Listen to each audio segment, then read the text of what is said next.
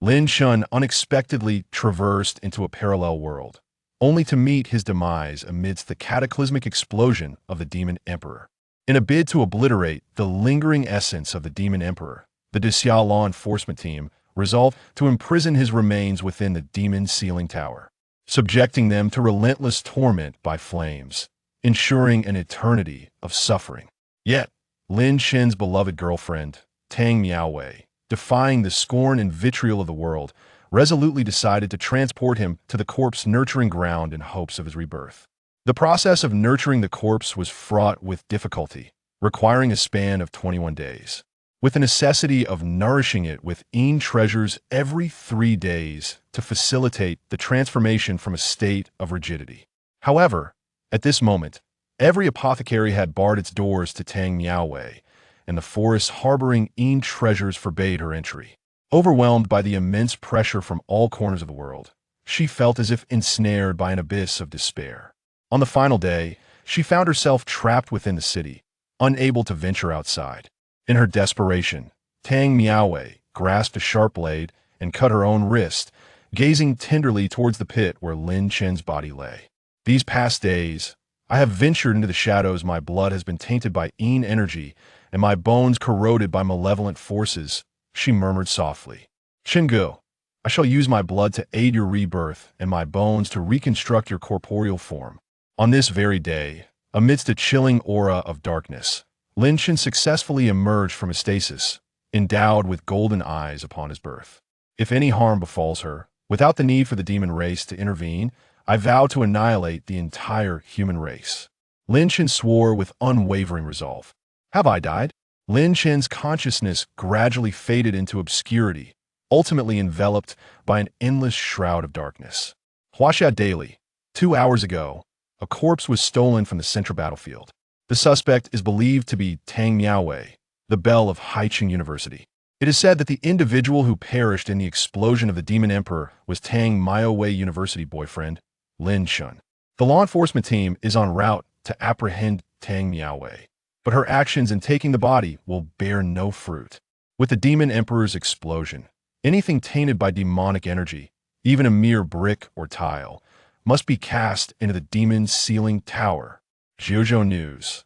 Setting aside Tang Miaowei intentions, her actions pose a significant threat to the safety of the nation and its citizens. If even a fragment of the Demon Emperor's lingering soul resides within Lin Shun, it would be an exceedingly grave matter. Tang Miaowei must surrender Lin Chen's body and confine it within the Demon Sealing Tower. Guangming newspaper. Rumor has it that Tang Miaowei, with Lin Chen's body in tow, has already entered a renowned corpse nurturing ground. Currently, reporters from various major newspapers, members of the Dixia law enforcement team, and Tang Miaowei parents are all hastening to the scene. Outskirts of Haizhou City, a vast expanse of land belongs solely to the Zhongtian Group.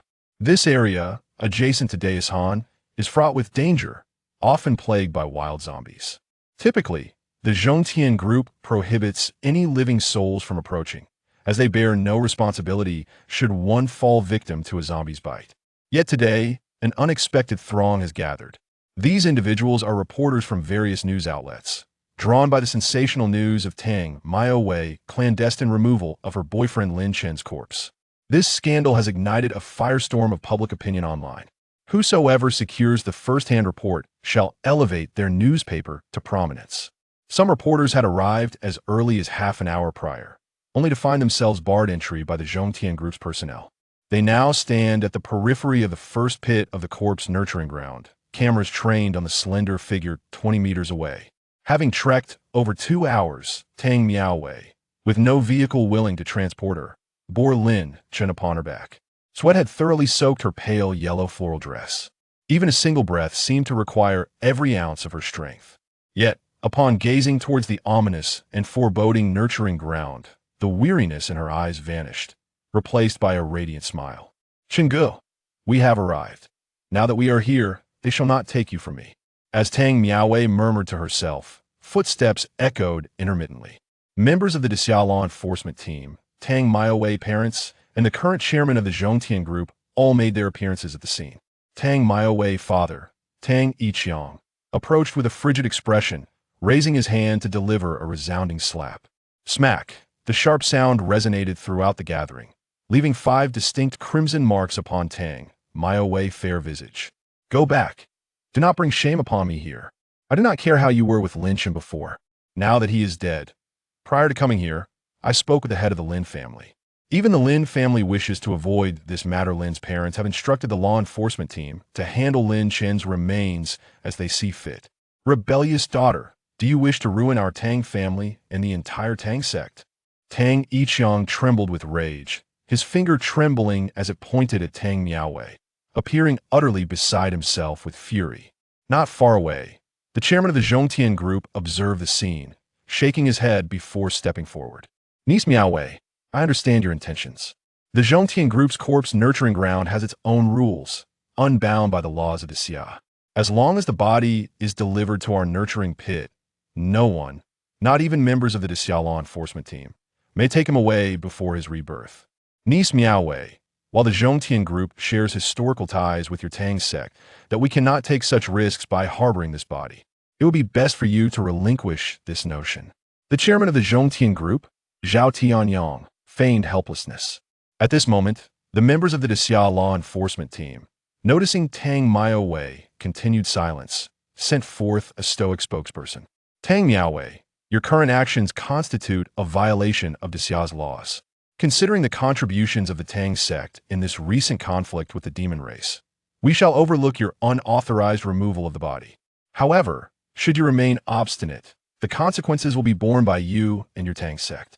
Cold words echoed, as if intent on engulfing Tang Miaowei in their icy grasp. Onlookers at the periphery began to point and whisper about her. Yet throughout it all, Tang Miaowei uttered not a single word, her gaze fixed upon Lin Chen's lifeless form, eyes brimming with tenderness. Rebellious daughter, do you seek to drive me to my grave? Tang Yixiang raised his hand, preparing to strike once more. But this time, Tang Miaowei mother could no longer endure. She intercepted Tang Yixiang's hand and hastily turned to Tang Miaowei. Miaowei, I beg of you, surrender Lin Chen's body and return home with your father. Mother understands the depth of your feelings for Lin Chen. But what good has this turmoil brought you? Please, do not further harm your father and mother. Chapter 2. Resolute upon hearing the words of Tang's mother, a flicker of emotion finally appeared in Tang Miaowei's eyes. She slowly turned around, a serene expression gracing her breathtakingly beautiful face as she stated, From this day forth, I sever all ties with you and the Tang family. I am no longer a daughter of the Tang family, nor am I a member of the Tang sect. Her voice, calm to the extreme, resonated in the air. The expressions of Tang Yixiang and his wife instantly froze in shock. Before they could regain their composure, Tang Miaowei turned her gaze towards the leader of the great Xia enforcement team, saying, I will not hand over Lin Chen's body. If you have the capability, come and take it if you dare. Although I have not mastered the Tang sect's Danshi technique, my grandfather imparted all the other secret arts of the Tang sect to me when I was 6. With a slight lift of her eyelids, a hint of coldness emerged. Tang's mother, observing her daughter in this moment, was filled with a sense of unfamiliar bewilderment. Was this truly her once fragile little girl?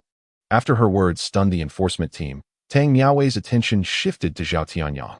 Uncle Zhao, had I been able to let Lin Chen pass away peacefully, I would not have troubled you. However, now they wish to take Lin Chen's body and seal it within the demon suppression tower.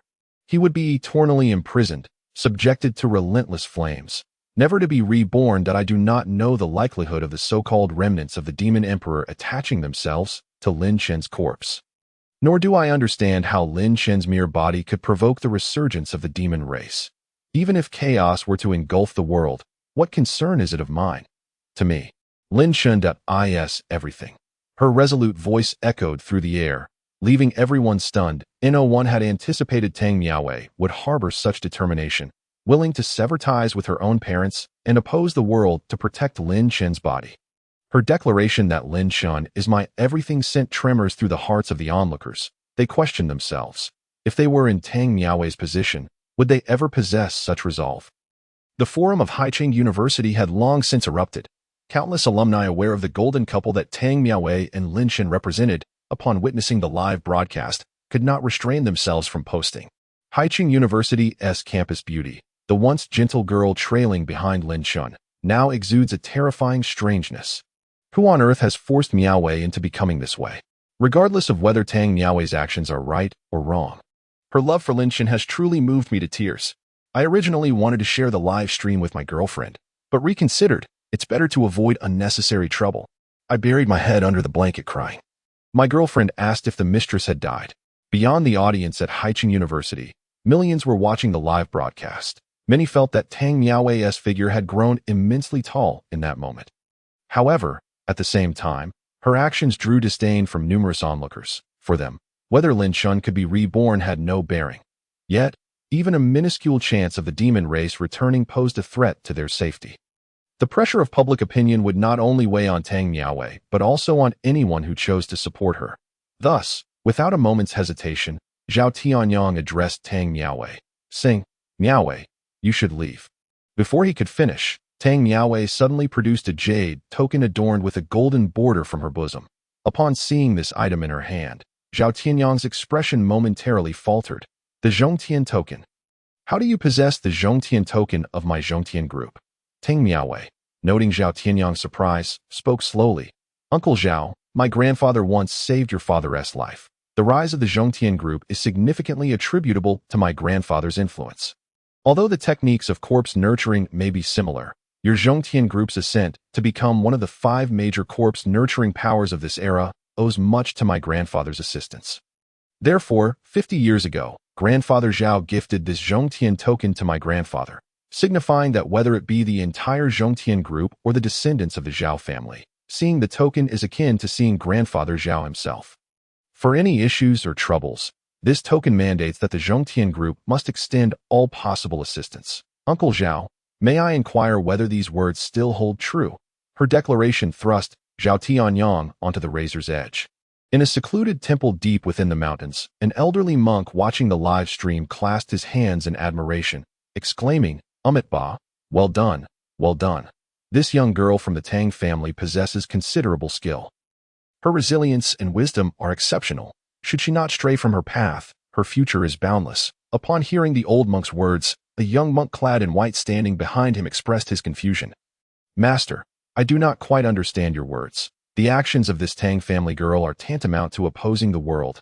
If Lin Chen's body is indeed preserved, the condemnation she faces will be unending. How then can one say she is not straying from her path?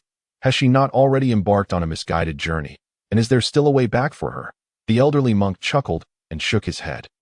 "Huijue, the young girl from the Tang family will not be able to protect that body. Just wait and see." "Understood, Master." As the dialogue between the two monks concluded, they returned their gaze to the unfolding scene.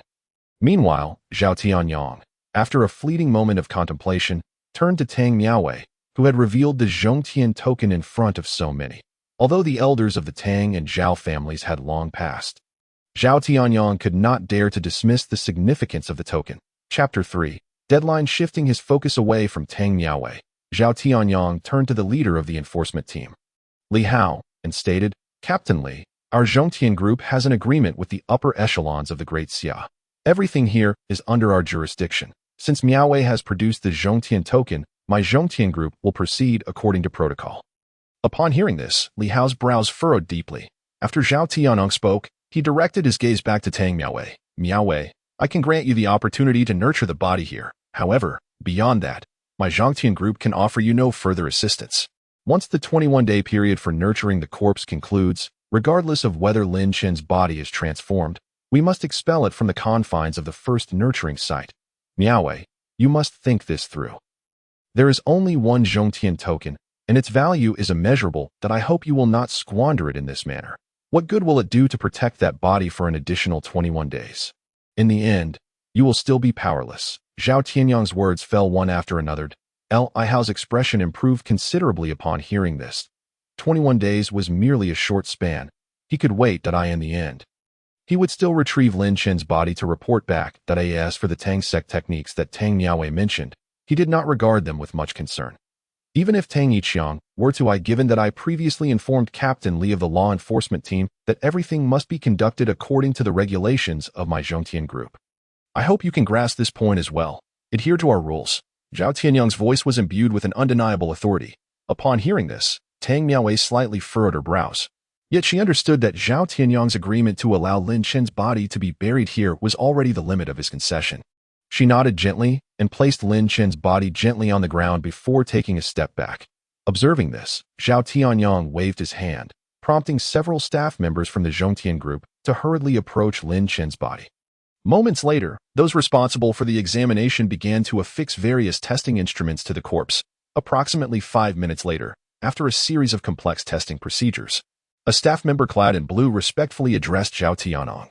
Chairman, the test results are in. The potential level of this corpse is rated at E level, with a bloodline grade of 0.5 stars. The absorption rate of EN treasures is 0.3, and the efficiency of EN energy absorption is 0.01. The comprehensive evaluation yields a mere score of 34, but a string of data was articulated by the staff member, leaving those around them in a state of confusion, clearly unable to comprehend what these figures signified.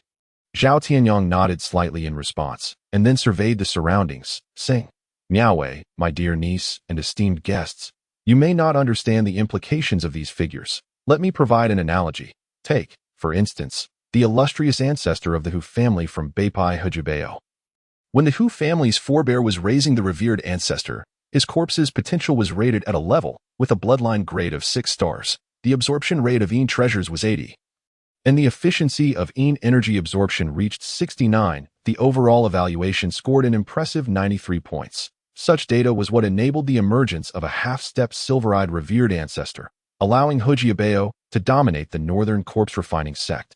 In contrast, Lin Chen's metrics do not even reach 1% of the revered ancestor's achievements. With a paltry score of merely 34, the minimum entry standard for the number 1 corpse-raising pit of Zhongtian Group is a passing score of 60.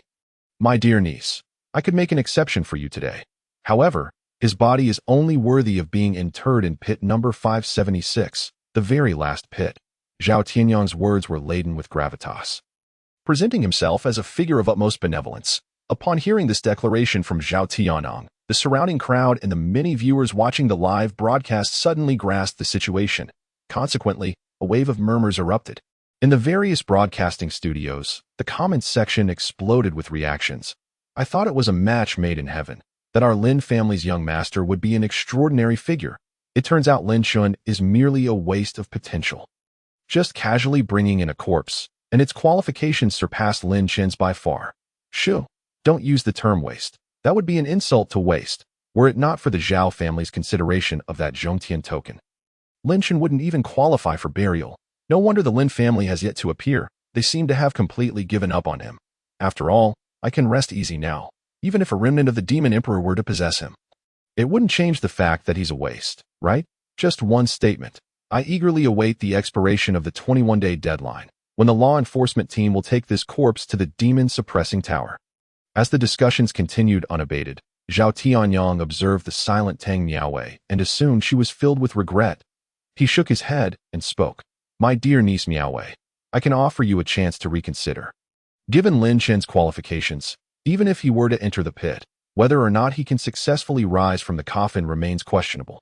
Achieving the lowest level of a purple zombie would be the utmost limit. Throughout the 21-day corpse-rearing process, you must provide EN treasures for nourishment every 3 days. Should you fail to meet any one of these intervals, the entire process will conclude in failure. My dear niece, I advise you to reconsider wisely. Do not let the fate of a deceased individual ruin your promising future. My son has long held admiration for you. Dear Miaowei, perhaps we could arrange a marriage between the Tang and Zhao families, renewing our connections. That would yield a mutually beneficial conclusion. At this moment, amid the crowd, a pallid young man with an almost sickly disposition could not contain his excitement upon hearing this. Nearby, Tang Yiqiang's gloomy expression suddenly flickered with a glimmer of hope. Given the current weakness of the Tang clan and the soaring prestige of the Zhongtian group, Tang Yiqiang was eager to forge an alliance with the Zhao family. However, at this juncture, the focus of attention. Tang Miaowei suddenly smiled. She lifted her gaze to Zhao Tianyang, her smile gradually morphing into a sneer. Uncle Zhao, I have been pondering. Your Zhongtian group assesses the qualifications for corpse burial solely based on data. May I inquire, when your father emerged from a humble mountain village, who could have predicted that he would one day establish the illustrious Zhongtian group and become a figure of great renown? With a background so impoverished at the pinnacle of his career, his status could rival that of the leaders of several sections if we were to evaluate based on your metrics. Could your father's background even meet the passing standard? With each of her statements, Tang Miaowei delivered a verbal slap to Zhao Tianyang's face. She refrained from mentioning Lin Chun, yet every word she spoke defended him, even though Lin Chun had passed away and was now merely a corpse. Tang Miaowei would not permit anyone to utter a single disparaging word against him. In the vast number 1 corpse-raising pit, Tang Miaowei's words plunged the atmosphere into an oppressive silence, although Lin Chun could not be compared to the venerable elder of the Zhao family on the surface. Her arguments were astute and left Zhao Tianyang at a loss for words. Meanwhile, Tang Yiqiang's countenance darkened as he regarded Tang Miaowei, his brows knitting tighter in frustration. He suddenly realized that, throughout the years, he had never truly understood his daughter. My dear niece, you have misunderstood uncle's intentions. Very well. Since you have made your decision, I shall refrain from further discourse. Prepare for burial and seal the coffin. Zhao Tianyang spoke in a tone befitting an elder, which effectively alleviated the awkwardness of the moment. He then gestured, prompting several staff members from the Zhongtian group to swiftly approach Lin Chen's body. Observing this, the surrounding reporters immediately directed their cameras towards the scene. The corpse-raising process of the Zhongtian group had never been publicly revealed before, and now, seizing this opportunity, they could thoroughly document the proceedings. Under the watchful gaze of the cameras, the staff began to lift Lin Chen's body, making their way toward the corner marked by the plaque of pit number 576, even if they could not comprehend the nuances of this burial ground.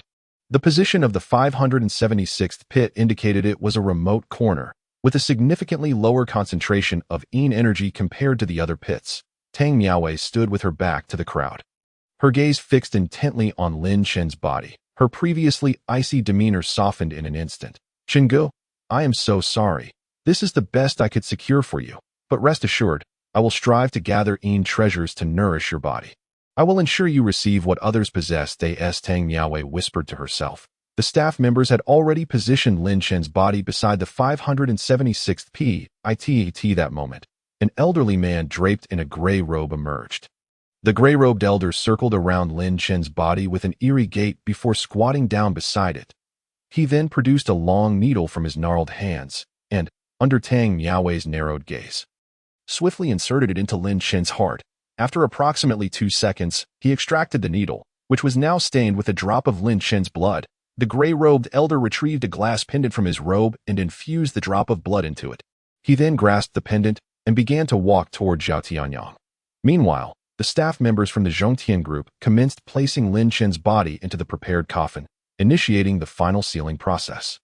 Just as Lin Chen's body was entirely interred in the pit, a chilling mechanical voice resonated. Ding! The strongest corpse-raising system has selected a suitable host and is binding point 1, 5, 10.80, 100. Congratulations. Host. Binding successful. Detection indicates the host is currently in a state of soul death. The system will activate automatic mode and commence log recording. The contents of the log will be implanted into the host's memory upon awakening. Log entry 10.15. Miss Tang of the Tang family, in a desperate bid to protect the host's body, has severed ties with her parents and declared herself an enemy of the world. The host embodies the essence of Miss Tang's choices, representing her entirety. The cold mechanical voice paused momentarily before resonating once more in Lin Chen's silent mind. The log has been successfully generated, and the host will now automatically receive the beginner's gift package. Congratulations, host. You have obtained the level 1 earthly information. Congratulations, host. You have acquired the bloodline of the Corpse King. Congratulations, host. You have gained the special skill, tenfold absorption. Congratulations, host. You have acquired the special skill, heaven-defying insight. Ding. The system panel is now initializing. Congratulations, host. The system panel has been successfully activated. Host, Lin Chen. Corpse potential level E will upgrade to C upon absorbing the Corpse King's bloodline. Bloodline level 0. 5 stars will upgrade to 2 stars upon absorbing the Corpse King's bloodline. Realm, White Corpse, special skills, tenfold absorption, heaven-defying insight. The system operates automatically, activating the level 1 earthly information, merging the Corpse King's bloodline. As the gray-robed elder placed the pendant into Zhao Tianyang's hands, no one realized that at that moment, A tremendous transformation was occurring within Lin Chen's coffin below ground. The wounds he had sustained from the explosion of the Demon Emperor were swiftly healing, and his previously dull complexion was becoming radiant, surpassing even that of a living person in vitality. Yet, this was not the most terrifying aspect. The most alarming fact was that the level 1 earthly Yin formation was being deployed beneath Lin Chen's coffin, drawing in the Yin energy from a 10-mile radius. In comparison, the best location mentioned by Zhao Tianyong, the third pit, was utterly insignificant. Ultimately, all this Yin energy surged continuously into Lin Chen's body, beginning to nourish every inch of his skin and bone. Chapter 5. Desperation. The disturbances underground went undetected due to the system's concealment at this moment. After receiving the pendant from the gray-robed elder, Zhao Tianyong casually instructed someone to deliver it to Tang Miaowei. Miaowei, this is Lin Chen's heart's blood and the key to signing the contract. However, I doubt anyone would dare to purchase it. After all, aside from you, no one else would dare to associate with Lin Chen in the slightest. Zhao Tianyong remarked, turning away nonchalantly, leading a large group of Zhongtian group staff away from the scene. The enforcers, under Li Hao's guidance, also departed, though several members remained behind, evidently to monitor the area and prevent any unforeseen incidents regarding Lin Chen's body, which they intended to retrieve in 21 days. However, Tang Miaowei was oblivious to all of this. From the moment she took the pendant, her gaze never strayed from it. Clutching it tightly, she felt a faint trace of Lin Chen's essence emanating from it. At one point, she even sensed a heartbeat pulsing within the pendant, reminiscent of Lin Chen's own. Realizing this, a delicate smile graced her lips. Chenggu, you will come back to life. One to you? Rest assured. I will seek out the Yin treasures for you. After whispering to herself, Tang Miaowei hung the pendant around her neck, gently caressing it before resolutely stepping towards the exit, unaware of the challenges that lay ahead. She felt no fear in that moment. Tang Miaowei's silhouette gradually faded from view at the number 1 corpse-rearing ground. She did not cast a single glance at her parents. Tang's mother had already dissolved into tears, while Tang Yixiang gritted his teeth in frustration, exclaiming, "Stop crying. Go back and inform Tang He and the others that no one is to assist this ungrateful girl. Freeze all her accounts. Let us see how she can help that boy." With that, Tang Yixiang stormed off in anger. The journalists present exchanged glances before hastily following after Tang Miaowei. The news of her bringing Lin Chen to the corpse-rearing ground and her intention to nurture him had already spread across the internet due to their live broadcast. Now, the topic dominated trending lists, attracting unprecedented attention to such a moment. They could not miss this opportunity to continue their coverage of Tang Miaowei. Upon leaving the Zhongtian Group's number 1 corpse-rearing ground, Tang Miaowei made her way towards the city center. She understood that Zhao Tianyong had spoken the truth. During the 21 days required for nurturing the corpse, each day necessitated the infusion of treasures containing the purest Yin energy to sustain Lin Chen's body. Failing to acquire the Yin treasures on any given day would jeopardize Lin Chen's nurturing process. With less than 12 hours remaining until dawn, it became imperative for Tang Miaowei to find at least 1 Yin treasure within this time frame. With this thought in mind, she quickened her pace towards the nearest herbal shop. After an arduous hour of walking, Tang Miaowei finally arrived at a medicinal store called Bailage without pausing to wipe the sweat from her forehead. She hurriedly attempted to enter.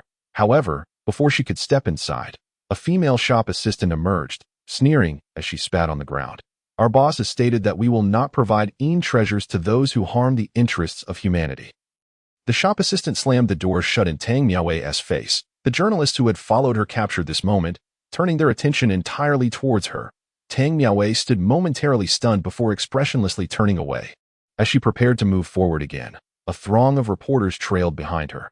Over the next 2 hours, she visited more than a dozen herbal shops, but each time, upon seeing her, the shop owners ordered their employees to close the doors. Ultimately, Tang Miaowei found herself at the foot of a desolate mountain, untouched by development, where traces of beast activity were evident. Many rare treasures had been extracted from such perilous locations by daring herbalists.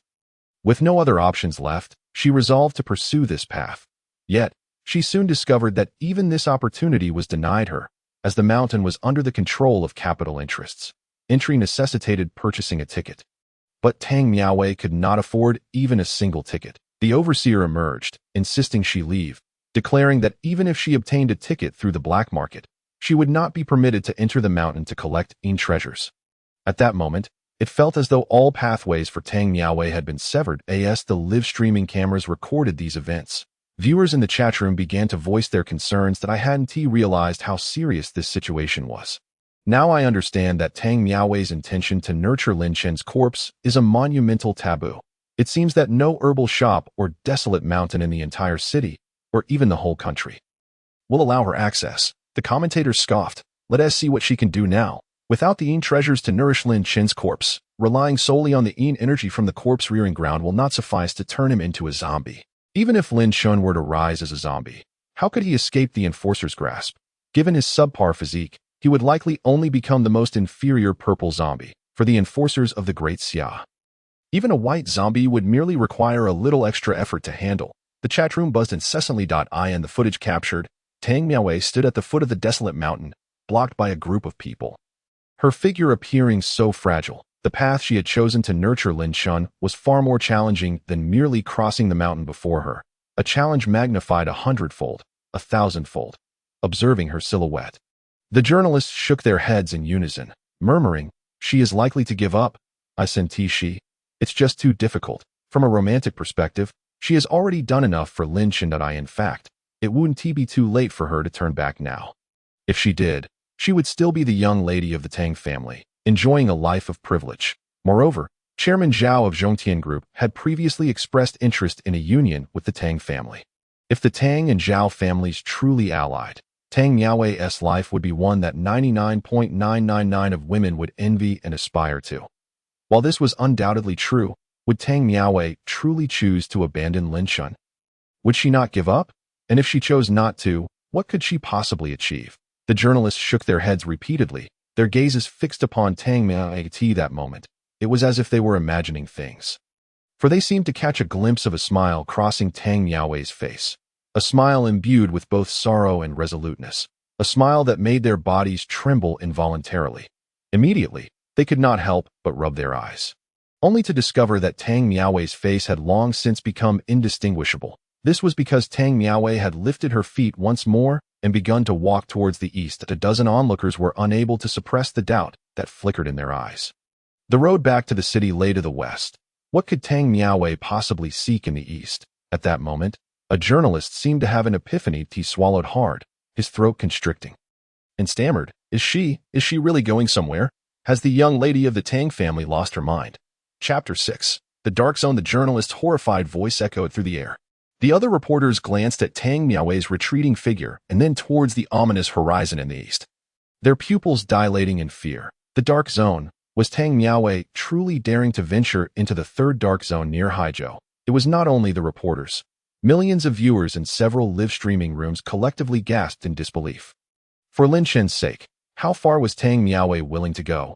With pharmacies refusing to serve her and desolate mountains barring her entry, was she truly willing to brave the Dark Zone for Lin Chen?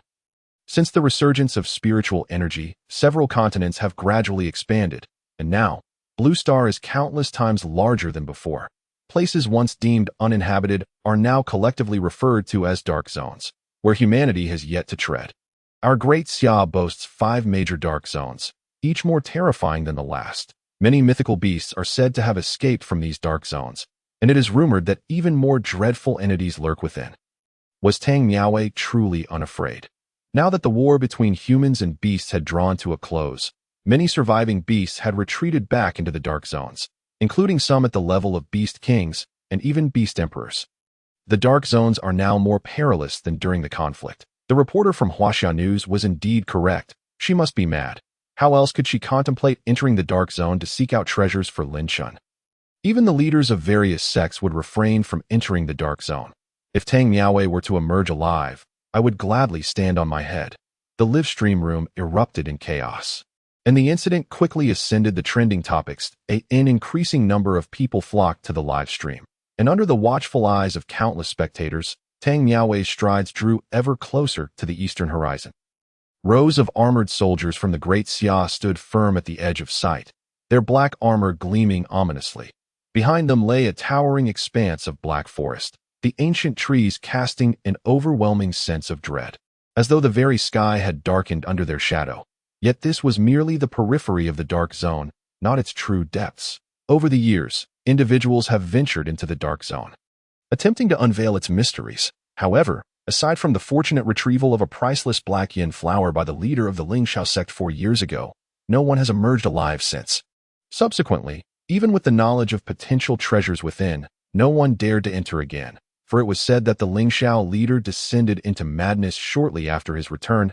If even Taoist masters could be driven to such a state, one could only imagine the fate of ordinary individuals. Death may not be the most terrifying outcome, but the entities within the Dark Zone could render life a torment far worse. At the Famen Temple, a monk named Hong Chun pressed his palms together in prayer, a frown creasing his brow. "Master, do you believe Miss Tang can return alive?" Upon hearing the question from the monk Huijue, the abbot Hong Chun shook his head solemnly. I misjudged the situation previously, that I never anticipated that the young lady from the Tang family possessed such fierce determination, willing to go to such lengths to protect Lin Chen's remains. Yet, even Zhang Tianshi of Longhu Mountain would hesitate to claim he could survive that place. The young lady's endeavor is fraught with peril. As for the poignant tale of her affection for Lin Chen, it would soon be forgotten by the world. Some individuals are destined to have their stories lost to time. Hearing the old monk's words, Huijue fell silent, then lowered his gaze to the screen before him. The camera captured several reporters halting a mere few dozen meters from the Dark Zone, too fearful to proceed further. Yet Tang Miaowei's steps never faltered. As she approached the ranks of several hundred great Xia soldiers, the soldiers, their black visors concealing their expressions, regarded her with cold indifference, showing no intent to impede her passage. They were stationed there solely to prevent the beasts within from escaping. The Dark Zone permitted entry but not exit. With unwavering resolve, Tang Miaowei traversed through the ranks of soldiers and stepped boldly into the Dark Zone, until the towering black trees completely obscured her figure. In that moment, it felt as though something heavy had struck the hearts of all onlookers, leaving them breathless. If love had a pinnacle, perhaps it manifested in the delicate silhouette that was Tang Miaowei at that moment. As the crowd stared in astonishment at her vanishing form, an inaudible mechanical voice suddenly resonated. 10.15 Log, Entry 2. All pharmacies in the city are barred from serving Miss Tang. All desolate mountains forbid her entry. Miss Tang ventures alone into the Dark Zone for her host. The live broadcast ultimately froze on the moment Tang Miaowei was engulfed by the towering trees of the Dark Zone. Many reporters chose to leave, convinced that Tang Miaowei would not emerge alive. However, a couple of reporters remained, intent on continuing the live stream for the next 2 days. With less than 60 hours remaining until the first cycle of nurturing Lin Chen's remains concluded. Regardless of whether Tang Miaowei could survive, she would be unable to procure the treasures necessary to nurture Lin Chen's body within that time frame. Failure to nurture would result in his body being expelled from the nurturing grounds, allowing the Great Xia law enforcement team to seize Lin Chen's remains and seal them within the demon suppression tower. That we might as well wait it out slowly. It is far too cold here. The remaining reporters exchanged glances before tightening their jackets and settling down 100 meters from the Dark Zone. Meanwhile, on the other side, Tang Miaowei had already navigated through the towering black forest and stepped into a thicket of slightly shorter shrubs. The chilling atmosphere seeped into her bones, an insidious presence that seemed to burrow into her very essence. Although the day had yet to darken, the surroundings were shrouded in an oppressive gloom. Limiting her visibility to merely 10 meters as she searched for treasures to nurture Lin Chen's remains, she remained vigilant of her surroundings from the moment she chose to enter the Dark Zone. Tang Miaowei had resigned herself to the whims of fate, yet for Lin Chen's sake, she gritted her teeth and resolved to survive. She pressed onward, step by step, deeper into the heart of the Dark Zone. It resembled an ancient forest devoid of paths, compelling her to forge her own way through. Her bangs, dampened by sweat, had become tangled, yet her stunning visage remained unmarred, a beauty that seemed to stand in stark contrast to the surroundings. Like a lotus blooming in the mud. Chapter 7. Fury. Tang Miaowei took a shallow breath and continued onward. Strangely enough, despite the pervasive chill, she had yet to encounter any immediate danger. The Dark Zone seemed entirely different from the horrors described by others. However, just as this thought crossed her mind, a sudden whoosh sliced through the air behind her. Tang Miaowei's ears perked up, and without turning, she unleashed the Tang sect's concealed weapon, Phoenix Summons 9 Chicks. Aiming it straight behind her, empowered by the faint spiritual energy within her, the weapon shimmered with ethereal light, amplifying its potency. Clang, clang. The sound of metal clashing resounded as the chill of danger dissipated. Turning her head, she beheld 5 ferocious flame wolves, their size multiple times larger than ordinary wolves, their bodies adorned with fiery scales. Even though Tang Miaowei's phoenix summons 9 chicks had struck true, only a few scales had been dislodged, leaving them largely unscathed. Witnessing this, Tang Miaowei's hand instinctively clenched. She ground her foot against the dry leaves, preparing to flee. Though these flame wolves were merely low-level beasts, they were far beyond her capabilities as a novice. In the 500 years since the resurgence of spiritual energy, beasts had evolved, far surpassing humans in strength. Aside from the practitioners of Confucianism, Buddhism, and Taoism, ordinary people could only submit to the slaughter of these beasts. Although Tang Miaowei hailed from the Tang sect, she had little interest in martial arts and had barely achieved novice status. Suddenly, a piercing howl reverberated through the air. The fierce flames wolves, initially poised to launch an attack on Tang Miaowei, appeared to be seized by an inexplicable fright, their eyes betraying the rawest essence of fear. In a state of panic, they abandoned Tang Miaowei and began to flee wildly in the opposite direction of the sound. Observing this, Tang Miaowei turned her gaze quizzically towards the north at that moment. A rustling sound reverberated through the thickets. The lower-tier beasts, the flames wolves, the mid-tier beasts, the 8-stone colorful grass ants, the high-tier beasts, the Shumi azure roaring cats, and even a royal beast, the heavenly crane blood-cleansing tiger. All fled frantically past Tang Miaowei, utterly indifferent to her presence as a human anomaly. Her eyes swept over the multitude of beasts, fixating intently ahead, clutching the pendant that contained Lin Chen's heart's blood. She bit her lip and sniffled. "Chenggu, I am afraid, but this may be my only chance. Therefore, I must move forward, that I must press on." With a determination that belied her trembling spirit, she clenched her pale lips and took her first step. Then, she quickened her pace, darting swiftly through the underbrush. This moment, not only the beasts but even the grass and trees seemed to bend away from her, as if she were the sole entity moving against the tide. She pushed aside the towering thickets that obstructed her path, the sharp branches and leaves having already lacerated her delicate hands, blood trickling down her wrists into her sleeves, staining her garment crimson. Tang Miaowei wiped the sweat from her brow, a fresh smear of blood marking her pale cheek. She was exhausted, terribly so, since Lin Chun had perished in the explosion unleashed by the Beast Emperor. She had not paused for over 10 hours. Fearful of stopping, she dreaded the thought of losing the strength to move her unbearably heavy feet.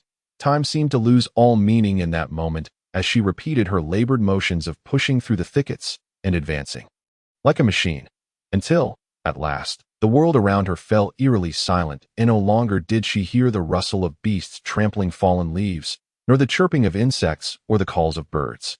Even the sounds of wind and water seemed to have been devoured by some unseen force. The entire world was terrifyingly quiet. Tang Miaowei took a shallow breath, her gaze numb, filled with dread yet tinged with a flicker of resolve as she parted the last thicket before her. Not far ahead lay an abyss of unfathomable depth, shrouded in layers of mist that obscured the view of the opposite cliff. Just then, a piercing howl erupted from the fog. Reacting instinctively, Tang Miaowei took a step forward. In the next instant, a thundering sound pierced her ears, a tremendous pressure descending upon her. Her knees buckled, forcing her to the ground, and a ringing resounded in her skull, and beads of sweat cascaded down from her tangled hair. Summoning every ounce of strength, she lifted her head and, in that moment, she seemed to glimpse something through the mist of the abyss. A colossal, nebulous silhouette flickering with a fiery crimson aura. Tang Miaowei discerned it clearly. The purple light-splitting shadow phoenix. The Beast Emperor, the purple light-splitting shadow phoenix. Tang Miaowei gritted her silver-white teeth, finally comprehending why the beasts had fled in droves. The purple light-splitting shadow phoenix, a T1 Beast Emperor beneath the Beast Emperor, was in a frenzied state, seemingly on the brink of birthing offspring. In the 500 years since the resurgence of spiritual energy, humanity had categorized cultivation realms into several tiers: entry, acquired, innate, master, grandmaster, and transcendent. The Beast Emperor was a being comparable to a grandmaster. Within the entire human realm, only a select few 7-star generals of the Great Xia Kingdom, along with the leaders of various sects of Confucianism, Buddhism, and Taoism, could contend with such a creature. Yet this particular purple light-splitting shadow phoenix, in its current frenzied state, was even more terrifying than the average Beast Emperor. that I must survive. I absolutely must survive. Tang Miaowei murmured through gritted teeth, enduring the bone-crushing agony. She began to inch back, fully aware that against such an entity, the only choice was to escape. However, at that moment, a flash of vibrant color caught her eye. Freezing her in place, before her, at the edge of the cliff, bloomed a dazzling flower, entirely crimson and dripping with allure. Tang Miaowei gazed at the enchanting bloom, her eyes momentarily glazing over. Then, a surge of joy erupted from her clear gaze. The Qishao flame flower, that was a supreme dark treasure. The Qishao flame flower. Tang Miaowei gasped, her pain seemingly forgotten as her face blossomed with excitement. With this supreme dark treasure, Chen Ge would undoubtedly attain the status of a high-level zombie. Chapter 8. Reverse Scale. Tang Miaowei did not comprehend the concepts of corpse potential and bloodline rank that Zhao Tianyang spoke of. She only knew that the ranks of zombies ascended from low to high as follows: purple zombie, white zombie, green zombie, hairy zombie, flying zombie, zombie king, zombie emperor, bone-freezing zombie, silver-eyed zombie, and golden-eyed zombie. Recognizing that zombies could serve as formidable allies against the beast clans, and that they lacked consciousness, allowing them to fight solely on human command. Many sects dedicated to zombie cultivation emerged during the lengthy history of the 300 years since the onset of the war between humans and beasts. Among these, the most powerful were the Taoist Maoshan, the Xiangxi corpse-chasing sect, the Northern Hu family fortress, the Southern Wu Chimen, and the Zhongtian group. In the upcoming National Day celebrations, these sects, which had cultivated countless formidable zombies, were poised to receive the highest accolades from the Great Xia Kingdom. However, this was of no concern to Tang Miaowei. What mattered to her was that the methods of zombie cultivation had matured significantly as long as Lin Shun could reach the bone-freezing level. He would possess power rivaling that of a beast king or a human master. Although such strength would still be insufficient to contend with the Great Xia law enforcement team, as long as Lin Shun could escape into the Dark Zone, he would be able to survive there, protected from capture by the Great Xia law enforcement team. This was the only solution Tang Miaowei could conceive to rescue Lin Shun. Though becoming a zombie would mean Lin Shun would exist in a state of confusion. Devoid of consciousness, it was still a better fate than being subjected to endless torment, unable to transcend in flames for eternity. Moreover, Tang Miaowei had heard that achieving the status of a golden-eyed zombie could grant a chance for reincarnation. While the two most powerful zombies in the entire Great Xia, the Northern Hu family fortress's Jingjue Old Ancestor and the Southern Wu Chimen's Wanu Old Ancestor, were merely half a step into the silver-eyed level, equivalent to the strength of a low-level beast emperor. Attaining the legendary zombie king, the mightiest golden-eyed zombie, was a feat surpassing even the 3 beast emperors obliterated during the war against humanity. Though the hope was slim, it at least existed. Tang Miaowei could not bear to witness the Great Xia law enforcement team imprison Lin Shen's corpse in the demon-suppressing tower, subjecting him to unending suffering. Just then, as her thoughts spiraled, a bone-crunching sound abruptly echoed. The terrifying aura of the Beast Emperor stirred the very essence of the world, and even the faintest ripple of its power shattered Tang Miaowei's leg bones. Agonizing pain surged through her, forcing her pale hand, which braced against the ground, deep into the black soil. She gasped, raising her gaze toward the Qishao flame flower. The pain in her body seemed to diminish significantly. A fierce determination radiating from her eyes. Gritting her teeth, she began to crawl, inching her way toward the cliff just 100 meters away. As the pressure upon her intensified, a raspy growl akin to that of a beast involuntarily escaped her lips. 10.15 Log Entry, 3rd Entry. To acquire the supreme dark treasure, the Qishao flame flower, to assist the host in becoming a zombie, Miss Tang is willing to put herself in peril. 100 meters. Tang Miaowei crawled for a full 5 hours by the end. Her body was nearly flattened against the earth by the overwhelming pressure of the aura and the turbulence of spiritual energy. With every ounce of strength, she could only advance an inch at a time. After enduring another 2 grueling hours, Tang Miaowei finally reached the edge of the cliff. She gazed at the Qishao flame flower within arm's reach, a radiant smile blossoming on her dirt-streaked face. However, her parched, cracked lips, stained with blood, rendered her smile haunting. As she trembled, reaching out to pluck the Qishao flame flower, a pair of icy, crimson, beastly eyes suddenly locked onto her from the swirling gray mist. Instantly, Tang Miaowei felt as though she had plunged into the eye of a raging storm, powerful forces tugging at her, threatening to tear her apart. She spat a mouthful of blood, yet in that moment, the determination in her eyes intensified. Chen good, if this is fate, then I shall show them how we rise from this mire. A fierce resolve crossed Tang Miaowei's face as she drew 3 transparent needles, adorned with strands of golden thread, from her wristband, the shadowless divine needles. Tang Miaowei brandished this 8th-ranked hidden weapon of the Tang clan. With a swift motion, she cast the purple light shard of the abyssal phoenix into the distant chasm. After completing this action, it felt as though every last vestige of strength had been siphoned from her body. Nevertheless, she understood that she could not succumb just yet, drawing 3 silver needles from her sleeve once more. Tang Miaowei skillfully inserted them into her Bai Wei, Yongquan, and Mingmin acupoints that a trickle of strength surged forth from her muscles and bones that she became oblivious to any pain and felt vitality returning to her form. Tang Miaowei quickly extended her palm, grasping the fiery red flower of Qishao within her hand. Hiss! Even though her senses had diminished to an almost imperceptible level, the moment she touched this exquisite shadow treasure, she was still acutely aware of the chilling aura that seeped into her being. That moment, her boiling blood seemed to cool by nearly a degree, just as Tang Miaowei disregarded her internal discomfort and prepared to flee. A glimmer of mockery and rage flickered in the crimson, icy pupils emerging from the abyssal mist.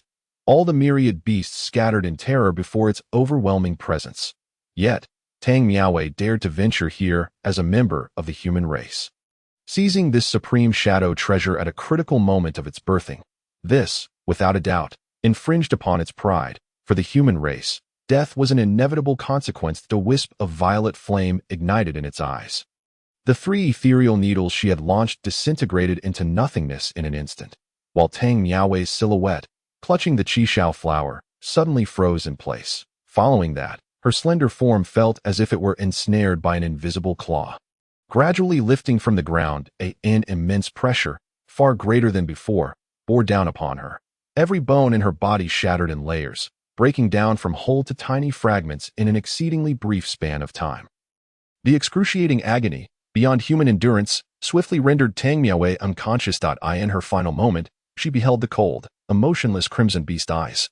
Chapter 9. Enlightenment Buzz. Just as the abyssal phoenix was about to sever the last thread of Tang Miaowei's life, a faint sound echoed unexpectedly. Then, a rich crimson aura enveloped Tang Miaowei's unconscious form, resembling the most pristine blood in its vividness. Simultaneously, a mechanical voice resonated within the mind of Lin Chun, whose body lay in the depths of pit number 576 at the first corpse nurturing ground. Detecting the presence of a special environment, automatically triggering the host's extraordinary skill, the intangible claws coalesced by the abyssal phoenix were instantaneously obliterated. The hint of uncertainty flickered in its cold gaze. However, it had no time for contemplation, as a tremor rippled through its abdomen, causing fiery crimson light to circulate within. A look of anguish manifested upon the abyssal phoenix's visage that it could no longer attend to Tang Miaowei, hastily channeling all its demonic power to control the offspring it was about to bear. Meanwhile, the peculiar aura surrounding Tang Miaowei dissipated entirely, leaving behind only the pendant on her chest, which contained Lin Chen's heart's blood, pulsating with a flickering glow, currently observing the birth of the demon emperor, Abyssal Phoenix. Extraordinary skill fully activated. The host will comprehend a unique technique. Technique level currently unknown. At the edge of the unfathomable chasm, a cool breeze swept through, stirring Tang Miaowei's bloodied and muddy skirt. Her breath had grown exceedingly faint, as if it could cease at any moment. Not far away, from the dense black mist, anguished wails of suffering echoed continuously.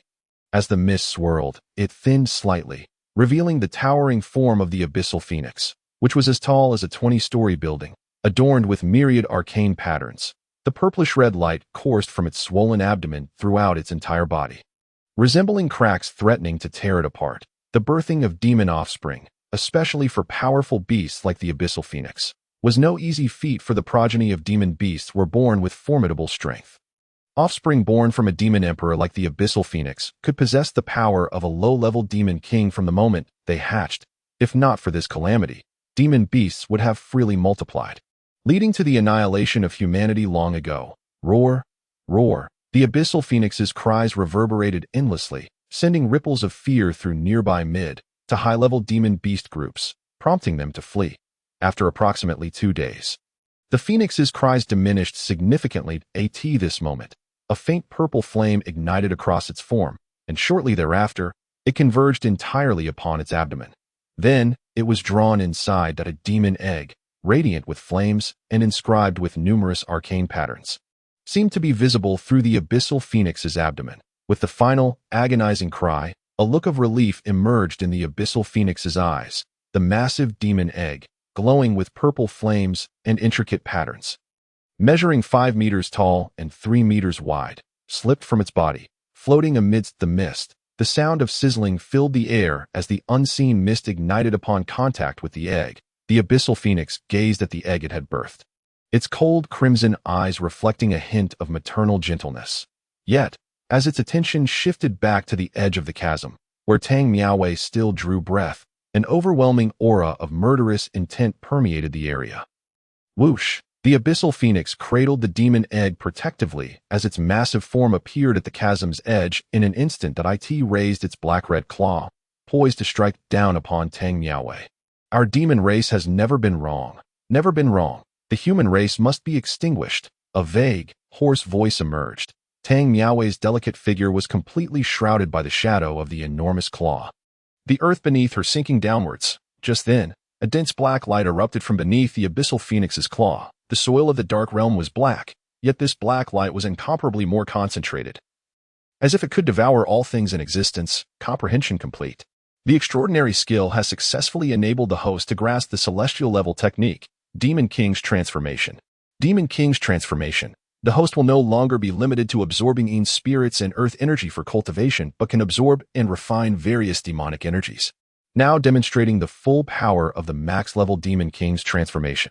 A sound, inaudible to anyone else, resonated in the next moment. The abyssal phoenix's colossal claw froze mid-air, unable to descend a fraction further. Simultaneously, the demonic energy surrounding it began to surge towards Tang Miaowei's prostrate form.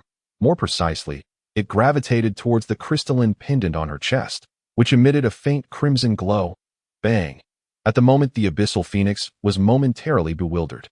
A terrifying surge of demonic power erupted from Tang Miaowei. Its claw was flung aside, and the dense mist was dispersed. The potent shockwave barreled towards it. The abyssal phoenix's eyes trembled, revealing a flicker of doubt and fear on its face. It hastily shielded itself with its wings, clutching the newly birthed demon egg tightly. Yet, even in its defensive stance, the intertwining black and red energy still struck it violently, propelling it thousands of meters away, embedding it within the cliff wall across the chasm. That a careful observer would notice many fiery red feathers of the abyssal phoenix scattered in the air. Although this blow did not severely injure the esteemed demon emperor, the fact that it was forced into such a position spoke volumes of the terrifying power of the max-level Demon King's Transformation. Boom! From within the mountainside, the abyssal phoenix burst forth from the rubble, its condition relatively unscathed. However, as its gaze fell upon the still unconscious form of Tang Miaowei, its face was etched with profound uncertainty. It could not fathom how a human could wield the power of the demon race, and the magnitude of this energy posed a tangible threat to it. While its weakened state was partly due to the recent birth of the demon egg, the preceding anomaly had nonetheless left it in a state of shock. After casting a deep glance at the faintly breathing Tang Miaowei, the abyssal phoenix turned and soared away. If it were alone, it would be utterly unafraid. The demon race had recently been vanquished by humanity and had been forced back into this dark realm. Should it fail to defend this last bastion, its dignity as a demon emperor would vanish. However, now that it had a child, it had to exercise utmost caution and vigilance. Chapter 10. Torrential rain. Cool breezes swept through, stirring the bloodied and muddy hem of Tang Miaowei's skirt. The residual demonic energy within the pendant began to permeate into her body. Her injuries and fractured bones commenced a remarkably swift healing process. The essence of heaven and earth possesses no inherent good or evil. Similarly, demonic energy is a form of pure force extracted from nature. Of course, this was also facilitated by Tang Miaowei's relatively low cultivation level and the fragility of her bones, making the system's self-repair uncomplicated. After a brief moment, Tang Miaowei's long eyelashes fluttered slightly. She opened her eyes, Gazing vacantly at the dim sky before her, as memories surged into her consciousness like a relentless tide. She found herself unwillingly whispering, "Am I dead?" Feeling no pain and enveloped in an inexplicable sense of comfort, she instinctively believed she had crossed over to the other side. Yet, when a single raindrop fell upon her grimy face, her throat constricted and her eyes widened in astonishment. In the next moment, she sat upright, surveying her surroundings. Upon realizing she still stood on the precipice of the cliff, clutching the fiery red Qishao flame flower tightly in her hand, she couldn't help but twitch her nose. "I am not dead. Brother Chun, we have made it out."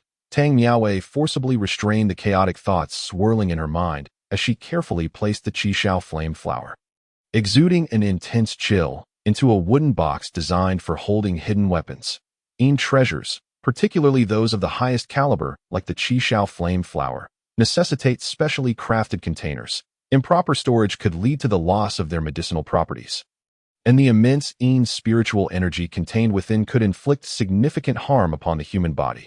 Even the most esteemed herbal merchants would not dare to handle treasures with their bare hands.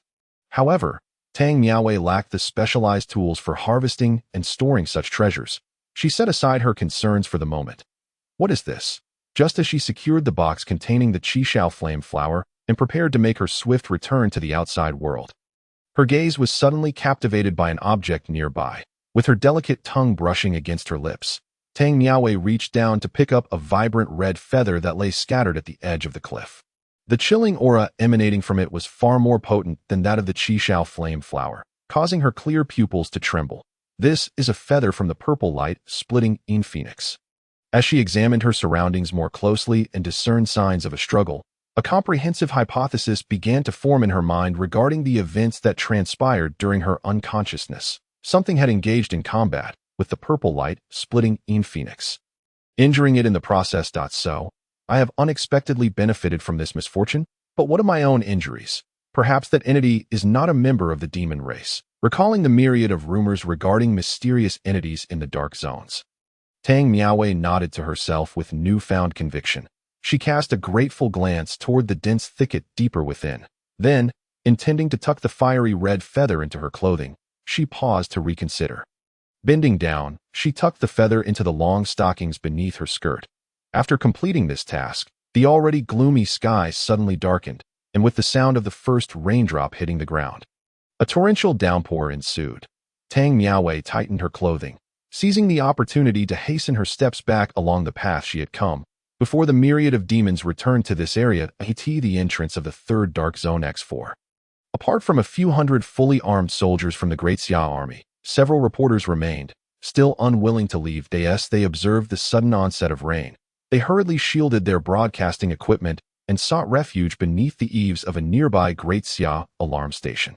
One female reporter from Huaxiao wiped the rainwater from her head and could not help but turn to her colleagues, exclaiming, "Miss Tang has been inside for over 50 hours now. Only 4 hours remain until dawn on the third day." According to the guidelines released by the Zhongtian Group, if Miss Tang is unable to nourish Lin Chen's body with treasures within 4 hours, the preservation will be declared a failure. Upon hearing her words, the other reporters exchanged glances, shaking their heads slightly. After such a long duration, they had long since lost hope that Tang Miaowei would emerge alive if it weren't for the insistence of their superiors. They would have fled with their broadcasting equipment the very next day.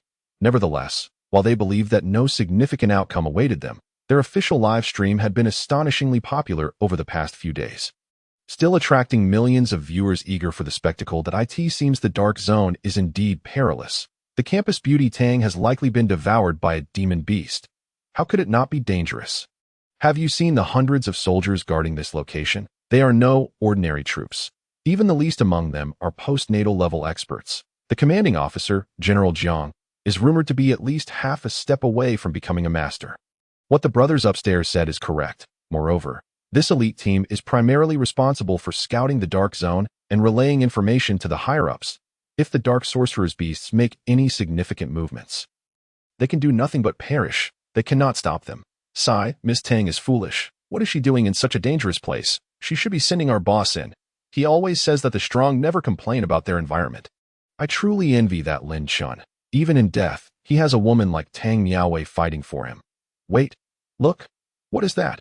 As the last message scrolled across the screen, the multitude of viewers held their breath. The live stream captured the entrance to the dark zone, where a shadow suddenly darted out.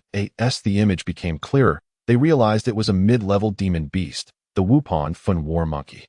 It moved with incredible speed, attempting to break through the defensive line of the Great Xia army. The squad leader, General Jiang, clad in black and red armor with cold eyes visible beneath a black mask, merely tilted his head slightly and uttered a single word, "Kill."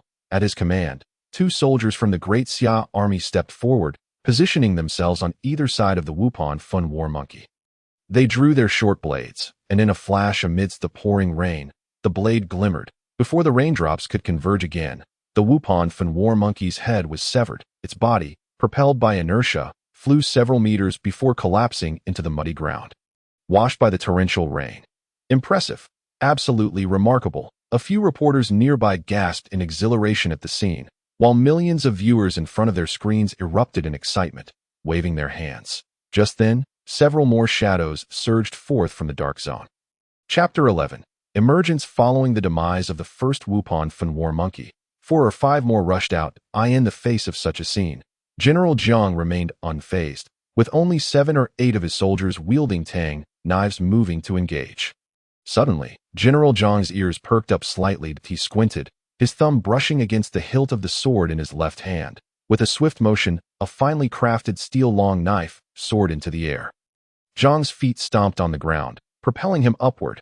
Nearby, several reporters gaped, lifting their chins to track Jiang's figure. It was then they realized, amidst the cascading rain, another shadow. No, it was an afterimage. This shadow moved at a speed several times faster than that of the Wupon Fun War Monkey.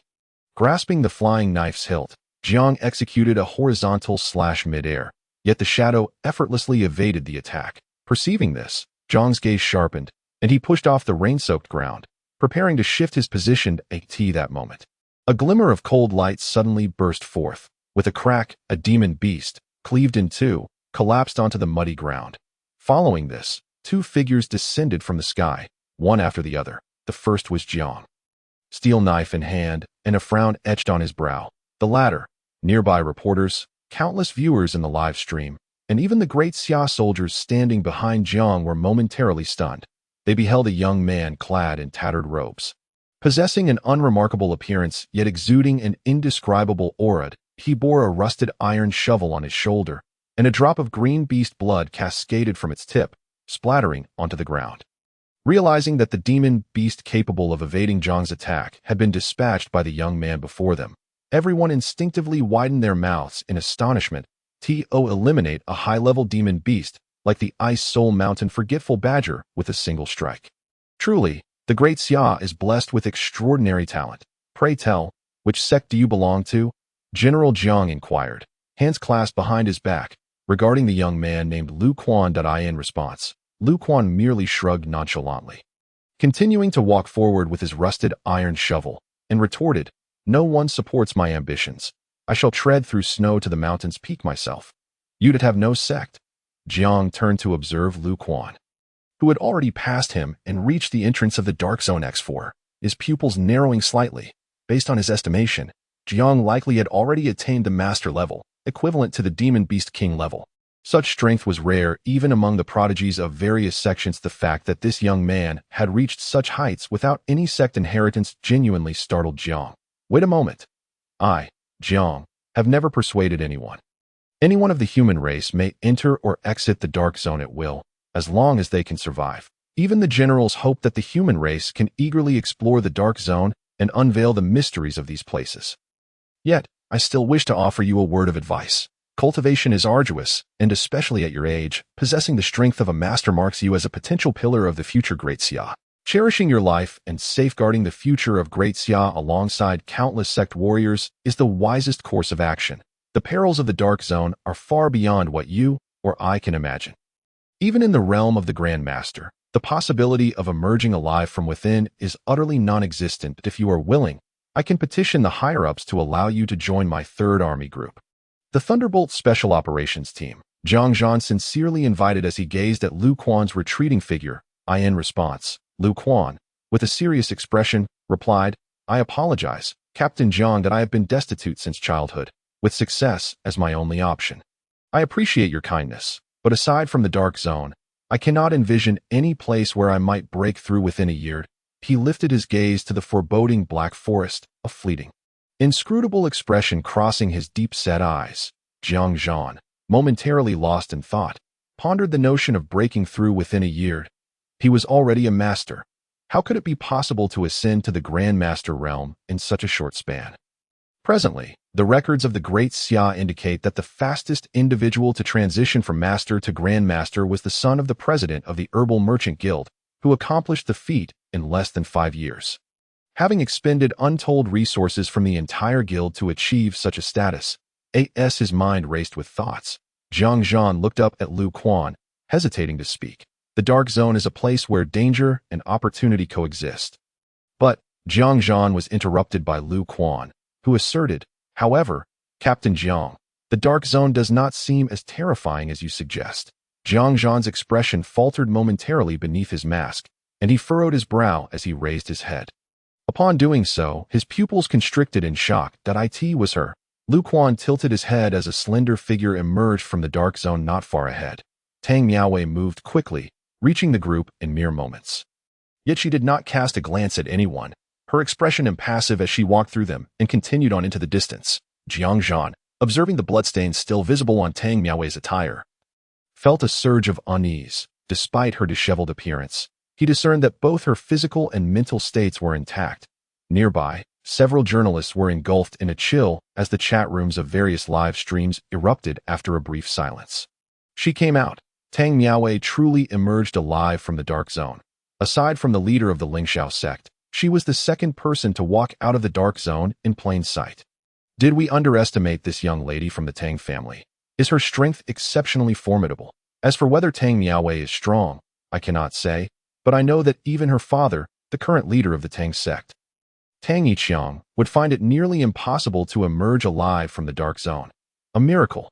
Tang Miaowei has created a miracle. But why are you all so excited? Tang Miaowei's survival from the Dark Zone may imply that Lin Chun has acquired some dark treasures. If his corpse is not confined within the Demon Suppression Tower, there remains the possibility of the residual soul of the Demon Emperor attaching itself. Tang Miaowei has emerged alive, yet few harbor hopes for her survival. The journalists, momentarily stunned, quickly hoisted their equipment and hurried after her departing figure as the rain began to show signs of abating. Chapter 12. The red attire as Jiang Zhan watched Tang Miaowei's figure disappear into the night. His expression turned grave as he retrieved a small communication device. After dialing a number, he spoke in a low tone. General, the young lady from the Tang family has emerged alive from the Dark Zone. The Dark Zone exerts a formidable suppression on the strength of humanity. Even extraordinary beings above the Grandmaster level are significantly constrained. Yet, that novice, Tang Miaowei, managed to come out unscathed. There must be some underlying mystery here. Should we? I understand. A commanding voice replied from the other end of the line before the call was abruptly terminated. With no further instructions from the higher-ups, Jiang Zhan could only continue to obediently follow the orders to guard the entrances of the Dark Zone. However, in the next moment, it seemed he suddenly recollected something, swiftly turning to gaze at the entrance of the Dark Zone, where only an empty void remained, with a silhouette fading into the shadows. His hand instinctively clenched tightly. Her survival does not necessarily indicate that the Dark Zone is benevolent. Slightly shaking his head, Jiang Zhan, accompanied by the soldiers of the Thunderbolt Special Operations Team, resumed their vigil at the entrance of the Dark Zone. Meanwhile, in a dense grove nearby, an old man and a young girl observed the events that had transpired. The young girl, petite and around 17 or 18 years old, possessed an extraordinary beauty, resembling a luminous pearl or a radiant jade. There was an ethereal aura about her, accentuated by the crimson trousers adorned with a row of purple hearts. Although they were upside down from an outsider's perspective, she perceived them as right side up. At that moment, the girl glanced back at the elderly man beside her and remarked, "Hui Bo, is this the fiancé my father found for me? Ordinary stature, average looks, mundane speech, and even the weapon quite mediocre. I refuse to marry." She shook her head vigorously, though her eyes were fixated on the direction Tang Miaowei had taken. The old man, known as Hui Bo, couldn't help but chuckle at her words. "Miss, the one chosen by the lord of the fortress is certainly not an ordinary person. Observing him today, he has indeed lived up to his reputation. That iron shovel he wielded, an impressive sight. I must say, though he may not come from a wealthy background, how many can truly match your status? Miss, he may not have anyone to support his lofty ambitions, but he has forged his own path to greatness. Wang Hui praised, stroking his graying beard. Hearing this, the girl named Hu Yingling cast a skeptical glance at Wang Hui and inquired, Wang Hui, is he your illegitimate son? Why do you hold him in such high regard? Wang Hui's eyes twitched involuntarily at her bold statement. Miss, you jest. Miss? Wang Hui lifted his head, only to find that Hu Yingling had already vanished from sight. Turning to the distance, he saw her swiftly moving toward a certain direction, prompting him to chase after her. Miss, the dark zone is extremely perilous. Should we not send personnel to protect your fiancé? Personnel? Where would our Hu family fortress find the manpower to protect him? If he wishes to enter that place and meet his demise, so be it. That I have no time to concern myself with such trivial matters. Right now, I must settle accounts with that eunuch Zhao Pengshan. Hu Yingling gritted her teeth, quickening her pace. Wang Hui, following closely behind, felt a jolt of alarm at her words. Mississippi, the Zhao family's young master has already apologized to you, hasn't he? Moreover, the fortress lord has dispatched us to Haizhou to investigate the ancient noble's corpse buried in the third pit of the number 1 corpse-rearing ground.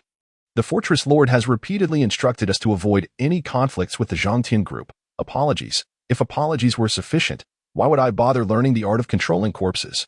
What I seek is not an apology, but balance. And at this moment, I feel profoundly unbalanced. Hu Yingling raised her gaze, a dangerous glimmer dancing at the corners of her lips. With everyone's departure, the entrance to the dark zone returned to its usual silence and somber atmosphere. The only sound being the rain that continued to wash away the traces of the earlier battle. However, it wasn't long before a group of over a dozen figures suddenly appeared in Jiang Zhan's line of sight. Clad in green raincoats, they approached swiftly. Sensing that these individuals were far from ordinary, Jiang Zhan subtly signaled to the hundreds of great Xia soldiers behind him to prepare for battle. Although humanity stood united against the demon race, there were still many anomalies among them, i.e. the conflict between humans and demons. Numerous hidden forces within Great Xia had remained concealed, never revealing themselves. The military struggled to ascertain the full extent of these powers. Otherwise, the day they were uncovered would spell their doom. Sometimes, not taking action could be just as culpable. But wait, who are they? Just as Jiang Zhan mulled over the origins and intentions of this group, they circumvented him and made their way directly toward the entrance of the dark zone. Before Jiang Zhan could fully comprehend the situation, the figures vanished beyond the dark zone's threshold. The entrance, typically devoid of any presence, was suddenly bustling with activity today, causing Jiang Zhan to furrow his brow in concern. And this, seemingly, is but the very beginning. The hurried sound of footsteps echoed once again from afar. Within less than half an hour, there had been at least a dozen groups, nearly 200 individuals, who circled around Jiang Zhan, expressionless, as they rushed into the dark zone. Jiang Zhan's pupils trembled, utterly bewildered by the unfolding events. Even though the news of Tang Miaowei emerging alive from the dark zone had spread, he found it inconceivable that such a multitude of experts would flock to this perilous place. Akin to herding ducks into a pen. He retrieved his communicator, poised to report this matter to the higher-ups, but at that moment, he sensed something and abruptly lifted his head. The sight that greeted him sent chills down his spine. An elderly figure emerged from the distance, and in an instant, it appeared before them as if by teleportation. Jiang Zhan instinctively pressed his lips together, clenching his fist as he murmured, Grandmaster. Pinnacle, Chapter 13. Interception of Frail Old Man. His skin wrinkled and resembling a candle nearing its end, traversed a distance of over 1,000 meters in mere strides. Teleportation is the hallmark technique of a Grandmaster, and such fluidity could only be achieved at the pinnacle of this realm. Across the entirety of the Great Xia, individuals of such stature could be counted on one's fingers. Yet, Jiang Zhan was certain he had never encountered this elder nor heard of him. Senior, we, under the orders of General Zhu of the Great Xia 7 Stars, are tasked with guarding the entrance to the dark zone at X4 to prevent a sudden onslaught of monstrous beasts. Under normal circumstances, he would have no right to inquire about the elder's intentions. Nevertheless, he dared to ask, why are so many entering this perilous dark zone today, including yourself, Senior? Upon hearing Jiang Zhan's words, the elder continued his steps unabated, His figure swiftly passed through Jiangzhan and his companions, vanishing into the towering forest surrounding the dark zone. Yet, moments later, his raspy voice echoed back, "What others seek, this old man does not know, but I am here in pursuit of the corpse of an ancient emperor." The penetrating sound reverberated in Jiangzhan's ears, sending a chill coursing from his feet straight to the crown of his head. An ancient emperor's corpse. These few words felt like a colossal stone dropped into Jiangzhan's heart, rendering his breath stifling. Currently, the Zhongtian Group's new round of corpse nurturing projects had commenced. The incident involving Lin Chen's body being caught in the explosion of the Demon Emperor was merely the second hottest topic trending online. The foremost topic was the ancient nobleman's corpse buried in the third pit of the Zhongtian Group. Individuals from various sects speculated that the Zhongtian Group, previously renowned solely for its zombie production, might cultivate a top-tier zombie capable of standing shoulder to shoulder with the Queen of the Dead and the King of 10,000 Slaves. Should this happen, the Zhongtian Group could potentially ascend to the top 3 among the 5 major corpse-nurturing factions, joining forces with the Northern Hu family and the Southern Wu family to form a new faction, leaving the Maoshan school and the Xiangxi corpse-driving sect far behind. Such was the impact a millennia-old nobleman's corpse could wield. Yet the elder who had vanished before Jiangzhan spoke of an ancient emperor's corpse. What does an ancient emperor's corpse even signify? It far surpasses that of a millennia-old nobleman. Between the two, countless top-tier noble corpses and ordinary emperor corpses lay in between. Since the revival of spiritual energy, the Earth's crust has been expanding infinitely, leading to significant alterations in many regions, including the famed imperial tombs of Great Xia's history. Once the various sects of Great Xia realized that zombies could play a crucial role in the battle against monsters, they began to fervently search for the remains of renowned emperors. Unfortunately, many of these remains had vanished for various reasons. The remains of the 3 legendary emperors of Great Xia had been missing for centuries. Now, hearing these words from the elder, Jiangzhan was overwhelmed with shock. As if struck by lightning, standing frozen in place. Without further hesitation, he quickly seized the communicator and dialed the higher-ups. Meanwhile, on the other side, near the first corpse-nurturing site of the Zhongtian Group, numerous reporters and netizens flocked to the area upon learning of Tang Miaowei's survival from the Dark Zone. Although it was nearing midnight, the heavying energy surrounding the first nurturing site, along with the intermittent mournful wails of wild zombies, made the ambience eerie, yet the sheer number of people present mitigated the dread. Under the eager gazes of the crowd, Tang Miaowei's graceful figure finally appeared at the end of the road. Compared to 2 days prior, she now appeared more disheveled, her rain-soaked dress clinging to her body. The cold wind of mid-October blew, causing the onlookers to tighten their clothing, as they empathized with Tang Miaowei's discomfort. However, she seemed oblivious to it all, her pace brisk as she approached. Tang Miaowei herself was unsure why, but after emerging from the dark zone, her steps felt remarkably lighter. What once took hours to traverse, she accomplished in less than 2 days. Despite not having eaten in over 2 days, she felt no hunger. Perhaps it was the assistance of that extraordinary individual. Reflecting upon the moment when the purple light of the fiery phoenix was struck down and lost a feather, Tang Miaowei murmured to herself. Subsequently, she lifted her gaze toward the nearing first nurturing site, her eyes brimming with hope. "Chengge, I did it. With this Qishao flame flower and the feather of the purple light fiery phoenix. The first 2 rounds of the Yin treasure nurturing phase will pose no issue. For the remaining Yin treasures, I shall seek them out for you. After the 7th round of nurturing, I will ensure you become a high-grade zombie of the non-decaying bone level." Tang Miaowei's expression was resolute as she spoke softly to herself. However, just as she was about to pass the crowd to reach the main entrance of the first nurturing site, several figures suddenly obstructed her path. Tang Miaowei's steps faltered slightly as she raised her head. Upon recognizing the individuals before her, her brows furrowed slightly, and she shifted her foot to the left, just as she intended to bypass them. A hand blocked her way. "Miaowei, do you truly wish to avoid seeing me?" A young girl, fair-skinned and clad in purple, smiled as she spoke. "After all, you were almost engaged to my brother. While we may never be a family now, the Tang and Lin families can still mutually benefit each other." Tang Miaowei shot a glance at the girl beside her, her expression growing increasingly cold. "Lin Shui, do you even have the right to call Lin Chen brother? Your family once looked down on him. Now that he has met with misfortune and perished, your family avoids him even more. That I have no ties to the Tang sect any longer. Chengge has no connection to the Lin family either. Your family matters are solely yours. Now, at once, get out of my way." As the sky darkened ominously, Tang Miaowei's features hardened, with less than an hour until midnight. She needed to ensure the Yin treasures were placed into Lin Chen's body within the 576th nurturing pit before the clock struck 12. Tang Miaowei, do you still think you are that beloved young lady of the Tang family? A harsh truth was laid bare. Today, I come here at the behest of many. Oh, you think your father is among them?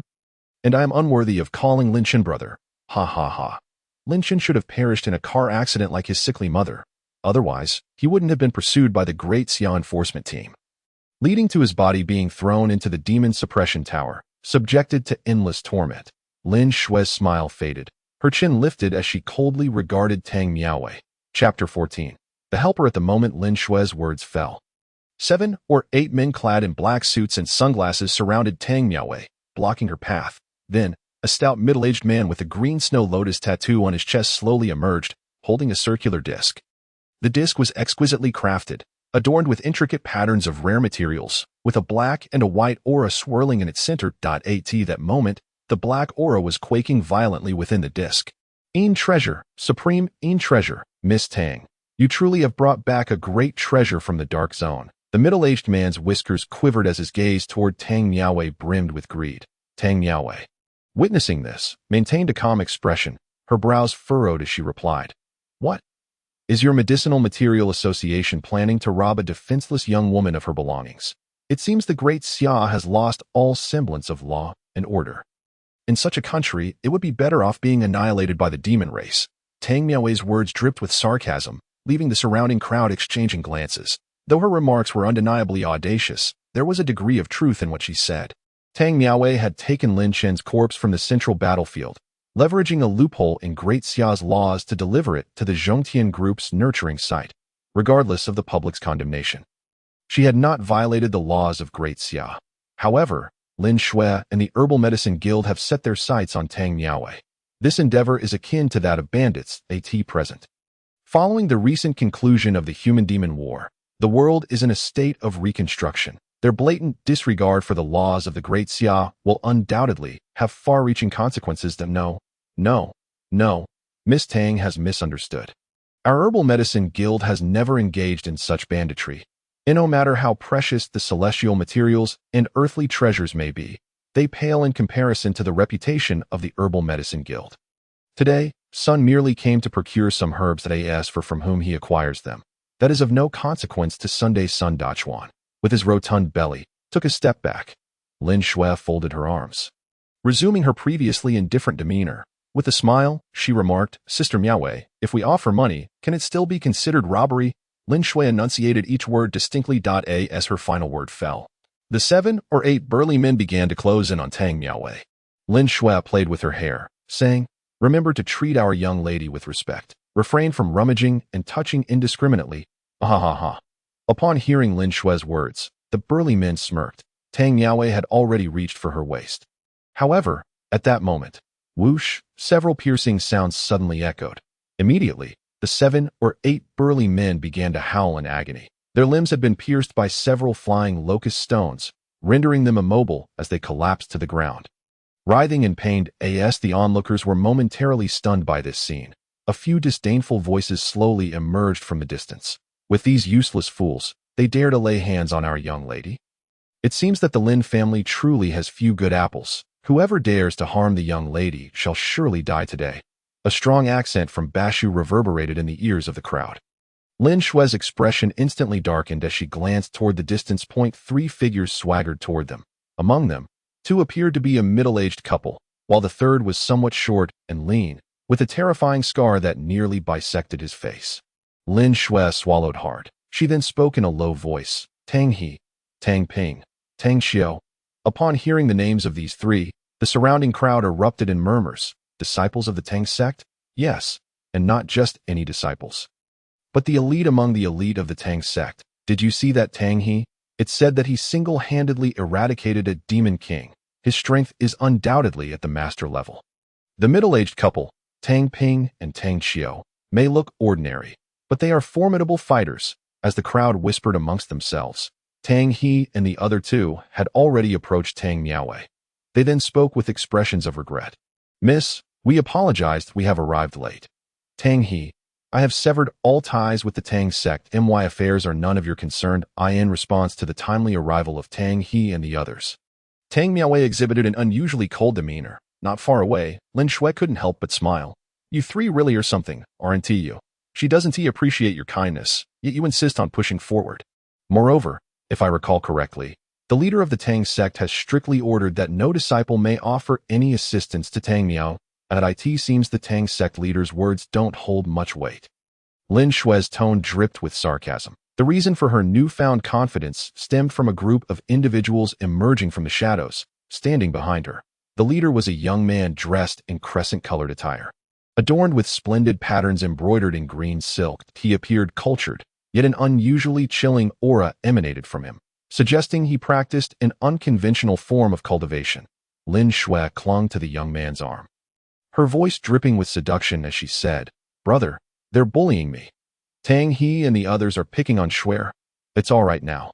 Lin Han, the legitimate heir of the Lin family and its future head, ruffled Lin Shui's hair a few times that he then turned to face Tang Miaowei and the others, adjusting his rimless glasses.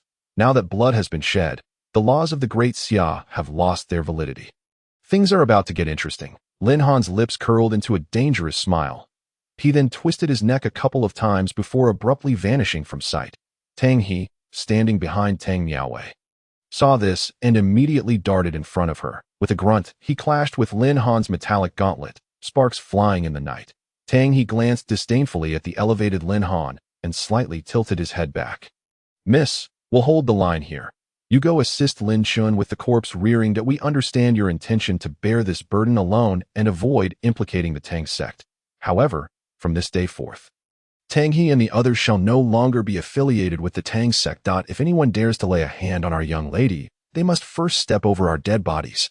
After uttering this last sentence, Tang He's gaze sharpened and he surged forward, engaging Lin Han in combat, while Tang Ping and Tang Xiao, the couple, cracked their knuckles and enthusiastically faced off against Lin Han's comrades. Indeed, younglings, allow Uncle Tang and Aunt Tang to entertain you. Chapter 15. Stepping in, Tang Miaowei watched as Tang He and the others moved with astonishing speed, their figures gradually blurring. Her eyes began to mist. "You all must protect yourselves," Tang Miaowei shouted, then turned and began to run swiftly toward the entrance of the corpse rearing grounds. Just then, a somewhat frail voice rang out, "In the territory of Zhongtian Group, fighting is prohibited, and bloodshed is even more forbidden. No one is allowed to enter until this matter is resolved." A shadowy young man, clutching white silk and coughing delicately, spoke with a high-pitched voice. Upon hearing this, Tang Miaowei wasted no time and swiftly drew 3 shadowless needles from her sleeve, flinging them forward. Clang, clang. The 3 needles shot straight toward the shadowy young man's face. However, just as they were about to hit, a towering figure suddenly blocked in front of him. The needles collided with the imposing figure, producing a remarkably crisp sound, as if striking against stone. The surrounding journalists shifted their broadcasting equipment toward this scene, capturing the unfolding drama. Behold, 5 pallid, hollow-eyed figures, towering like mountains, appeared beside the shadowy young man. The crowd erupted in excitement as they realized these were 5 Emperor-level zombies. Such a sight was a rarity. "Miss, don't be afraid." Not far away, Tang He caught a glimpse of this scene from the corner of his eye and urgently called out, just as he attempted to break free to assist Tang Miaowei. Lin Han seized the opportunity to deliver a powerful punch to his shoulder. "Where do you think you're going? Your opponent is me." Lin Han chuckled darkly, then pressed closer to Tang He. During this, he glanced up at the increasingly ominous sky, a faint, indifferent smile curling at the corners of his mouth. "Lin Chun, as a dead man, you might as well accept your fate. The Lin family cannot harbor a stain like you." Tang He found himself entangled with Lin Han, while Tang Ping and Tang Xiao were besieged by the Lin family members. Unable to extricate themselves, the shadowy youth and the 5 Emperor-level zombies loomed before Tang Miaowei like insurmountable mountains. Leaving her with no avenue for escape, Tang Miaowei glanced at her wristwatch, despair washing over her as she noted the numbers. 20 minutes. Only 20 minutes remained until the end of the 3rd day. 10.17 Log, Entry 1. The Herbal Medicine Guild has discovered that Miss Tang possesses a supreme treasure. The Lin family obstructs Miss Tang. Zhongtian Group forbids Miss Tang from entering the corpse rearing grounds. Miss Tang is at her wit's end. The host's corpse-rearing phase is on the verge of failure. Should this occur, the host will perish, and the system will be powerless to intervene. Zhao Pingshan, bring your life to me. The mechanical voice of the system, inaudible to anyone else, abruptly ceased as a figure clad in red suddenly dashed into the scene with remarkable speed upon hearing this voice. The shadowy young man, Zhao Pingshan, a minor heir of the Zhongtian group, felt a shiver run down his spine as he hurriedly stepped back, completely concealing himself behind the 5 Emperor-level zombies. However, it was not just one red-clad maiden that appeared. Behind her, there was also an elderly man playing a flute. The melodious sound echoed throughout the area. The 5 towering Emperor zombies instantly froze in place. Rendered immobile, the red-clad figure flashed past, delivering a swift kick to Zhao Pingshan's face. His frail body was sent hurtling backward, crashing into a nearby tree trunk, causing dozens of leaves and raindrops to scatter around with a rustling sound. After a brief moment, Zhao Pingshan shook his groggy head, regaining some clarity, and immediately glared at the newcomer. Hu Yingling. How long do you intend to continue this? Don't think for a second that Zhongtian Group fears your Hu family fortress. If you dare to lay a hand on me again, our families will become sworn enemies. Oh? Is that so? Very well, Hu Yingling replied, her laughter bubbling with delight. Zhao Pingshan, noticing her unpredictable behavior, felt an array of dark lines materialize on his forehead as he observed Hu Yingling preparing to act again. The zombies she had summoned were all under Wang Hui's control. In a panic, Zhao Pingshan shouted, Stop! Stop! I have urgent matters to attend to today. Let us set a time, gather our forces, and have a fair fight. Upon hearing Zhao Pingshan's words, Hu Yingling paused momentarily. Zhao Pingshan sighed in relief at this turn of events. However, the next second, Hu Yingling began to stroke her chin and remarked, Your urgent matters have nothing to do with me. Once she clarified her logic, she resumed her advance. Soon, the sounds akin to pigs being slaughtered echoed in succession. Meanwhile, as soon as Hu Yingling had appeared to repel the members of Zhongtian Group, Tang Miaowei seized the opportunity to dash towards the entrance of the corpse-rearing ground. Although Zhao Pingshan had left 2 guards behind, their strength was lacking. With a swift flick of her wrist, Tang Miaowei tossed several low-level hidden weapons known as soul-piercing needles from the Tang sect, forcing the 2 guards back. Just then, a rotund figure blocked her path. At that moment, Tang Miaowei truly felt a surge of murderous intent. Enough is enough. Haha.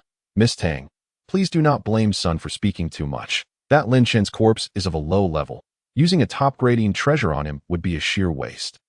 Even if it could help him become a zombie, reaching the level of a zombie king would be quite the challenge. And a zombie king is merely equivalent to a postnatal level. There's no need for Captain Li Hao from the enforcement team. A few members from the Great Xia enforcement team could easily handle him. You might as well consider doing business with my medicinal materials guild. Rest assured, we will offer you a satisfactory price, Sun Dachuan said with a grin, his small eyes scrutinizing Tang Miaowei, as if speculating where she might have hidden the top-grading treasure. Taking a deep breath, Tang Miaowei forced herself to calm down. Her time was truly running short. Gritting her silver teeth, she feigned anger and declared, Medicinal Materials Guild. I, Tang Miaowei, will remember you, even if I have to destroy the treasure. I want to let you succeed. With that, she pulled out a wooden box from her waist and hurled it away. However, Sun Dachuan did not immediately pursue the box. Instead, he hurriedly looked down at the disc in his palm. Noticing the dark energy swirling rapidly, he quickly mustered all his strength and waddled toward the wooden box. Meanwhile, Tang Miaowei, seeing the entrance to the corpse-rearing ground so near, finally stepped inside without any hindrance. Chapter 16. Nourishment. Interestingly, upon realizing that Tang Miaowei had entered the true area of the first corpse-rearing ground, Lin Han ceased his actions. Wang Hui stopped playing his flute. And even Hu Yingling halted her foot above Zhao Pingshan's forehead.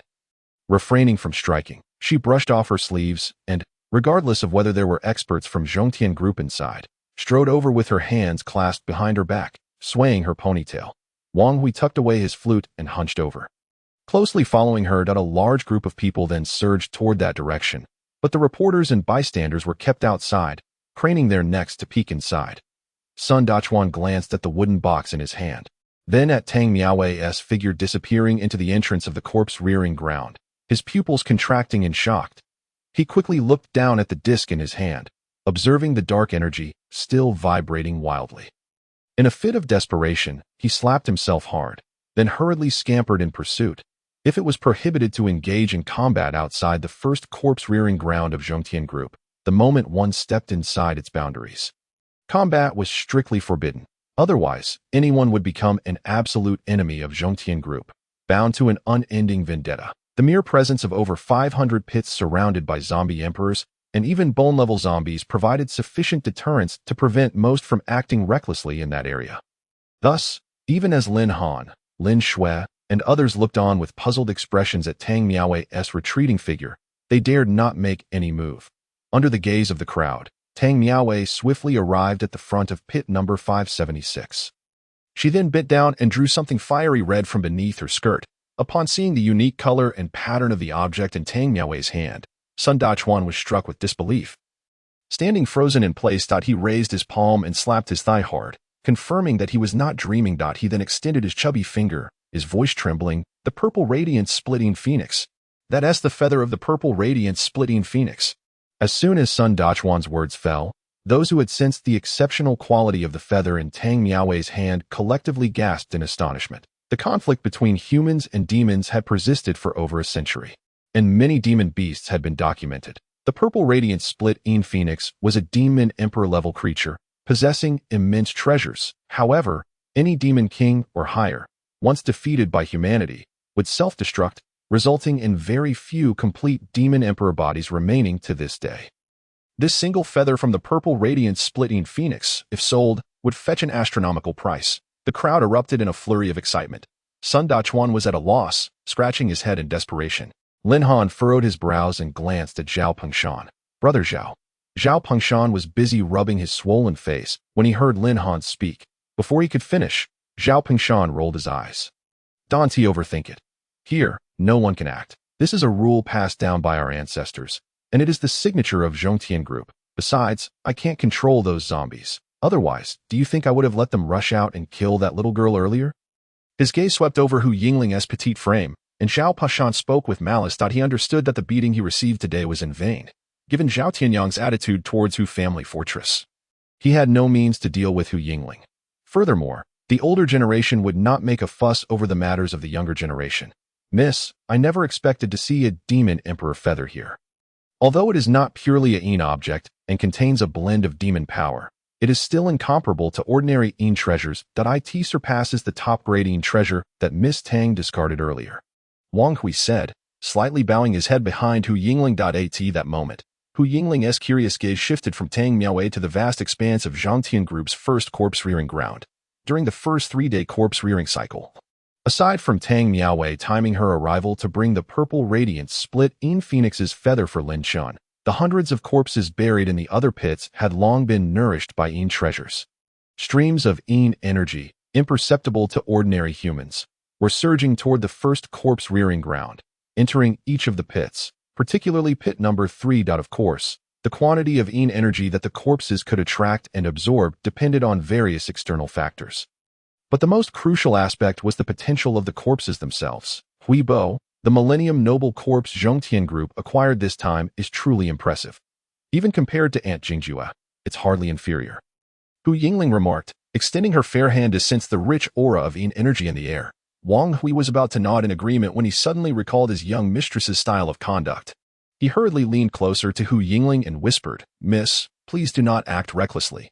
Zhongtian Group possesses considerable strength. If you intend to lay your hands on this Millennium Noble Corpse, it will cause great trouble for the fortress master. Hu Yingling obediently nodded in response. Wang Hui, seeing her demeanor, still felt a bit uneasy. He contemplated how to quickly escort the little mistress back to Hu family fortress. Meanwhile, Tang Miao had already tossed the feather of the purple radiant split-een phoenix into the black hole beneath pit number 576.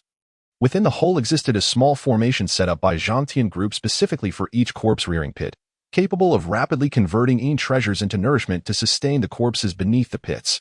Subsequently, the unique characteristics of the pits would manifest, allowing the corpses nourished by the power of Een treasures to react with the Een energy of the world, thereby continuously being nurtured by it. However, this reaction is time-limited, ranging from several days to as little as a day or even just a few hours, entirely dependent on the potential of the corpse. After Tang Miao deposited the Een treasure, She was driven out to the periphery by Zhongtian Group's staff. Standing outside the enclosure, she gazed longingly at pit number 576 as 2 more minutes passed. Sun Dachuan suddenly shook his head in despair, exclaiming, "There is still no sign of Yin energy that I have long heard that Lin Chen's corpse possesses exceedingly poor potential, and today I bear witness to it. This is not merely poor, it is utterly unworthy of becoming a zombie. What a pity for that feather of the Demon Emperor level. Miss Tang, how misguided you are." Sun Dachuan gazed at the disc in his hand, shaking his plump head repeatedly. Meanwhile, Lin Han, Tang He, and others began their meticulous investigation. Although their sensitivity to Yin energy was not as acute, they could still discern a general sense of it at this moment. Above the 576th corpse-raising pit, there was an eerie emptiness, devoid of any trace of Yin spirit energy.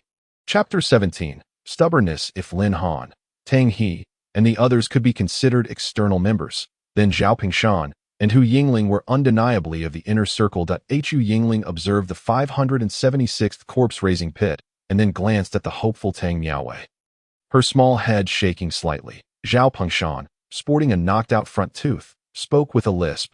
"This humiliation is simply intolerable. Our Zhongtian Group's #1 corpse-raising site has existed for over a century, and never has a corpse failed to rise as a zombie. Lin Shun is nothing but a waste, threatening to tarnish the reputation of our Zhongtian Group." Zhao Pingshan, did your father not teach you how to speak properly? As soon as Zhao Pingshan finished, Tang Miaowei shot him a frosty glare. The moment anything related to Lin Shun arose, she seemed to bristle with indignation. Seeing this, Tang He, Tang Ping, and Tang Qiu positioned themselves behind her, crossing their arms defiantly, ready to support her regardless of the circumstances. "Hey, I refuse to believe this. Today, no one will bully me." Zhao Pingshan's expression froze, and he intended to have Tang Miaowei and the others step outside to settle the score. However, just as he raised his hand, a resounding slap echoed through the air. Zhao Tianong, clad in a black tank suit, appeared seemingly out of nowhere. With a single strike, he knocked out Zhao Pingshan's tooth that had been loosened by Hu Yingling's kick. "Dad, I thought." Zhao Pingshan clutched his suddenly swollen face, looking pitiful. Yet before he could finish, a chilling glare from Zhao Tianong silenced him. Zhao Tianong then surveyed the room with an air of authority, eventually fixing his gaze on Hu Yingling. Seeing this, Hu Yingling smiled sweetly, adopting an exceedingly demure demeanor as she said, "Hello, Uncle Zhao Dada. Yingling has grown into a fine young lady. I remember when I held you in my arms as a child. Time truly waits for no one. You all have grown up, and I now have a head full of gray hair." Zhao Tianyang's face was adorned with a warm smile. If not for the recent slap he had delivered to his own son, anyone encountering him would perceive him as a benevolent father.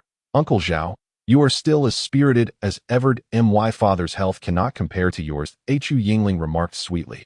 "Huh? Here, take this. It's a token of our meeting. When you return to the north, please extend my regards to your father." Zhao Tianyang's laughter was hearty as he tossed a delicate small box to Hu Yingling. Nearby, Sun Dachuan's nostrils twitched as he caught a whiff of fragrant medicinal herbs, his beady eyes immediately lighting up. "Premium herbs. Thank you, Uncle Zhao." Hu Yingling smiled brightly as she tucked the box away. Wang Hui, standing nearby, subtly nodded, understanding that this exceptional herb was more than just a meeting gift. It was likely intended to resolve any friction between Hu Yingling and Zhao Pingshan. Of course, the two had not harbored significant animosity.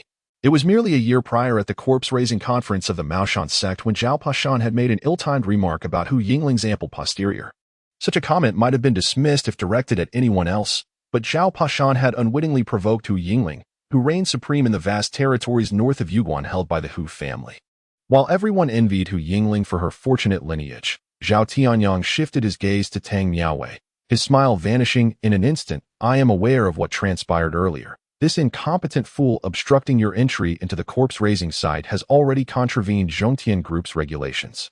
That slap was merely my way of disciplining him on behalf of my niece, Miaowei." However, Zhao Tianyang's tone shifted as he sighed deeply. "But, dear Miaowei, blood has already been shed, and it was a clash between warriors. As such, the laws of the Great Xia have lost their binding authority. You and your companions will no longer enjoy the protection of the Great Xia's laws. Moreover, word is spread that you survived the Dark Zone.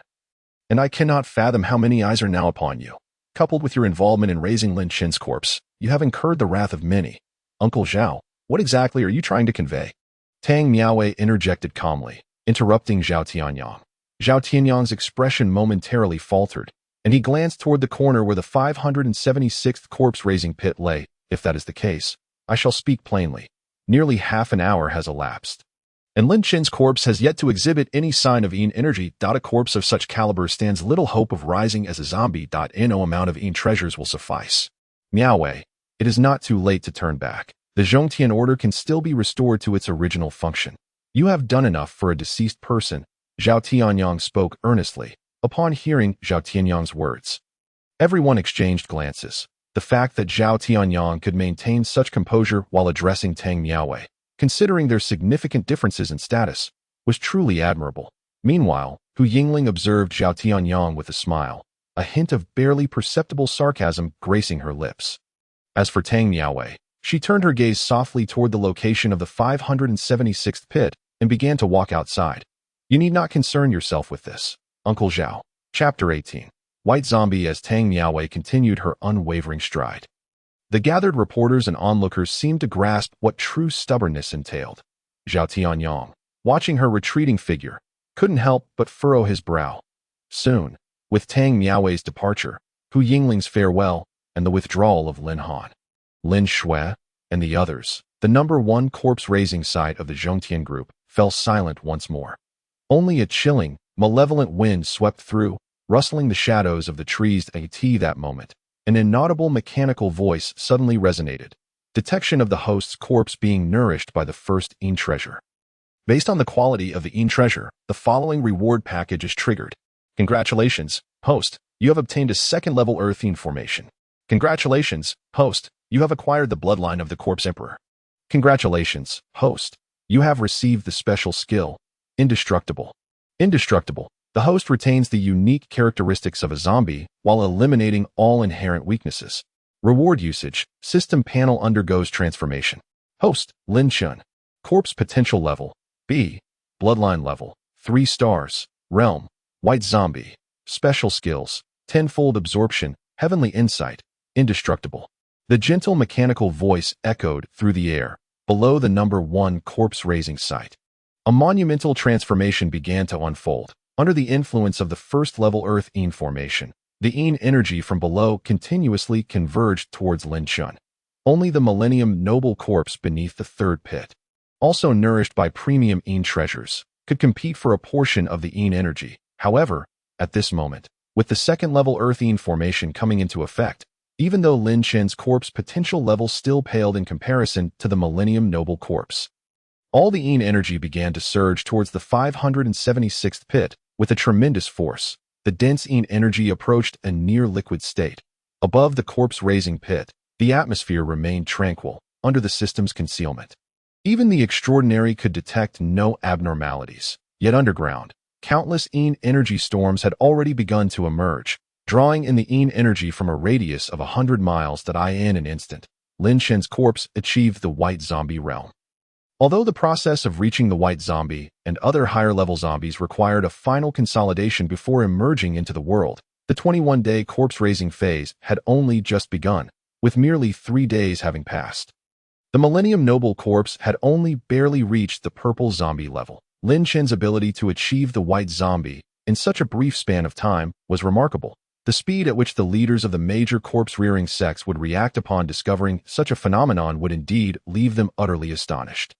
Furthermore, the single feather of the purple light-splitting shadow phoenix cast by Tang Miaowei has yet to fully manifest its potential. In the days that follow, Lin Chen's corpse will be continuously nourished by the influx of Yin energy.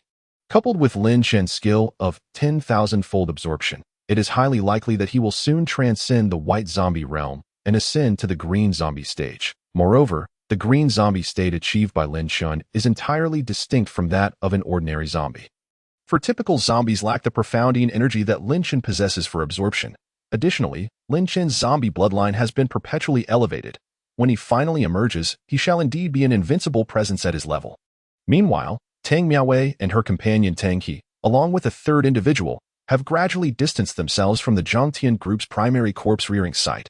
Although the night is ominously dark, a considerable number of individuals continue to shadow them, both overtly and covertly. The events that transpired earlier have swiftly spread through live broadcasts by reporters, and now everyone is eager to witness whether Tang Miaowei will venture into the dark zone again and whether she will emerge alive once more. Miss Tang, please hold on. Please hold on. At that moment, a hurried voice called out. Tang Miaowei paused momentarily, while Tang He and the others already turned their heads, raising their eyebrows, upon spotting a rotund figure hastily approaching them. A dangerously sinister smile broke across Tang He's face, the scar on his visage twisting in tandem with his grin. Miss, allow me to deal with this fatso. Anyone who dares to snatch something from you deserves to die. Without waiting for further ado, Tang He drew out a short dagger, yet before he could make a move, a broad hand landed on his shoulder. Tang He, let us first see what he intends to do. I sense several formidable presences behind him. They must be experts from the Medicinal Materials Merchant Association. Tang Ping spoke in a deep voice, a stark contrast to his ordinary middle-aged appearance. Tang He pondered for a moment before nodding slightly. At that juncture, Sun Dachuan had swiftly approached Tang Miaowei, and in the pale moonlight, one could observe a glimmer of coldness in her gaze, were it not for the fact that the Qishao flame flower had already fallen into Sun Dachuan's hands. Tang Miaowei would not have needed to fret over Lin Chen's second round of corpse rearing. However, she was compelled to press on into the dark zone to seek out a second Yin treasure for Lin Chen. As for Lin Chen's corpse, which showed no reaction to being nourished by the Yin treasure, that was beyond Tang Miaowei's contemplation that if, after 18 days, Lin Chen successfully emerges and reaches the bone dissolution level, then Tang Miaowei would live on peacefully until her old age, unable to share the same world with Lin Chen. Conversely, if Lin Chen fails to emerge and is apprehended by the Great Xia law enforcement, imprisoned within the Demon Suppression Tower, Tang Miaowei would accompany him into that very tower.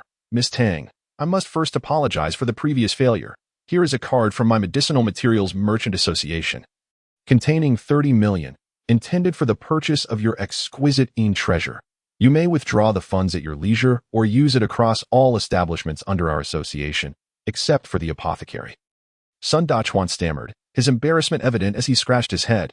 Presently, no apothecary dares to sell Yin treasures to Tang Miaowei, even though the Medicinal Materials Merchant Association wields immense power, rivaling that of the Zhangtian Group. They prefer to avoid unnecessary trouble. When did my lady ever express a desire to sell that exquisite Yin treasure to you? You merely approached earlier to await the arrival of the experts from your Medicinal Materials Merchant Association. Did you not? Are you attempting to engage in strong-arm tactics? Sun Dachuan, I declare here and now that, regardless of your status as a mere lackey of the Medicinal Materials Merchant Association, even if that old fool Wang Zhinshan were present, I would dare to point my finger at his nose and scold him.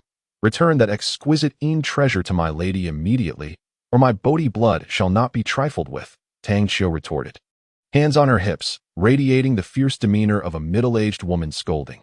Hearing the words Bodhi blood, a flicker of trepidation crossed Sun Dachuan's narrowed eyes. Bodhi blood is a weapon potent enough to rank among the top 5 hidden weapons of the Tang clan. Exceedingly difficult to defend against, with immense single-target lethality. Should even a trace enter the bloodstream of an adversary, it would cause their blood to coagulate and lead to death. Outside of the Tang clan, there is virtually no antidote. Miss Tang, this is a grave misunderstanding. The Medicinal Materials Merchant Association only has your best interests at heart, given the numerous experts lurking in the shadows, alongside the recent commotion. The Great Xia laws can no longer restrain those individuals from targeting you. They would not dare to snatch our goods. Yet if I were to return the Qishao flame flower to you, you would instantly become a target.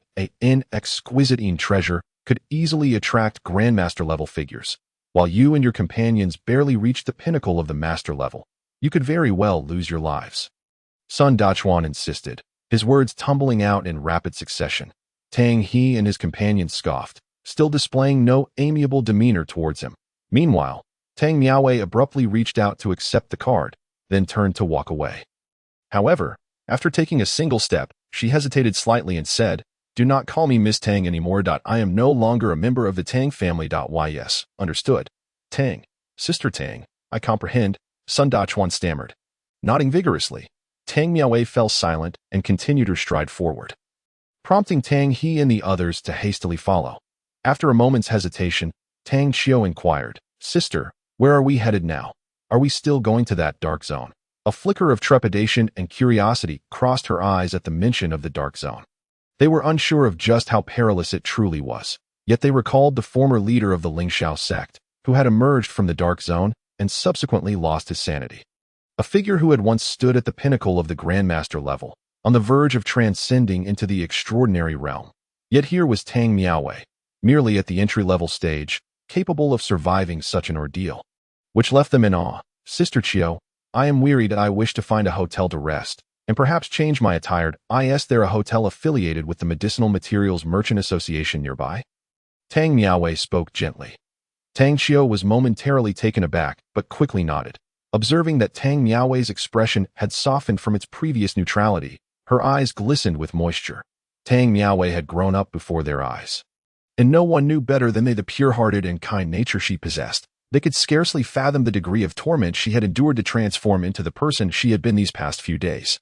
Yet fortunately, their lady appeared to be returning to her former self, albeit wrapped in a protective shell in front of others. Sister Chiao, let us proceed. Look at my clothing. It's tattered and far from being beautiful. Tang Miaowei waved her wrist, revealing the once fine cuffs now reduced to tatters. Such an appearance would make anyone else look like a beggar on the street. Very well, miss, very well, Tang Chiao exclaimed, her excitement palpable. Tang He and Tang Ping exchanged glances, surreptitiously wiping their eyes at the fleeting smile that grazed Tang Miaowei's face. Under the pale moonlight, the four of them began to make their way towards a hotel belonging to the Medicinal Materials Merchant Association, approximately 3 miles distant, while the shadows of the trees began to sway without a breeze in a dilapidated house. Wang Hui and Hu Yingling stood atop the roof, gazing at the receding figures of Tang Miaowei and her companions in the distance. TSK, Miss, 24 masters, 7 grandmasters, and countless innate and acquired experts. The Tang family's girl has indeed attracted quite a crowd this time, Wang Hui remarked, stroking his graying beard. Unable to suppress his astonishment, Hu Yingling settled onto the eaves, swinging his legs back and forth. Her survival from the dark zone must hold some secrets. Even Zhao Tianyang has been stirred. Other minor sects and factions would undoubtedly wish to seize this opportunity. These individuals are likely the assassins of various sects, waiting for Tang Miaowei to venture into the dark zone once more. Miss, should I? Wang Hui hesitated. Presently, the Hu family fort was also secretly nurturing a formidable zombie. If he could procure some exquisite or even heavenly treasures from the dark zone, it could potentially lead to the creation of a second silver-eyed zombie for the future stability of the Hu family fort. Wang Hui was willing to risk his life. Upon hearing this, Hu Yingling turned his head, staring at Wang Hui as if he were a fool. Huibo, it's not that I'm saying this, but you are already over 100 years old. You're no longer in the prime of your life. The dark zone is fraught with danger. You should refrain from going dumb. Upon hearing Hu Yingling's words, Wang Hui found himself momentarily at a loss, unsure whether to feel touched or to weep. Rest assured, those individuals are highly likely to meet their demise within. Some gatherings of excitement are not something everyone can partake in. That Tang Miaowei is merely at the entry-level realm. Her survival has no bearing on the strength of her abilities. However, Huibo, who exactly is aiding her? Or perhaps, who is assisting that? Lin Shun, Hu Yingling narrowed her eyes slightly, a flicker of brilliance shimmering within them. Upon hearing Hu Yingling's remarks, Wang Hui's scalp prickled with unease. Miss, do you imply that Lin Shen truly possesses a remnant soul of the Demon Emperor? It is not Tang Miaowei aiding Lin Shen's emergence, but the entire demon clan. Wang Hui's chest heaved violently, his breaths quickening. Hu Yingling's expression froze momentarily at his words. She then could not help but roll her eyes in exasperation. Huibo, over 100 years old. Your physical prowess may have waned, but your mind remained sharp. To say nothing of the fact that Lin Shen might only carry a wisp of the Demon Emperor's remnant soul. Even if the Demon Emperor were to manifest, he would not possess even half of his former strength. Consider the Daxiao military. Can a mere Zhongtian group truly disregard them? If the Daxiao military had deemed Lin Shen a potential threat, his corpse would have long since been forcibly taken away and disposed of in the Demon Suppression Tower. Therefore, the notion of a remnant soul of the Demon Emperor should be dismissed as mere fantasy. The explosion in the central battlefield not only claimed the lives of 3 Demon Emperors, but also left 6 of our transcendents, with only the one from Longhushan surviving. There may be matters we are yet unaware of. The Daxiao military seems intent on erasing any traces, but what exactly are they trying to conceal? And could it be related to how Tang Miaowei managed to survive from the Dark Realm? At this point, Hu Yingling furrowed her brow slightly. Chapter 20. Commotion. The sharpness of the young lady's thoughts left the old man in awe, with her poised to inherit the Hu family fortress. It is far more valuable than raising a multitude of formidable zombies. When my time comes, I shall leave this world content. Wang Hui, filled with emotion, spoke earnestly to Hu. Yingling tilted her head. You said the same to my father back in the day. Didn't you? Hearing you say this, miss, it seems to be shrouded in layers of mystery. I shall contact those nearby at the Hu family fortress and have them discreetly investigate the matter. With a swift movement, Wang Hui vanished into the moonlight. Hu. Yingling shrugged slightly, rising from her perch and stretching luxuriously. What is truly going on here? Once Tang Miaowei emerges alive from the dark realm a second time, we should begin to discern some clues. It is often said that the darkest hour comes just before dawn, and this holds true without a doubt. Within the 5-star hotel of the Medicinal Materials Guild, the lights shone brightly, yet an eerie silence engulfed the place. Even the front desk staff seemed to be battling sleep. That moment, in a suite on the 5th floor, Tang Miaowei had donned a fitted black outfit. After twisting her ankles to ensure her attire bore no unnecessary encumbrances, she pushed open the door and stealthily made her way toward the elevator. Simultaneously, in 2 other rooms, Tang He, Tang Ping, and Tang Xiao all stirred awake at once. Tang Ping's lips curled into a bitter smile as he sighed. Miss, how could your little dose of sleeping powder possibly affect us?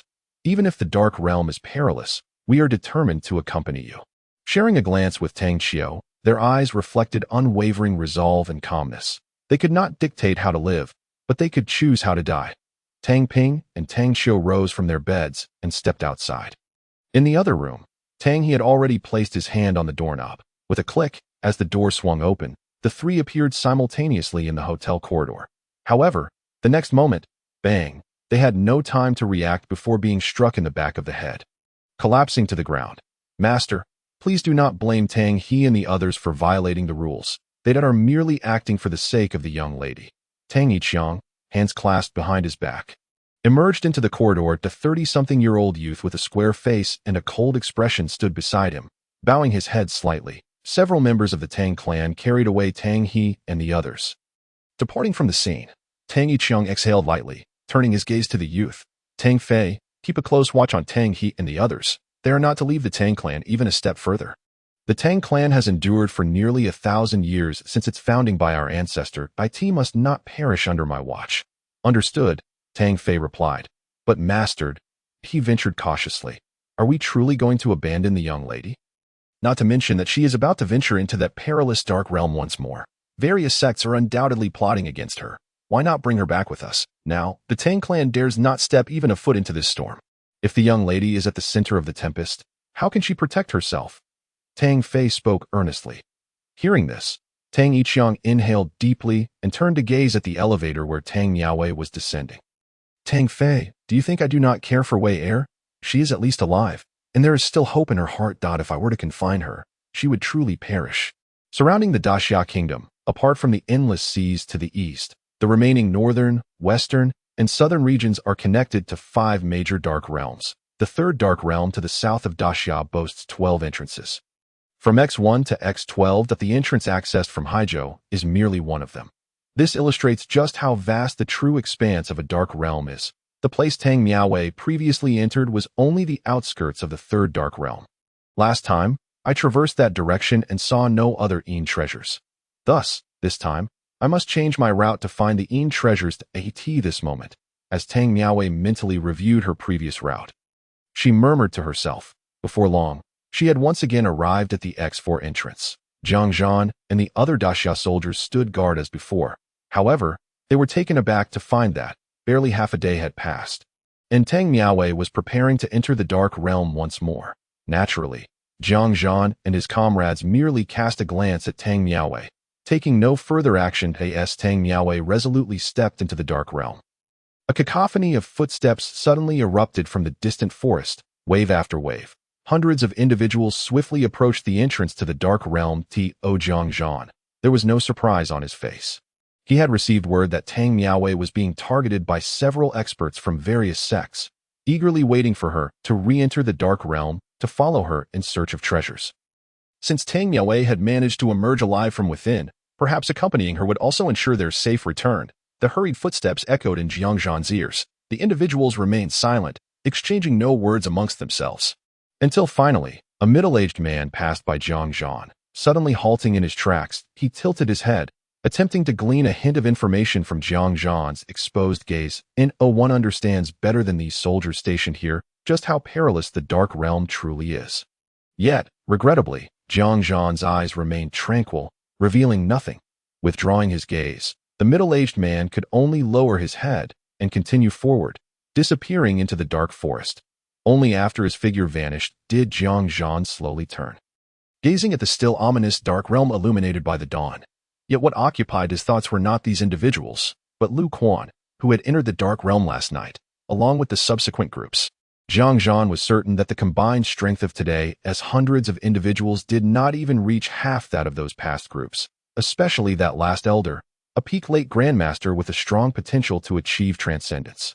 It seemed the Dark Realm was set to become lively for a while. The question remained, how many of them would survive? Jiang Zhan mused, rubbing his palms together. Information regarding the potential existence of ancient imperial corpses within the Dark Realm had been reported up the chain. Although he received no response, an additional special operations team had been dispatched, set to arrive after dawn. Chapter 21. Perilous situations once again stepping into the Dark Realm. Tang Miaowei still felt an overwhelming sense of discomfort. The chilling atmosphere seemed capable of freezing her very blood. Taking several deep breaths, Tang Miaowei oriented herself before heading left. The ground bore the marks of the demon beasts that had trampled it days prior. Following these traces made her path significantly easier, sparing her from the agony of forging a way through the dense underbrush. Just then, Tang Miaowei remained oblivious. The pendant hanging from her chest, stained with Lin Chen's blood, suddenly flickered. Ding! A significant presence of demonic energy has been detected in the surrounding environment.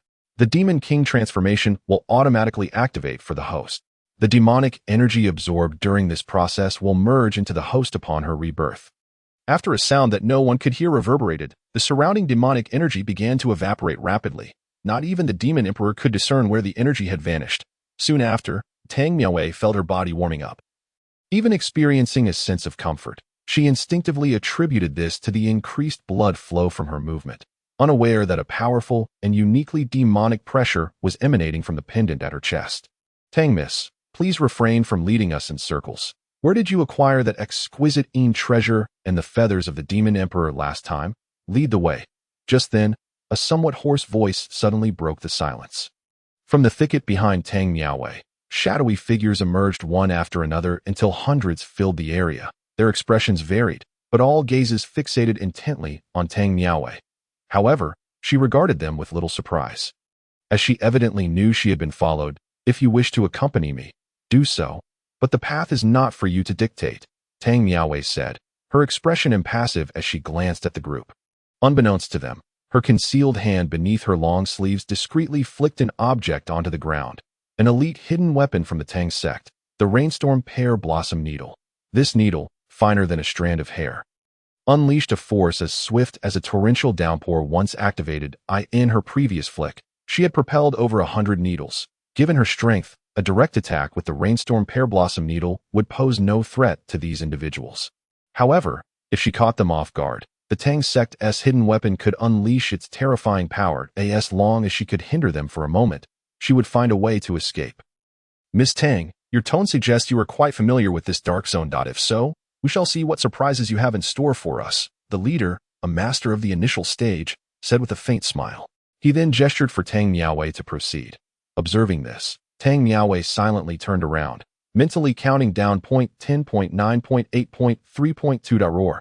Just as those individuals were about to enter the attack range of the Rainstorm Pear Blossom Needle, the piercing roars of demonic beasts erupted all around. The shadows of trees swayed, and the fallen leaves on the ground were dislodged. The expressions of those following Tang Miaowei changed dramatically as they turned to look around. Countless demonic beasts had surrounded them from all directions, their sheer numbers sending chills down their spines. Before they could regain their composure, the diverse horde of beasts charged towards them, and in an instant, the air was filled with cries of battle and wails of despair. This sudden turn of events caught Tang Miaowei off guard as well. Gritting her teeth, she resolved to flee. Previously, the swarm of demonic beasts had ignored her. But that was due to the terrifying pressure emanating from the impending birth of the purple light rift phoenix. Now, facing this horde, even those masters and grandmasters would find it difficult to cope, let alone her mere entry-level self. Roar. Just as Tang Miaowei spotted an opening and planned to slip away, a ferocious beast's roar echoed in her ears, causing her head to spin.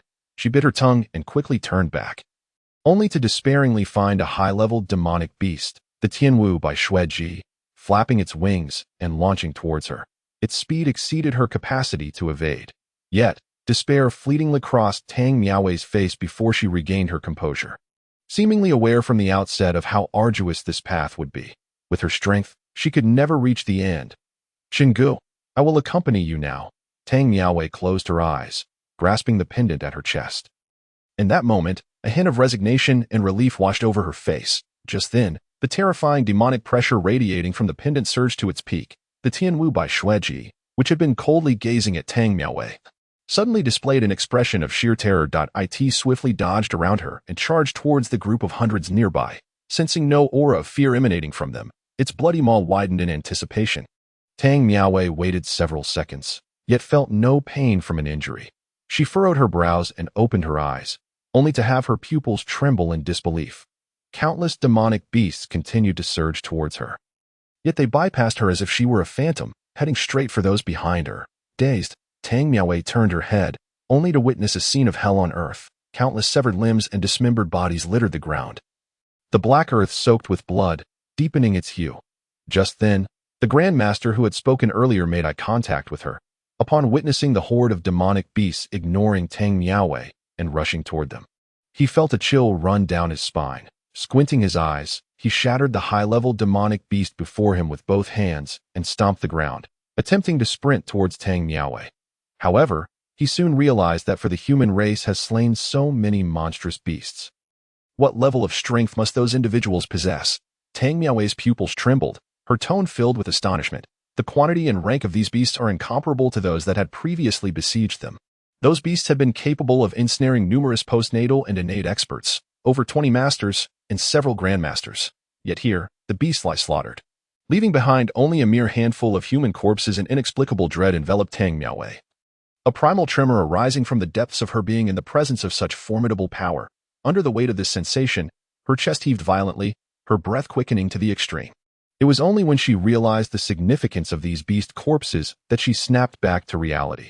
Although these beasts could not compare to the Ziguang lion phoenix, their recent demise should yield some treasures of the Yin attribute that could be of use to Chengge. Reinvigorated, Tang Miaowei lifted her feet and moved toward the multitude of beast corpses. Some of the beasts were as tall as 2 stories. She maneuvered her body, striving to climb upward. In the midst of the corpses, she searched for parts of those with a stronger Yin attribute. Should someone familiar with Tang Miaowei be present, they would scarcely recognize this figure, drenched in filth and blood, pouring sweat, as the once exquisitely delicate beauty of Haiqing University. Boom, boom. Just as Tang Miaowei managed to locate a leg of a beast that could barely be classified as a mid-level Yin treasure, a mysterious sound suddenly echoed in her ear. The sound seemed to possess an enchanting quality. Reaching deep into her soul, blood gushed from her nose in an instant. In agony, Tang Miaowei let out a low growl, feeling as if her head might explode from the pain. Fortunately, a flash of red light swept past from the pendant on her chest, and in that instant, all sensation of pain vanished. Nevertheless, the boom, boom, boom sound continued to resonate in her ears. Taking a deep breath, Tang Miaowei turned her gaze toward the left. She was certain the sound originated from that direction. After a moment's contemplation, she began to walk toward it. Along her path, the sound grew increasingly clear, and beneath her feet, a trail of purplish-red blood marked her way. Following the blood, she walked for about 10 minutes before a vast, low-lying valley suddenly appeared before her. As she looked down and discerned the figure coiled within the valley, she couldn't help but gasp in shock. The Tianzi Yinlin python, the apex of the apex among beast emperors. In the recently concluded battle between humans and beasts, many monstrous creatures had wreaked havoc, and this Tianzi Yinlin python was among them. Its strength surpassed even that of the Ziguang lion phoenix she had encountered earlier. Judging by its appearance, it seemed to have sustained injuries. The earlier humans had managed to injure even it, yet it appeared that this Tianzi Yinlin python had turned misfortune into fortune. According to the Taimen records, which have documented the study of beasts for centuries, it was likely undergoing a transformative breakthrough. If the transformation succeeded, It could evolve into the Tianzi Yinlin dragon in the near future. That is, it could reach the realm of the Beast Emperor. Wait, something is amiss. Gazing at the coiled figure enveloped in purple golden mist, Tang Miaowei suddenly exclaimed softly, her face lighting up with excitement. Although the Tangmin records did not contain any mention of this, she deduced from her previous observations of other beasts that this was a process of blood replacement. The transformation of the Tianzi Yinlin python involved a process of blood renewal. The blood within its massive body was gradually forming dozens of purple crystals at its base. Watching those fist-sized crystals, which concentrated the essence of the Tianzi Yinlin python's blood, Tang Miaowei's eyes glowed with fervor. Above the highest grade Yin treasures lies the heavenly grade Yin treasures, and each of those purple crystals is a premium specimen among heavenly grade treasures. If I could obtain just one, it might turn Shinji's fate around. Tang Miaowei clenched her fists, gazing at the coiled, transforming Tianzi Yinlin python. While an ordinary person would be unable to withstand the immense pressure permeating the valley, Tang Miaowei sensed that she was somehow different. She felt the oppressive force of the supreme Beast Emperor pressing upon her, yet she experienced no discomfort.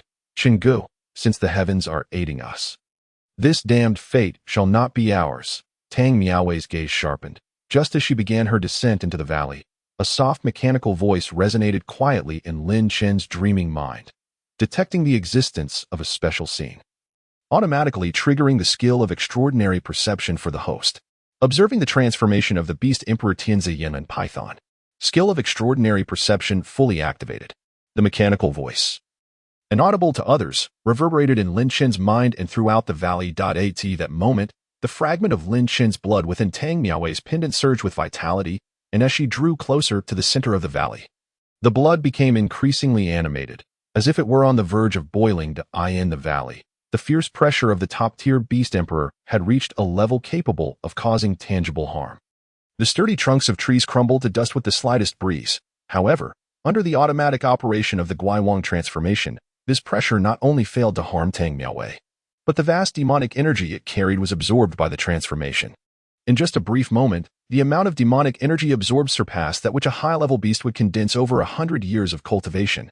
Hiss. Finally, after walking briskly for over 10 minutes in the valley, Tang Miaowei arrived beneath the massive body of the Tianzi Yinlin python. She swallowed hard, placing her hands against one of the purple crystals. Instantly, a wave of scorching and chilling energy surged into her body.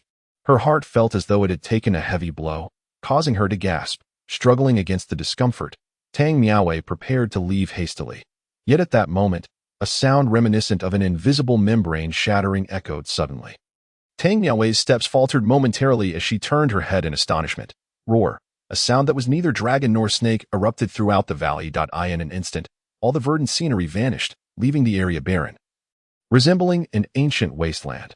Above the Tianzi Yinlin python, a colossal purple-golden vortex began to form, drawing in the demonic energy from a vast radius at a terrifying speed.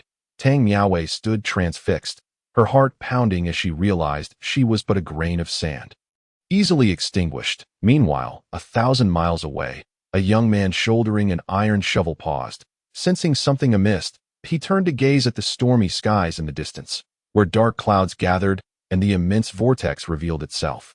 He shrugged lightly, murmuring, "Looks like it's done.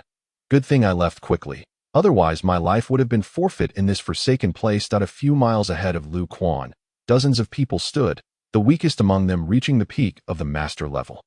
The elder at the forefront was the Grandmaster Tang Zhan had encountered earlier. The Tianzi Yinlin python has likely succeeded in its transformation. Within 100 years, it will undoubtedly attain the realm of the Beast Emperor. It seems that the true strength of the beast race is but the tip of the iceberg that humanity has witnessed. In the last battle, 3 beast emperors fell, while only one of the 6 extraordinary humans remains. Initially, one might have thought that such devastating losses would hinder the beast race from recovering in the short term. But now it seems, for the beast race to achieve the status of beast emperor is far easier than for humanity to produce one extraordinary individual. Beside the elder, a middle-aged man with a beard sighed and shook his head. The elder remained silent, his gaze steady as he observed the tumultuous sky. The beast race possesses innate gifts, yet humanity's fortunes are not yet exhausted. The young girl from the Hu family in the north, Wang Qing from the Herbal Merchant Association, Li Qingtian from the Daxiao military, the next generation of heavenly masters from Longhu Mountain, and so forth. Over the years, humanity has flourished, giving rise to countless prodigies.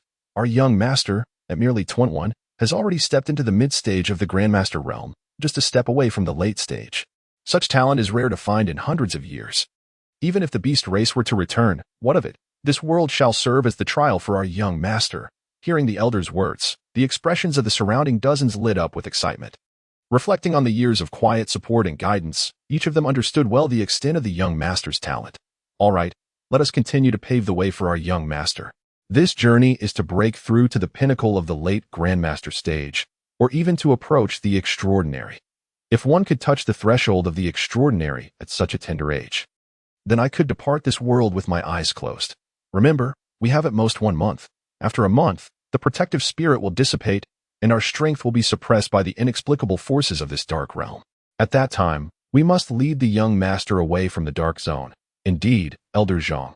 Dozens of figures nodded in agreement. They then dispersed rapidly in all directions as Zhang Weiyun waved his hand to erase the traces around him. He too prepared to advance. Just at that moment, a chilling wail suddenly echoed from the distant horizon.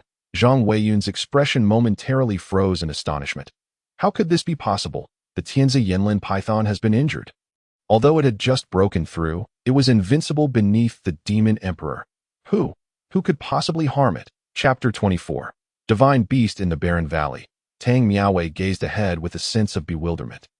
Surrounding her were swirling beams of dazzling light, enveloping the entire valley. An inexplicable thrill pulsed through the air. Tang Miaowei raised her hand, passing it through the luminous glow. She was uncertain of what this was.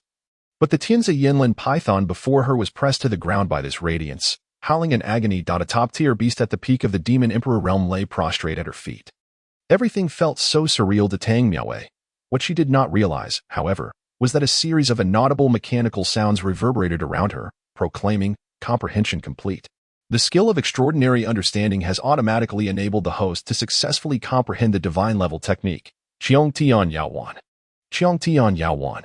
After cultivation, the host can exert absolute suppression over beasts of the same rank. Upon reaching the maximum level, one can wield the pressure of ancient divine beasts.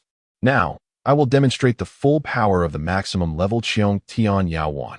Thereafter, Qiong Tian Yaowan will enter a state of automatic cultivation and absorption, akin to the Guai Wang Yaobian.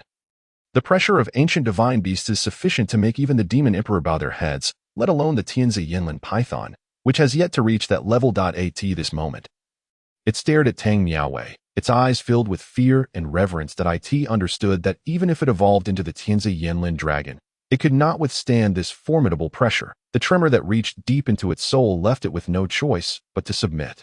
Great divine beast, I am willing to serve you forever and be your eternal servant. Please spare my life. Feeling that its newly transformed realm might be suppressed back, the Tianzi Yinlin python hastily lamented. Although Tang Miaowei heard the raspy voice of the python echoing in her mind, the look of confusion in her eyes only deepened. Great divine beast, a servant, but how do I stop this? Tang Miaowei looked at the dazzling light around her, feeling somewhat at a loss. Just then, the demonstration of the full power of Qiong Tian Yaowan concluded, and everything returned to normal in an instant. The oppressive force that had weighed upon her dissipated suddenly, allowing the Tianzi Yinlin python to breathe a sigh of relief. However, deep within its eyes, the lingering wariness and fear remained.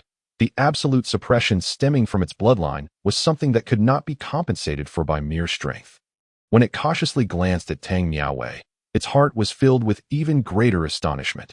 Indeed, as expected of a great divine beast, its aura was indistinguishable from that of a human. The trace of demonic energy was likely intentionally released by the great divine beast. Otherwise, anyone would mistake it for a human.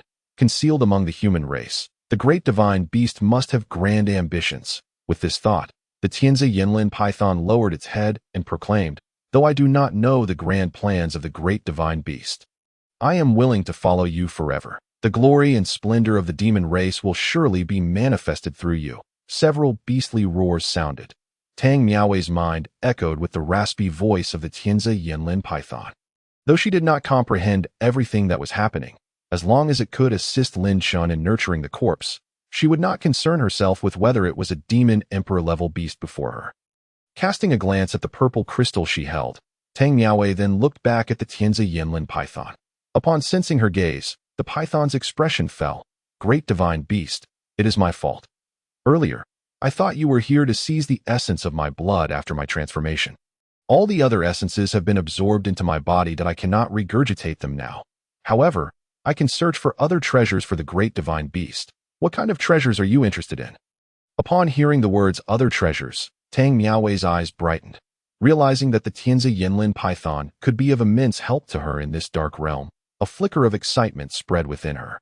However, Tang Miaowei turned her gaze towards the western horizon. The dark realm was not as perilous to her as she had imagined. Yet outside, countless individuals awaited the emergence of the young lady from the Tang family. Even if she were to discover more Yin treasures, she would not be able to safely transport them to the corpse nurturing ground. With this thought, Tang Miaowei picked up a stone from the side and began to draw on the ground. After a moment, she tossed the stone aside and looked at the Tianzi Yinlin python. Have you seen this? Upon hearing her words, the Tianzi Yinlin python quickly lowered its head to inspect what she had drawn. Once it recognized the object, it immediately roared, Zimu-chan? Yes, Zimu-chan. Tang Miaowei nodded. The distant horizon had already returned to tranquility, but the look of uncertainty on Zhang Weiyun's face lingered. This dark realm appears to be far more perilous than I had anticipated. Just a Tianzi Yinlin python that has recently transformed is beyond my capacity to confront. The entity that could provoke such a wail from the Tianzi Yinlin python is unimaginable in its terror. Elder Zhang, the young master is approaching. That commotion has also alerted the young master. Yet, he seems undaunted. Such fortitude is indeed a blessing for our sect. Just then, a shadow flashed beside Zhang Weiyun. Hearing its words, Zhang Weiyun chuckled lightly. To have fear and yet not be afraid, to know what is to be feared and still act. This is how the young master should be. Then let us accompany the young master on this journey through heaven and earth. Zhang Weiyun's eyes brimmed with satisfaction, and at that moment, his state of mind seemed to ascend to a new level. The barrier of the extraordinary realm felt increasingly tangible to him. Chapter 25. The monk at the entrance of the third dark zone X4. This desolate and silent place had inexplicably turned lively. The Zizai sect, the Whirlwind Palace, the Luohan Gang, the Tiger Claw Academy. These small sects that had emerged from the revival of spiritual energy over the past few centuries flocked to this location. In addition, there were once glorious sects now in decline, such as the Fengxian sect, one of the orthodox Taoist schools, and the Longxing Temple, which had fallen into the ranks of Buddhism, on the verge of losing its lineage. Sun Dachuan was, of course, present. He casually held his pipe, occasionally taking a puff. Over the years, the Medicinal Materials Merchant Association had become quite envious of the corpse business. It was said that the Zhongtian Group had made billions of daxia currency by nurturing corpses and selling zombies. Tang Miaowei's survival from the dark realm once was not significant, but if she could emerge a second time, the hidden benefits behind it would be immense. The single premium Yin treasure could make those small sects green with envy. If they could leverage Tang Miaowei to open a path through the dark realm, the Medicinal Materials Merchant Association would be willing to pay any price. The expressions of the various sect members varied greatly. Hundreds of people nearly blocked the wide avenue. Reporters from major newspapers had already set up live broadcasting equipment, and millions of viewers were tuning in. The last time such a lively broadcast was witnessed was.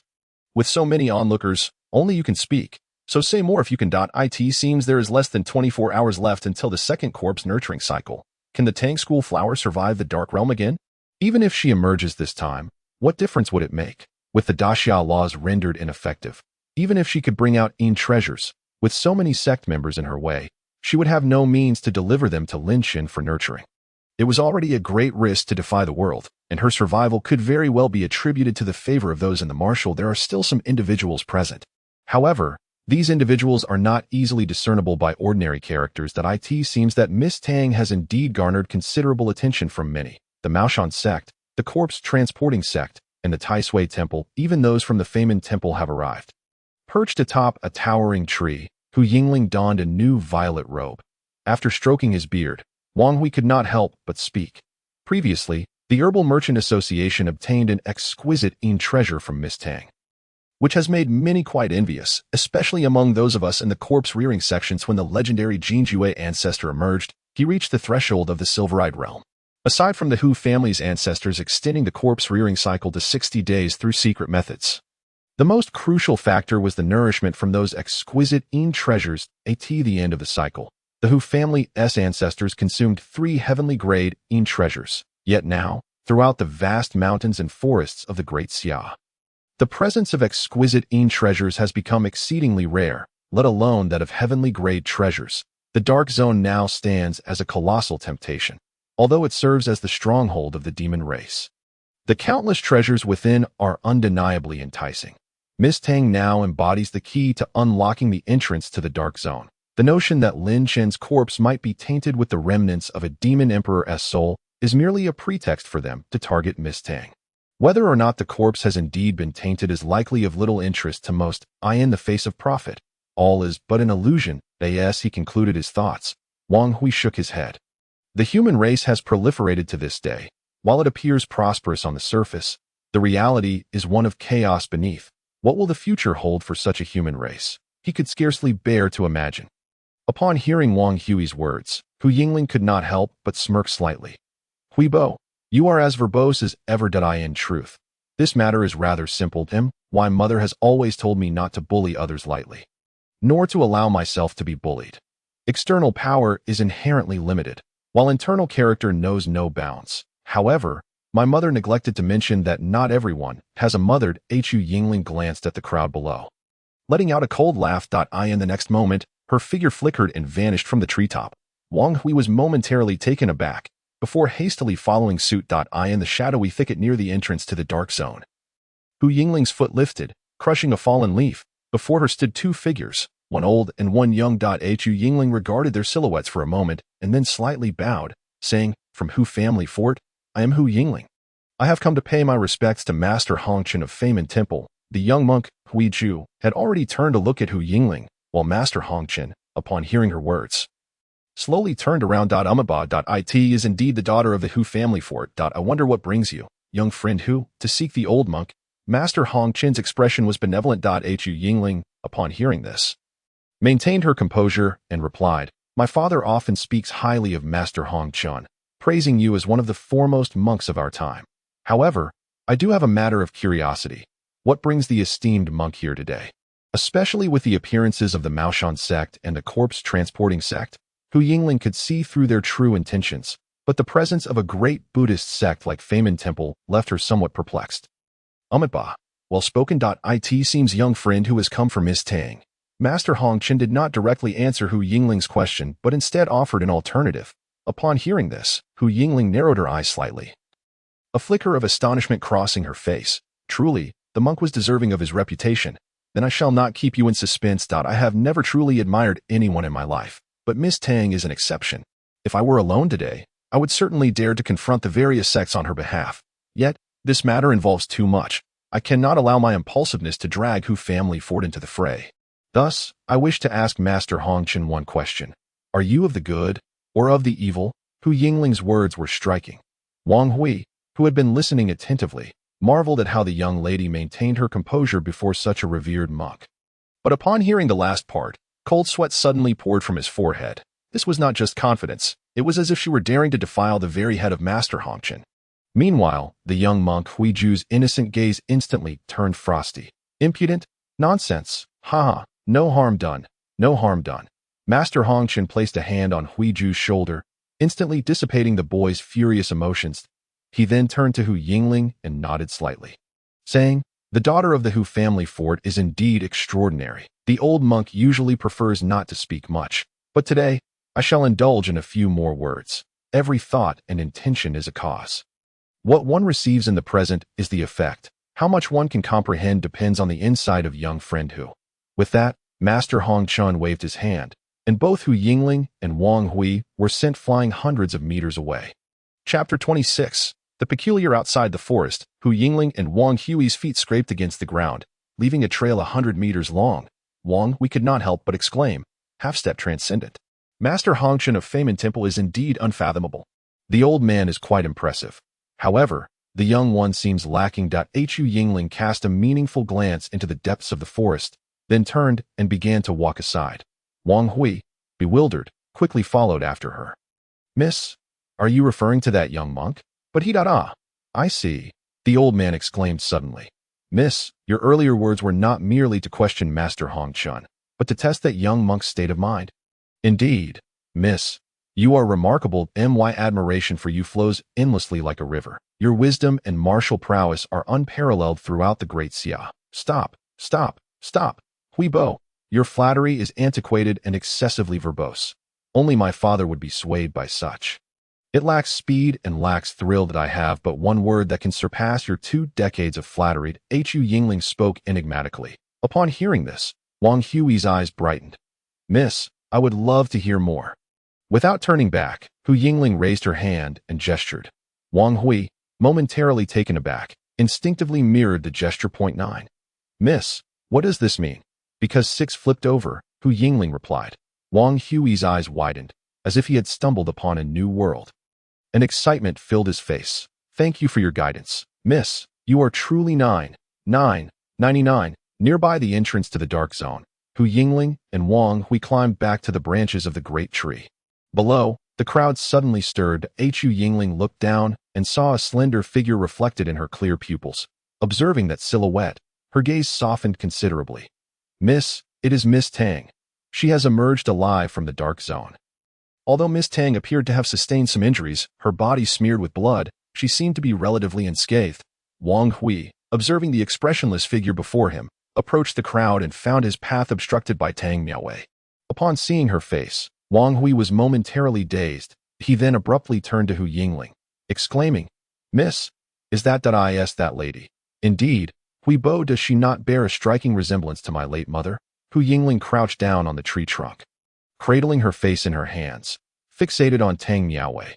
Wang Hui shook his head and chuckled bitterly. I had wondered why the young lady would consider helping this woman. You are not one to meddle in others' affairs. While this woman does resemble your mother in her youth, Mississippi, now that Miss Tang is surrounded by so many sect members, are we truly going to intervene? Those minor sects are manageable, but the Maoshan sect, Corpse Transporting sect, and Tai Sui Temple are all formidable masters of the late stage. As you know, my back has not been well lately. If it comes to a fight, I fear. Wang Hui glanced at Hu Yingling with a hint of resignation. Hu Yingling shook her head, completely relaxed, showing no intention of taking action. Did not Master Hongchen say? Every thought and intention is a cause. What one receives in the present is the effect. Although I do not know how he and Tang Miaowei are entangled in causation, he will not stand idly by. Moreover, if I am not mistaken, he intends to take Tang Miaowei as his disciple.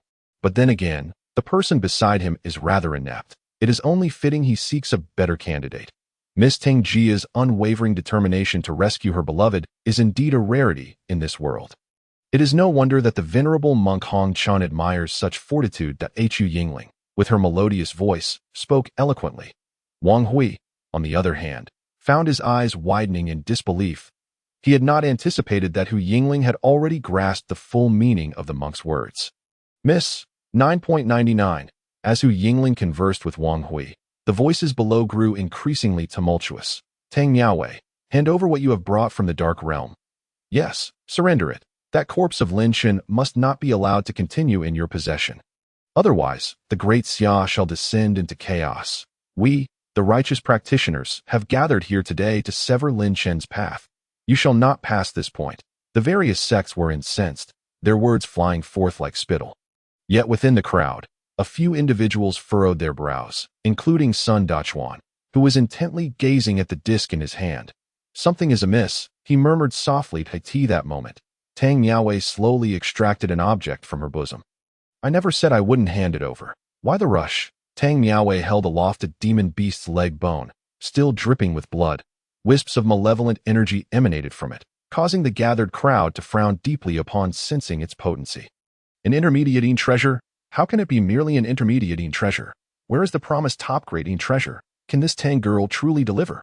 Disappointment washed over the crowd as they turned their gazes toward those wielding instruments capable of detecting energy. The individuals with such instruments nodded slightly at their readings. Finally, Sun Dachuan stepped forward, declaring, according to the appraisal instruments of our Herbal Merchant Association, Miss Tang indeed possesses only this single intermediate treasure. You may proceed as you wish. Our Herbal Merchant Association shall not partake in this commotion. With that, Sun Dachuan hurriedly departed, for if it had been a top-grading treasure, he would have certainly chosen to purchase it from Tang Miaowei. However, With only an intermediate treasure in play, he deemed it unworthy of provoking the ire of so many sects. As the onlookers observed Sun Dachuan's retreating figure, their disappointment became increasingly palpable. Dozens of sects, hundreds of individuals vying for a single intermediate treasure. Such news would surely tarnish their reputations. This young lady, alone and unsupported, has fortuitously discovered an intermediate treasure yet cannot safeguard it. The world is indeed unjust. Tang Miaowei expressed her indignation. Without warning, she hurled the demon beast's leg bone high into the air.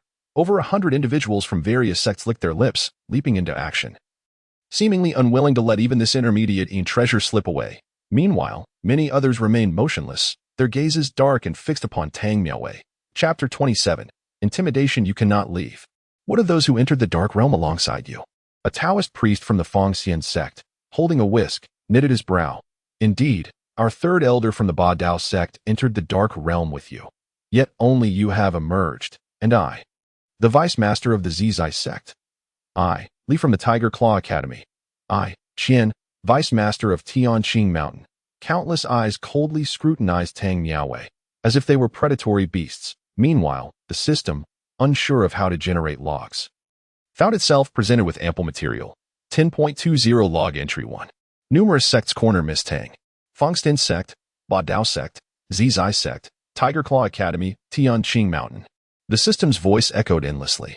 Tang Miaowei regarded them with a defiant tilt of her chin. I don't know. I've never seen them. If you are so concerned about them, why not venture inside to search for them? According to your own words, they must be within. No?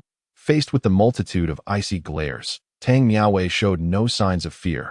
Perched atop a tree branch, Hu Yingling cradled her face, her eyes sparkling with admiration. Sister Tang is so cool.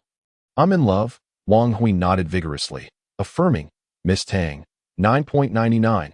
This scenario unfolded entirely differently from the script envisioned by Hu Yingling and Wang Hui. They had anticipated that Tang Miaowei would find herself besieged and ultimately reliant on the venerable monk Hong Chun for salvation, especially given her insistence on preserving Lin Chen's corpse, which had cast her perilously close to the path of darkness. Only a monk of Hong Chen's stature could, under the guise of teaching, take Tang Miaowei as his disciple and resolve the matter. However, they were taken aback to see Tang Miaowei boldly confront the situation alone. It seemed that Sister Tang was indeed quite astute. She must have realized that these individuals would not dare to take action against her, at least not until the major sects revealed their stances. Hu Yingling gazed at Tang Miaowei, clearly smitten, while Wang Hui hesitated momentarily before speaking up. Miss, everything appears correct. But Tang Miss truly has no treasures left. How then can she preserve Lin Chen's corpse? Wang Hui's eyes shimmered with uncertainty. Convinced that Tang Miaowei was not one to easily relinquish her pursuits. Why bother with such concerns? What happens to Lin Chen is of no consequence to me. Hu Yingling waved her hand dismissively, her gaze returning to Tang Miaowei below. The individuals from the various sects found themselves momentarily speechless, momentarily at a loss for words. If you wish to find someone, go ahead. If you want a treasure, well, it's up for grabs now, Tang Miaowei declared, pointing to the side. The earlier assailants vying for the intermediate treasure had already reached a resolution. A pallid-faced youth clutched the demon beast's leg bone, cautiously surveying his surroundings. Upon noticing Tang Miaowei's gesture toward him, his expression shifted to one of alarm. Sister, must you incite such animosity? Humph, it's merely an intermediate treasure. My sect doesn't even covet it.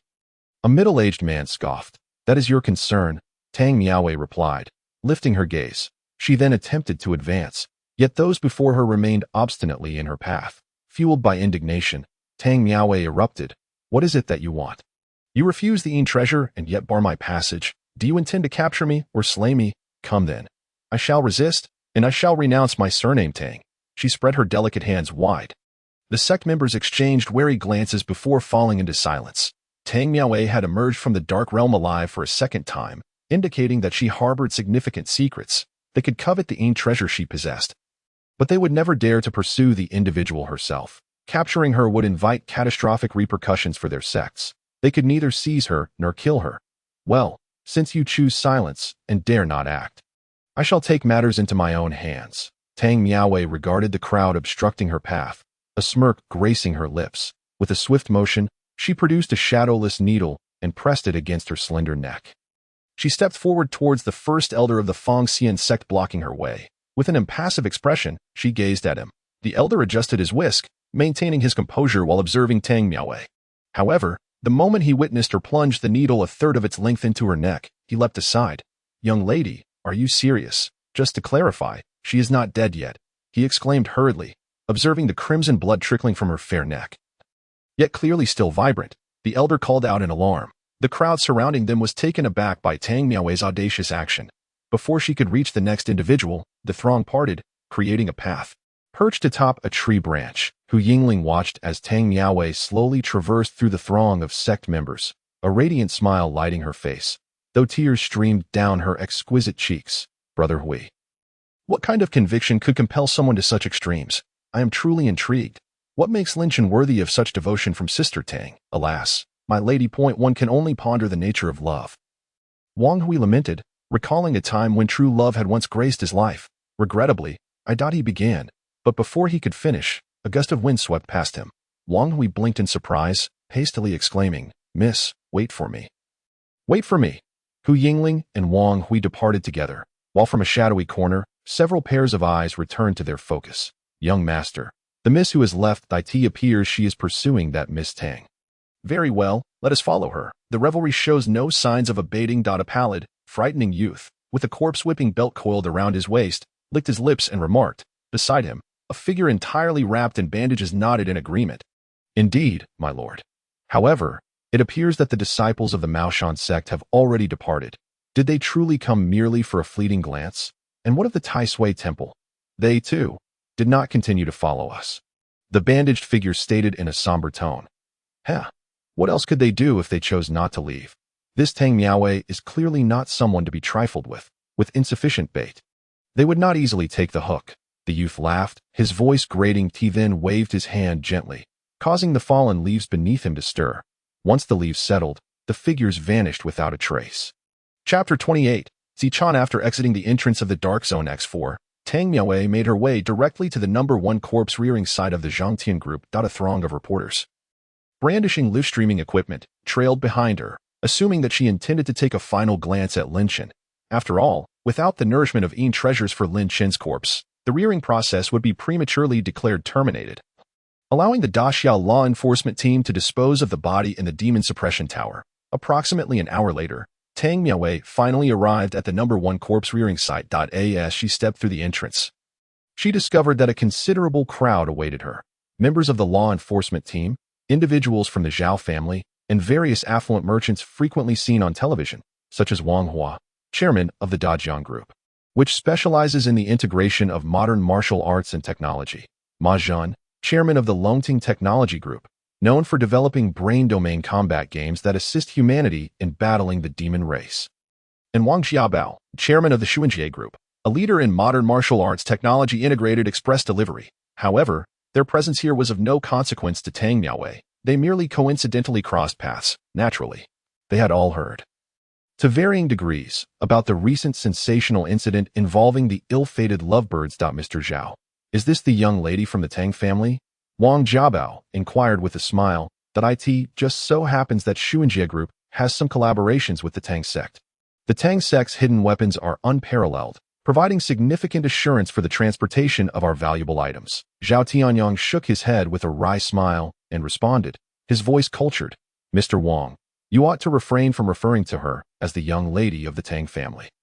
It would surely irk Brother Ichiang if he overheard. My niece Miaowei has little connection with the Tang sect now. As he spoke, Zhao Tianyang slowly turned his gaze toward Tang Miaowei. Meanwhile, the captain of the Daxiao law enforcement team, Li Hao, who had been waiting nearby, strode directly toward Tang Miaowei. "Your agreement with the Zhangtian group has come to an end. I am now obliged to take Lin Chen's corpse away in accordance with the law." Having finished speaking, Li Hao lightly clapped his hands, prompting several members of the Daxiao law enforcement team to head toward Pit 576, seemingly intent on extracting Lin Chen's body. However, after taking just 2 steps, Tang Miaowei's icy voice suddenly rang out. "The agreement has ended? Who says the agreement has ended? Tang Miaowei, I advise you not to waste any more time without treasures to nourish Lin Chen's corpse. The second round of rearing will inevitably conclude in failure. The Zhangtian group will remove his body from the confines of the number 1 rearing site, with less than half a day remaining before the deadline for the second round of rearing.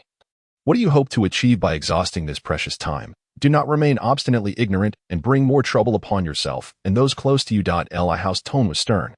He should have taken Lin Chen's body 6 days ago, and now he had been forcibly delayed by Tang Miaowei for that duration. It would be disingenuous to claim he felt no anger. Oh, is that so? But who told you that I lacking treasures to nourish Brother Chen's corpse? Tang Miaowei raised her head, unflinchingly confronting Li Hao. Upon hearing her words, Li Hao's brow furrowed slightly. Impossible. If you had any treasures, you would never have been able to leave the vicinity of the Dark Zone.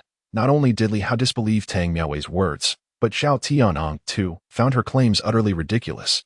The reporters surrounding them believed she was surely jesting. They had witnessed the scene outside the Dark Zone firsthand. Unless all the various sects had collectively gone blind, how could Tang Miaowei have brought in treasures to this location? Suddenly, amidst the uncertain gazes of the crowd, a peculiar sound echoed forth from a distant tree.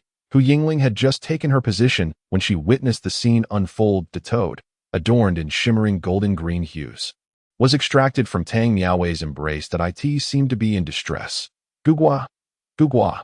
It croaked incessantly, its cries growing more urgent and distant. After a brief moment of stunned silence, Hu Yingling could not help but beam with pride. Brother Hui, look, it's a Zimu Chan, truly worthy of being Sister Tang. Those individuals were indeed being deftly played by her. However, she wondered what the mother toad would bring with it. Hu Yingling turned her gaze toward the direction of the third Dark Zone. Her clear eyes filled with curiosity. Could it possibly be a supreme treasure? Meanwhile, observing the item in Tang Miaowei's hands, Li Hao could not suppress a derisive laugh. Tang Miaowei, do you intend to use this creature to rear Lin Chen's corpse? This toad is devoid of any energy and does not conform to Zhongtian Group's corpse-rearing regulations. Do not attempt to play any more tricks on me. Mr. Zhao. I hope you will see to it that Lin Chen's body is removed from this rearing site in a timely manner. As he concluded, Li Hao turned to Zhao Tianyang. At that moment, Zhao Tianyang appeared altogether unperturbed by his words, his expression momentarily vacant. He quickly advanced toward Tang Miaowei, not even sparing a glance for Li Hao. Is this a Zimu Chan? Legend has it that no matter how far away they are, as long as the Z-Chan calls out, the Mother Chan will rush to its side from thousands of miles away. Its speed rivaling that of a peak Grand Master. Zhao Tianyang's composure faltered as he gazed at the object in Tang Miaowei's hands. This Zimu Chan, in and of itself, was an exceedingly rare treasure he had only encountered in ancient texts. Never having seen one in person, aside from the Dark Zone, where else could I possibly acquire such a thing? Tang Miaowei stated flatly. Zhao Tianyang was momentarily taken aback, then his expression shifted to one of embarrassment. He recognized the sarcasm in her words. No one would readily sell anything to Tang Miaowei now, and Zhongtian Group was no exception. Mr. Zhao, is this Zimu Chan truly so miraculous? Can it really come from any distance? If that is the case, then the treasure for nourishing the corpse must be placed on the Mother Chan, correct? At this moment, Wang Jiabao of the Xuanjie Group could not help but inquire with curiosity. His gaze fixated on the palm-sized Z-Chan, instinctively moistening his lips. Chapter 29. Mother Chan. Upon hearing Wang Jiabao's question, Zhao Tianyang nodded slightly. It is said that the Zimu Chan is a descendant branch of the ancient divine beast, the three-legged golden toad. Although it has long since lost the bloodline of the ancient divine beast, it remains incomparable to ordinary demon beasts. Unlike other demon beasts, it possesses no inherent aggression toward humanity and cannot cultivate. Yet, it boasts the speed of a peak Grand Master. I am genuinely curious. Miaowei, how did you manage to capture this Zimu Chan with your mere entry-level cultivation? Zhao Tianyang shifted his tone. Wang Jiabao's gaze grew increasingly bright as he observed the Z-Chan today. The three major companies had come primarily to assess the Zhongtian Group's zombie, evaluating its potential contribution to their enterprise's further development. While Wang Jiabao had yet to ascertain the specifics of using zombies for express delivery, the discovery of the Zimu Chan had undeniably piqued his interest. The peak Grandmaster speed would undoubtedly enable their delivery services to soar nationwide, ensuring same-day delivery.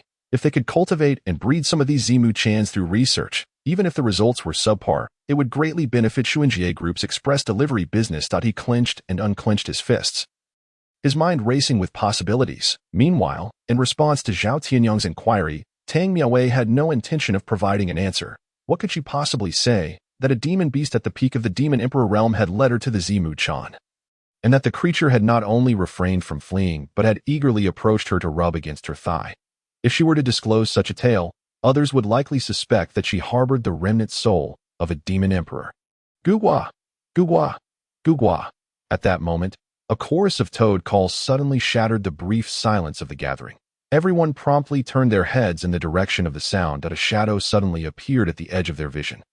Traversing nearly 1,000 meters in the blink of an eye, landing at the feet of Tang Miaowei, its large, watery eyes fixated intently on the toad in her palm. In contrast to the juvenile toad, the adult toad was significantly larger. Tang Miaowei crouched down and extended her palm towards the adult toad, which croaked twice, its belly quivering violently. Moments later, a purple crystal was expelled from its mouth.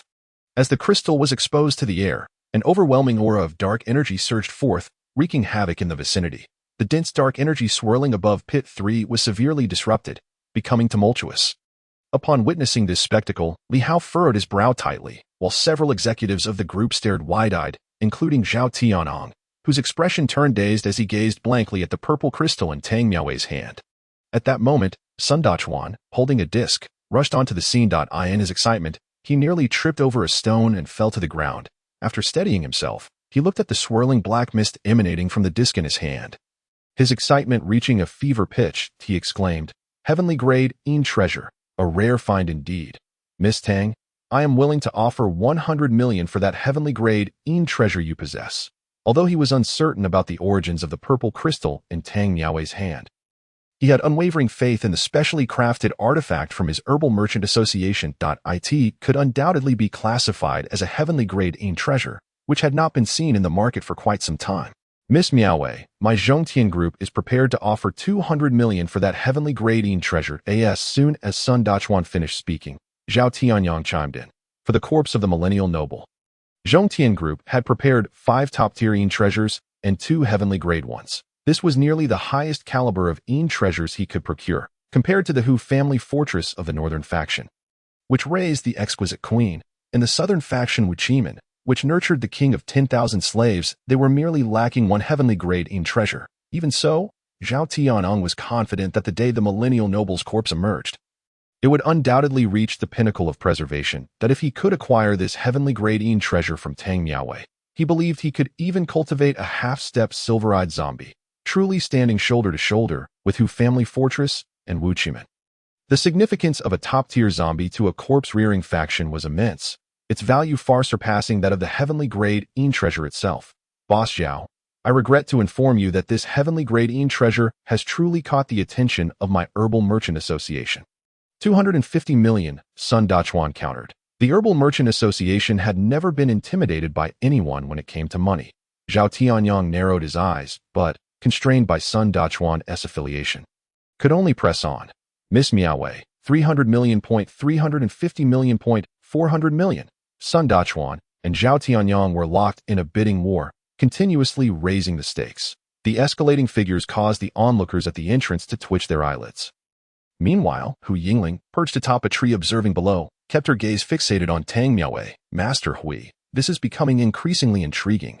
Sister Tang is undoubtedly clever, but acquiring these treasures is not solely reliant on wit. What has Sister Tang experienced in the dark domain? How curious." Hu Yingling tilted her head, her curiosity piqued. She had initially thought the situation would be clear-cut, yet it was becoming increasingly enigmatic. Were it not for the fact that none of those trailing behind Tang Miaowei had emerged alive, she would almost believe that the dark domain was not as perilous as rumored. "Miss, it seems that the young lady of the Tang family possesses significant fortune, enabling her to unearth treasures and emerge unscathed from that dark domain.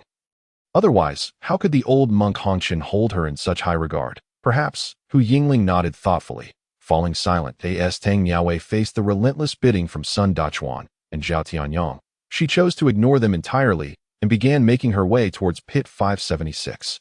Seeing this, Sun Dachuan and Zhao Tianyang hurriedly called out, "Wait, slow down." Sun Dachuan exchanged glances with Zhao Tianyang, signaling him to proceed. Zhao Tianyang hastily stepped forward, blocking Tang Miaowei's path.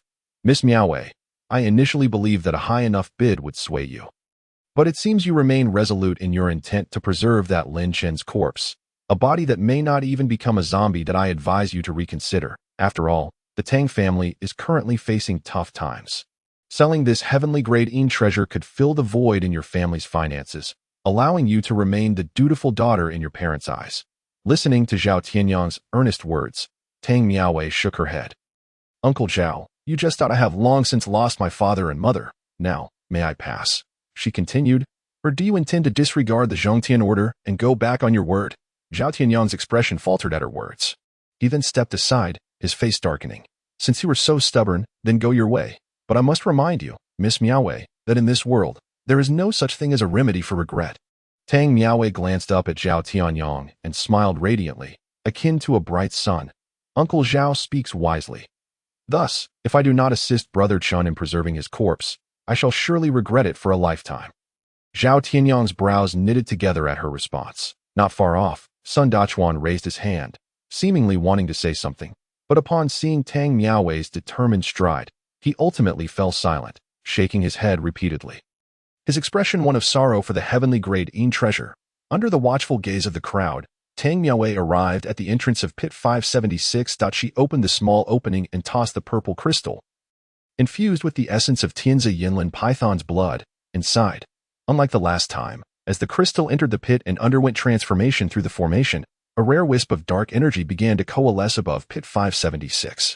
Tang Miaowei's expression brightened slightly at this sight, feeling a sense of validation for her efforts. Unfortunately, this wisp of dark energy did not last long before dissipating, leaving the area above pit 576 empty once more. Compared to pit 3, this manifestation was not only lacking but also paled in comparison to several nearby pits that exhibited considerable fluctuations of dark energy.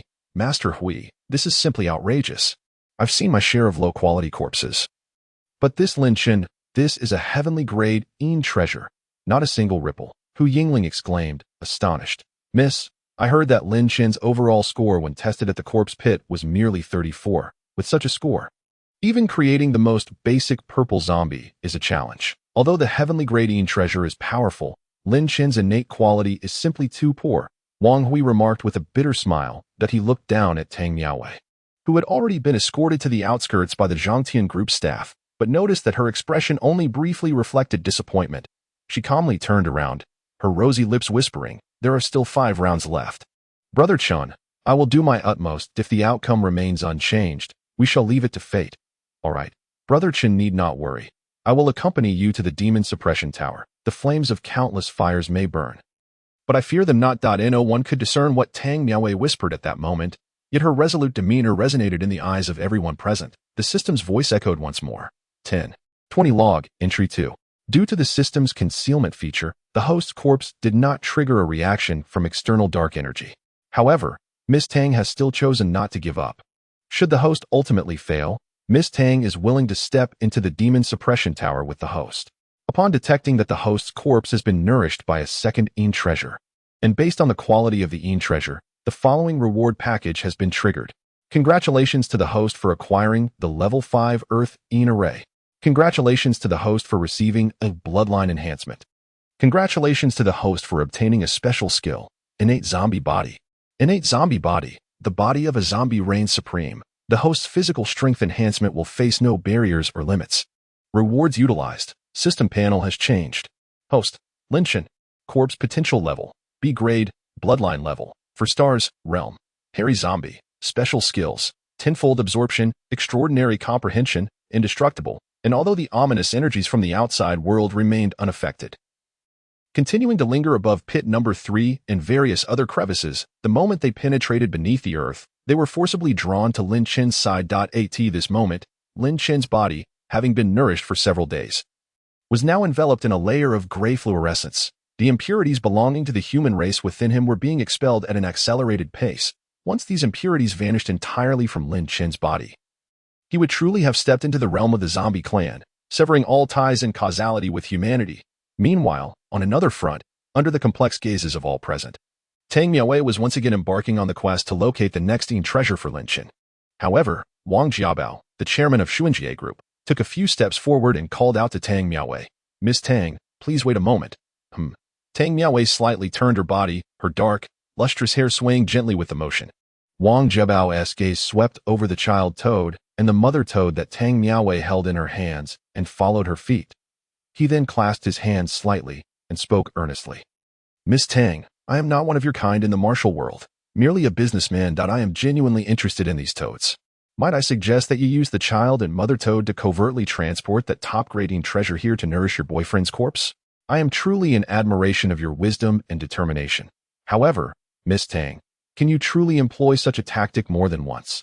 These toads hold no further value for you that it would be more beneficial to sell them to me. Wang Jiabao spoke sincerely. Not far away, Sun Dachuan, although intrigued by the toads, realized that they held greater significance for Xuanjie Group compared to their own interests. After some contemplation, he dismissed the notion of contesting for them, believing that Tang Miaowei would never sell them. Through these past few days, he had come to admire her nonchalance towards wealth, as expected. When Tang Miaowei heard Wang Jiabao's proposition, she didn't even glance back. I won't sell. With that, she prepared to continue on her way. Observing this, Wang Jiabao pressed his lips together and adjusted his gold-rimmed glasses, saying, Miss Tang, please hold on. What if I propose an exchange? I could offer you a top-grade young treasure in return. Under the pale moonlight, every expression on the faces of the onlookers was remarkably clear: surprise, confusion, intrigue. Each gaze directed at Wang Jiabao was distinctly different. The law enforcement officer Li Hao shot a glance at Wang Jiabao. His expression, I see why. This moment, no one dared to become entangled with Tang Miaowei, not even the Tang sect. Wang Jiabao's public offer of a top-grade young treasure to Tang Miaowei was not only a challenge to the world, but also a provocation to the Great Xia law enforcement team. Although Xuanjie Group was substantial, could they withstand such pressure? Exchange. Wang Jiabao, I advise you to think this through carefully. The voices of Tang Miaowei and Li Hao rang out in succession. Tang Miaowei cast a glance at Li Hao before returning her focus to Wang Jiabao. Meanwhile, Wang Jiabao turned to his subordinate beside him, giving a discreet signal. The subordinate immediately understood and left the area. Wang Jiabao then addressed the crowd. Ladies and gentlemen, as I said, I am merely a businessman. Therefore, I will assess my actions based on whether they can maximize the benefits for my group. Of course, I would never dare to oppose the world or assist Lin Chen in nourishing a corpse. Upon hearing this, Li Hao's expression softened slightly, while Tang Miaowei frowned, perceiving Wang Jiabao's words as a waste of her time, and she feigned turning to leave. Noticing her movement, Wang Jiabao quickly raised his hand to stop her. Miss Tang, please do not be in haste. I have yet to finish my proposition. What I wish to exchange with you is indeed a top-grade treasure, but simultaneously it is also a top-grade young treasure. Chapter 31. A thought. Wang Jiabao's contradictory words left everyone momentarily stunned. That a top-grading treasure is a top-grading treasure. How could it also be a top-grade young treasure? The two are entirely oppositional in nature.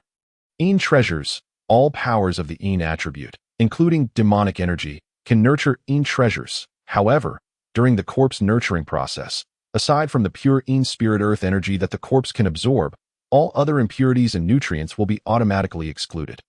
Yang treasures, formed from the utmost rigid and yang energy of heaven and earth, typically used by eminent sects such as Confucianism, Buddhism, and Taoism, they can be absorbed directly or used for alchemy, with the latter yielding superior results. Could it be that Wang Boss is referring to the dual polarity flower?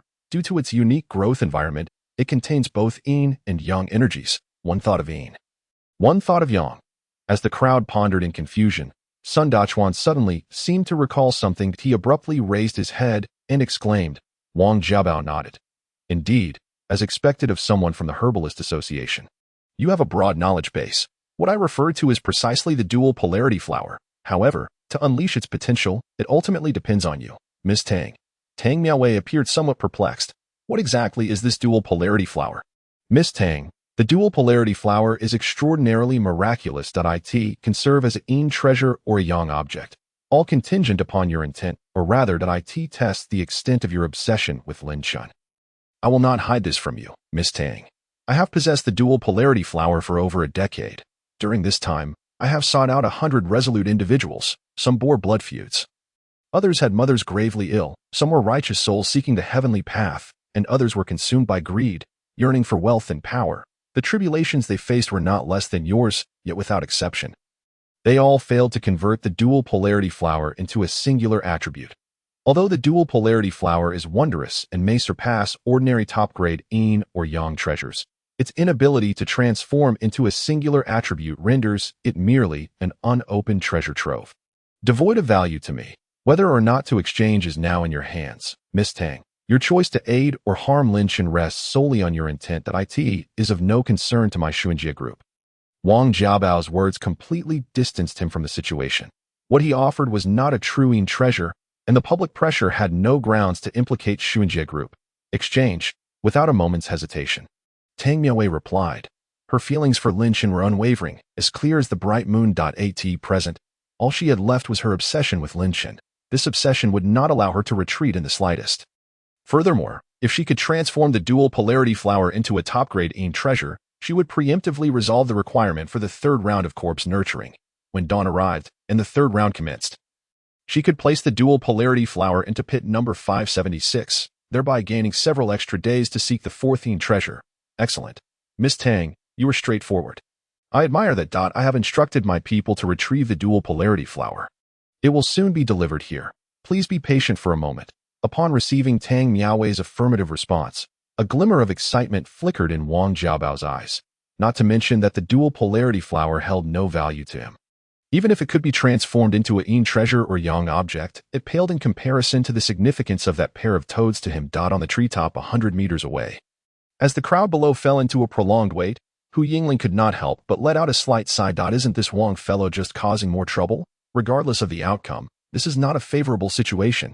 Upon hearing his young lady's words, Wang Hui immediately perked up his ears. Oh, miss, what insightful thoughts do you have? Huibo, I sometimes truly wonder. Before I arrived, there was an internal conflict at Hu family fort. It is said that you and my father quelled it together, but you neither possess much intellect to strategize nor the ability to fight, unable to take on 100 foes. How did you manage to slaughter your way through with my father? Hu Yingling spread her hands in confusion. Wang Hui straightened his back at once, puffing up his chest. Miss, you have hit the nail on the head. I am not boasting. Without me, that battle would have been impossible. If it weren't for my painstaking preparation of a feast for the fort master, his favorite iron pot braised goose, for 8 hours before the battle, he would not have broken through to half-step extraordinary at the last moment and defeated those rascals.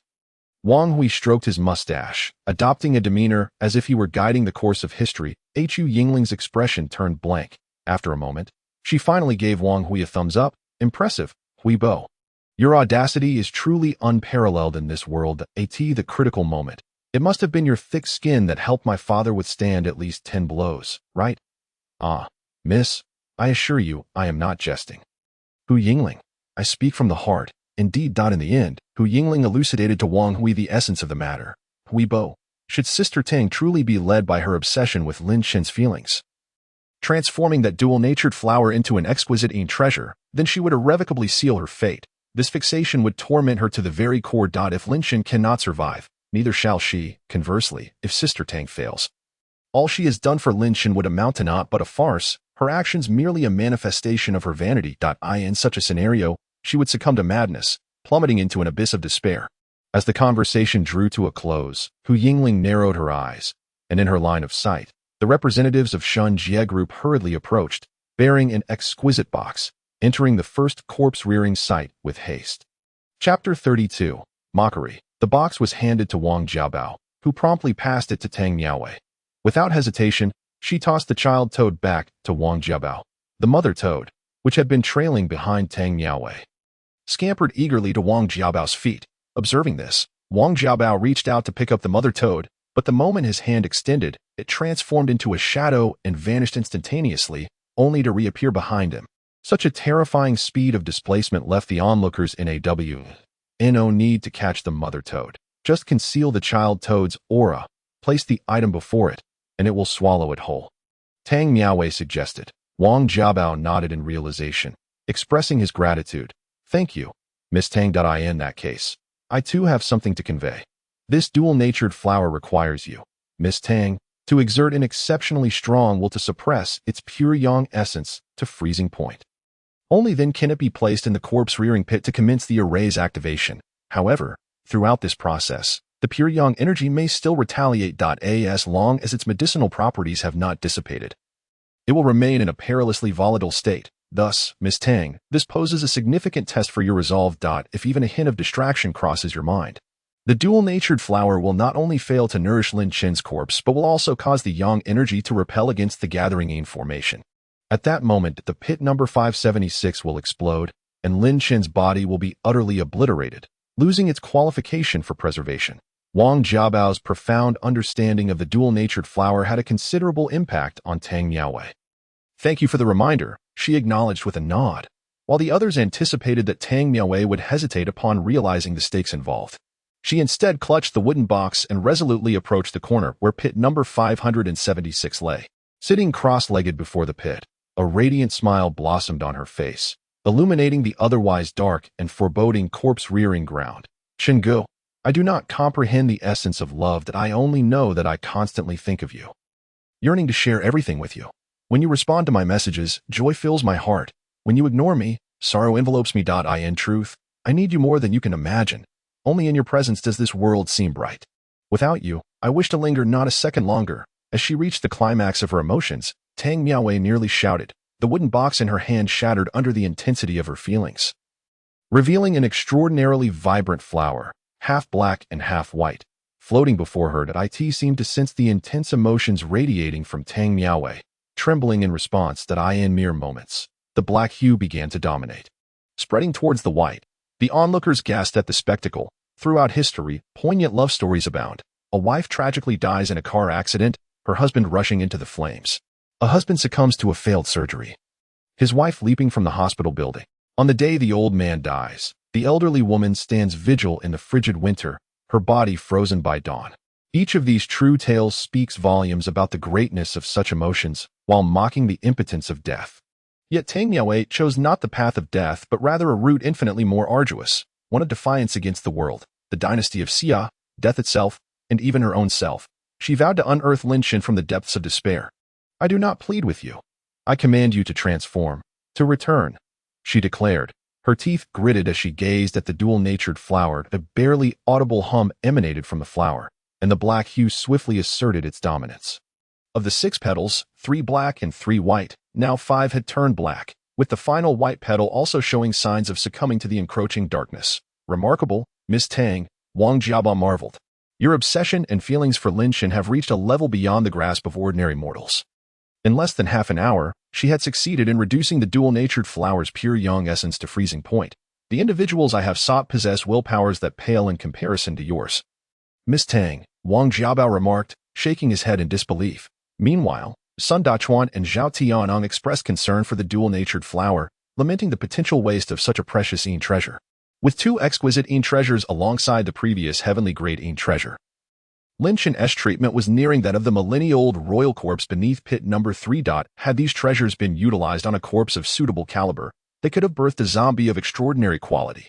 Alas, Lin Shen's remains were unworthy of such treasures. "Alas, Miss Tang, my heart aches. This is a grave disrespect to nature's gifts. I shall ensure you are blacklisted from our Herbal Merchant Association, never to be released." Sun Dachuan lamented, his voice trembling with anguish. Zhao Tianyang's expression darkened, his demeanor grim. Had these items been applied to the millennia-old royal corpse, they might have shattered the records of the corpse-rearing sect, resulting in a zombie of unparalleled quality. From then on, Zhangtian Group could have easily overthrown the Hu family stronghold and struck down Wakaman. "Oh, Miaowei, my niece, how misguided you are," Zhao Tianyang sighed deeply. "Were it not for the intricate structure of this first corpse-rearing site, which would render it unusable upon any damage, he would have summoned 2 individuals to breach the ground and stealthily extract the Yin treasures. After all, the Yin treasures entering pit number 576 would raise not a hint of Yin energy response." Chapter 33, Difficult Rescue. Time slipped away, each moment stretching into eternity. As midnight approached, the 6 petals of the dual-natured flower had all turned black, releasing a dense aura of Yin energy that swirled forth. Though not as potent as the previous essence of Tianzi Yanlin Python, it surpassed that of a typical exquisite Yin treasure by a considerable margin. This moment, a trickle of blood suddenly traced the corner of Tang Miaowei's mouth. The onlookers exchanged glances, their eyes turning in unison to Wang Jiabao. He appeared momentarily stunned before shaking his head. "No, this isn't right. The dual-natured flower, despite its potent properties, should not result in backlash. Miss Tang ought not to be injured." Upon hearing Wang Jiabao's words, the crowd turned their attention back to Tang Miaowei, who had already wiped away the blood with a casual gesture, seemingly unfazed. Lifting her gaze to the sky, she noted that it had passed midnight. With the 3rd cycle of corpse rearing underway, she placed the fully transformed dual-natured flower into the small opening. However, as Wang Jiabao had indicated, they now faced the true danger. They needed to wait several more minutes for the gathering yin formation beneath the pit to fully dissipate the medicinal properties of the flower before they could deem the crisis averted. At this moment, time seemed to slow to a crawl. Yet Tang Miaowei relished the proximity to Lin Chen's remains, gazing tenderly at the ground beneath her, her mind flooded with memories of their time together when he was alive. 1 minute, 2 minutes. A full 10 minutes passed, yet pit number 576 remained eerily still. Seeing this, Zhao Tianyang gestured for one of Zhongtian Group's staff members to approach Tang Miaowei, signaling for her to leave. Reluctantly, she turned back multiple times as she walked toward the periphery of the corpse-rearing ground. Zhao Tianyang, observing her, couldn't help but let out a soft sigh. Miaowei, my niece. Congratulations on successfully transforming the dual-natured flower into a yin treasure. However, it has yet to elicit any response from the yin energy. The potential of Lin Chen's corpse is indeed far below my expectations. Furthermore, you must seek for yin treasures to nurture Lin Chen's body. Only then will he qualify for resurrection. My dear niece Miaowei, I must advise you once more. The path ahead will only grow more arduous, even if you manage to locate the yin treasures within the dark realm and return alive. Do you truly believe that your cunning can deceive the major sects once, let alone twice? There is no need for Uncle Zhao to worry about these matters. If it proves impossible, I shall accept it. I will face fate alongside Brother Chen, Miaowei reiterated tirelessly. She was about to depart from this place to embark on her quest for the fourth yin treasure for Lin Chen. However, at that moment, Sun Dachuan, who had remained silent, suddenly lifted his head. Miss Tang, I do not wish to meddle in others' affairs. Yet, you ought to heed Chairman Zhao's words. If I am not mistaken, your process of harvesting, storing, moving, and touching the yin treasures has been devoid of any protective measures. Moreover, I almost overlooked the fact that you, Miss Tang, are merely at the entry level and cannot form a protective aura with your spiritual energy. Your previous blood spitting might indicate that the yin energy has already penetrated your internal organs. While the situation is not yet dire, it would be prudent for you to refrain from further contact with the yin treasures. Otherwise, in a few days, your condition may become irretrievable. Sun Dachuan spoke slowly. Upon hearing this, the crowd turned their gaze towards Miaowei, their expressions filled with uncertainty. The journalists outside exchanged glances, their faces reflecting shock. For Lin Chen, Miaowei seemed ready to risk her very life. At the top of a tree, Hu Yingling also shook her head slightly. In truth, she had discerned this long before Sun Dachuan. However, dissuading Miaowei from contacting the yin treasures was simply implausible. To oppose the world was also to oppose oneself. The path Miaowei treads is, in essence, a battle against her own self. Miss, this little chubby fellow is rather alarmist. This mere energy, and you claim it to be beyond even divine intervention? I could eliminate it myself, albeit with some effort, Wang Hui boasted while stroking his beard. Hu Yingling responded with a cold chuckle, her gaze drifting past Sun Dachuan and Zhao Tianyang. Rescuing Sister Tang is certainly not difficult, provided she ceases contact with any potent yin treasures, and knowing well that Sister Tang would never sell any yin treasures. The herbalist and Zhao Tianyang are already contemplating coercion or temptation. Though Zhao Tianyang appears to express great concern for Sister Tang, he is, in fact, eager for her to seek him out, perhaps even beg him. At that point, he could unearth the secret of how Sister Tang managed to discover rare yin treasures within the dark realm and return alive. As for Sun Dachuan, his intentions are even more practical. Sister Tang's survival holds value for them. Presently, they all wish for her to remain unharmed. A strong disdain flickered in Hu Yingling's eyes. The highest quality and even heavenly yin treasures are equally significant to Hu's family. Yet, throughout, not a trace of greed had stirred within her heart. Regardless of how Miaowei emerged from the dark realm, it was her own skill. Hu Yingling was merely curious, never coveting. However, in the eyes of Sun Dachuan and Zhao Tianyang, possessing something that does not align with one's own abilities is a sin. The innocent bear the burden of possessing treasures. They harbor no sympathy for Miaowei and Lin Chen, only thoughts of how to extract benefits from Miaowei. I see. Hearing your words is truly more enlightening than a decade of study. Miss, this matter runs too deep. We may not be able to assist significantly. Currently, only minor sects are making a fuss. If truly a first-rate or top-tier sect appears to trouble Miss Tang, she would find it exceedingly difficult to proceed. Even if that old monk Hongchen were to surface, other sects may not grant her any leniency. Wang Hui shook his head repeatedly. Originally, their journey was to investigate the situation regarding the millennium-old royal corpse of the Zhongtian group. Among peers, there must be some enterprise understanding. Additionally, having grown weary in the north, The old and young embarked on a challenging task, yet now, a massive vortex seems to be forming in this central region. Wang Hui could hardly discern the magnitude or peril of this vortex. He could only strive to ensure that Hu Yingling and her family do not become ensnared within it. Otherwise, a single thread could unravel the whole tapestry. The Hu family's centuries-old foundation could be obliterated in an instant. Brother Hui, I am aware. Though my surname is Hu, I shall not act recklessly. After all, I do not possess the courage of my cheap husband, who ventured alone into the dark realm. Sister Tang has made 2 trips, and he has yet to show his face. Brother Hui, do you think that poor fellow might have perished? Well, that would be just as well. Then I would not have to break off the engagement. Ending an engagement is truly kitsch. By the way, Brother Hui, who invented the idea of childhood betrothal, Hu Yingling babbled incessantly. Chapter 34. The Storm on the Other Side.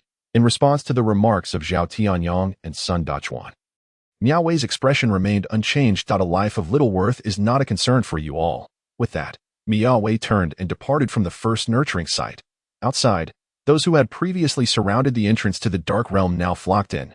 They gazed at Miao Wei with eyes that seemed ready to devour her whole. Tang family girl, it seems the Taoist was mistaken. Who could have anticipated that you would outsmart me so cunningly? But I swear, there shall be no next time. The elder from the Fongxian sect huffed, his beard bristling. Other elders and sect leaders were equally incensed. Their faces tinged with a purplish hue. It remained unclear whether they were angry at Miao Wei for outsmarting them or at themselves for being so foolish. Miao Wei, unfazed by the elders' threats, merely responded with a casual "oh," before weaving through the crowd and vanishing into the night. Such a temper I possess. The elder, seeing no one to stop him, could only grumble, if you have the ability, come out from the dark realm again for me to see. That night, Haizhou City was destined to be anything but peaceful. Miao Wei had completed 3 rounds of corpse nurturing for Lin Chen, causing a stir online. Everyone was astonished by Miao Wei's ruthless methods while simultaneously urging the major sects to prevent her from allowing Lin Chen's corpse, potentially tainted by the remnants of the demon emperor's soul, from successfully resurrecting. However, the leaders of the Taoist Longhu Mountain, the Buddhist Beima Temple, and the Confucian Nanshan Academy remained unresponsive. Meanwhile, the subordinate of the Hu family in Haizhou reported to Hu Yingling that many powerful presences had entered the city that night. Furthermore, Miao Wei had again ventured into the dark realm. She did not pause for even a moment in the outside world before hastily making her way into the dark realm under the cover of night. Jiangzhan, who was tasked with guarding the entrance to the dark realm, had grown somewhat numb. He scrutinized Miao Wei 3 times before ultimately concluding that she possessed only entry-level strength, not to mention intermediate magical beasts. Even low-level magical beasts could claim Miao Wei's life. Yet in reality, Miao Wei had traversed the dark realm, filled with demon kings and emperors, twice. Captain, should I go in and see what is happening? A soldier clad in black armor approached Jiang Zhan, who was staring intently at the spot where Miao Wei had vanished. Jiang Zhan glanced at him and slowly shook his head, without orders from above. We must not act rashly. Besides, what would you accomplish by going in? Only those who return alive hold valued. In recent days, hundreds have entered this dark realm. Aside from Miao Wei, none have returned. Jiang Zhan narrowed his eyes. Images of Lu Quan and that pinnacle master resurfaced in his mind. Even such talents and formidable elders had not made it back. Miao Wei, what colossal secret do you conceal? You rushed here from the first nurturing site, neglecting to rest, even for a moment. Is it truly merely out of urgency to seek further treasures for Lin Chen? Or do you perceive the dark realm as less perilous than the outside world? Jiang Zhan's thoughts spiraled, unable to find an answer. Yet he firmly believed that the high-ranking officials of the Great Siam military were silently observing everything unfolding. Their inaction was simply a matter of timing. The night in the dark realm was not significantly darker than during the day. The perpetual mist made it almost indistinguishable between day and night in this vast area. As Miao Wei walked through the dark realm's forest, the tension she had held in the outside world seemed to dissipate in this place. Jiang Zhangwei's speculation was not unfounded. In Tang Miao Wei's eyes, the dark regions teeming with demonic tribes were not terrifying. It was the vast expanses inhabited by the human race that filled her with trepidation. How ironic it was indeed. Whoosh, after delving several hundred meters into the jungle and ensuring no one was trailing her, Tang Miaowei placed her fair fingers to her lips and let out a piercing whistle. Before long, a massive figure descended from the heavens, crouching crashing down and snapping a multitude of towering trees in its wake. The sight sent hordes of lesser demonic beasts scurrying away in a panic, urinating as they fled. The overwhelming aura of a peak-level demon monarch enveloped her, yet Tang Miaowei felt no discomfort. At times, she even questioned whether she possessed the bloodline of a divine beast. My lord, I have arrived. I have arrived. It's been so long since I last saw you. I have missed you dearly. The Tianzi Yanlin python prostrated itself at Tang Miaowei's feet, growling repeatedly. She then leaped onto its back, her expression inscrutable as she inquired, "Enough of the pleasantries. Where can I find a heavenly grade shadow treasure? Lead me there." During her 4 years at university, aside from her major, she also took up acting classes. Portraying the ruthless, taciturn character came to her with ease and delight. As for her ambition, it had escalated from seeking a prized shadow treasure to a heavenly grade one. For only such a treasure, forged from the essence of the Tianzi Yanlin python, could elicit a trace of shadow energy from Lin Chen's corpse. Unbeknownst to her, the underground of the Zhongtian group's first corpse-rearing site had once again become desolate. Where only a legion of zombies stood guard, a terrifying storm of shadow energy was brewing at the heart of it, centered around Lin Chen's remains. Every inch of his skin, every drop of blood, every bone was rapidly amplifying. 10.21 Log Entry Part 1. Miss Tang transformed a polar flower into a prized shadow treasure through her feelings and beliefs for the host. Miss Tang perceives all beings as mere flora, seeing only the host as a verdant mountain. Detected that the host's corpse is nourished by a third shadow treasure. Based on the quality of the shadow treasure, the following reward package is triggered. Congratulations, host, on obtaining a level 6 Earth Shadow Array. Congratulations, host, on receiving a bloodline upgrade. Congratulations, host, on acquiring a special skill, Homing Divine Consciousness. Homing Divine Consciousness, due to the overwhelming strength of the zombie body, it will obliterate consciousness. However, this consciousness can remain eternally awake unless the host awakens the bloodline of the zombie ancestor, Zhuangchun, at which point consciousness may be affected. Upon reward acquisition, system panel undergoes changes. Host, Lin Chun, corpse potential level, A, bloodline level, 5 stars, realm, flying zombie, special skills, tenfold absorption, heaven-defying comprehension, indestructible, innate zombie body, Hongming divine consciousness. Cultivated techniques, Wicked King demon transformation. Skybound demon scroll. Chapter 35, Swift Footsteps heavenly grade shadow treasure. In the dark region, upon hearing Tang Miaowei's inquiry, the Tianzi Yanlin python hesitated momentarily. What? You don't know where to find it? Tang Miaowei frowned slightly. Air, divine beast. No, of course not. While heavenly grade shadow treasures are rare, I know of several locations within this dark region. However, those places. Sigh. To be honest with you, I feel a bit fearful of those locations. A flicker of apprehension surfaced in the Tianzi Yanlin python's eyes. Decidedly genuine. Fearful. Fearful of what? Is there anything more formidable than me? Recalling the day the Tianzi Yanlin python had howled in agony before her, Tang Miaowei instinctively asked. Of course not. Your divine beast bloodline's suppressive power is unparalleled.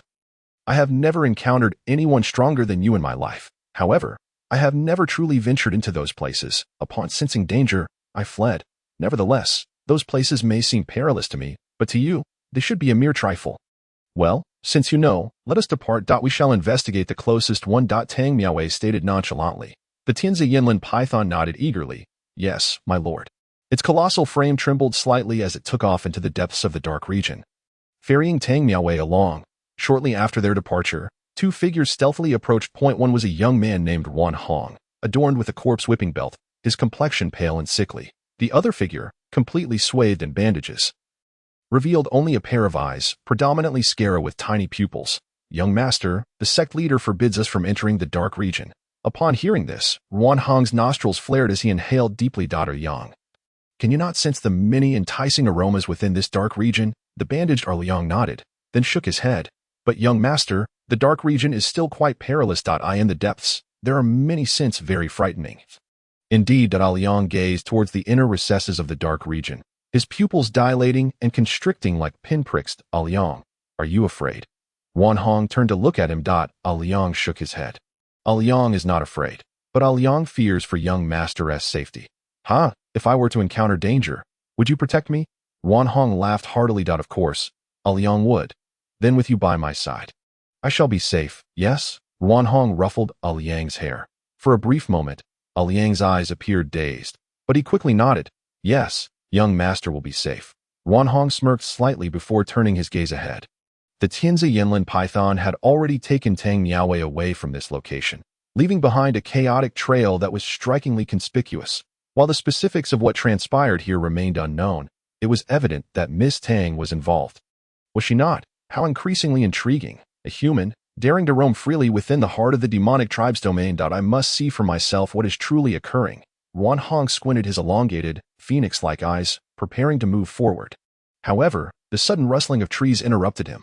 Ruan Hong paused momentarily before resuming his stride. Yang.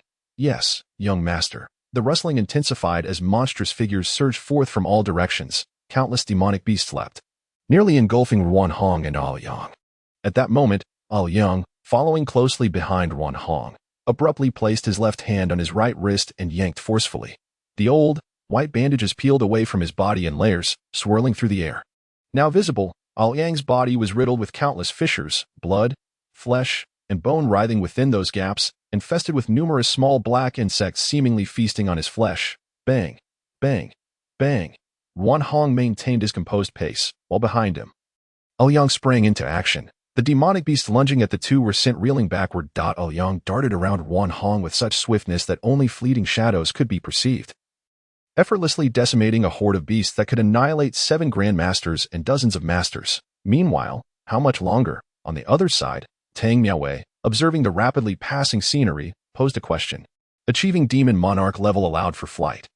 Yet the Tianzi Yinlin python cautioned her that flying within the dark region was somewhat unsafe. Thus, they could only skim the ground at low altitude. Nevertheless, the Tianzi Yinlin python's speed was astonishing, traversing over 1,000 kilometers in less than half an hour. Yet they still had not glimpsed the end of the dark region, a testament to its vastness. Among the 5 dark regions, the third was not even the largest. The second dark region in the western part of the Great Xia and the first in the northern part were widely regarded as the most perilous and expansive, having birthed the 3 terrifying demon emperors during the human-demon war. Eldest, we are almost there. However, that place is rather sinister. I nearly lost my life there the last time I merely circled the periphery. But back then, I had just barely entered the demon monarch realm, nowhere near comparable to my current self. Fearing that Tang Miaowei might view him as inept, the Tianzi Yinlin python added hastily. Upon hearing this, Tang Miaowei lifted her gaze towards the front, a twinge of anxiety and unease stirring within her. She still could not comprehend what had transpired within her. Yet for Lin Chen, she was willing to venture into the most perilous locales. Just as the Tianzi Yinlin python raced towards their destination with Tang Miaowei aboard, unbeknownst to them, someone had already arrived ahead of them. A young man, burdened with an iron shovel, cast a disheveled glance back at the path he had traversed. His garments had been reduced to tattered rags, and his exposed skin bore bruises of varying shades. Yet, he merely glanced back before retracting his gaze. Resuming his forward march, Liu Quan proclaimed with a resonant voice, "Even if fate does not permit it, one must bravely ascend Kunlun alone." Chapter 36. The house. Liu Quan's expression was carefree, his demeanor graceful. Even the ragged strips of cloth adorning him seemed somewhat pleasing to the eye. Not far ahead, a thatched cottage suddenly came into view in stark contrast to the somber hues of the dark zone. The cottage appeared remarkably out of place. The lush greenery surrounding it infused the otherwise lifeless dark zone with a touch of serene vitality. As Liu Quan's footfalls met the grassy earth, he sensed an inexplicable lightness in his steps. He lifted his gaze towards the modest thatched dwelling, which measured no more than a few dozen square feet, his expression inscrutable, with a calm countenance. He approached. Passing a stone platform, Liu Quan lowered his head to observe a chessboard carved upon its surface. Though the pieces were conspicuously absent, he regarded the chessboard for a moment before turning his gaze back to the cottage. Recalling the near-fatal encounter he had just endured, he puffed his cheeks and mused. Who knows, besides the generals and nobles, there may exist others who revel in leisure. It seemed he had indeed found the right place.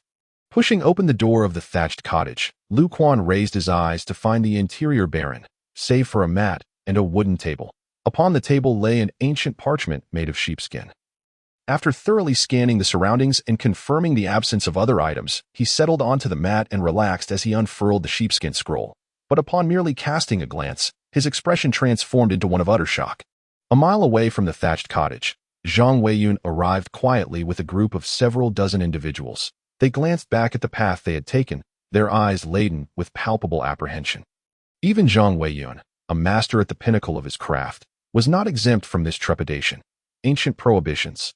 How could there be ancient prohibitions here, had it not been for the exceptional insight of the young master? Who discovered a flaw in the ancient prohibitions, we would all have perished in that place. Furthermore, it appears there are signs of habitation ahead. What manner of person could survive in the dark zone? Is it a high being that has left behind these ancient prohibitions? Yet, why have we never heard of such a thing? Zhang Weiyun's white brows furrowed deeply, his murky old eyes glinting with intermittent brilliance. For a long time, the dark zone had been regarded as a sanctuary for the demon race. Although humanity could vanquish the demons, the existence of the dark zone rendered their complete extermination impossible. However, it now appeared that the dark zone was far from the simple realm they had imagined. Hidden within this vast area, which no one could traverse, lay countless secrets. Zhang Lao, the young master, has emerged.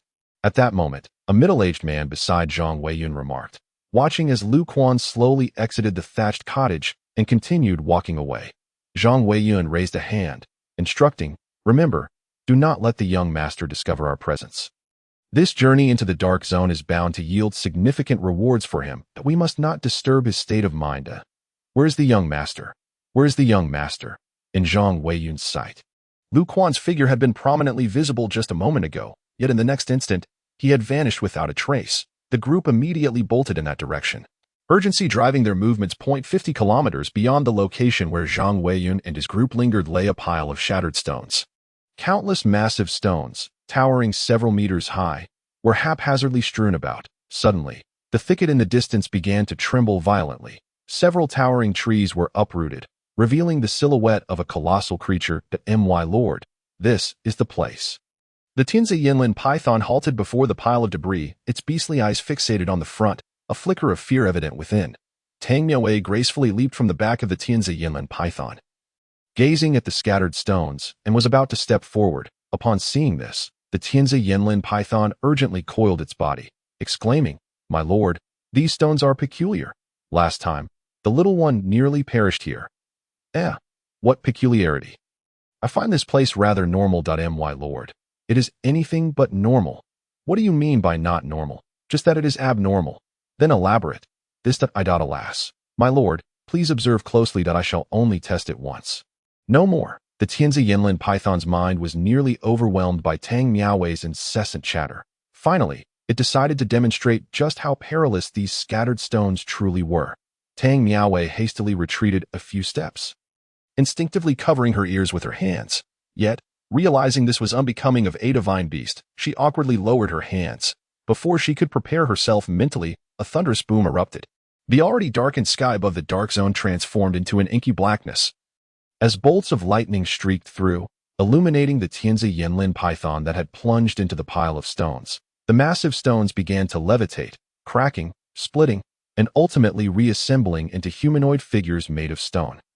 With a resounding crack, bolts of lightning, as thick as barrels, descended upon these stone figures. Instantly, they appeared to gain sentience. Raising their hands, one of the stone beings seemingly traversed the void, seizing the Tianzi Yinlin python by its tail. Tang Miaowei barely comprehended how it had managed to grasp the Tianzi Yinlin python from a distance of over 1,000 meters. That a profound sense of disorientation surged within her mind. Roar! As the 5-meter-tall stone figure gripped its tail, the Tianzi Yinlin python was forcefully slammed to the ground. A pained wail erupted from its mouth. The demon monarch, comparable to the pinnacle of a grandmaster, was now being ground into the earth by the stone being. And there were nearly 1,000 such beings before Tang Miaowei's eyes. 1,000 grandmasters at their peak. The entire human race possesses no more than 10,000 at this level. Tang Miaowei's pupils trembled in disbelief, while the Tianzi Yinlin python cried out in anguish. It was like this last time. Chapter 37. Breaking the seals. The Tianzi Yinlin python attempted to break free, but found itself entirely ensnared. It yearned to escape, yet with its tail firmly in the grasp of the stone being, there was no chance of liberation. The sound of violent collisions echoed repeatedly. In a mere moment, it had been slammed over 100 times, creating a massive dent in the ground. At that instant, Tang Miaowei began to grasp the true terror of the dark zone. If the nearly 1,000 stone beings within the pile possessed the power of grandmasters at their peak, then even the Demon Emperor would struggle to survive here. In the Great War between humans and demons, only 3 Demon Emperors had ever emerged. Beep, detecting the presence of a special environment, automatically triggering the Transcendent Comprehension skill for the host. Currently observing ancient prohibition techniques. Transcendent Comprehension skill fully activated. The host will comprehend a special technique. As Tang Miaowei found herself momentarily lost in thought, the pendant hanging from her neck, imbued with Lin Chen's blood, flickered with a barely perceptible glimmer. My lord, save me, save me. At that moment, the Tianzi Yinlin python was already dazed from the blows, wailing in despair. Had it not been for its exceptionally robust body following its transformation, a typical demon monarch would have been utterly crushed by now. Tang Miaowei heard the cries but did not respond. She was uncertain of how to proceed, as the threat before her was not a mere demon beast. If it were a demon beast, she might have dared to experiment with her so-called divine beast bloodline. But these stone beings, Tang Miaowei had no desire to approach them and court death.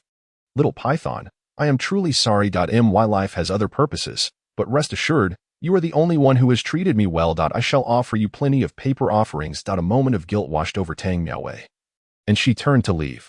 Even if there lay a heavenly treasure before her, it would be futile to venture through the pile of stones. Yet, just as she lifted her foot to depart, that sense of disorientation re-emerged within her mind. The entire world seemed to slow down for a heartbeat. A powerful and inexplicable force emanated from Tang Miaowei, enveloping her in a palpable aura.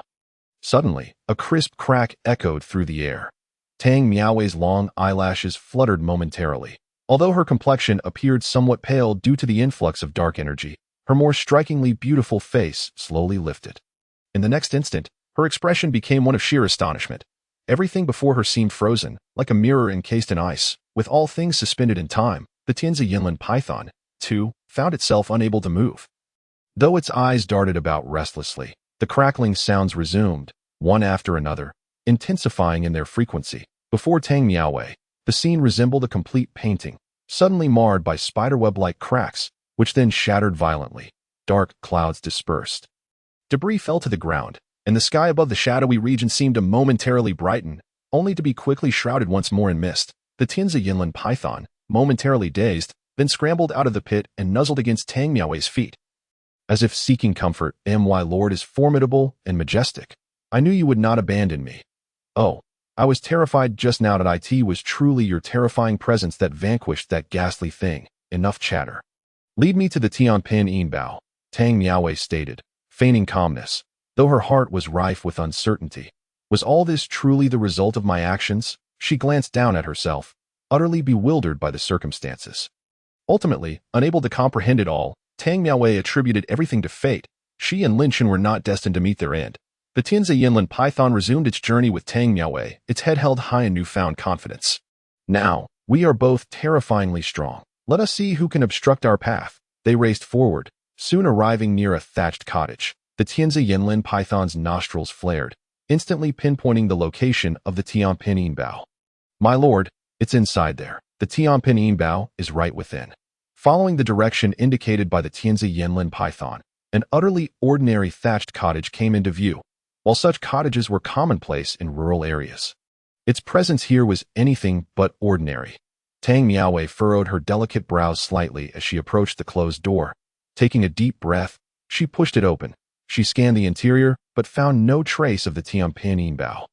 At that moment, a parchment resting quietly on the wooden table began to stir, seemingly of its own accord. Tang Miaowei instinctively walked toward the table, but did not sit upon the mat. Instead, she crouched down to examine the parchment. A casual glance rendered her momentarily speechless. Trembling slightly, she smoothed out the parchment with her fair hand, her chest rising and falling rapidly. What is this? Upon the parchment lay intricate illustrations, depicting a small figure whose face remained unclear. Yet, through the scenes portrayed, Tang Miaowei recognized that the figure was none other than herself. The preceding illustrations vividly captured her recent ventures into the shadowy realm. Including the Ziguanglin Phoenix and the Tianzi Yinlin Python. As she perused the earlier images, her gaze shifted to the latter ones, and she found herself paralyzed with shock, collapsing onto the ground. What is happening? Who are you? How do you know my innermost thoughts? Tang Miaowei's eyes darted around in fear, but the space remained utterly devoid of any presence. Had the earlier illustrations merely indicated that someone had been watching her, chronicling her experiences in the shadowy region? Yet the latter images depicted events that had yet to unfold. Tang Miaowei was uncertain if she would indeed take such actions or if she was meant to. However, the clarity and precision of the illustrations left her feeling both bewildered and apprehensive. Echoes resonated in her ears. Apart from her own voice, the room held no other sounds. Tang Miaowei clenched her fists, rising to her feet to scrutinize the final segment of the parchment. There, she discerned what should have been another illustration, yet found only a void, blank and devoid of any text. As Tang Miaowei was enveloped by an unknown sense of dread. A barely perceptible sound suddenly broke the silence. Though she could not discern its clarity, she felt its presence.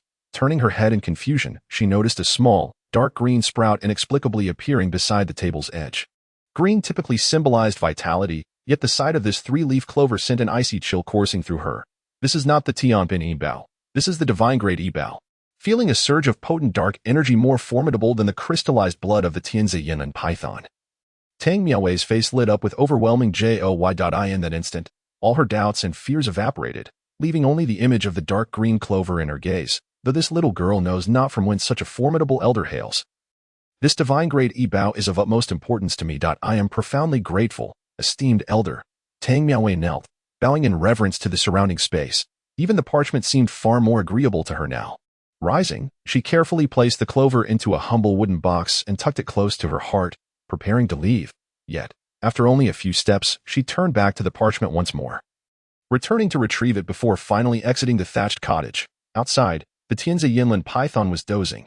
Upon hearing her footsteps, it immediately perked up. My lord, you have finally emerged. If you had not come out soon, I might have been compelled to demolish this wretched cottage out of sheer anxiety. Tang Miaowei raised an eyebrow at its words. Finally? Wasn't I just inside for a brief moment? A brief moment. My lord, you have been inside for 5 whole days. I can forego a meal or two, but your safety has been my constant concern. The Tianzi Yinlin python expressed its loyalty with a pout.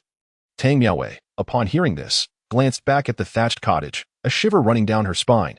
Realizing that the 4th round of rearing the corpse was about to conclude, she leapt onto the back of the Tianzi Yinlin python. Take me to the entrance of the shadowy region X4. And destroy this thing. With a flourish, she tossed the parchment into the air. Understood. The Tianzi Yinlin python roared with excitement, then swiftly whipped its tail, shredding the parchment into fragments that scattered in the air.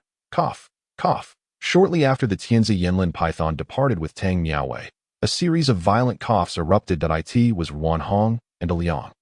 Though both appeared quite disheveled, Wan Hong's already pale complexion was now more sickly, and as he withdrew his hand from his mouth, it was stained with bright red blood. Liang seemed even worse. The bandages wrapped around him were soaked through with blood, making him look like a creature of the night. What a ghastly place. Wan Hong gritted his teeth and looked up at the tightly shut door of the thatched cottage. Frowning slightly, he stepped inside, with Liang closely following, leaving a trail of bloodied footprints behind. Just this insignificant thing, Wan Hong muttered as he entered, gazing at the wooden table and the parchment atop it. Having barely survived the ancient prohibitions that had nearly claimed both his and Liang's lives, he felt that after overcoming such formidable challenges, there ought to be substantial rewards. Yet, the sight before him left him feeling rather unbalanced. Rolling his eyes, Wan Hong approached the table. Similar to Lu Quan and Tang Miaowei, he merely glanced at the illustrations on the parchment, and his expression turned blank. Soon, he settled onto the mat, scrutinizing the parchment with utmost seriousness. The more he looked, the more alarmed he became. At this point, Liang, standing behind him, could no longer contain himself and took a glance. The intricate patterns imprinted in his vision sent a jolt through him, causing him to bend over in agony. Ugh! Ugh! Liang clutched his head, howling in torment as a whirlwind of fragmented images raced through his mind, each one akin to a knife, threatening to cleave his skull. The excruciating pain compelled him to pound his fists against the ground repeatedly, echoing through the air. This continued for a full 3 minutes. As Liang emitted his low growls, Wan Hong regarded him with suspicion. It was only after Liang ceased his frantic blows and his body began to calm that Wan Hong furrowed his brow and inquired, "What is wrong?" "Why, young master, Jiang Xiuqi. That is what Jiang Xiuqi left behind. The sovereign master permitted me to observe the authentic works of Jiang Xiuqi." Liang, like a drowning man who has just been reborn, gasped for air, exclaiming. Meanwhile, Wan Hong gazed at Liang, whose trembling finger pointed towards the sheepskin scroll on the wooden table. His pupils involuntarily constricted sharply. Jiang Shochi, a chill surged from the soles of Ruan Hong's feet, racing up to the crown of his head. His entire body began to tingle. 500 years ago. The revival of spiritual energy brought sudden transformation to the world. Exceptional talents and extraordinary individuals emerged in abundance. The Great Xia Kingdom was engulfed in turmoil. It was during this time that a scholar clad in white appeared. Becoming the first national master of the Great Xia at the age of 30, the state conferred upon him the title of Zheng Tian. This individual was none other than Jiang Shochi. Rumor has it that Jiang Shochi possessed remarkable skills in divination, well-versed in both celestial phenomena and geographical lore. He could ascertain destiny and determine the cosmos. Subsequently, it was Jiang Shochi who gradually stabilized the tumultuous Great Xia, establishing a hierarchy where the Great Xia reigned supreme, supported by countless sects, in the struggle against the demon race and various alien factions. However, Jiang Shochi abruptly vanished from the world, leaving behind a series of enigmatic legends and the 9-character golden plaque on the heavenly gate of Xiangjing. One object, one body, one universe. Chapter 39. Destined. Ha ha. Ha ha ha. Liang, I understand now. Everything has been prepared for me by that national master from ages past. Several centuries ago, Master Jiang foretold that I would reach this point.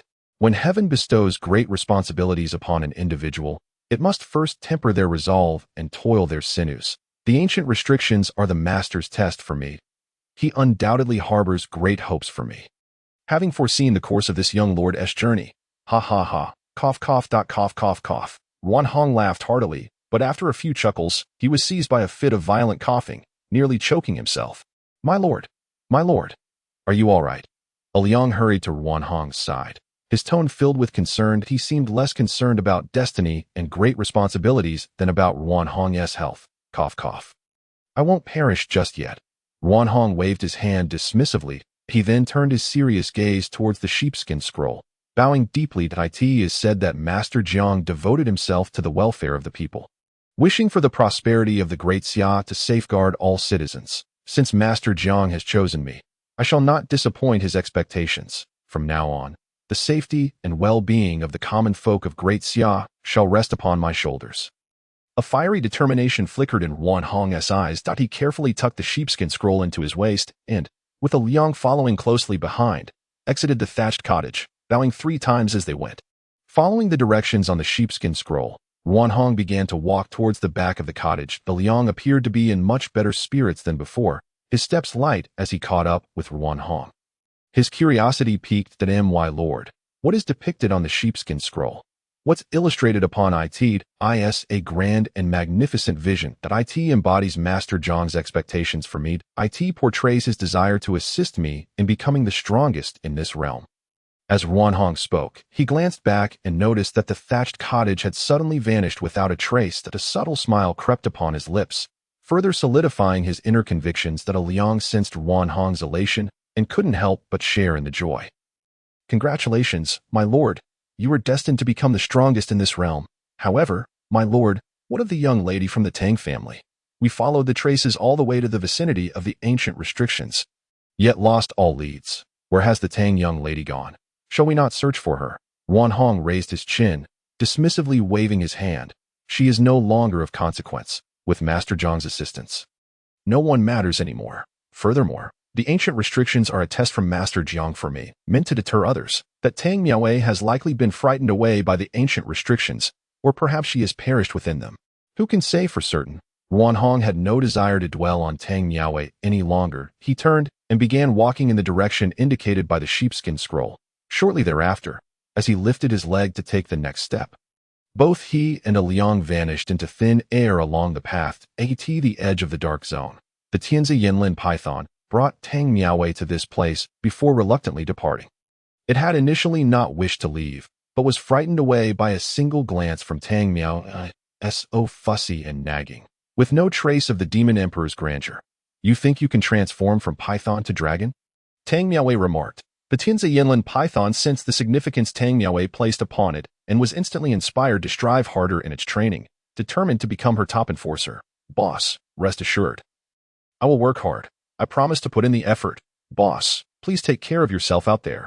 Though your prowess is unparalleled, The cunning of those human beings knows no bounds. How tiresome. Speak another word. And don't follow me next time. The Tianzi Yinlin python.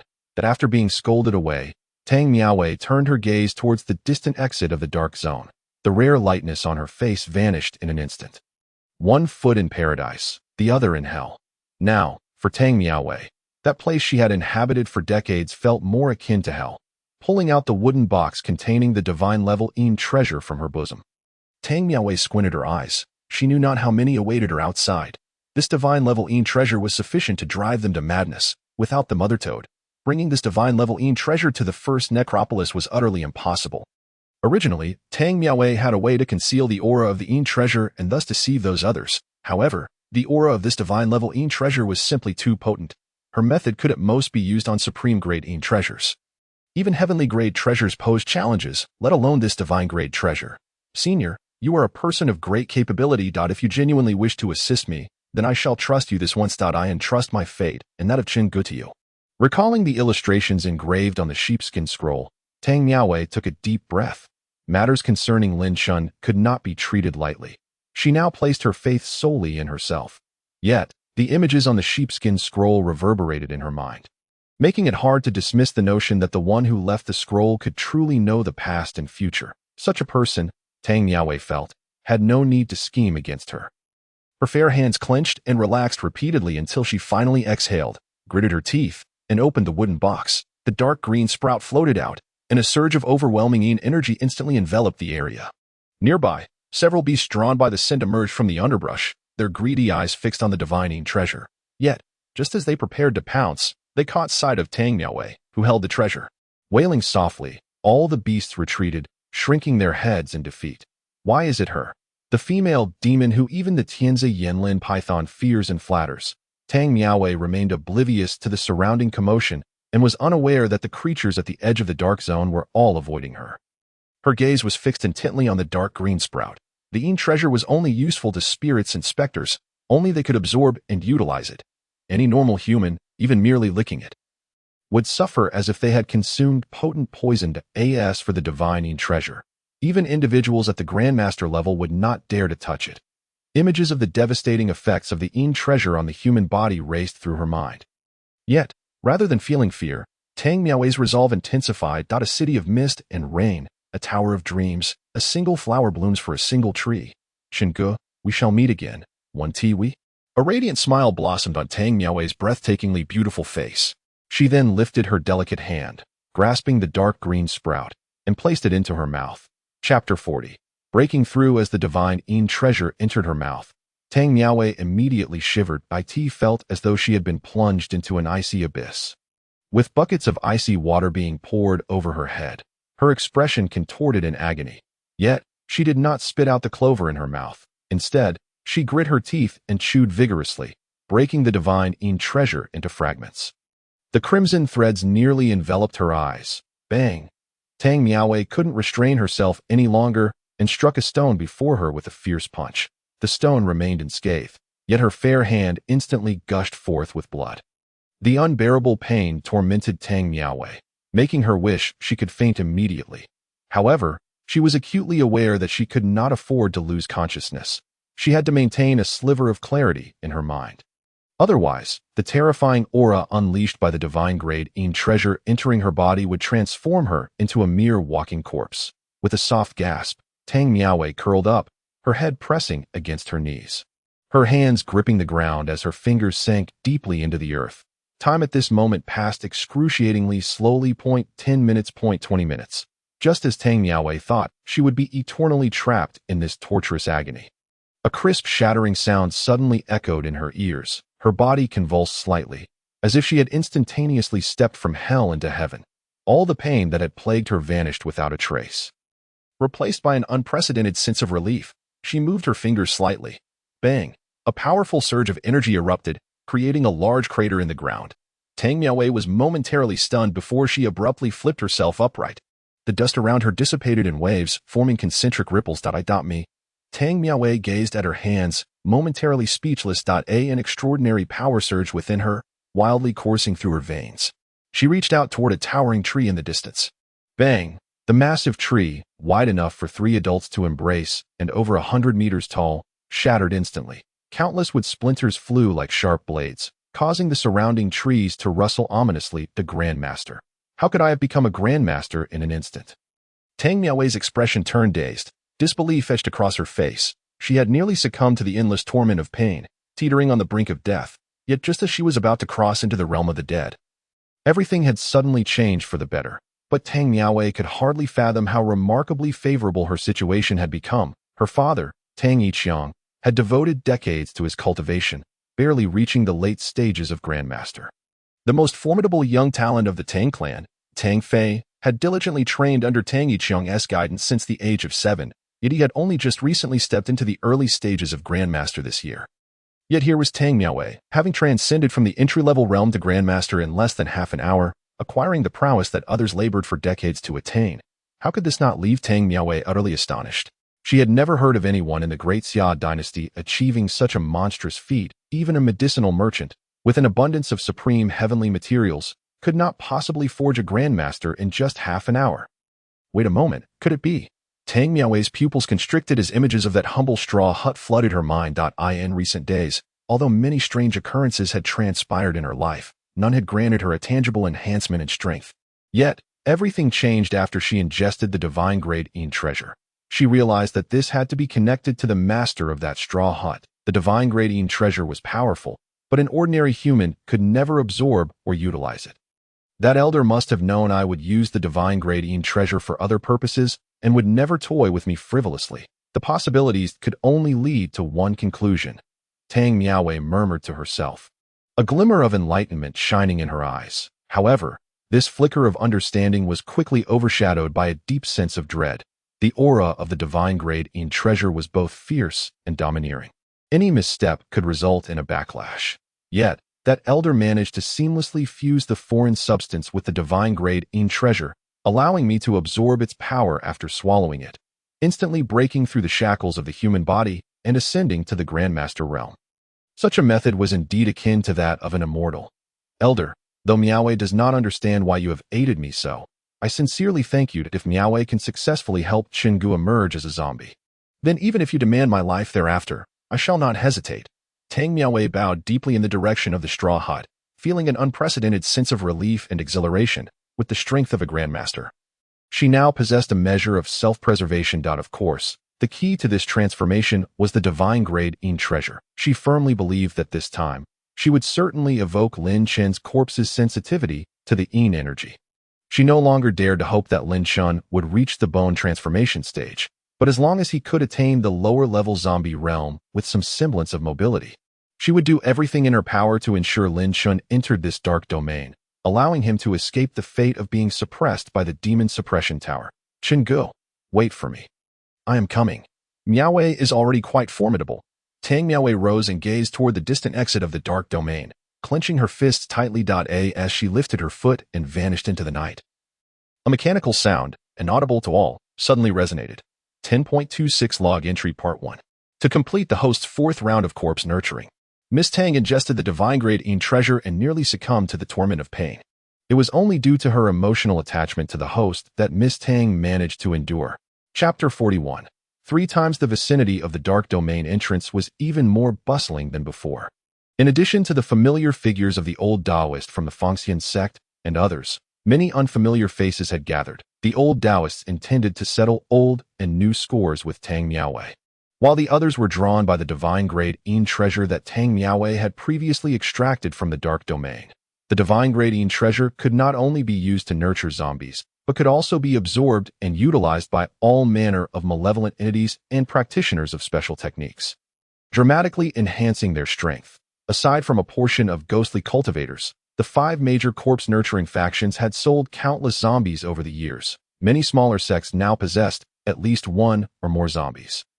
After all, zombies were obedient, useful, and formidable in combat. A non-bone transformation level zombie could significantly enhance a sect's competitiveness among the myriad factions of Great Xia. To promote a non-bone transformation level zombie to the silverite level, divine grade Yin treasure was essential. While supreme-grade Yin treasure could also suffice, one could only imagine the vast quantity of such treasures needed to facilitate the transformation from non-bone transformation to silverite. The peerless queen of the Beipai Hu family and the one new king of the Nanpai Wu family were the world's most formidable zombies, emerging at half a step into the silverite level.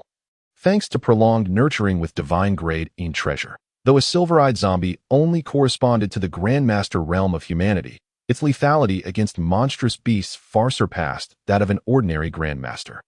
A single silverite zombie could easily dispatch 10 demon monarchs without breaking a sweat. This was a fact all factions had witnessed in the recent human-demon war. If that girl from the Tang clan can survive once more from the dark domain, I shall thoroughly inspect her. She must not be allowed to deceive me again. My Liuli sect's non-bone transformation level zombie desperately requires divine-grade Yin treasure. I must acquire it this time. That woman surnamed Tang has spent nearly 6 days in the dark domain. Either she has perished. If so, there is nothing more to discuss. Or if she has survived, she must possess treasures. Numerous sect leaders and elders gazed intently at the entrance to the dark domain. Mulling over their thoughts, atop the great tree, Hu Yingling had taken a nap. She yawned and stretched comfortably, observing the restless crowd below. Bored, she swung her legs back and forth. Wang Hui, beside her, had somehow procured a bag of sunflower seeds. Cracking them with his yellowed teeth while glancing around, appearing quite busy. It wasn't until his gaze swept across a patch of forest that he stopped all movement, tucking the seeds back into a pocket with a torn corner. Miss, it seems the old monk Hong Chun has returned again. What is that old monk up to? If he wishes to assist Tang Miaowei, who would dare to oppose him among these small fry? Wang Hui's gnarled hand clasped behind his back as he spoke. Hu Yingling rolled her eyes at the mention and replied, he is a high monk of the Buddhist sect, who values cause and effect. If Tangji was pushed to the brink, he would intervene to save her, but if he acts of his own volition, it would involve significant cause and effect. High monks of the Buddhist sect avoid such entanglements. Speaking of which, I prefer the old Taoists a tad more. However, not these lowly Taoists below. The elders from the 4 sacred Taoist mountains, Longhu Mountain, Wudong Sect, Taisu Palace, and Shangqing Palace, are anything but ordinary, while the Buddhists retreat to a broad horizon. The Taoists are more like, if you don't extinguish my path, my inner demons will never fade.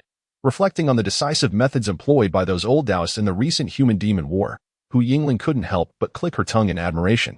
Wang Hui, intrigued, leaned closer to Hu Yingling and asked, Miss, what about the Confucian scholars? In the centuries since the resurgence of spiritual energy, the Confucian scholars have thrived, their power unmatched. Taoist words. The Taoists themselves do not acknowledge their identity as Taoists.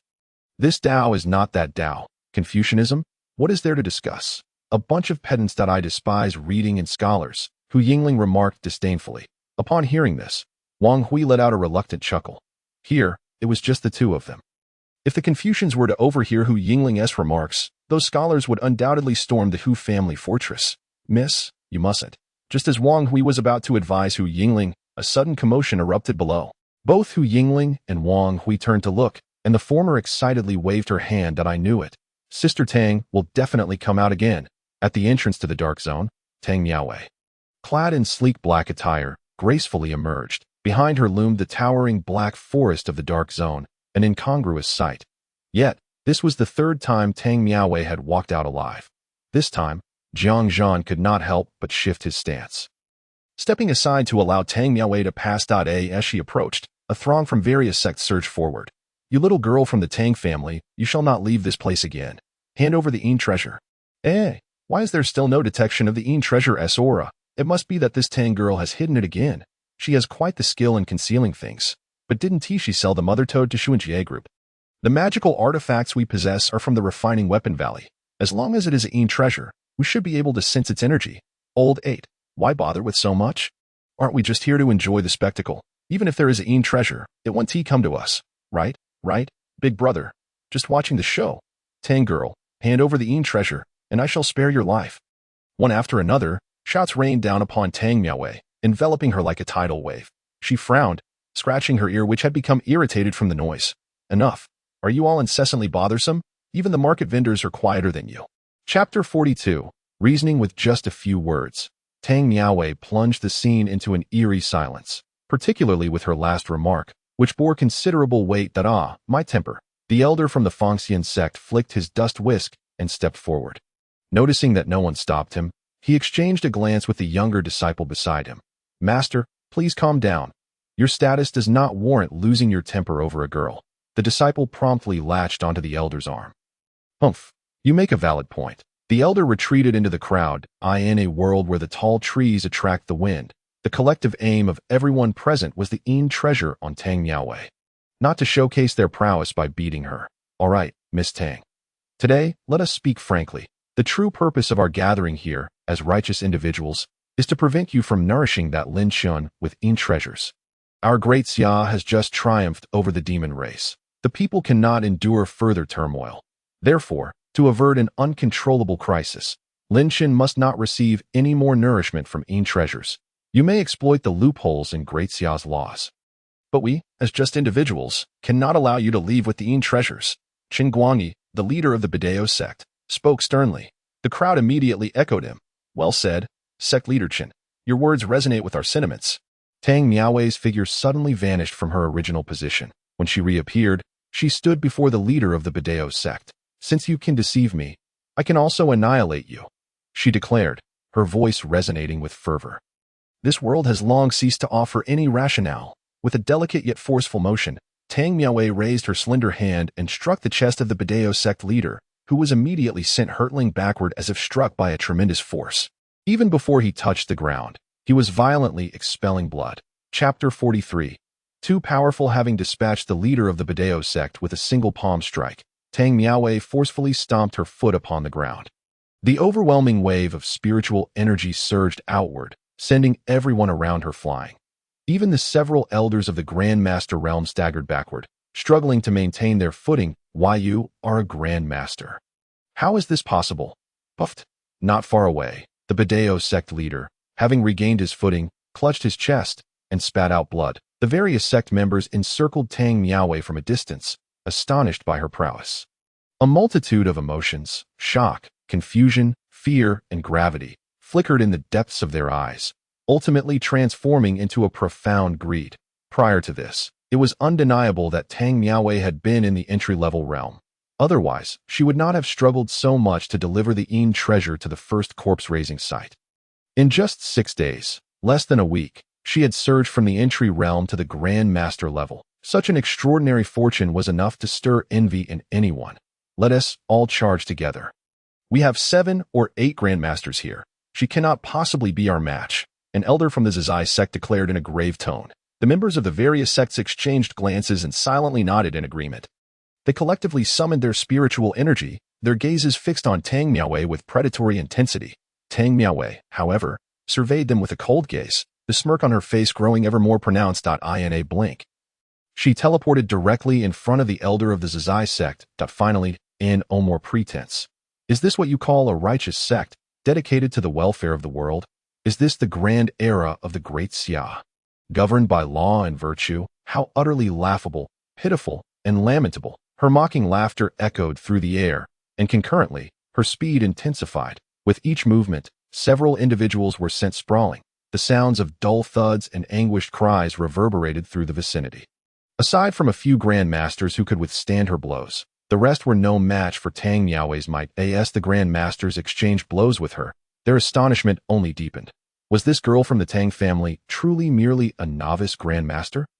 High above in the trees, Hu Yingling and Wang Hui were both rendered speechless to them. Even if Tang Miaowei possessed Grand Master strength, it shouldn't have been this effortless. Yet the reality was that she was holding her ground against numerous Grand Masters and other formidable opponents, wounding dozens in the process. TSK, the young lady from the Tang family indeed has encountered tremendous fortune in the dark realm.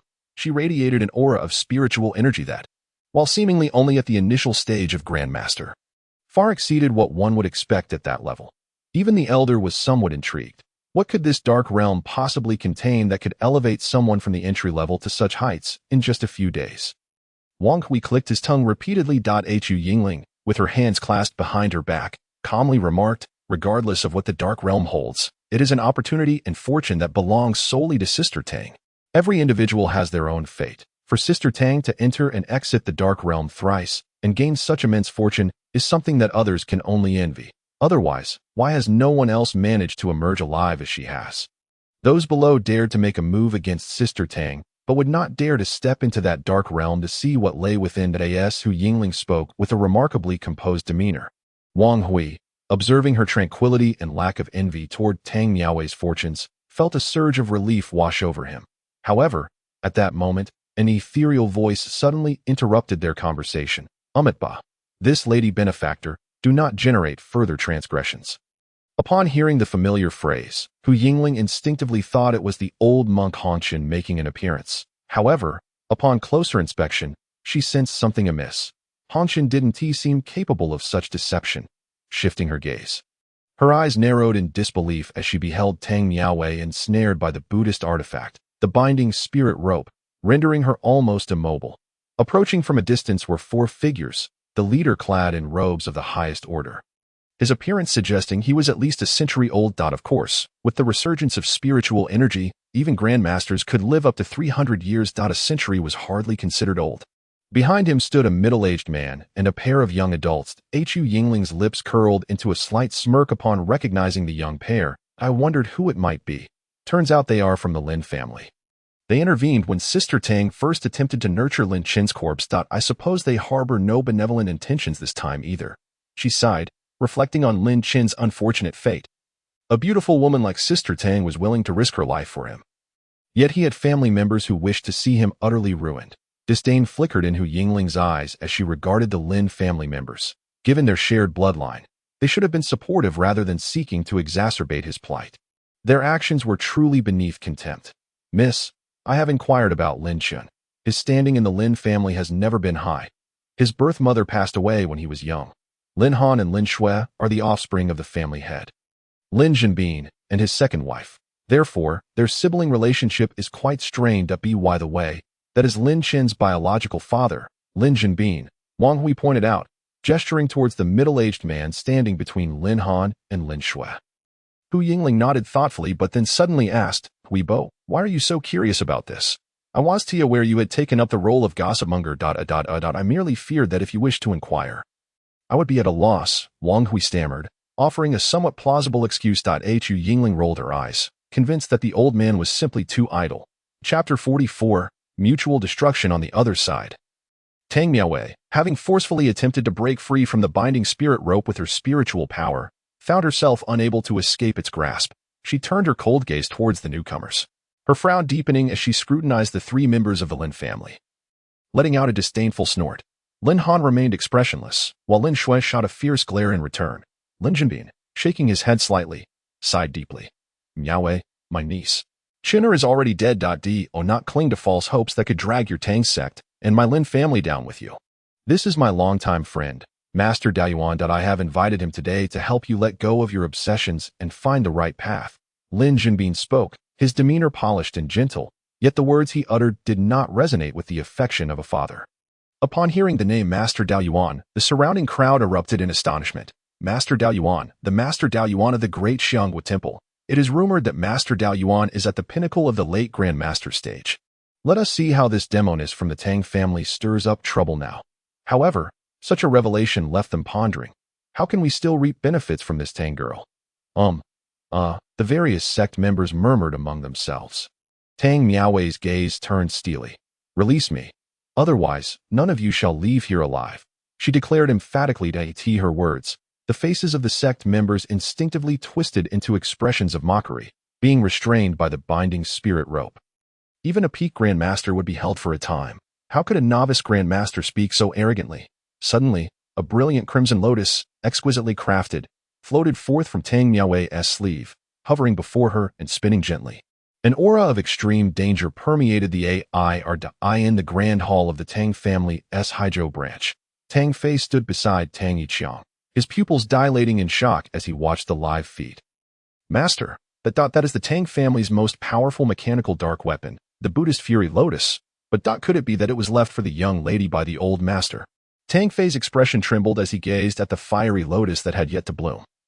A look of profound concern etched across his face. If it truly was the Buddhist Fury Lotus, then Tang Miaowei was not jesting.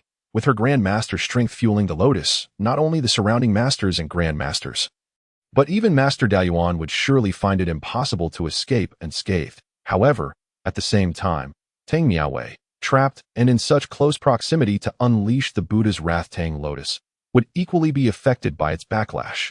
Bang! As Tang Fei's thoughts raced, the table beneath Tang Yixiong's palm suddenly shattered violently. Upon witnessing this, Tang Fei hurriedly turned to look. At that moment, he saw a look of deep concern etched across Tang Yixiong's face, clearly indicating that he understood the power of the Buddha's wrath Tang Lotus better than anyone else.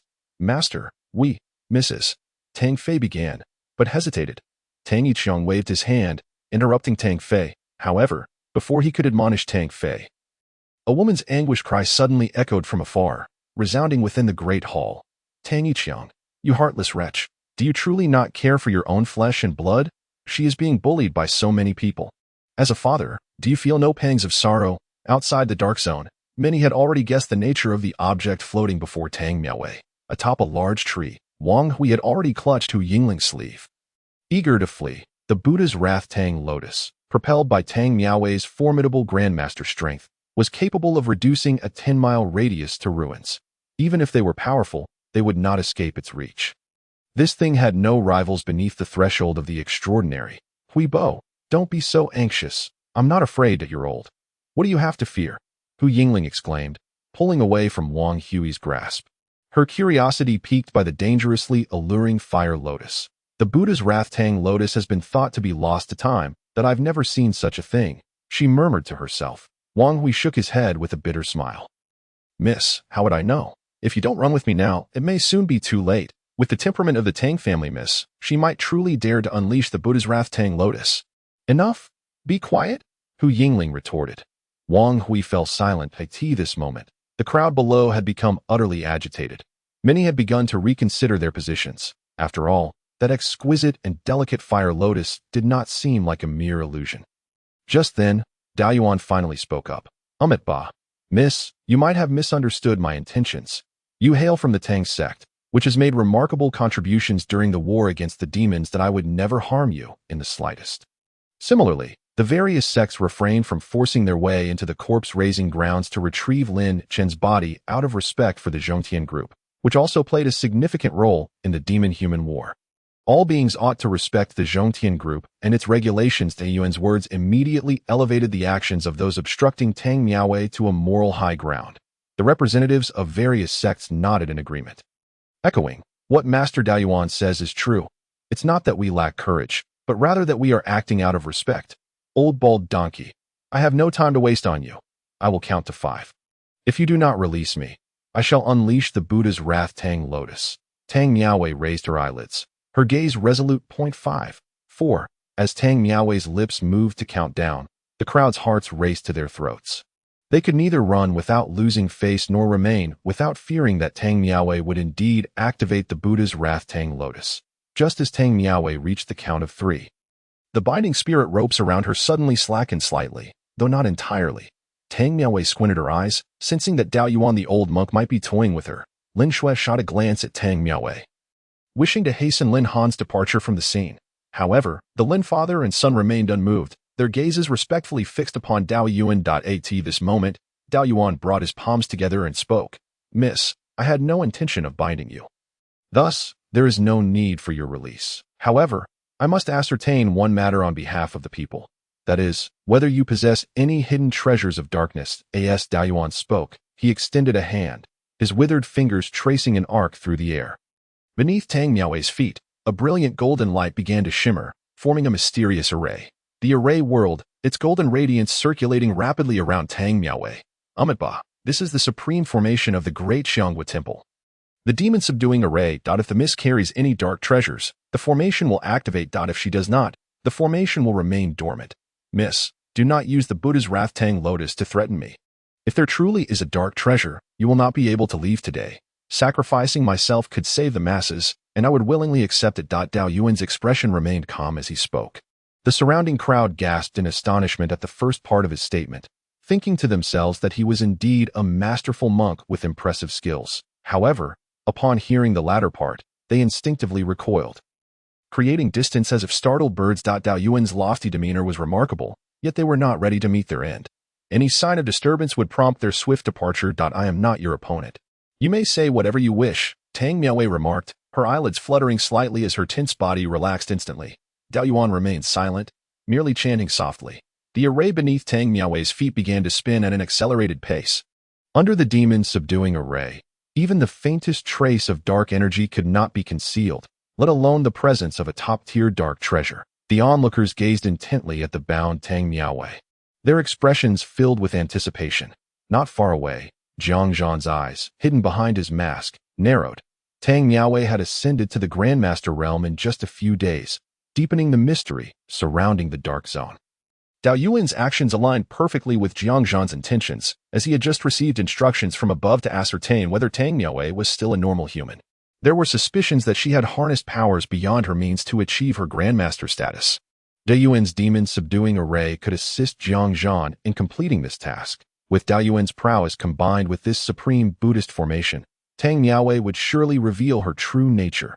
Time passed gradually, and the golden light enveloping Tang Miaowei nearly permeated her entirely. The array spun rapidly, as if on the verge of emitting smoke. Yet, discerning eyes noticed that the demon-subduing array showed no signs of activation. Atop the tree, Hu Yingling finally eased her taut nerves. Her small eyes fixed upon Tang Miaowei with admiration and appreciation. However, at this moment, Tang Miaowei was growing increasingly impatient. Just as her face hardened and she was about to speak, the binding spirit ropes and the golden array suddenly vanished without a trace. Ba, Miss, you may leave that I have found no traces of dark treasures or malevolent energies upon you, Dao Yuan stated calmly. Yet, upon closer inspection, one could catch a fleeting glimmer of doubt in his eyes. Tang Miaowei descended from above, but did not retract the Buddha's Wrath Tang Lotus. Lin Han hesitated for a moment, but could not resist speaking. Master, you cannot let her go. She may have other means of concealing dark treasures, such as the mother and child toad, in this dark zone. There is not just one pair of mother and child toads. She sold a pair to Xuanjia Group days ago. It must be a ruse. As Lin Han finished, Lin Shui quickly nodded in agreement. Lin Jinbin furrowed his brow, casting a concerned glance at Tang Miaowei. Yet, Tang Miaowei could not be bothered to look at them.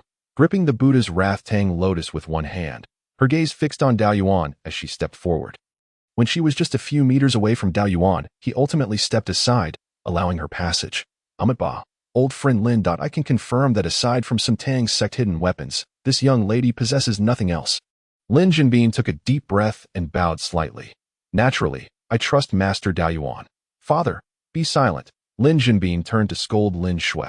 Lin Shui pouted, reluctantly stomping her foot in frustration, watching as Tang Miaowei walked past them.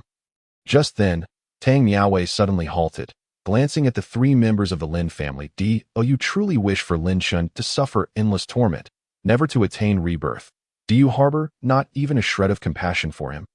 Upon hearing Tang Miaowei's words, Lin Han's brows furrowed. Lin Shui turned her head away. However, my Lin family is not even considered the largest clan in Haizhou City, so how can we protect him? Even someone as formidable as your Tang sect can only sever ties with you, can't they? In the end, Lin Jinbin narrowed his eyes and retorted that in response. Tang Miaowei threw her head back and laughed uproariously. Her laughter laced with mockery. Indeed, but the Tang sect, my parents, would never lay a hand on my life. Tang Miaowei's gaze shifted away, her foot barely trembling as her form vanished instantaneously from the spot. The expressions on the faces of the three members of the Lin family froze in simultaneous shock. After a moment, Lin Shui muttered indignantly, she speaks so lightly. If Lin Shun really managed to escape as a zombie, would the Lin family not be implicated? The Lin family's century-old foundation cannot be destroyed by Lin Shun.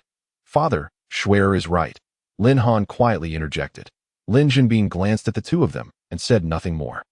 At this point, anything he said would only serve to make the Lin family the subject of ridicule. Ba, my old friend need not harbor any stray thoughts, whether for personal gain or the greater good. What you have done is indeed correct. The monk Dao Yuan from Daxiangguo Temple spoke lightly. Upon hearing this, Lin Jinbin's expression visibly brightened. Meanwhile, atop the great tree, Hu Yingling listened to their exchange and couldn't help but chuckle. Weibo, I feel your skin is nowhere near as thick as that old monk's. Is this the demeanor of the monks from Daxiangguo Temple? Miss, we cannot comprehend the realm of such an enlightened monk. However, shouldn't we retreat now? The Tang family's young lady has already moved far away. Wang Hui turned to the distance and remarked. Hearing this, Hu Yingling snapped her fingers. Right, retreat. Sister Tang will surely not give up on nurturing Lin Chen's corpse. There are only 2 hours left until the 4th round of the nurturing process concludes that I am utterly curious about what Sister Tang will do this time. How will she manage to bring the Yin treasure to the first nurturing site? As Hu Yingling spoke, she quietly descended from the treetop. Many shared her thoughts. The various sects and the 3 members of the Lin family began making their way towards the first nurturing site. Some speculated that Tang Miaowei must have other plans, given that she had come this far. Others suggested that she had not lacked opportunities in the Dark Zone, but had chosen to abandon Linshun to further her own ambitions. Now, her visit to the first nurturing site was merely to catch a final glimpse of Lin Chen's corpse. Chapter 46. Spiritual treasure. As the crowd began to disperse, a series of inaudible mechanical sounds suddenly echoed. Recording the events of the night. 10.26 Log Entry Part 2. The Ba Dao sect, Zizai sect, Whirlwind Palace, Fengxian sect, various sects once again attempted to obstruct the Tang family's young lady, aiming for the Yin treasure and the secret she harbors. The 3 members of the Lin family and the monk Dao Yuan from Daxiangguo Temple. The mechanical sounds continued to resonate, documenting all the people and events of that night. On the other side, relying on her terrifying speed at the Grandmaster level, Tang Miaowei arrived at Zhongtian Group's first nurturing site in just a little over 10 minutes. Each time Tang Miaowei arrived, the atmosphere became significantly more vibrant. Zhao Tianong, although preoccupied with the ancient royal corpse, found his frequent appearances at this location to have little connection to the 1,000-year-old corpse. Yet, observing the vast expanse of the first nurturing site with hundreds of pits, he could not hide his delight as the ominous energy from Pit 3 remained overwhelmingly prominent. Seeing Tang Miaowei's arrival, he smiled broadly and greeted her. Miaowei, my dear niece. I heard that the commotion you stirred up near the Dark Zone was quite substantial. Even the long-lost Buddhist fury Tang Lotus of the Tang sect has resurfaced. I presume it, like the Zhongtian order, was left to you by the elder of the Tang family. However, what intrigues me most is your strength. At the Grandmaster level, there are few in the entirety of the Great Xia who achieve such a feat at your age. You accomplished it in less than 6 days. Once this matter of nurturing Lin Chen's corpse concludes, I await your visit. Your ability to repeatedly retrieve Yin treasures from the Dark Zone positions Zhongtian Group as your optimal partner. While Yin treasures may not enhance the strength of ordinary individuals, Zhongtian Group possesses numerous rare celestial materials. Through this incident, I trust you understand that in this world, only a strong fist holds sway. Were you merely at the entry level, I would not share so much with you.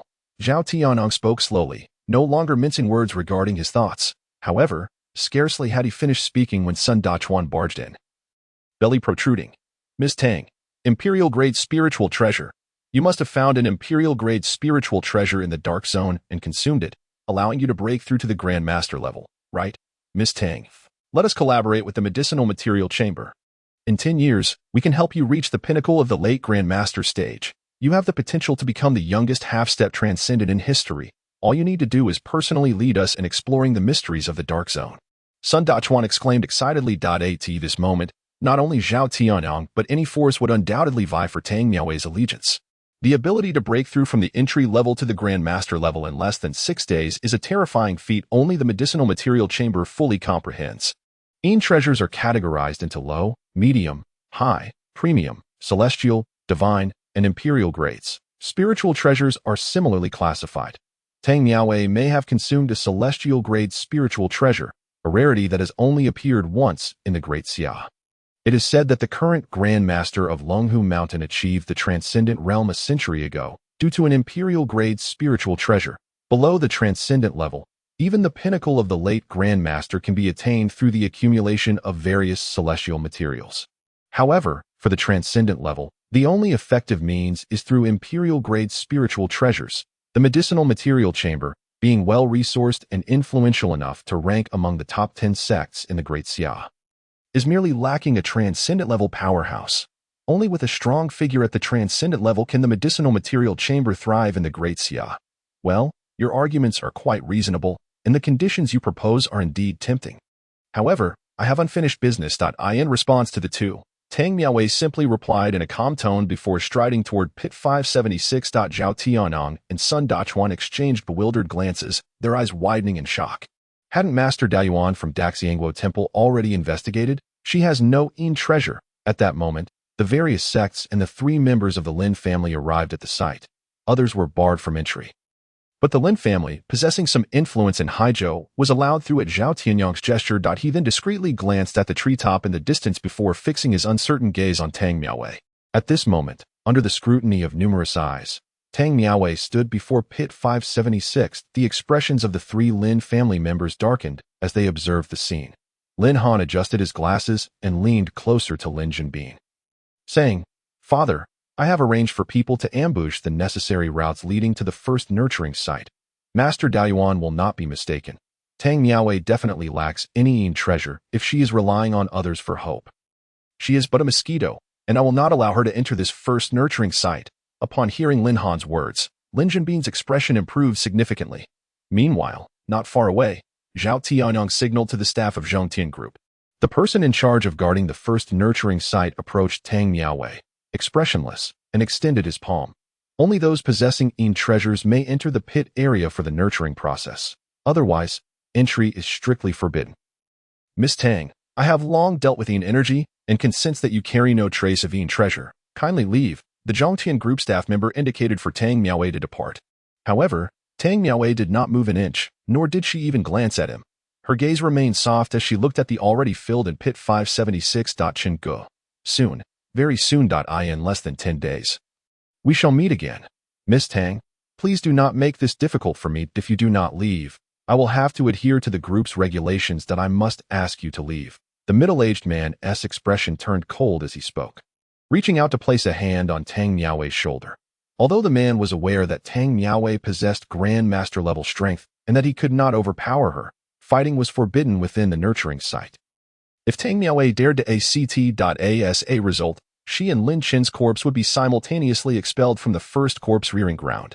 Naturally, Zhao Tianyang could choose to be lenient. However, at that point, Tang Miaowei would have no choice but to acquiesce to certain conditions he proposed. In the distance, Zhao Tianyang was already anticipating a possible rebellion from Tang Miaowei. Sun Dachuan cast a sidelong glance at Zhao Tianyang, unable to suppress a wave of disdain as he perceived through his schemes. Just then, a sudden exclamation rang out. Yin energy, how is this possible? Chapter 47. Divine Artifact. The expressions on everyone's faces momentarily froze in disbelief. Following that, Zhao Tianyang, Sun Dachuan, the 3 men from the Lin family, and Hu Yingling perched atop a nearby tree all turned in unison to gaze at Tang Miaowei. The one who exclaimed was a middle-aged staff member from the Zhongtian Group. His eyes widened as he beheld Tang Miaowei's slowly rising palm, his pupils constricting violently, his face awash with incredulity. In energy, he sensed a dense aura of it at Tang Miaowei's fingertips. Sun Dachuan's expression momentarily faltered before he hastily produced a disc. He infused it with spiritual power, directing its scanning range to lock onto Tang Miaowei in the next instant. The dark energy within the disc surged violently. This level undoubtedly indicated the detection of a top-tier Yin treasure's fluctuations. Impossible. This is utterly bizarre. How could there possibly be Yin energy within a human body? Sun Dachuan exclaimed. Those present who understood the intricacies felt their scalps prickle with unease. A chill surged from their souls, racing up to their crowns. Setting aside how the Yin energy at Tang Miaowei's fingertips evaded the scrutiny of the Buddhist Supreme Formation and the Demon's Subduing Array, the mere fact that it coalesced from within her body was fundamentally illogical. While it is true that practicing special techniques allows for the absorption and utilization of Yin energy, this transforms the Yin energy into Yin attribute spiritual power, a process that is irreversible. The human constitution's inherent repulsion to Yin energy is immutable, unless one dies and becomes a corpse. Yet now, the wisp of Yin energy at Tang Miaowei's fingertips undoubtedly shattered the conventions of the entire cultivation realm of Daxia. Miaowei, my dear niece, though I cannot fathom how you accomplished such a shocking feat, the rearing of corpses requires Yin treasures, not merely Yin energy. Even if you could conjure the most potent Yin energy, it would first necessitate the invocation of a Yin treasure to channel the energies of heaven and earth for the corpse to absorb. Zhao Tianyang's throat moved as he swallowed hard. Upon hearing his words, Tang Miaowei remained unfazed, merely lifting her other hand as well, spreading both palms before her. Her expression was intensely focused. Moments later, a streak of dark green suddenly manifested between her hands. The instant the emerald hue appeared, the disc in Sun Dachuan's grip began to vibrate violently that he stared wide-eyed, his voice trembling. Yin energy. The level of Yin energy is nearing that of a heavenly grade Yin treasure. Heavenly grade. It has reached the category of heavenly grade Yin treasures, and it's still increasing, still increasing. In the vast first corpse-rearing ground, aside from Sun Dachuan's exclamations, only the rapid breaths of the onlookers filled the air. Until a certain moment, a crack suddenly appeared on the disc in Sun Dachuan's hand, and then the disc shattered into pieces. Sun Dachuan stood frozen in shock, as though struck by lightning, divine-grade Yin treasure. His gaze was vacant as he looked ahead, where he beheld a small emerald green plant swaying gently between Tang Miaowei's hands. At that instant, the temperature in the first corpse-rearing ground plummeted by more than 10 degrees. Countless streams of Yin energy began to converge towards the three-leafed herb nestled in Tang Miaowei's palms, the dense and formless Yin energy nearly manifesting a dark gray hue, since the establishment of the first corpse-rearing ground. Such a scene had not occurred in over 100 years. The surrounding crowd was utterly spellbound, including Zhao Tianyang, the master of the first corpse-rearing ground. High atop a tree, Hu Yingling gazed at the emerald plant, his throat involuntarily constricting. A divine-grade Yin treasure. Is that truly a divine-grade Yin treasure? The divine-grade Yin treasure that the Hu family had tirelessly searched for across countless mountains and rivers, which had only appeared once in the last 500 years of spiritual revival in Daxia. An entity that nourished corpses, the monarch among Yin treasures. A divine-grade Yin treasure. Hu Yingling's chest swelled with excitement, utterly entranced by the small emerald plant. Had the Queen of the Abyss been nourished by this divine-grade Yin treasure, her emergence would have reached the silver-eyed level, and today she would likely have touched the threshold of the golden-eyed realm. Within a century, achieving the strongest golden-eyed zombie would not be out of the question. Yet now, the Queen of the Abyss had only just entered her silver-eyed phase for 30 years. It was uncertain when she would ever reach that legendary golden-eyed state. Thus, it was evident that a single divine-grade Yin treasure could alter a zombie's potential and fate. Alas, the means of the young lady from the Tang family are truly beyond my comprehension. Hu Yingling mused. Think a divine-grade Yin treasure could reside within her body and now be forcibly extracted. Such a miraculous event I have never heard of nor witnessed before. It seems that Lin Shen is indeed destined to have his fate rewritten by the young lady from the Tang family. That lad, Lin Shen, is truly fortunate to have Miss Tang risking herself for him. He is indeed a model for our generation. Frustrated, Wang Hui could not help but curse inwardly. Ultimately, both Hu Yingling and Wang Hui, while astonished by the emergence of a divine-grade Yin treasure, were not profoundly affected in spirit. In contrast, the crowd below, especially those sect members who had previously sought to obstruct Tang Miaowei at the entrance of the Dark Zone, were now on the verge of tears. They raised their hands, unsure whether to slap themselves or not. Just hours earlier, an opportunity to leap into a first-rate sect had been laid before them. Yet they had squandered it. Numerous grandmasters and dozens of masters, along with countless innate and acquired practitioners, were they truly unable to stop Tang Miaowei? No, it was merely their trepidation at her desperate determination, coupled with the formidable lotus of wrath in her hands. Had they known earlier that Tang Miaowei possessed a divine-grade Yin treasure, they would have risked their lives to seize it next time. Regardless of the methods this young lady from the Tang family employs to coerce us, we shall not retreat a single step. The various sect members secretly harbored their indignation. This was merely the fourth round of the corpse-rearing phase. They still had 3 chances remaining. Meanwhile, Lin Shui, amidst the crowd, could not help but turn pale with rage. Father, what is the matter with Master Dao Yuan? Is he doing this on purpose? How could the Buddhist Supreme Formation fail to detect even a divine-grade Yin treasure? If Lin Shen truly benefits from this divine-grade Yin treasure, it might just allow that little wretch, Tang Miaowei, to achieve her goal. Not only Lin Shui, but Lin Han's expression was also shrouded in darkness. His gaze lingered on the emerald plant in Tang Miaowei's hands, filled with unrestrained greed. Lin Shen, what right do you have to enjoy such a divine object? Lin Han gritted his teeth, resentment towards Lin Shen bubbling anew within him. He could not fathom why Lin Shen, already a corpse, had someone like Tang Miaowei fighting for him. Lin Jinbin squinted his eyes, a glint of coldness flickering therein. Master Dao Yuan does not err. The young lady from the Tang family must have employed certain means to deceive Master Dao Yuan. However, Han Shui, you must remember, I have only you 2 children. Lin Shen has long since severed ties with our Lin family, and no matter what, he must be sent into the demon-suppressing tower. He shall not escape and bring catastrophic ruin upon our Lin family. Chapter 48. Outrage. Amidst the myriad expressions of the onlookers, Tang Miaowei's movements came to a halt. The emerald green plant she held had drawn in countless streams of yin energy, standing at the center of this storm of yin energy. Tang Miaowei felt only a slight chill. She experienced no significant discomfort. After all, she had endured the inhuman torment of a divine-grade yin treasure entering her body. The level of pain was unfathomably greater than that of childbirth. Uncle Zhao, I wonder if this yin treasure complies with the corpse-rearing regulations of your Zhongtian group. Tang Miaowei asked without turning around, her tone devoid of emotion. Zhao Tianyang was momentarily taken aback. A divine-grade yin treasure? You asked me if it complies. Struggling to suppress the urge to cough up blood, Zhao Tianyang replied coldly. Hearing his words, Tang Miaowei laughed derisively, then slowly crouched down, tenderly placing the divine-grade yin treasure into the small opening connecting to the 576th pit. Brother Chen, although I do not know why that elder has aided me, his abilities are truly comparable to those of an immortal. You will recover, and we shall all be well. Once you emerge, we will retreat into that dark zone, living carefree lives alongside the demons, forever distancing ourselves from the clamor and strife of humanity. Forever, we shall not return. Tang Miaowei spoke joyfully, a crystalline tear sliding down her cheek. In her mind, she had already envisioned the scene of spending her days with Lin Chen amidst the mountains and forests. Although the zombies lacked consciousness and intent, Tang Miaowei felt content. Brother Chen, when I grow old and approach death, I shall find a way to guide you to the afterlife. In our next life, we shall continue our bond, she said, a joyful smile gracing her face. It had been a long time since she had felt such happiness.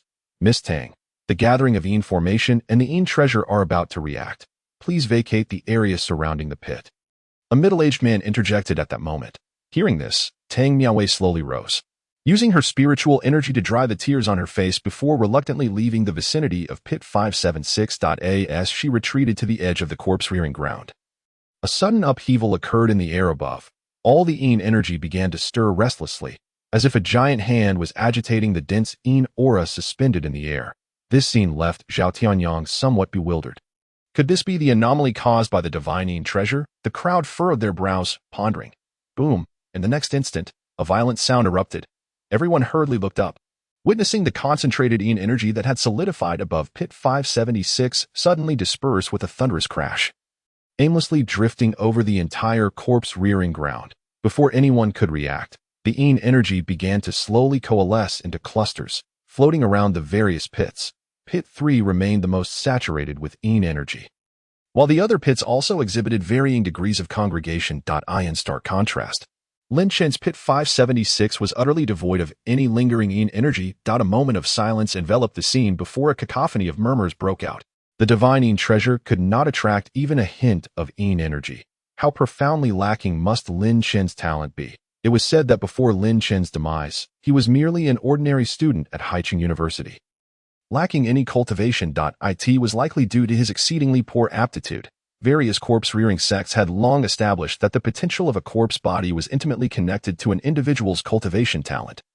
Among other vague factors, for instance, the ancient Queen Jingjue and the King of 10,000 Slaves, the two most formidable zombies in Daxia, achieved their silver-eyed status because of their noble lineage. Factors such as bloodline and historical legacy lack a clear evaluative standard. However, it is undeniable that the longer the history, the richer the historical background, the stronger the corpse's potential. Take, for example, the ancient imperial corpses of Daxia, which remain unfound to this day. Their emergence would likely reach the golden-eyed level. The ancient imperial corpses embody far more than mere historical legacy. Those individuals carry the dragon's fortune of Daxia. Had the various sects not scoured the earth without success, the war between humans and demons might have concluded much sooner. Enough, you are digressing, someone remarked. Even the divine yin treasure cannot attract a single wisp of yin energy for Lin Chen. Truly, the Lin family is cursed. Being born into the Lin family, it seems they lack any fortune. Currently, the Lin family is considered a top-tier family in Haizhou, but it is unlikely they will remain so for long. The art of corpse rearing is profound and mysterious, reflecting many truths. The crowd engaged in fervent discussions, ultimately turning their gazes toward the members of the Lin family. Initially, Lin Chen's failure to attract any yin energy had brought joy to the Lin family members. However, upon hearing the surrounding murmurs, the expressions of the three Lin family members darkened. Do not speak carelessly. Lin Chen has long severed all ties with my Lin family, Lin Shui exclaimed, her cheeks flushed as she placed her hands on her hips. The onlookers merely smiled in silence. Lin Han clenched his fists, falling into silence, while Lin Jinbin patted Lin Shui's shoulder and stepped forward, clasping his hands in greeting. Esteemed guests, my daughter has a fiery temper. I hope you will not take offense. However, I must solemnly declare that after Lin Qin's involvement with the Demon Emperor's self-detonation, my Lin family, for the sake of righteousness and the tranquility of the people of Daxia, has removed Lin Qin from our family tree. He is no longer a member of the Lin family, nor is he my son, Lin Jinbin. From now on, his fate is of no concern to my Lin family. We merely acted to prevent Miss Tang from nurturing his corpse, adhering to our principles. Those who pose a potential threat to the prosperity of Daxia must be eradicated. Lin Jinbin's tone was solemn and impassioned. Upon hearing this, the crowd could not help but gasp. On one hand, they mocked Lin Jinbin for his ruthless self-preservation, while on the other, they marveled at his decisiveness. Few could exhibit such righteous resolve. Enough! Just then, a cold voice rang out. Tang Miaowei turned to face Lin Jinbin, her eyes glinting with icy menace. If you utter another word, this place shall become your grave. Chapter 49. The joke. Tang Miaowei's voice, laden with murderous intent, reverberated. The image of Tang Miaowei wielding the Buddha's wrathful lotus, intimidating the crowd, flashed through their minds, sending shivers down their spines. Many hastily retreated.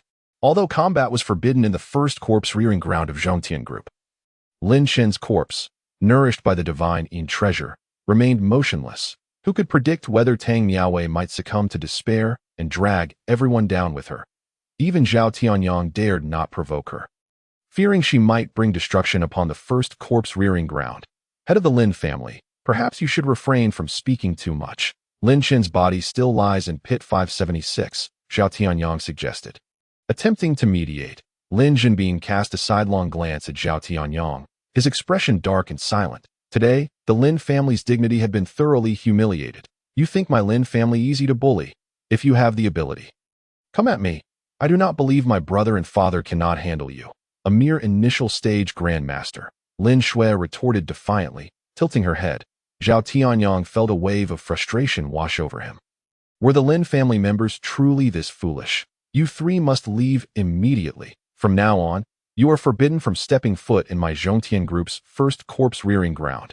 As he observed Tang Miaowei's eyes narrowing, her murderous intent palpable, Zhao Tianyang hurriedly spoke. He had realized that while others could insult Tang Miaowei without her caring, once Lin Qin was involved, she would stop at nothing, akin to a prickly hedgehog. Whoosh! In that moment, as Zhao Tianyang's words fell, the surrounding staff of Zhongtian Group and the high-level zombies standing guard sprang forth, encircling the three Lin family members. Witnessing such a display, the crowd finally comprehended the true depth of Zhongtian Group's power. Even a peak grandmaster would find little advantage here. Lin Shui glanced at the multitude of figures around her, her confidence waning, though her lips still moved as if she wished to speak. Lin Jinbin shot her a cold glare. Silence. After reprimanding Lin Shui, he turned his attention back to Zhao Tianyang, his expression dark and uncertain. Chairman Zhao, consider this matter settled. My Lin family shall remember today's events. Very well, my Zhongtian Group awaits your Lin family's reckoning at any time, Zhao Tianyang replied with a light chuckle, unconcerned. To him, the Lin family was hardly a worthy opponent. Lin Jinbin inhaled deeply, his fists nearly crushing under the cover of his sleeves. His gaze shifted from Zhao Tianyang to Tang Miaowei, and he snorted coldly. The humiliation I have endured today is solely for the sake of the 360 souls of the Lin family. I hope that one day, the Tang family will not suffer catastrophic consequences due to your actions.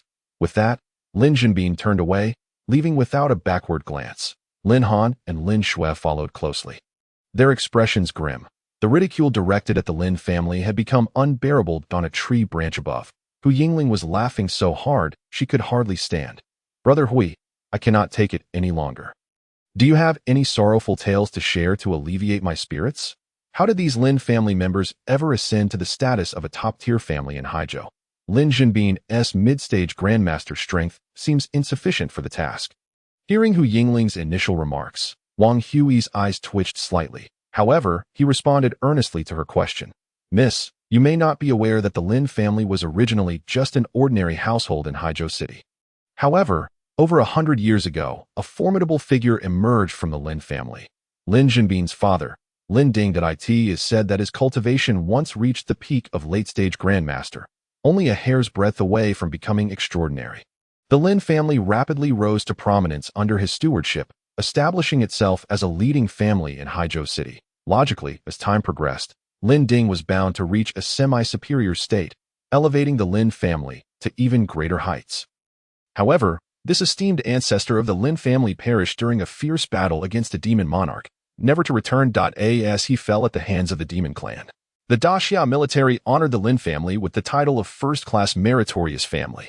Yet, while this accolade held weight 500 years ago, in the present it merely serves to intimidate the common folk. A near-superior ancestor is far more valuable than any commendation, had Lin Ding still been alive.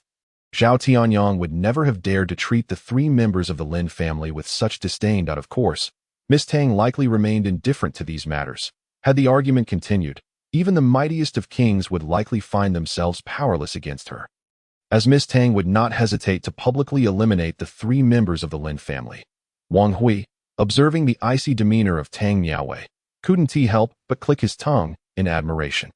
Even he, an elder of considerable age, found himself captivated by her.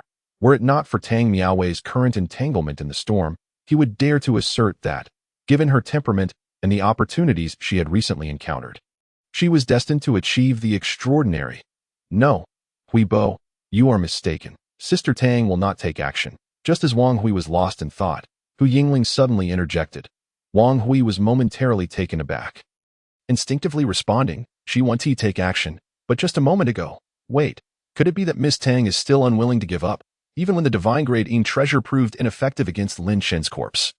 Miss Tang is still willing to risk herself for him. It must be understood that now that the divine grade Yin treasure has come to light, those who covet it are no longer merely minor sects.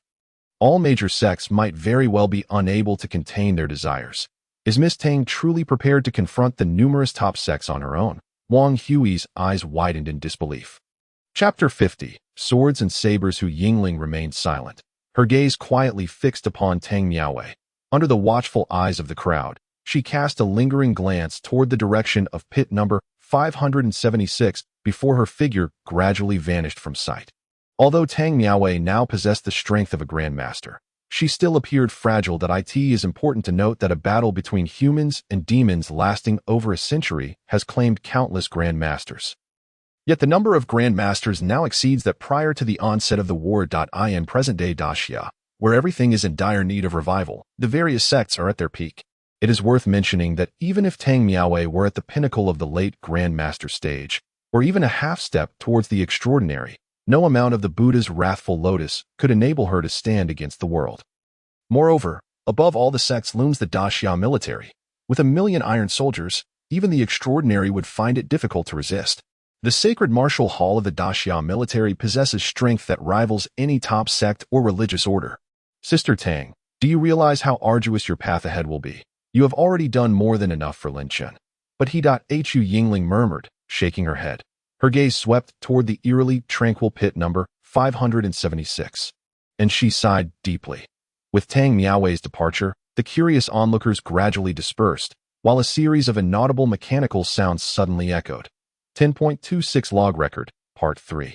The Lin family has severed all ties with the host. Due to system concealment, the divine grade Yin treasure has yet to elicit the host's sensitivity to Yin energy. However, Miss Tang remains resolute, continuing to fulfill the remaining corpse nurturing process for the host. Detected that the host's corpse has been nourished by the fourth piece of Yin treasure. Based on the quality of the Yin treasure, the following reward package has been activated. Congratulations to the host for obtaining an 8-level Earth Yin formation. Congratulations to the host for receiving a bloodline enhancement. Congratulations to the host for acquiring a special skill, Eye of Enlightenment. Eye of Enlightenment. The host can sense the realm and strength of enemies, disregarding any race, cultivation level, or special concealment techniques. Ding. Detected that the current Yin treasure contains 0.1 of the bloodline of the corpse ancestor Jia Chen, triggering a hidden reward. Hidden reward grants the host a 5 bloodline enhancement from the zombie progenitor, allowing a chance for the host to awaken the most powerful zombie progenitor form. Rewards activated. System panel has changed. Host, Lin Chen. Corpse potential level, S. Bloodline level, 8 stars. Realm, Zombie Emperor. Special skills, tenfold absorption. Heavenly perception, indestructible body, innate zombie physique, primordial divine thought, Eye of Enlightenment. Acquired techniques, King of Deception Transformation, Celestial Demon Scroll, Shattering Cloud Divine Classic. Compared to previous instances, this time the rewards triggered by the system were significantly more generous. The Earthine formation surged to level 8, causing the Yin energy beneath Haizhou City to frantically converge toward Lin Chen. Yet, this was not the most alarming aspect. What was truly daunting was Lin Chen's corpse potential level and bloodline level. One determines Lin Chen's cultivation speed, while the other sets his cultivation ceiling. After merging the bloodlines of Jiang Chen and Hound, Lin Chen's corpse potential level vaulted to S level, while his bloodline level soared to 8 stars. Though both levels had yet to reach their maximum due to concentration effects, it is important to note that the Silveride level corpse from whose stronghold only boasted an A level for corpse potential and a mere 6 stars for bloodline. Lin Chen's potential and bloodline have already eclipsed all zombies currently found in Deaxia.as. For the Millennium Noble Corpse beneath pit number 3, it finds itself unfortunate, as it resides within the same nurturing ground as Lin Chen. Originally, it might have reached the half-step Silveride realm. However, now, with Lin Chen voraciously absorbing most of the Yin energy, it struggles even to attain the ordinary Zombie King level. This entire scenario is attributed not only to the exceptional quality of the divine-grade Yin treasure and the bountiful rewards it triggered, but also to the Jiangchen bloodline contained within that emerald green grass. Although its concentration is pitifully low, it is undeniably the renowned bloodline of the corpse ancestor. Even a mere trace is enough to attract the 5 major corpse nurturing sections ultimately, however, the illustrious Daxian National Master, with unparalleled skills and foresight, fell victim to a single miscalculation. The night preceding dawn is the darkest. After bathing and changing into a red casual outfit at the 5-star hotel of the Herbal Merchants Association, Tang Miaowei set out once more. In the darkness, that flash of red was particularly eye-catching. Many sect members silently followed in her wake, witnessing her re-enter the dark zone. This time, everyone thought that they would not be so easily deceived by Tang Miaowei as in previous encounters. The 2 members of the Hu family, accustomed to navigating the treetops, also watched as Tang Miaowei's figure vanished at the entrance of the dark zone. Wang Hui, reflecting on how Hu Yingling had indeed been correct, couldn't he help but sigh once more. Those burdened by fate are indeed all suffering souls. At my age, I can hardly bear to see such things. Stop. Enough. Sister Tang isn't dead yet. Hui Bo. Must you lament? Hu Yingling retorted, hands on her hips. Wang Hui twitched his eyelids a few times at her words, grumbling, Mississippi, you truly are incorrigible. My heartfelt musings, my profound insights, have all been disrupted by you. Otherwise, in this moment, I would surely have stepped into the extraordinary realm. Ah, is that so? Then I truly owe you an apology. Hui Bo entering the extraordinary. Why don't you demonstrate your half-step extraordinary prowess to me first? Hu Yingling replied, pursing her lips. If Wang Hui were truly half-step extraordinary, they would not have been so easily swept away by Monk Hongchen that day. Miss, you underestimate my abilities far too much. If I lacked the power to dominate the masses, would the Stronghold Master have entrusted me alone with your protection? Wang Hui pounded his chest in exasperation. Upon hearing this, Hu Yingling couldn't help but roll her eyes. Just as she was about to instruct Wang Hui to return and find old Hu, a sound of something slicing through the air suddenly resonated. Upon witnessing this, Hu Yingling narrowed her eyes and reached towards the sky. A black bird flashed past, leaving a note in her small hand. Upon opening it, she found a line written on the paper.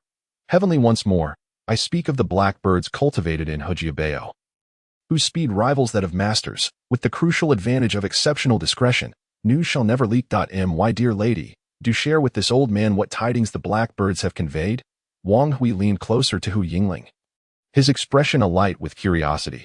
Upon hearing this, Hu Yingling exhaled softly, her demeanor suddenly turning serious. The Tiandao sect and the Shifang sword have arrived. Tiandao sect, Shifang sword, TSKSK. These are indeed first-rate sects of considerable power. Among the Confucian, Buddhist, and Taoist teachings, aside from the top 3, one could hardly find another sect that could rival these 2. Wang Hui exclaimed, his admiration palpable. The Tiandao sect and Shifang sword are not to be compared with mere factions like the Dominance Blade sect. Their inner circles are guarded by formidable figures on the cusp of transcendence. Moreover, it is said that within the Tiandao sect resides the legendary Divine Blade, the Daxiao Longke. Ancient weapons, Wu and Chu Zhanlu. Daxiao Longke, renowned among divine blades. Naturally, The Shifang sword is no less formidable as the foremost sword sect of this era. The Shifang sword pavilion proudly displays the legendary Zhanlu sword, when the ruler is virtuous. The sword stays close, and the nation flourishes. When the ruler is devoid of virtue, the sword flies away, and the nation falls into ruin. The quintessence of metal, the essence of the sun, emerges with divinity, commanding respect. The Zhanlu sword is heralded as one of the 10 divine swords of Daxia, undisputedly the sword of benevolence. As for the other divine swords of Daxia, they have long since vanished without a trace. However, my lady, something feels amiss. Even if the Tiandao sect and Shifang sword have historically been at odds, if there is fortune to be found in the Tiandao sect, the Shifang sword's presence is inevitable. Yet both factions adhere to the righteous path. Even if the Tang family's young lady could bring forth a divine-grade shadow treasure from the dark zone, it would hardly entice them. Would it? Should the group from Duanhuan Cave be the ones to appear? Wang Hui stroked his beard, his face a mask of confusion. Aside from the 5 major corpse-rearing sects and the medicinal merchant guilds that specialize in heavenly materials, if anyone were to covet the emergence of divine-grade shadow treasures, it would undoubtedly be Duanhuan Cave. As the foremost ghost-controlling power in contemporary Daxia, Duanhuan sect is not inferior to the Tiandao sect or the Shifang sword. During the recently concluded battle between demons and humans, their ghost-controlling techniques obliterated countless demon kings and emperors. You ask me, and I ask whom? Hu Yingling pouted, her irritation evident. She gazed at the dark, sunless expanse of the third dark zone, her eyes clouded with growing concern. Sister Tang, even that old monk Hongqian is of little use now. As the world outside swirled with uncertainty, Tang Miaowei stepped once more into the dark zone. Her taut nerves relaxing once again, the Tianzi Yinlin python had been waiting eagerly near the entrance. The moment it spotted Tang Miaowei, it affectionately rubbed against her feet. Yet, upon realizing it was a male, she promptly kicked it away. Get lost. Stay away from me. Woo. Ow, boss. Huh. Wait a moment. Boss, what has happened to your power? After being sent tumbling 100 meters by Tang Miaowei's kick, the Tianzi Yinlin python scurried back, its eyes wide with astonishment. While it knew its boss was unparalleled, it had always considered Tang Miaowei's combat prowess rather lacking. What? Is this level of power beneath my capability? Tang Miaowei cast a disdainful glance, feigning depth. Upon hearing this, the Tianzi Yinlin python immediately prostrated itself before her. Boss, how could you say such a thing? Even the demon emperor would bow before you. I merely marvel at your rapid progress. It seems you are not far from reclaiming your peak strength. I eagerly await the day you lead us to sweep across the realms and unify the world. You know, I miss the delicacies of the human race, especially a bowl of duck blood vermicelli soup. But now, no demon emperor dares to lead an assault on human territory. I'm left with no choice but to endure the unpalatable fare of this dark zone. The Tianzi Yinlin python lamented, its sorrowful tone enough to evoke tears from listeners. Yet, Tang Miaowei merely stepped onto its back and declared, enough of your nonsense. Take me to where the divine-grade shadow treasures exist. Very well, boss, hold on tight. I've been practicing my speed recently. In no more than 2 hours, I can take you to our destination. As the Tianzi Yinlin python's roar faded, its massive form darted through the dark zone's forest with remarkable speed.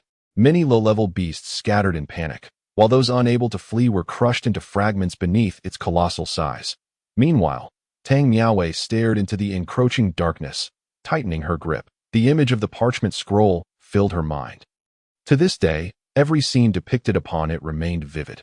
Utilizing the energy flow outlined in the scroll, she had indeed extracted the divine-grade shadow treasure from within herself. However, Tang Miaowei hesitated to follow the scroll's instructions to seek the 5th shadow treasure depicted, for she feared that the subsequent events had already been foreseen by the scroll's creator. While Tang Miaowei remained unaware of where the Tianzi Yinlin python intended to lead her, deep within another century-old dark zone, a place that had not seen a human presence for 100 years, several figures emerged. Wan Hong, dragging his severely wounded body, traversed through the towering woods, standing at least 100 meters high. One of his arms was entirely missing. Behind him, Liang was soaked in blood, his body leaking profusely. He attempted to staunch the flow from one side, only for it to surge from the other. In desperation, Liang bit down on the neck of the beast he was carrying, simultaneously drawing its blood while trying to contain his own. Young master. I fear I can't hold on much longer. I've nearly drained all the blood from this demon emperor's corpse. Liang looked up at Wan Hong, his eyes filled with despair. Wan Hong gritted his teeth, a hint of impatience in his voice. Then drink mine. Wan Hong's gaze remained fixed ahead, exuding, however, I fear that the young master has never been aware of my existence, nor the multitude that accompanies him. The middle-aged man turned to glance behind him. His gaze traversing the dense jungle. It seemed as though he beheld the fragmented remains of countless corpses. In that moment, a profound sense of confusion flickered in the depths of his eyes. What, ultimately, is the purpose of their existence? Is it merely to fade away into silence? Tiansong. Ah, your talents are remarkable. Had you devoted yourself to cultivation, you might have aspired to transcend to the pinnacle of the Grand Master realm in your lifetime.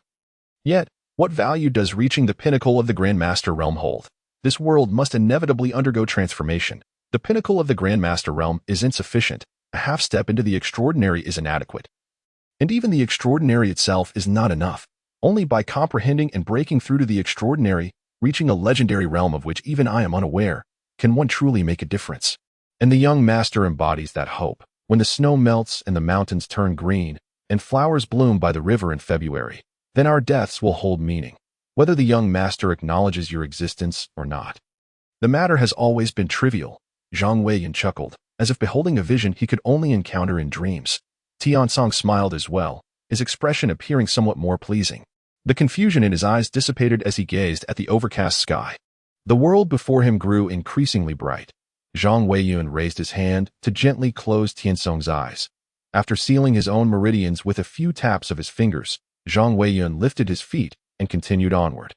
The Dark Zone is a burial ground, and only a scant few emerge alive from its depths. The number of those who perished within the Dark Zone is incalculable. Only Tang Miaowei has managed to enter and exit the Dark Zone unscathed. Those who can truly relax in the Dark Zone, like Tang Miaowei, have never existed before, nor are they likely to appear in the future, little python. Are we almost there? In a region entirely different from that of Wan Hong and Lu Quan. Tang Miaowei lightly stepped on the back of the Tianzi Yinlin python. Boss, we're almost there. Just a moment. The Tianzi Yinlin python, thrilled to be addressed as Little Python by Tang Miaowei, responded joyfully. Previously, this area was one it dared not tread lightly, even after its recent transformation. Yet today, it sensed not a whiff of the dangerous auras that once plagued it. Delight surged through the Tianzi Yinlin python as it thought, being with the boss is simply exhilarating. Those creatures must be too frightened to show themselves. Tang Miaowei, however, remained unaware of how deeply the Tianzi Yinlin python was captivated by her. She gazed ahead, both eager and apprehensive. Moments later, after rounding a towering peak, her vision suddenly cleared. Boss, we've arrived. This is the place. The Tianzi Yinlin python slowed its pace, letting out a low growl as if to claim credit. But as Tang Miaowei beheld the scene before her, her expression froze momentarily, her pupils trembled, and a chill ran down her spine. Let us go. We need to leave this place. Tang Miaowei's voice turned cold. The Tianzi Yinlin python hesitated. Huh, boss? The aura of the heavenly grade shadow treasure is right ahead. You go. I command you to leave. Did you not hear me? Tang Miaowei roared, her emotions for the first time slipping from her grasp. Chapter 53. The bud several hundred meters in front of Tang Miaowei. An imposing cliff loomed as if it had fallen from the heavens, cleaving the space into two. Even the Tianzi Yinlin python appeared minuscule in comparison to this colossal wall. Yet, it was not the grandeur of the scene that frightened Tang Miaowei, but rather the fact that this landscape was one she had glimpsed in a parchment scroll. That scroll now haunted her like a nightmare, refusing to dissipate from her mind. Everything seemed to be unfolding according to its sinister design. Although Tang Miaowei had divulged nothing to the Tianzi Yinlin python, it had inexplicably guided her to this very place. That we should leave right now. I'll take you away, boss. Sensing Tang Miaowei's anger, the Tianzi Yinlin python dared not utter another word. It twisted its body, eager to depart. Yet, at that moment, Tang Miaowei raised her hand. Wait. Huh. Oh. The Tianzi Yinlin python obediently halted, and Tang Miaowei looked several hundred meters away. The distance, coupled with the dim visibility of the Dark Zone, would have rendered it impossible for her to perceive anything clearly. Even with the power of a Grandmaster, clarity eluded her. Yet, a bud, emerging defiantly from the crevice of the cliff, seemed to assert its existence. Through the faint mist, Tang Miaowei could discern every intricate vein and fiber of the bud. However, she sensed that it was merely a low-grade shadow treasure. She could easily find a handful of such treasures with a casual stroll through the Dark Zone. Where is the heavenly grade shadow treasure? Tang Miaowei shifted her gaze from the bud to the surroundings, inquiring. Boss, that is the heavenly grade shadow treasure. It merely has yet to bloom, but it should be soon, in just a couple of days. This flower is called the white yin flower. It blooms once every 50 years. The last time it blossomed, I was fortunate enough to witness it. The shadow energy it emitted spread for over 100 miles, attracting countless beasts to tea that time. I was merely a lowly beast king and had to flee after just a glance. The Tianzi Yinlin python gazed at the unbloomed white yin flower, growling continuously. Had Tang Miaowei not accompanied it, it would never have dared approach this place, especially not with the recent surge of beast kings and emperors. Even at the peak of its own power, it felt inadequate. Tang Miaowei's brow furrowed slightly as she regarded the budding white yin flower, her resolve wavering momentarily. She did not wish to follow the scroll's design and take the flower. She yearned to alter the outcome depicted on that scroll, for it was a conclusion she could never accept. However, sending the Tianzi Yinlin python to seek another shadow treasure might prove too time-consuming. Moreover, this white yin flower Tang Miaowei pressed her foot down on the back of the Tianzi Yinlin python. Understanding her intent, it swiftly darted toward the cliff's base. The closer they drew to the white yin flower, the more vibrant life energy Tang Miaowei sensed emanating from it. Experiencing vitality from a shadow treasure was indeed curious, for most shadow-related entities symbolized malevolence and death. Yet, this flower, emerging defiantly from the cliff, defied such conventions. The cliff was barren, devoid of even a blade of grass, while the budding white yin flower seemed to convey that true strength never complains about its environment. Chengge. It truly resembles us, surviving in the crevices, quietly awaiting the moment to bloom. Thus, I have resolved to take it with me, hoping it will bring us good fortune. As for that parchment scroll, it's not over yet. Is it? I still have a chance. Tang Miaowei clenched her fists, defying fate. Little python, are you certain it will bloom in the next couple of days? Having made her decision, Tang Miaowei leaped off the back of the Tianzi Yinlin python. Hearing her affectionately refer to it as little python, it excitedly swayed its tail, exclaiming, absolutely, absolutely. Boss, I am certain. I always have a keen sense of timing. My companion has a fixed schedule every year. I remember 50 years ago. The day after the white yin flower bloomed, it came looking for me. With a confident nod, a glimmer of pride crossed the Tianzi Yinlin python's eyes. Humph, it surely doesn't know that its male counterpart has thrived while mingling with divine beasts. It wants it this year, not a chance. Upon hearing the Tianzi Yinlin python's words, Tang Miaowei's expression momentarily froze. She found herself somewhat perplexed, but the next second, she realized what was happening, and her ears flushed red. Very well within the dark zone, the concept of day and night scarcely exists. Regardless of the time, the sky remained shrouded in a gray haze. After more than 40 hours, Tang Miaowei's closed eyes abruptly opened. A faint floral fragrance began to waft toward her. Yet, the moment she opened her eyes, the scent vanished entirely. Tang Miaowei furrowed her brow and looked up, her expression shifting to one of surprise. The state of the white yin flower appeared rather peculiar. One petal seemed on the verge of blooming, yet something seemed to hinder its opening. The delicate pure white petals, which had opened a small crevice, were forcefully pressed back. At that moment, the surrounding wind suddenly intensified, causing the collar of Tang Miaowei's garment to buzz audibly. The budding flower, too, began to sway violently in the gusts, seemingly on the verge of plummeting from the cliff. Tang Miaowei rose quickly to shield it. Observing this from behind, the Tianzi Yinlin python immediately growled anxiously. No, master, do not. This is the necessary process for the white yin flower to bloom. External forces must not interfere. Otherwise, the white yin flower will surely fail to blossom. Upon hearing this, Tang Miaowei's foot, which had been lifted, froze in midair. She then turned sharply, her expression as cold as ice, as if she were about to strike the python, and demanded, "Why did you not mention this earlier, that there is a risk of the white yin flower failing to bloom?" Chapter 54. Injustice. Under the chilling gaze of Tang Miaowei, the Tianzi Yinlin python immediately prostrated itself on the ground. Although the pressure from the divine beast pendant on Tang Miaowei's chest had long since dissipated, the python still felt an overwhelming psychological burden. Master. Such a trivial matter. I thought you were aware. So I refrained from speaking. It stammered, its heart racing. It could not admit that it cared little whether the white yin flower bloomed or not. It merely wished for Tang Miaowei to take it into battle against the myriad of demons. Imagining the scene of her leading them to victory, the Tianzi Yinlin python felt a surge of adrenaline. Humph, you should hope for its successful bloom. Otherwise, you shall wither alongside it. Tang Miaowei suppressed the fury within her. With less than a day remaining until Lin Chen's 5th cycle of corpse nurturing, Should the white yin flower fail to bloom, she would have no time to seek other heavenly-grade yin treasures for him. Turning her head with a darkened expression, she observed that despite the relentless wind causing the flower to sway, it remained steadfast upon the cliff. The flicker of relief crossed her face at that moment. She sensed a subtle shift in her internal energy and suddenly became aware of two completely different auras. Raising her hand, she traced 2 fingers through the air before gazing ahead once more. Before her, 2 radiant halos, one yellow and one black, twisted around the white yin flower. That was pure yang spiritual energy and yin energy. Taking a deep breath, Tang Miaowei articulated each word deliberately. In that instant, she seemed to comprehend why a force was impeding the blooming of the white yin flower. Yin treasures ought to manifest in accordance with their nature. They should not harbor vibrant life. The laws of nature forbade such phenomena from existing. Thus, the pure yang spiritual energy surged forth to suppress the flower's bloom. Tang Miaowei clasped her hands together, her gaze complex as she regarded the struggling white yin flower. Should not the life that ought not to exist be extinguished? Why? Why?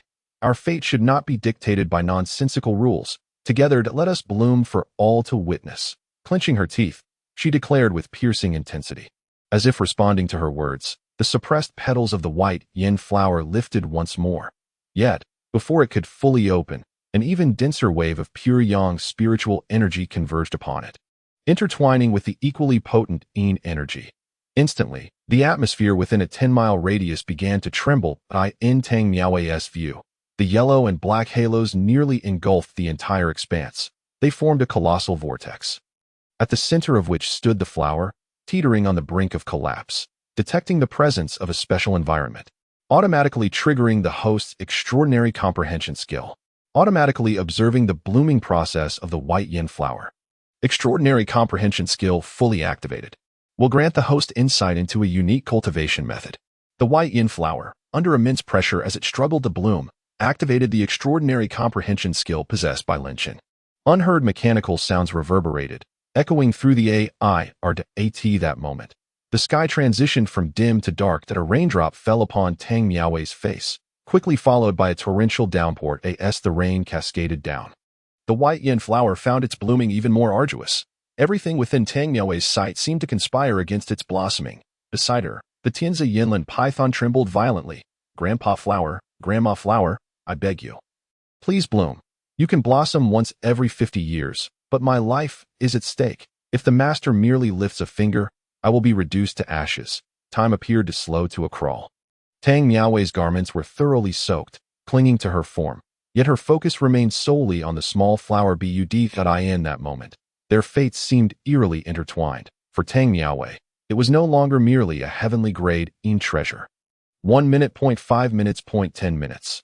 Just as the downpour reached its peak, the petals that had struggled for so long suddenly unfurled before her eyes. Tang Miaowei had anticipated that it would blossom only after the rain had ceased or lessened. Yet it defied all odds, blooming amidst the pressure of spiritual energy and the relentless rain, quietly revealing itself. That a smile of radiant joy graced Tang Miaowei's lips, though the white yin flower had only partially opened. With many petals still tightly closed, she understood that it had triumphed. A captivating fragrance wafted through the air, and she savored it deeply. Just then, the rain ceased abruptly.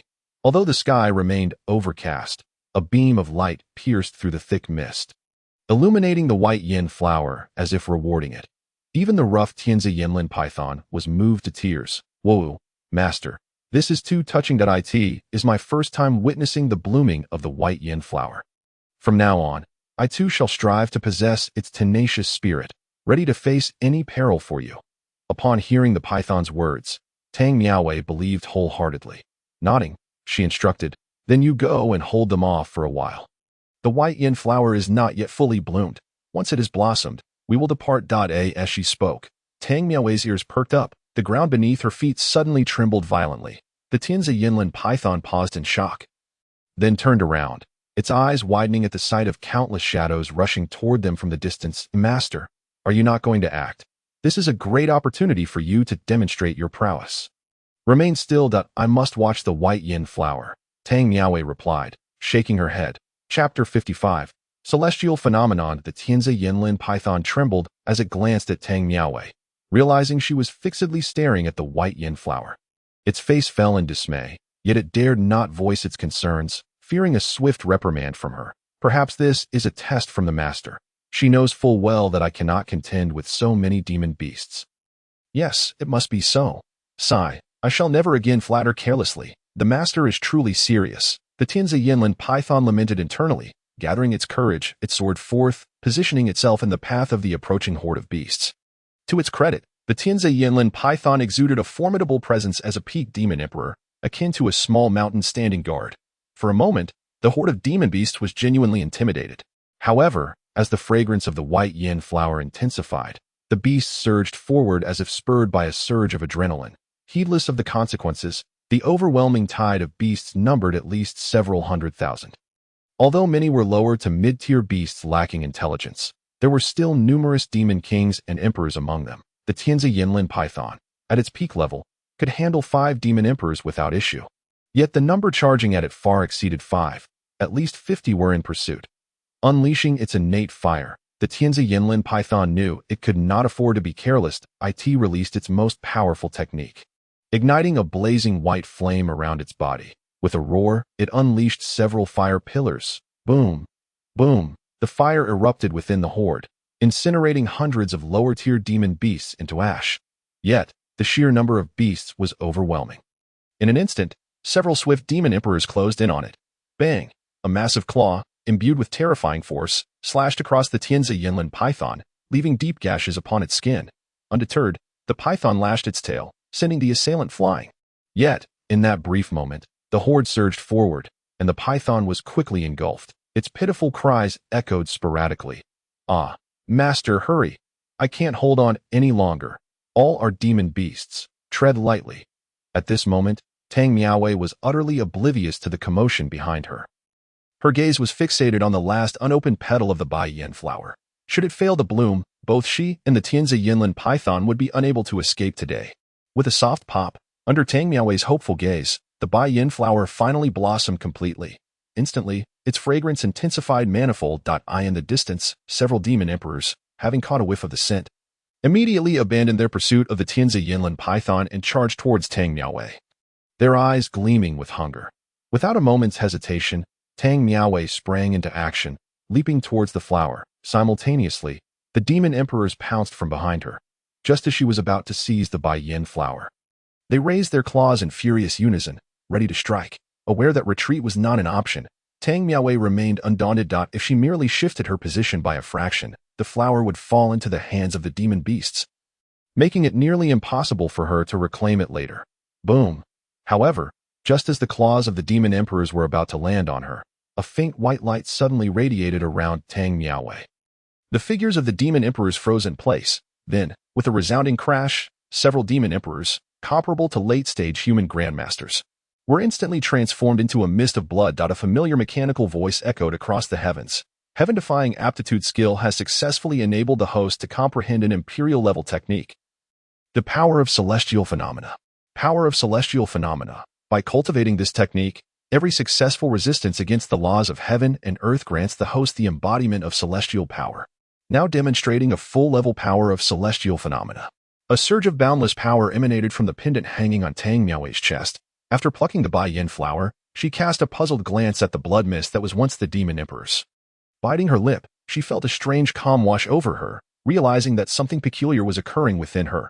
Her gaze shifted towards the Tianzi Yinlin python, still besieged by numerous demon beasts, and the many creatures rushing towards her. With a slight lift of her foot, she instantaneously appeared beside the Tianzi Yinlin python. All the demon beasts that ventured near her, regardless of whether they were demon kings or emperors, inexplicably disintegrated into blood mist. The thick scent of blood swiftly enveloped the area. Boss, the Tianzi Yinlin python, battered and bruised, raised its head in astonishment, its gaze fixed upon the long trail of blood. It could not suppress the urge to swallow hard.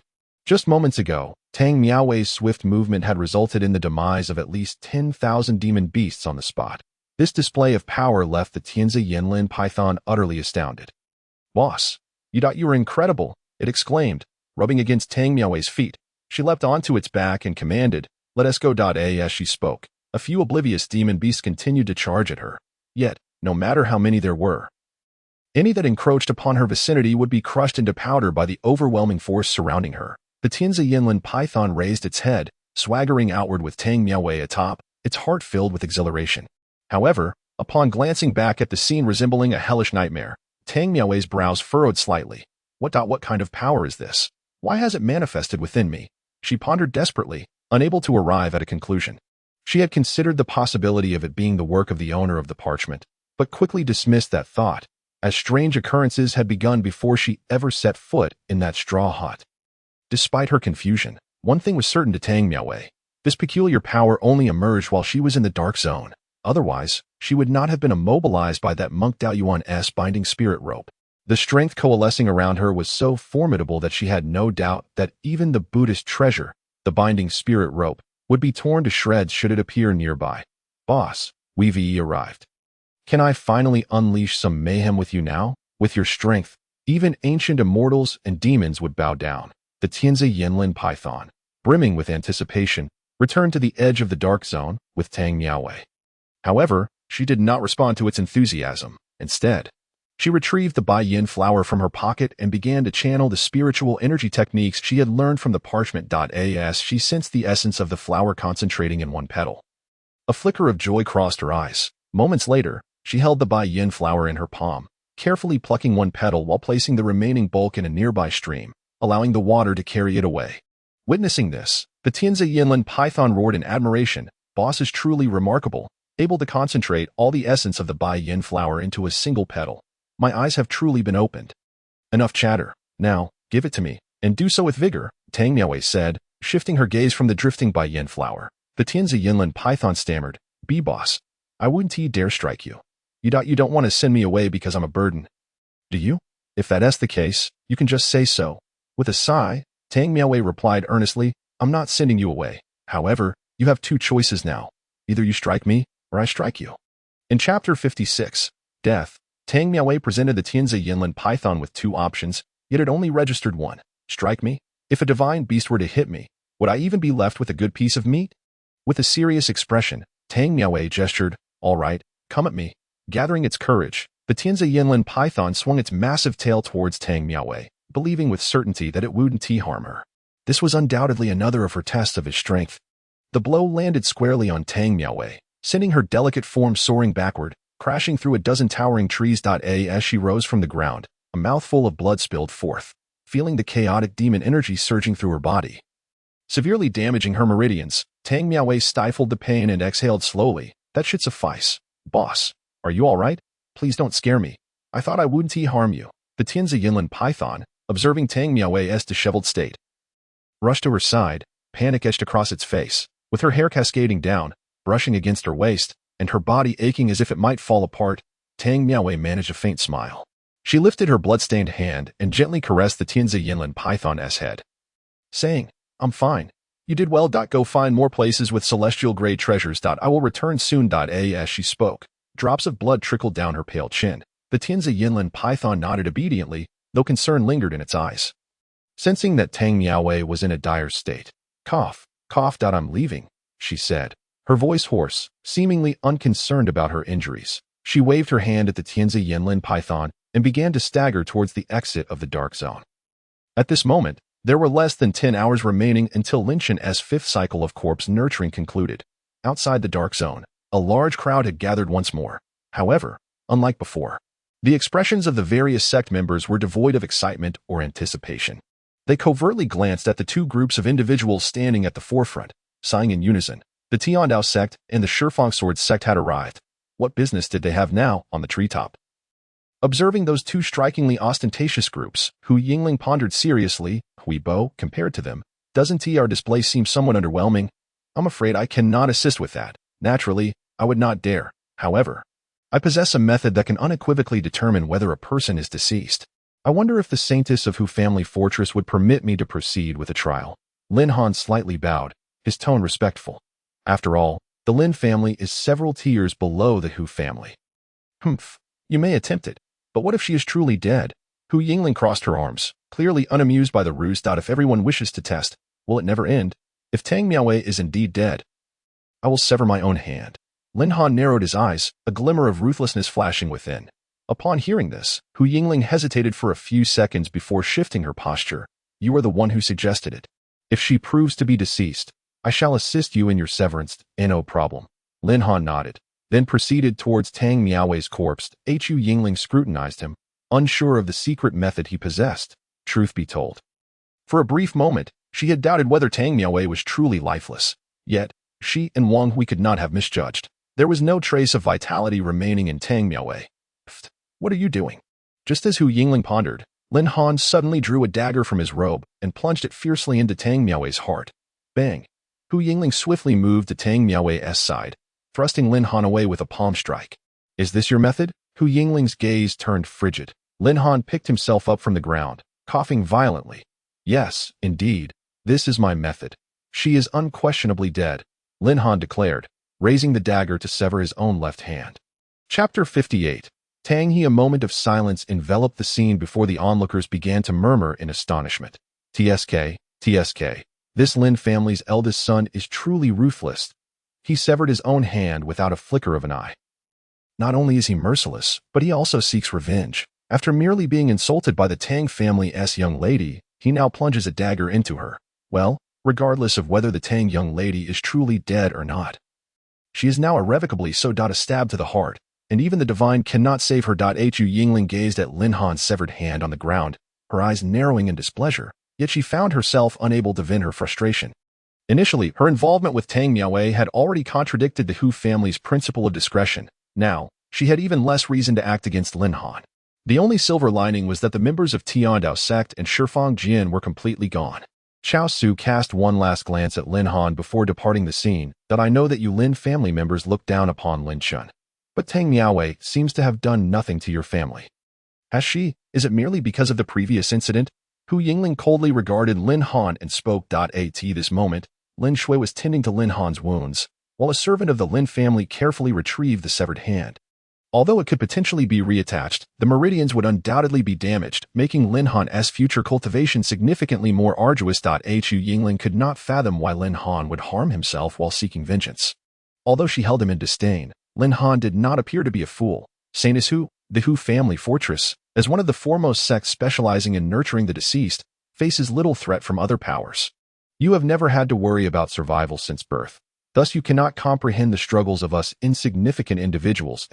If Tang Miaowei remains alive and continues to nurture Lin Chun with top-tier and divine grading treasures, no one can predict the outcome. The Lin family cannot bear such consequences. I simply wish to live peacefully amidst this chaos. Lin Han's expression, framed by his silver eyes, remained remarkably composed. Once Lin Shui finished bandaging his wounds, he clasped his hands in a gesture of farewell. I take my leave. With that, Lin Han turned to depart with the members of the Lin family. However, at that moment, Hu Yingling fixated on his retreating figure. Are you truly afraid that Lin Chen will implicate the Lin family? Or is it that you cannot bear to see a brother, whom you deem inferior, receive the devotion of a beauty like Tang Miaowei? A dead person can still enjoy the nurturing of top-tier and divine grading treasures. Do you believe he is unworthy? Hu Yingling's mocking voice resonated slowly. Lin Han's footsteps faltered for a moment, but he quickly resumed his forward march, not looking back. Saint Hu, you think too much. I shall not concern myself with the corpse. Upon hearing this, Hu Yingling let out a derisive laugh as she watched the Lin family members recede into the distance. Wang Hui, stroking his beard, remarked, Miss, this Lin Han is far superior to his father. Give him some time, and perhaps the Lin family will indeed advance under his leadership. Is that so? However, he has offended the saintess, and time is not on his side. Hu Yingling pouted. If open methods fail, she could resort to the covert. In any case, since Lin Han irked her, Hu Yingling would eventually settle the score. Mississippi, the fortress master instructed us not to act recklessly. Wang Hui hesitated, his words trailing off. This. Hu Yingling shot him a cold glare. Fortress master, fortress master, fortress master. What of the fortress master? Is he my father or yours? Wang Hui. Withdrawing his neck, he chose not to provoke the irritable Hu Yingling further. Just then, anguished cries suddenly erupted. Miss, Tang He, Tang Qiu, and Tang Ping burst through the crowd like a whirlwind. Upon seeing Tang Miaowei lying on the ground, all three trembled. They hurriedly rushed forward, crouching down to cradle Tang Miaowei in their arms. Sensing the absence of any vital energy within her, Tang He and Tang Ping's eyes instantly reddened, while Tang Xiu broke down in tears. "Miss, how could you leave us like this? Just moments ago everything was fine. And now?" Tang Xiu buried Tang Miao's head in her bosom, tears streaming down her face. Meanwhile, Tang He, gazing at the wound in Tang Miao's chest, coldly inquired, "Who did this?" He surveyed the surroundings. Then in a flash, he appeared before Hu Yingling. "It was you." A potent aura of killing intent radiated from Tang. He'd reddish-brown qi manifested around his body, but as it surged towards Hu Yingling, it abruptly dissipated. She lifted her gaze to Tang He, her brow furrowing slightly. Wang Hui, standing beside her, quickly stepped forward. "Young brother of Tang's sect, you are mistaken. This is not the doing of our young lady. Without my young lady, Tang Miaowei would have long." Wang Hui succinctly recounted the events that had transpired, and upon hearing this, Tang He's expression darkened to an extreme. "The Lin family. Lin Han. I will slay you." The scar on Tang He's face contorted, blood vessels appearing in his eyes. He stomped fiercely on the ground, causing dust and debris to rise. As the dust settled, Tang He's form had already surged forward, intent on confronting Lin Han. Regardless of whether Tang Miaowei was dead before the dagger struck, he would avenge her. Tang He. Just then, a deep voice resonated, halting Tang He in his tracks. A large hand clamped down on his shoulder. Tang He, looking at the imposing hand resting upon him, coldly replied, "Let go." Tang Ping gently patted Tang He and took a deep breath.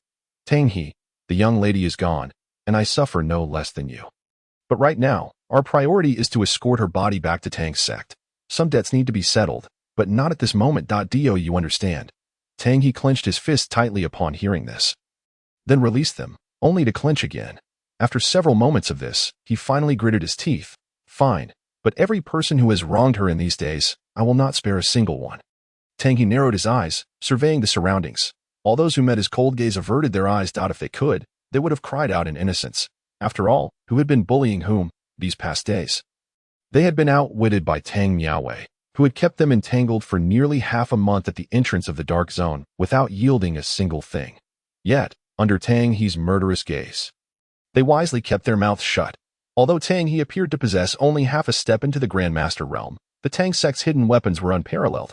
Should Tang He fight for his life, even a Grandmaster might not stand against him. "Let us go. We must return the young lady home." Tang Ping glanced back at Tang Miaowei's corpse, wiping his eyes. Tang He nodded silently in agreement. Chapter 59. Not dead. Tang Xiu lifted Tang Miaowei's body, with Tang He and Tang Ping closely following at her side. The three of them slowly departed from the scene.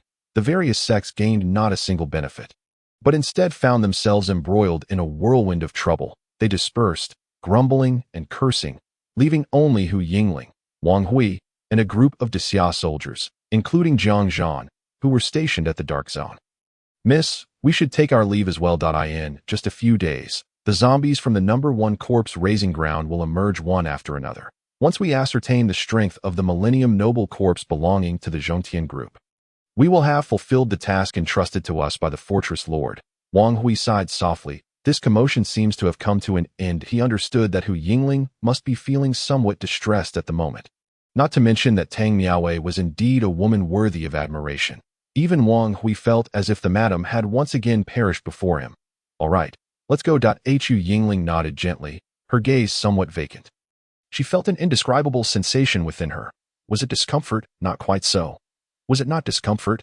Yet her chest felt slightly constricted, as if a heavy stone were pressing down upon it, although she had known the outcome would be the same.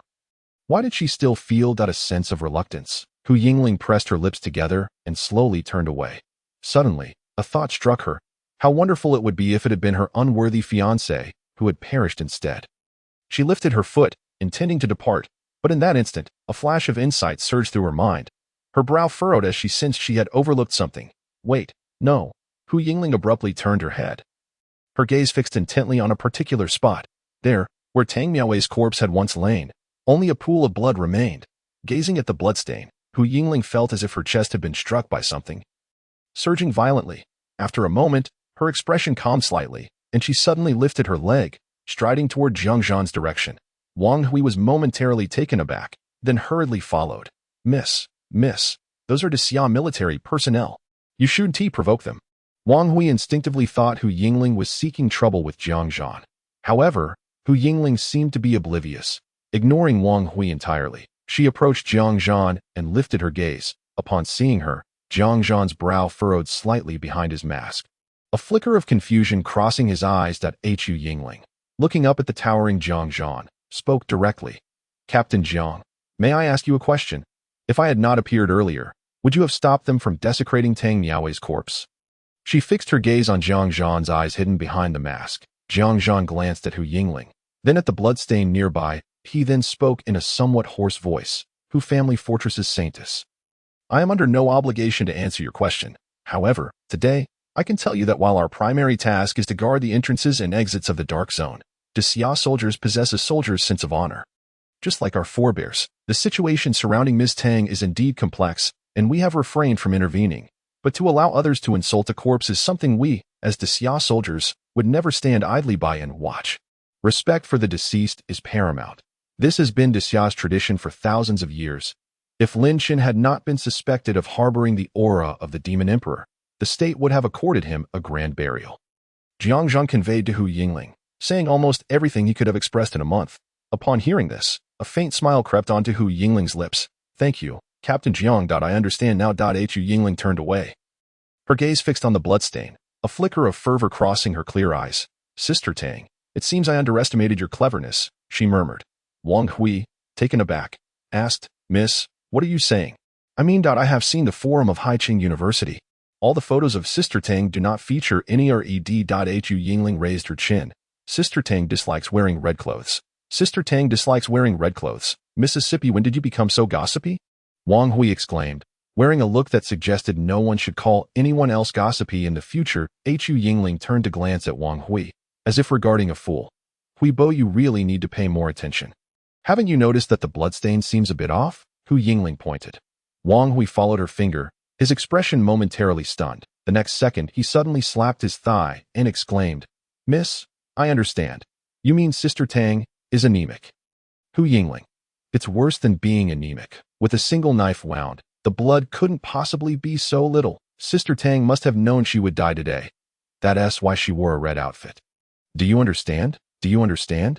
Do you understand? Hu Yingling was almost out of breath from her exasperation with Wang Hui. She realized that she had to be direct with him. Otherwise, she would eventually be driven to frustration. I understand. Miss, now I truly understand. Wang Hui nodded affirmatively. Meanwhile, Jiang Zhan suddenly exclaimed, Are you suggesting that Ms. Tang is not dead? She is feigning death. What? Ms. Tang is not dead? Wang Hui blurted out in surprise. Hu Yingling shot a glance at Wang Hui, gritting her teeth. Don't ask me. I don't know. After saying this, Hu Yingling instantly teleported away from the spot. Wang Hui stood there momentarily stunned before hurrying after her. Miss, wait for me. I truly understand this time. As Hu Yingling and Wang Hui departed, Jiang Zhan remained, his pupils trembling. Even if Tang Miaowei was exceptionally astute, predicting all potential occurrences, including the very knife that struck her, how could she still have made such a decisive gamble?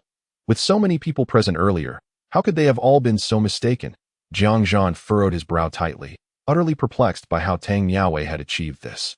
Meanwhile, Hu Yingling and Wang Hui had arrived at the number 1 corpse raising ground of the Zhongtian group, where a figure clad in red came into view. Hu Yingling shook her head, and then smiled. Sister Tang, this time you truly deceived even me, but I am delighted to have been deceived, very delighted indeed. She really isn't dead. Wang Hui murmured in astonishment, but as for those within the number 1 corpse raising ground. Zhao Tianyang's face revealed an awkward expression. Behind him stood several individuals wielding shovels, clearly intending to exhume Lin Chen's corpse. Miaowei, please do not misunderstand. Uncle only heard rumors of your death.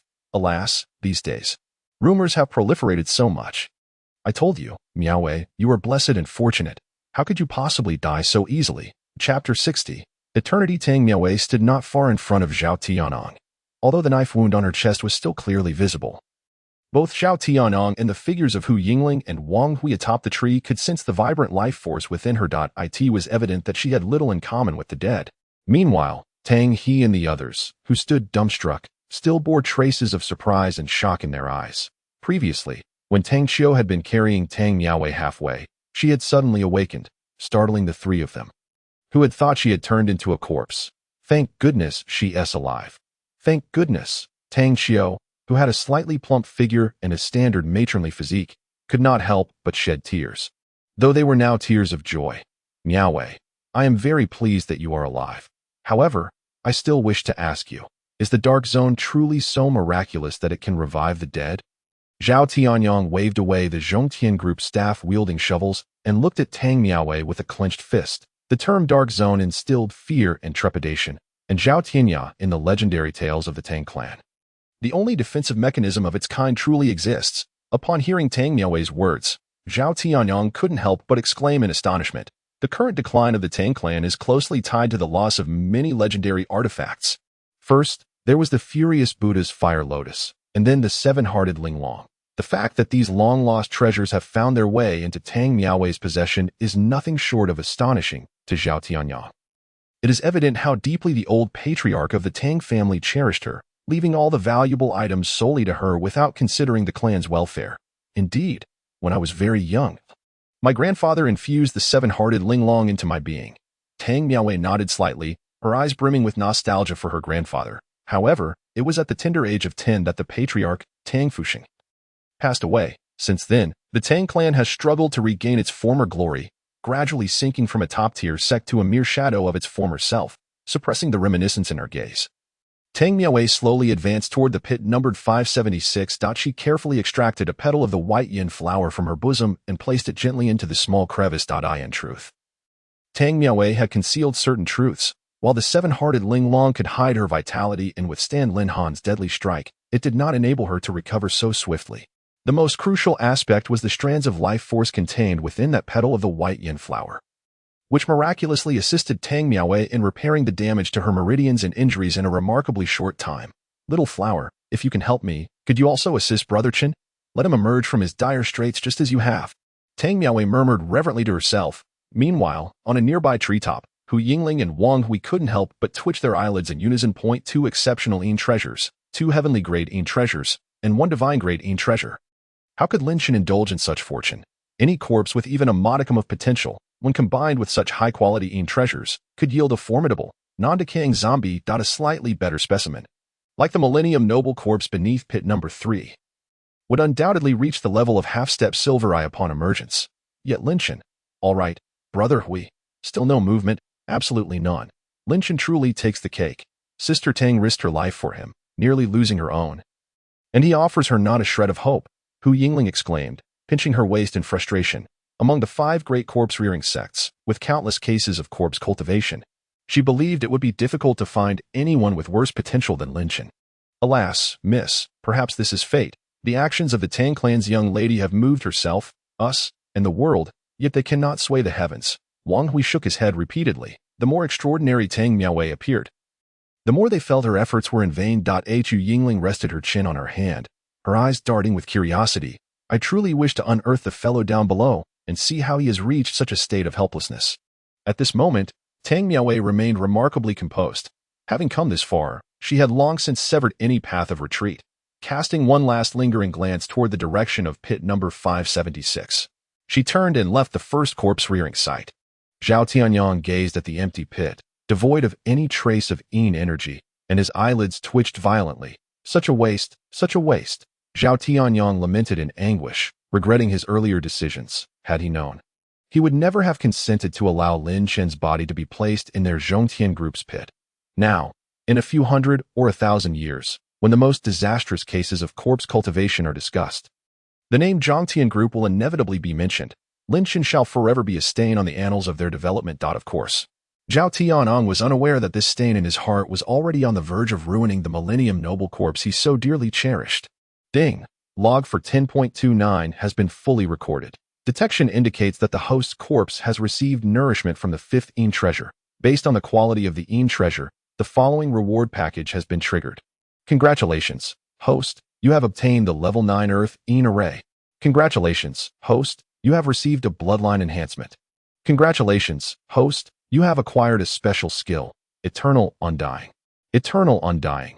In the era of spiritual energy resurgence, zombies can no longer be immortal. Spiritual energy serves as a slow poison to their decay. However, the Eternal Undying skill allows the host to ignore the decay caused by spiritual energy. Ding. Detection reveals that this Yin treasure contains a powerful life force intent, triggering a hidden reward. Hidden reward. The host's bloodline has been enhanced to the ancestor of zombies, from the original 5 to 10. Reward utilization has altered the system panel. Host, Linshin, corpse potential level, SS, bloodline level, 9 stars, realm, non-decaying bone, special skills, tenfold absorption, heaven-defying comprehension, indestructible, innate zombie body, primordial divine thought. Eye of enlightenment, eternal undying, acquired techniques, demon transformation of the devious king, celestial demon scroll, shattered cloud divine canon, power of celestial phenomena. In Chapter 61, perhaps under the influence of the level 9 earth-in array, all the energy within the vast underground of the first corpse-rearing site surged towards Linshin S pit numbered 576. Even the energy absorbed by other corpses seemed to be drawn back. The earth-in array was not comparable to the gathering array laid out by the Zhangtian group. The level 9 earth-in array was exceedingly rare even in ancient times. At this moment, not only was the energy from Haizhou City converging, but also from the depths of several hundred meters beneath numerous surrounding cities, all madly rushing towards Linshin. In the blink of an eye, the barrier of non-decaying bone surrounding Linshin shattered. A silvery aura began to swirl around his body, rendering him as translucent as crystal. Every inch of his skin and bones emitted a faint silver glow, while the pupils of his eyes, hidden beneath his eyelids, gradually transformed into silver. Although Linshin was still merely at the half-step silver eye level, achieving true silver eye status was now merely a matter of time. Across the entire Daxia, he had shattered all records of corpse cultivation. A human grandmaster and a demon emperor would be utterly suppressed in his presence. Yet, this was still not Linshin's limit. After all, he had only just completed the 5th round of the 7-round corpse cultivation phase. As Linshin's corpse was nurtured by boundless energy, Tang Miaowei had donned a fresh set of garments and embarked once more on her journey into the dark zone. Hu Yingling observed Tang Miaowei's slender figure from a distance, her brow furrowing slightly. I received a message from the Destiny Building. Aside from the Tiandao sect and the Shifang Sword, the Absolute Death Pavilion, Soul Severing Cave, 8 Treasures Village, Weapon Refining Valley, and Song Tian Si, among other top-tier sects, have all rushed to Haizhou. This time, even if a few half-step transcendents stand by Sister Tang's side, it is unlikely she can retreat unscathed. Hu Yingling sighed as she furrowed her brow. Wang Hui paused in surprise. Miss, when did you purchase news from the Destiny Building? Haven't we been together the whole time? Hu Yingling's expression soured, barely suppressing her impulse to lash out. Is that the point? The Absolute Death Pavilion, Soul Severing Cave, and 8 Treasures Village are understandable. These sects have their reasons to join the fray. However, the Weapon Refining Valley and Song Tian Si are typically secretive, rarely appearing in Zhangzhou. Why would they come out from the mountains and seas? Wang Hui suddenly turned serious. Hu Yingling squinted her eyes slightly. The Weapon Refining Valley is focused on weapon forging, while Song Tian Si delves into the study of techniques. Logically, they should have no interest in treasures. However, the Dark Zone contains more than just treasures. The Weapon Refining Valley is likely interested in the natural divine stones within the Dark Zone. As for Song Tian Si, Sister Tang leaped from the entry-level realm to Grandmaster. They may suspect this is related to some miraculous technique she practiced in the Dark Zone, regardless of their intentions. Sister Tang is in for a difficult time. Standing in her way are nearly all the top-tier sects of Daxia, excluding the Confucian, Buddhist, and Taoist teachings. Even my Hu family fortress holds no advantage against these sections. Hu Yingling continued, her words flowing one after another. Wang, in the present day, the Great Xia is no longer the Great Xia of yore. The world is bustling, all for profit. The realm is in tumult, all for gain. Certain individuals and factions, driven by self-interest, have resorted to unscrupulous means. Yet, the military of Great Xia remains indifferent, turning a blind eye to the unfolding chaos. At times, I find myself pondering the future of Great Xia. Will it be brought to ruin by the demon race? Or will it be its own people who seal their fate? Hu Yingling, unperturbed, speaks with such startling candor that it causes Wang Hui, nearby, to glance around in alarm. Sensing that they are alone, he breathes a sigh of relief and cautions. Miss, such words should not be uttered lightly. Soon, the military will hold the National Day celebration, and the common folk of Great Xia are yearning for a century of peace. Enough, Huibo, I understand. Hu Yingling waves him off, her irritation palpable. Meanwhile, Tang Miaowei remains blissfully unaware that several top factions are waiting for her outside. Upon entering the Shadow Zone, she is quickly approached by the Tianzi Yanlin Python, who has been anxiously awaiting her return. Boss, that I was so worried about you, it exclaims, relief flooding its voice. As long as you're fine, that's what matters. That I knew you wouldn't come to harm. Sensing the vitality radiating from Tang Miaowei, the python erupts in joyous roars, causing nearby beasts to flee in confusion. After giving the python a glance, Tang Miaowei inquires, "During my absence, how many locations of Yin treasures have you found?" The Tianzi Yinlan python's excitement swiftly diminishes. "Boss. There's only one for the heavenly grade Yin treasure. What about the supreme grade?" She presses further. "Boss. There's only one in total, but rest assured, this one is exceptional. The concentration of Yin energy is so intense that it is at least a heavenly grade Yin treasure." As it speaks, the python's confidence begins to return. Hearing heavenly grade Yin treasure only stirs a fleeting glimmer of surprise in Tang Miaowei's eyes, which quickly gives way to anxiety. Could it be that all of this has been predetermined? A bitter smile graces her lips as she murmurs to herself. Chapter 62.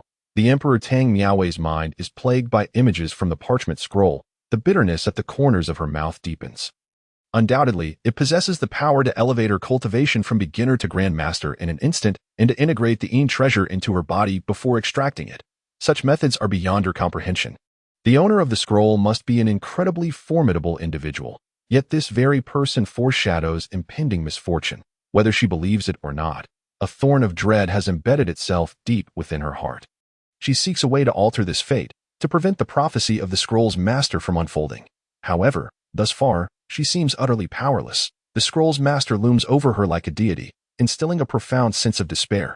"Chen Ge, I am sorry. No matter what happens in the future, I must aid you in your emergence." Tang Miaowei clenches her jaw, enunciating each word with resolve. The confusion and worry in her eyes vanish, replaced by unwavering determination. "Little python, let us be on our way." "Understood, boss." The Tianzi Yinlan python responds with an enthusiastic growl, and together, they swiftly dart in a specific direction. Meanwhile, in a different valley within the Shadow Zone, two weary figures arrive, unaware that others are also entering from various locations. Liu Quan, shouldering a nearly worn-out shovel, gazes at the horrific bite marks and shakes his head with a bitter smile. "Ah Fong, I still couldn't bring you to the summit. The material of the meteorite from beyond the heavens failed to withstand the might of a demon emperor at the peak of perfection. The beasts of the Shadow Zone seem far more potent than those who once invaded humanity." Liu Quan's gaze drifts to the distant horizon, and he cannot help but press his pale lips together.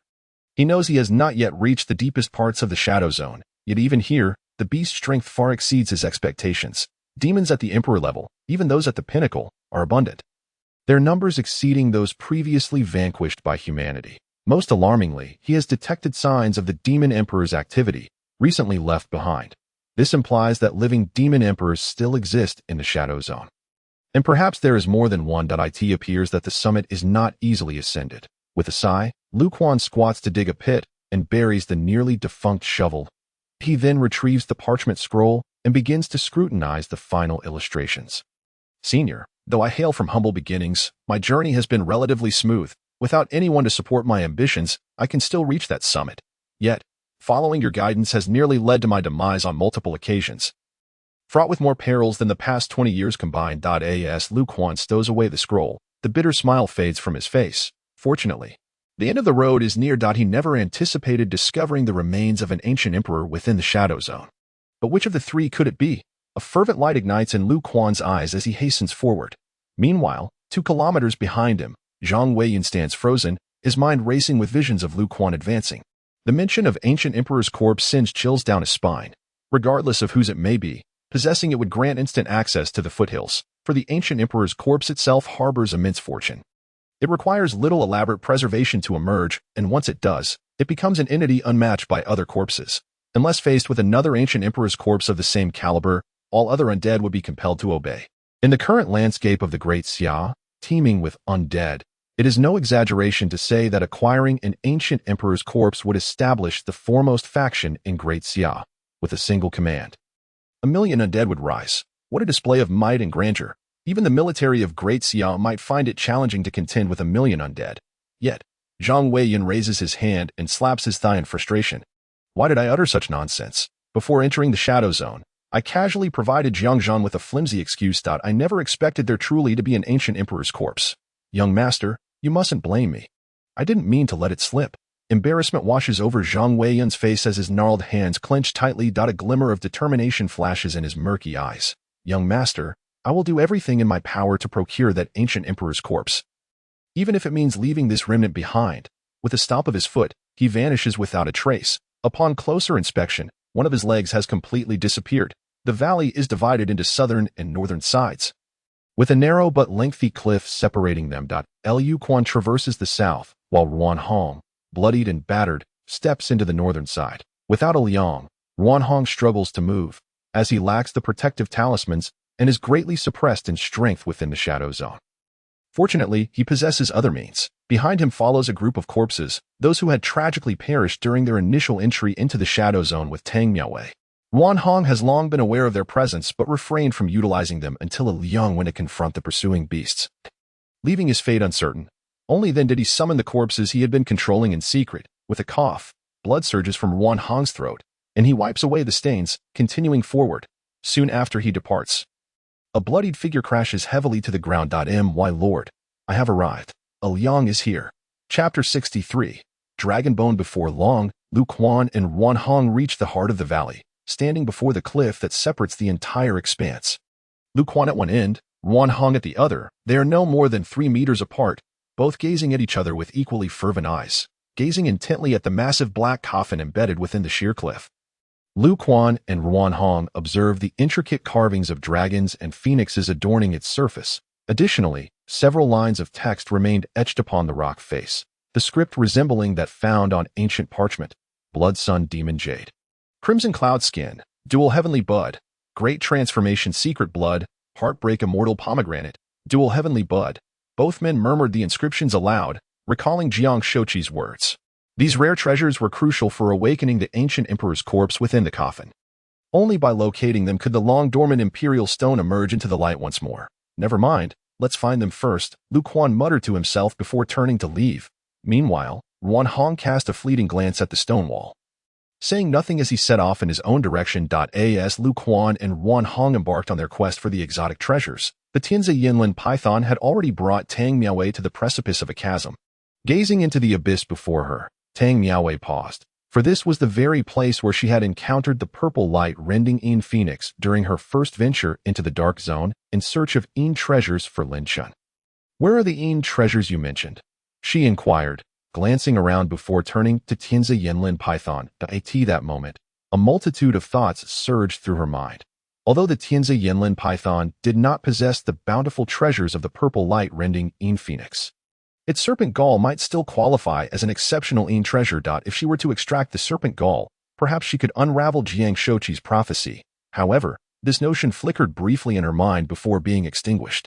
Such an act seemed rather unscrupulous. Moreover, without that mysterious power aiding her, she felt ill-equipped to confront the Tianzi Yinlin python. "Master, it's down there, right below us, but I can sense an extremely dangerous aura. I dare not descend," the python expressed, unaware of the close call it had just avoided regarding its gall. It writhed, eyeing the abyss with a mixture of wariness and dread. Tang Miaowei, upon hearing this, cautiously approached the cliff's edge. After a moment's hesitation, she leaped down into the void. The Tianzi Yinlin python was momentarily taken aback by her sudden action. "Master, what about me? You didn't say whether I could follow. Should I go down or not?" "No, it's too perilous for you to go alone." It pondered, shaking its head in indecision. Ultimately, it chose to remain obediently at the cliff's edge. Meanwhile, Tang Miaowei swiftly descended the steep cliff face.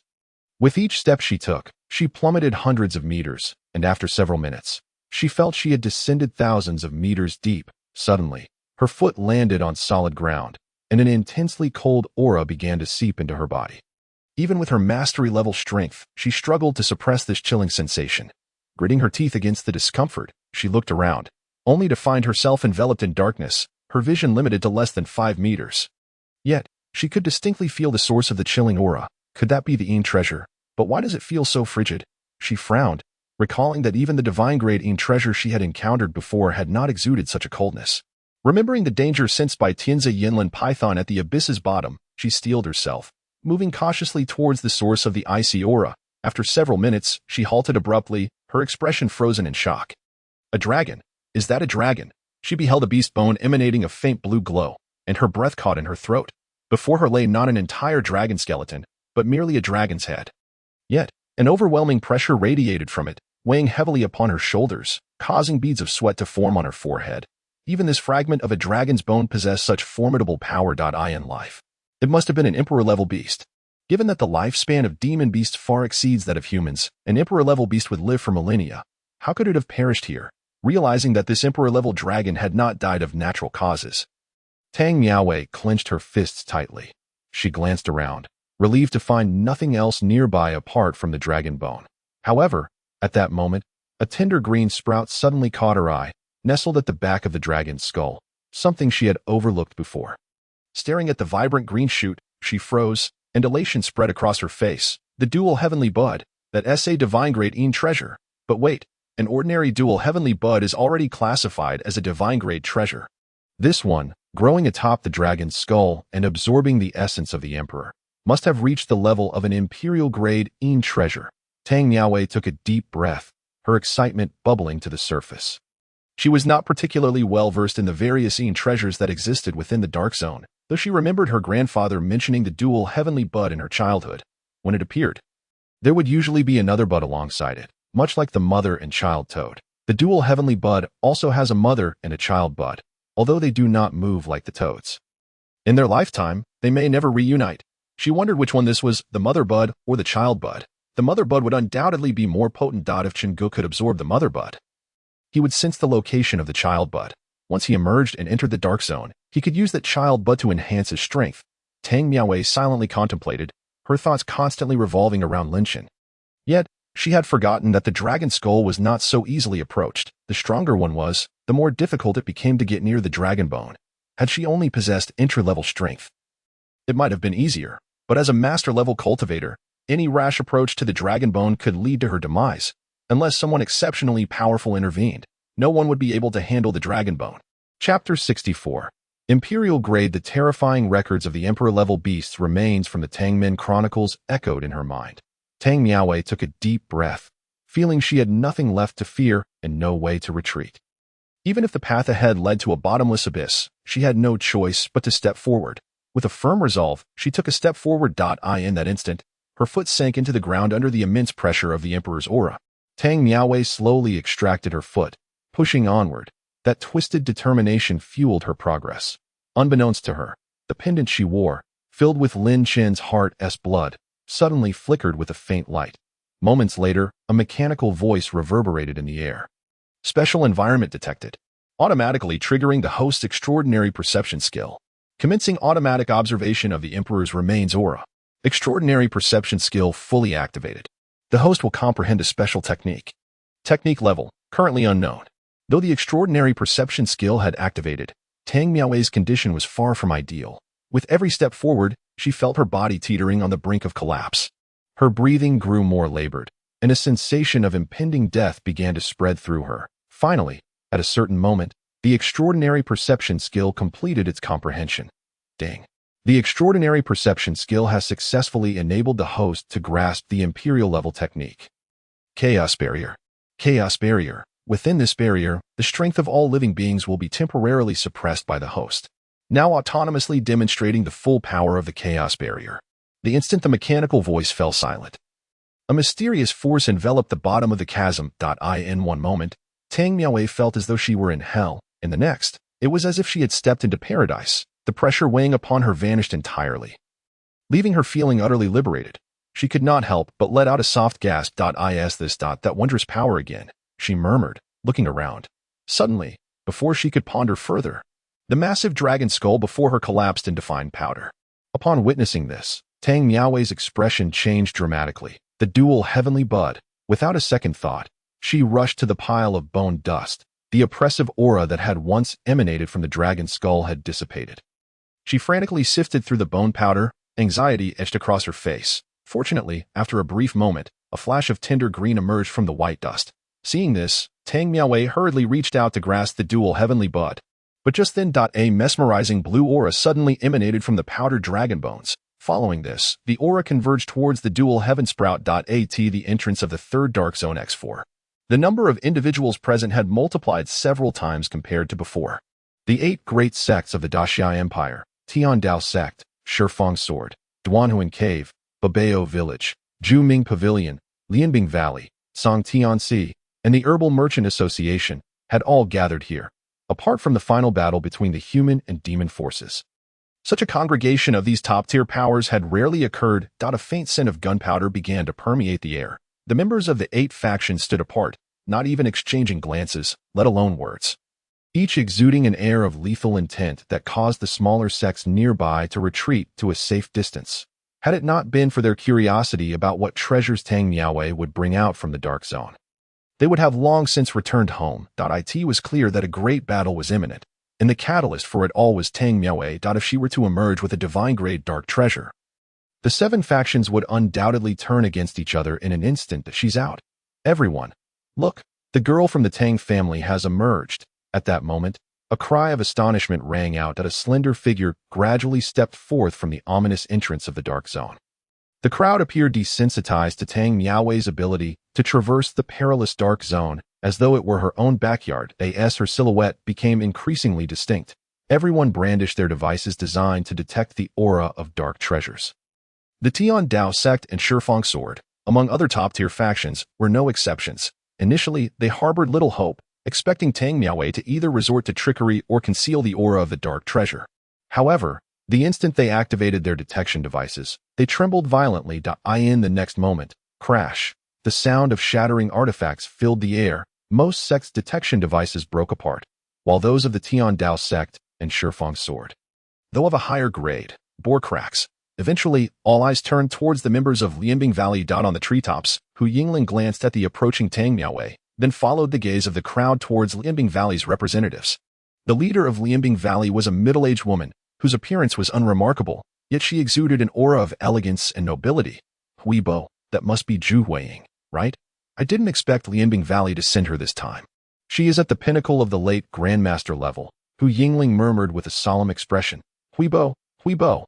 After Hu Yingling's words, Wang Hui remained silent for a long while, prompting her to glance back at him. Upon doing so, her forehead immediately broke out in a multitude of black lines as she saw Wang Hui staring blankly at Zhu Huiying, tears nearly spilling from the corners of his mouth. What the lady said is indeed correct, he stammered, sensing Hu Yingling's murderous gaze and hurriedly nodding in agreement. Meanwhile, under the watchful eyes of the crowd, Zhu Huiying was intently examining the artifact in her hand. Moments later, she shifted her gaze from the artifact to the now clearly visible Tang Miaowei standing not far away. Narrowing her eyes slightly, Zhu Huiying pronounced slowly, half-step, imperial grade. Chapter 65, Casual what? Half-step. Imperial grade. The crowd erupted in astonishment upon hearing Zhu Huiying's declaration. Currently, in Daxia, the emergence of a divine-grade dark treasure could incite turmoil from all corners. Yet a half-step imperial-grade treasure had never before been seen in the realm. My sister Tang actually brought out a half-step imperial-grade dark treasure from the Dark Zone. How on earth did she accomplish that? Hu Yingling gasped in disbelief. Her mouth agape. It was known that while tales of imperial-grade dark treasures existed, none had ever been witnessed. Many, including Hu Yingling, believed them to be mere legends, impossible within Daxia. Otherwise, the 5 major corpse-rearing sects would have turned the realm upside down in their search for such treasures, as they could potentially elevate zombies to the golden flame level of existence, a golden-eyed zombie, comparable to human transcendent beings and demon emperors, representing the pinnacle of worldly combat prowess. Although the chances of success might be minuscule, at the very least, an imperial-grade dark treasure could grant a zombie access to that coveted ticket. Without that ticket, all efforts would be in vain. It seemed the Dark Zone truly harbored many top-tier treasures unknown to the outside world. Tang Miaowei was indeed impressive to have extracted one from there. Yet, Hu Yingling shook her head slightly, her face etched with concern, for the members of the 8 top-tier factions below had clearly become envious. It would be nearly impossible for Tang Miaowei to take this half-step imperial-grade dark treasure away. It seems you were quite eager for it, Tang Miaowei remarked, as the 8 top-tier factions awaited the first to strike. Suddenly, she spread her arms, revealing a sprout shimmering in hues of green and blue before the crowd. The sight of this half-step imperial-grade dark treasure, Liang Yin from the Tian Dao sect, could no longer contain himself. He darted forward, reaching for the treasure. In response, a cold glint flashed in the eyes of Chao Su from the Shifang Sword. With a hum, his longsword sang as it unsheathed, slicing through the air towards Liang Yin's back. Meanwhile, members from various sects sprang into action, leaving behind fleeting shadows as Zhu Huiying and her companions accelerated to their utmost speed. Liang Yin, the first to act, was now merely 3 meters from Tang Miaowei, fully aware of the sword light approaching from behind.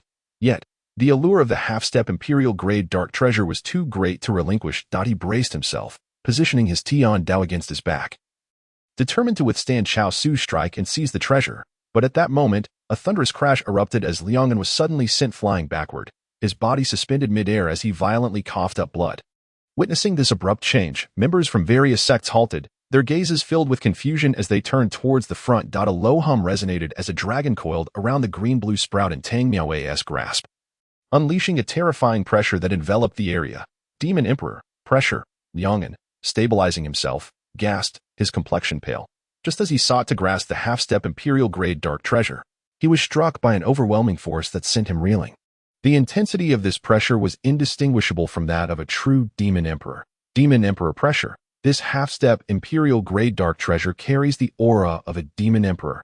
If so, in due time, this half-step Imperial-grade dark treasure would undoubtedly transform into a genuine Imperial-grade treasure. The crowd instinctively stepped back, their gazes filled with uncertainty as they regarded the sprout in Tang Miaowei's hand. Unfazed by their scrutiny, Tang Miaowei continued to walk forward, her expression devoid of emotion. She, too, was unaware of how the dual heaven sprout had absorbed the Demon Emperor's pressure after the dragon bones shattered.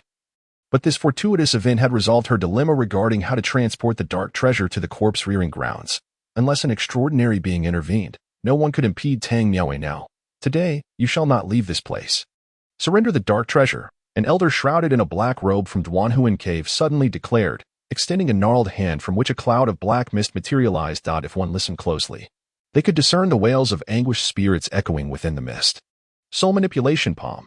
Tang miss. Danger approaches. Atop the treetops, Wang Hui finally diverted his gaze from Zhu Wing upon witnessing the black mist. Hearing his words, Hu Yingling squinted her eyes. The soul manipulation palm from Duanhuan Cave was their sect's unique skill. Seldom utilized due to the toll it exacted, each use consumed several spirits, with the strength of the spirits determining the technique's potency. The intensity of the black mist in the elder's palm was evidently enough to severely injure a late-stage grandmaster. The dark treasure is right here. If you have the capability, come and take it. After all, aren't you all here to seize treasures? Tang Miaowei's eyes glinted with mockery. In her naivety, she once believed the sects of Da Xiao were formidable, uniting to save the entire realm. Yet, she now realized that these sects were ultimately self-serving. If the threat from the demon race did not jeopardize their existence, they would hardly concern themselves with the lives of ordinary people. Seeking death, the Grand Elder of Duanhuan Cave let out a cold snort. He then forcefully swatted away a mass of black mist. Instantly, a multitude of spirits seemed to struggle to emerge from the fog. Yet, Tang Miaowei regarded this with indifference, continuing her forward march. Bang! Pfft. As the gaze of the onlookers remained transfixed, the black mist finally approached Tang Miaowei. However, after a faint sound echoed, that black mist was immediately reduced to nothingness under the oppressive aura of a Demon Emperor. The Grand Elder of Duanhuan Cave spat out a mouthful of fresh blood. Was the Demon Emperor's pressure truly this formidable? His voice was hoarse, filled with disbelief. Meanwhile, Tang Miaowei maintained her steady pace. The individuals standing in her way retreated in haste, for they sensed that resisting would result in grievous injuries from the impending pressure of the Demon Emperor. Tang family girl, I advise you to think carefully. Today, with the Demon Emperor's pressure at your disposal, we cannot stop you. However, behind you lies the Tang sect. You may be willing to risk your life for that corpse, but do you wish to see the Tang sect perish as well? Spoke the deputy leader of the Eight Treasures Stronghold, his tone laden with veiled threats. Upon hearing this, Tang Miaowei's footsteps momentarily paused in midair. Yet, in an instant, she resumed her stride, unfazed. Whatever. Chapter 66. In empty pursuit under the watchful eyes of the crowd, Tang Miaowei gradually departed from the scene. With the half-step Imperial-grade treasure in her possession, none could hinder her. The members of the 8 major sects, fixated on Tang Miaowei's retreating figure, wore expressions of deepening concern. Today, only those at the Transcendent Realm could hope to stand against her. However, in the entirety of the Great Xia, aside from the one at Longhu Mountain, there were no others of such caliber. Originally, if they could acquire this half-step Imperial-grade treasure, they could forge another Transcendent. But, Miss Tang, I am Wang Fu, the Vice President of the Herbal Merchant Association. I advise you, once you take this step forward today, there will be no turning back, Wang Fu stated coldly. In response, only the unwavering silhouette of Tang Miaowei remained. The number 1 corpse cultivation ground of the Zhongtian group. Zhao Tianyang had been waiting eagerly for news. If the divine-grade treasure had already made him envious, then the half-step Imperial-grade treasure stirred a deep yearning within him. should he acquire this half-step imperial-grade Yin treasure for the millennia-old noble corpse he possessed. The Zhangtian group would ascend to unprecedented heights. Thus, as soon as Tang Miaowei appeared, Zhao Tianyong hurriedly approached her. Miaowei, dear niece, you must be thirsty after such a long journey, right? The 6th round of corpse cultivation still has time left. Why not take a moment to rest? Alas, dear niece, using this half-step imperial-grade Yin treasure on Linshin is futile. Even if he barely becomes a zombie, the Great Xia's law enforcement team is no trifling matter. I urge you, do not waste such a precious item on Linshin. Do you understand what this half-step imperial-grade Yin treasure signifies? It has the potential to elevate you in the Tang sect. Enough!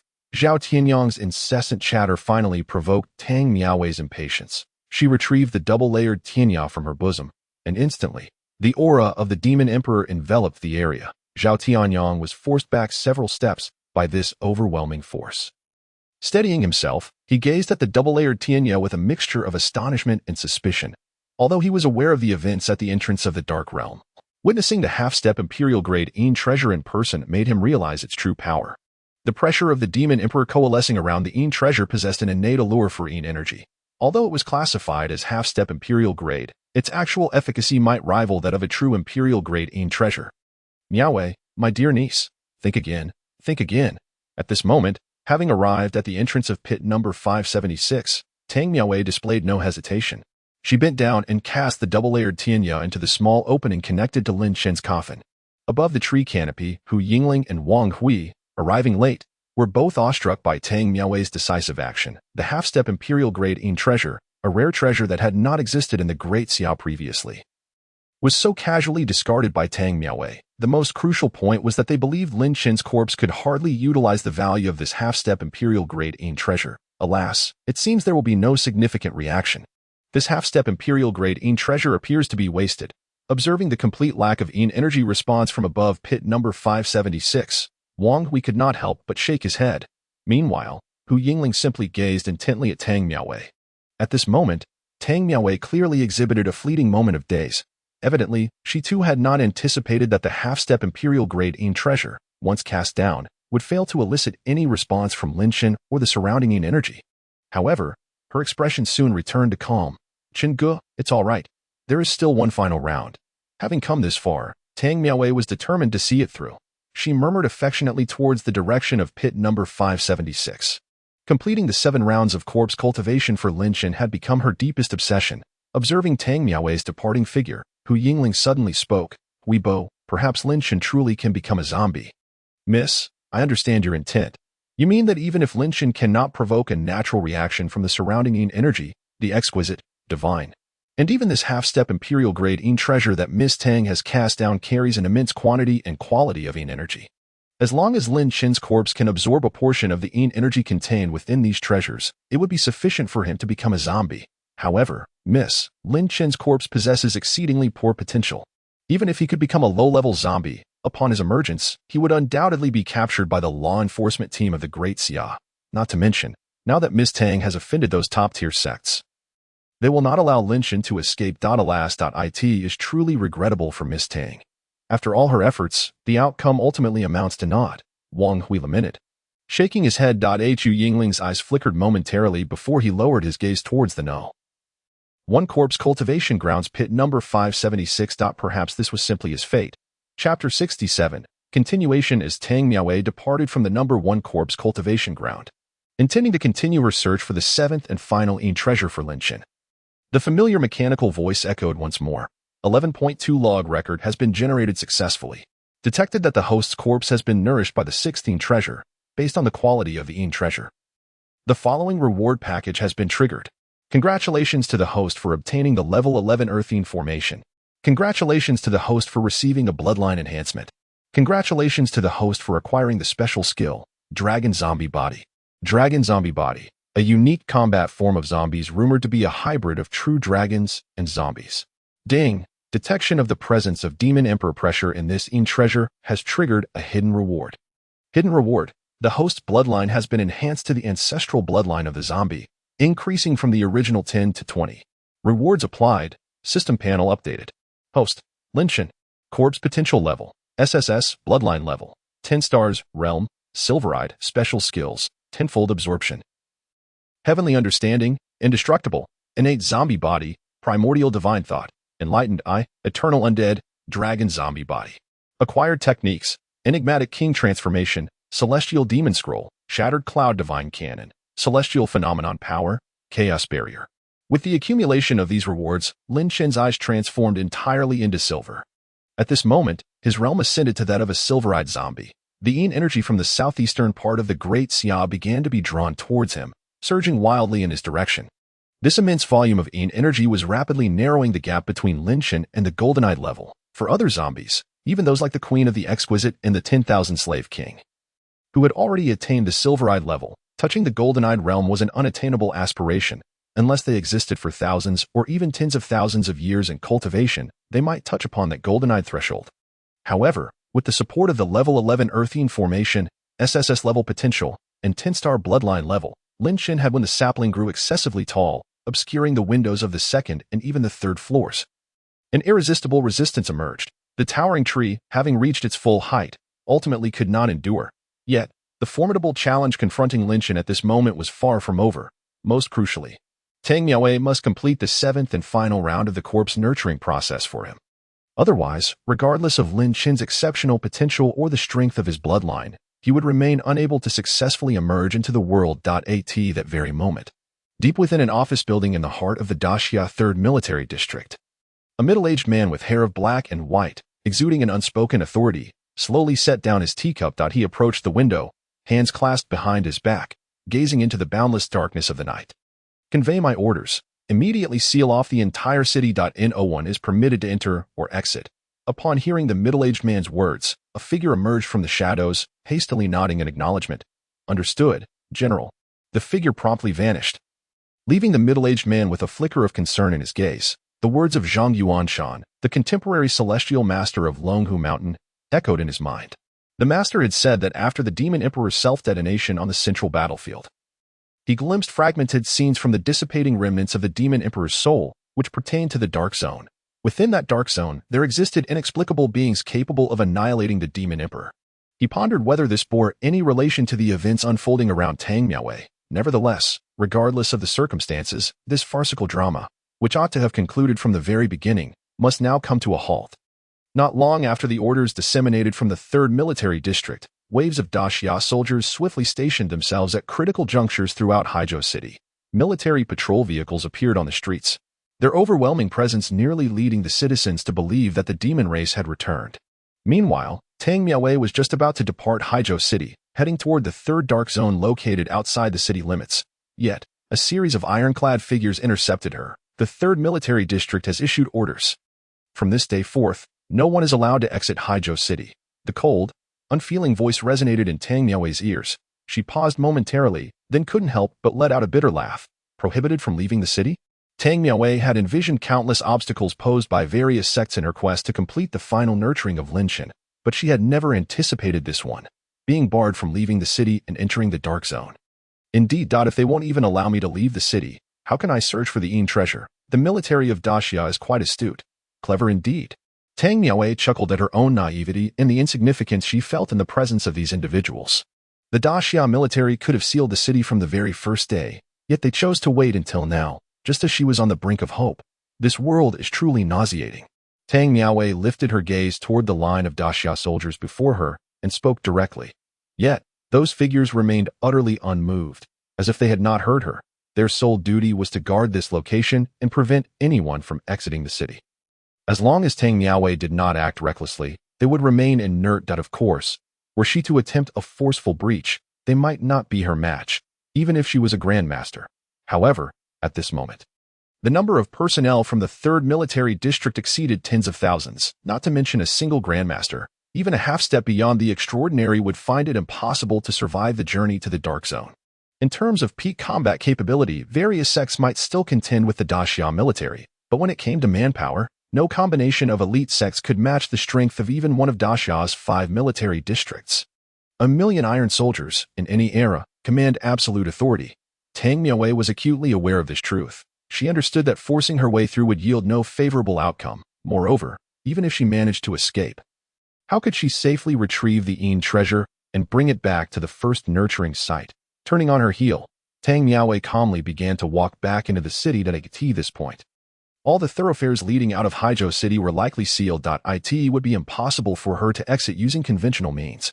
However, Haizhou City was vast, equivalent to 1/10 of the Daxia territory from 500 years ago. In such a sprawling expanse, it was simply impossible for the Daxia military to enforce a complete lockdown. There were areas of treacherous mountains and uninhabited lands that could serve as her opportunity. As Tang Miaowei recalled the map of Haizhou City she had once studied, she ensured that no one was following her. Once she confirmed that she was not being tailed, she began to veer left. Accelerating to her utmost speed. In merely half an hour, she arrived at the eastern edge of Haizhou City. This area was a seldom trodden cliff, rarely visited by anyone. Beyond the cliffs lay the neighboring city of Jingzhou, which also bordered the third dark zone, albeit at the X6 entrance. Regardless of which entrance it was, as long as it allowed Tang Miaowei entry, it sufficed. With the assistance of the Tianzi Yinlin Python, she would surely make it in time. Just as Tang Miaowei was deep in thought, a sudden humming sound pierced the air. Startled, she swiftly retreated a step, only to find a green peak sword embedded in the ground where she had stood. Swaying ominously, narrowing her eyes, she looked up to see Chao Su, expressionless, emerging while cradling the sword sheath. This place is off limits. Chapter 68. Why are these two children so unfortunate? Upon hearing this, Tang Miaowei's expression remained placid. She turned without a word, but just as she did, she suddenly sprang into action. Channeling her entire spiritual power, she propelled herself to her utmost speed. In the blink of an eye, Tang Miaowei had teleported beside Chao Su, brushing past him. Yet, in that moment, time seemed to freeze. A cold smirk curled at Chao Su's lips. With a flick of his wrist, he casually tossed aside the sword sheath. Tang Miaowei's forward momentum abruptly shifted, her feet skidding against the ground, leaving a trail of dozens of meters before she finally stabilized. She turned to glare at Chao Su, her brow furrowed. She had just employed a grandmaster technique for instantaneous movement. Yet he had managed to force her out of that state. The prowess of the top disciple from a prestigious sect was indeed beyond her reach, even with her grandmaster's strength in practical combat. She seemed to be no match for those who had trained since childhood. Next time, I won't hold back. Had it not been for your ability to easily enter the dark zone and your immense value, you would already be dead. Chao Su regarded Tang Miaowei with a detached gaze. Tang Miaowei raised her eyes slightly at his words. Oh, so you're saying you dare not kill me? Chao Su narrowed his eyes at her response. At that moment, Tang Miaowei pressed her foot down against the ground and charged straight at him. With a single motion, Chao Su summoned the green peak sword, which had embedded itself in the ground. But at the final moment, he opted to wield it with the flat of his palm facing Tang Miaowei instead. Bang! A tremendous force erupted as their palms collided, sending Tang Miaowei reeling backward while Chao Su's expression shifted. He glanced down at his palm, which was now a bloody mess. The Tang clan's top-tier hidden weapon, Guanyin Tears, gazing at the red-hot blades embedded in his alas, were it not for Lin Xin. I shudder to think how much more adored Tang Xiaohua would be. She is truly the contemporary national goddess. Regrettably, this national goddess harbors feelings solely for Lin Xin. How fortunate that lad is. The more I ponder, the angrier I become. If Lin Xin does not enter the demon suppression tower, my inner turmoil shall never abate. Fear not, he shall soon make his entrance. The military has intervened, leaving Tang Xiaohua with little recourse this time. I strongly suspect the military could have intervened long ago, yet they seem eager to witness just how far Tang Miaowei can go in her struggles. As for the tragic pair of Tang Miaowei and Lin Xin, most people approach their plight with a sense of detached curiosity, merely spectators to a drama that does not concern them. This is a prevailing attitude among many in the Great Xia at present. Within the Tang clan's Great Hall, Tang Mu, Li Xiujuan, has nearly exhausted her tears from weeping over the past few days. Once, Tang Miaowei was innocent and vivacious, with a smile that graced her face from dawn till dusk. She would take her mother's hand and proclaim her desire to marry Lin Xin and bear 8 children. Although Lin Xin is merely an ordinary man, having never received any benefits from his family, Tang Mu has met him several times and knows him to be a virtuous young man of good character. In this tumultuous era, she harbored no delusions of grandeur for their futures. Her only wish was for them to lead a peaceful and joyous life together. Yet, in the blink of an eye, all of that was shattered. Tang Miaowei severed all ties with the Tang clan, and her mother has not seen her smile since. Over the past month and more, she has watched helplessly as her beloved daughter became increasingly estranged and unfamiliar. Others laud Tang Miaowei for her prowess, able to manipulate several sects as if they were puppets, accomplishing the 6 rounds of corpse nurturing alone amidst countless obstacles for Lin Xin. However, only Tang Mu understands the immense torment Tang Miaowei has endured to transform so drastically in such a short span. She remains strong in public, shedding not a single tear, yet the agony within her heart is known only to her mother. Were they an ordinary family, she would undoubtedly choose to stand firmly behind Tang Miaowei regardless of the circumstances. Alas, they are not. The Tang clan boasts a total of 18,000 disciples, and they must be accountable for the lives and futures of all these individuals. Oh, my dear father, why must these two children suffer so? And as for Xiaoqian, how could he possibly perish in the explosion caused by the demon emperor? He is but an ordinary man, devoid of any cultivation. Why would he venture to the edge of the central battlefield? As Tang Mu spoke, she found herself wiping away tears once more, while Tang Yiqiang sighed softly, shaking his head, choosing silence. There is no point in discussing such matters now. His only hope is that Tang Miaowei can accept reality, that she can continue to live well after Lin Chen's departure. His sole desire is for Tang Miaowei to survive. The sect leader, Tang He, has vanished along with the others. At that moment, Tang Fei suddenly leaned in close to Tang Yiqiang and whispered. Upon hearing this, Tang Yiqiang waved his hand dismissively. Let them be. Chapter 69. Truly disgusting. Amidst the dense forest, Tang Miaowei's figure darted swiftly.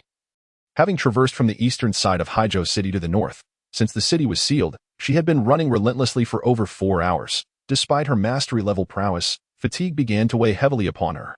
A profound sense of exhaustion enveloped her, her garments clinging to her body, drenched in sweat. Nevertheless, Tang Miaowei dared not pause for even a moment, for she must reach the northernmost point of Haizhou City as swiftly as possible.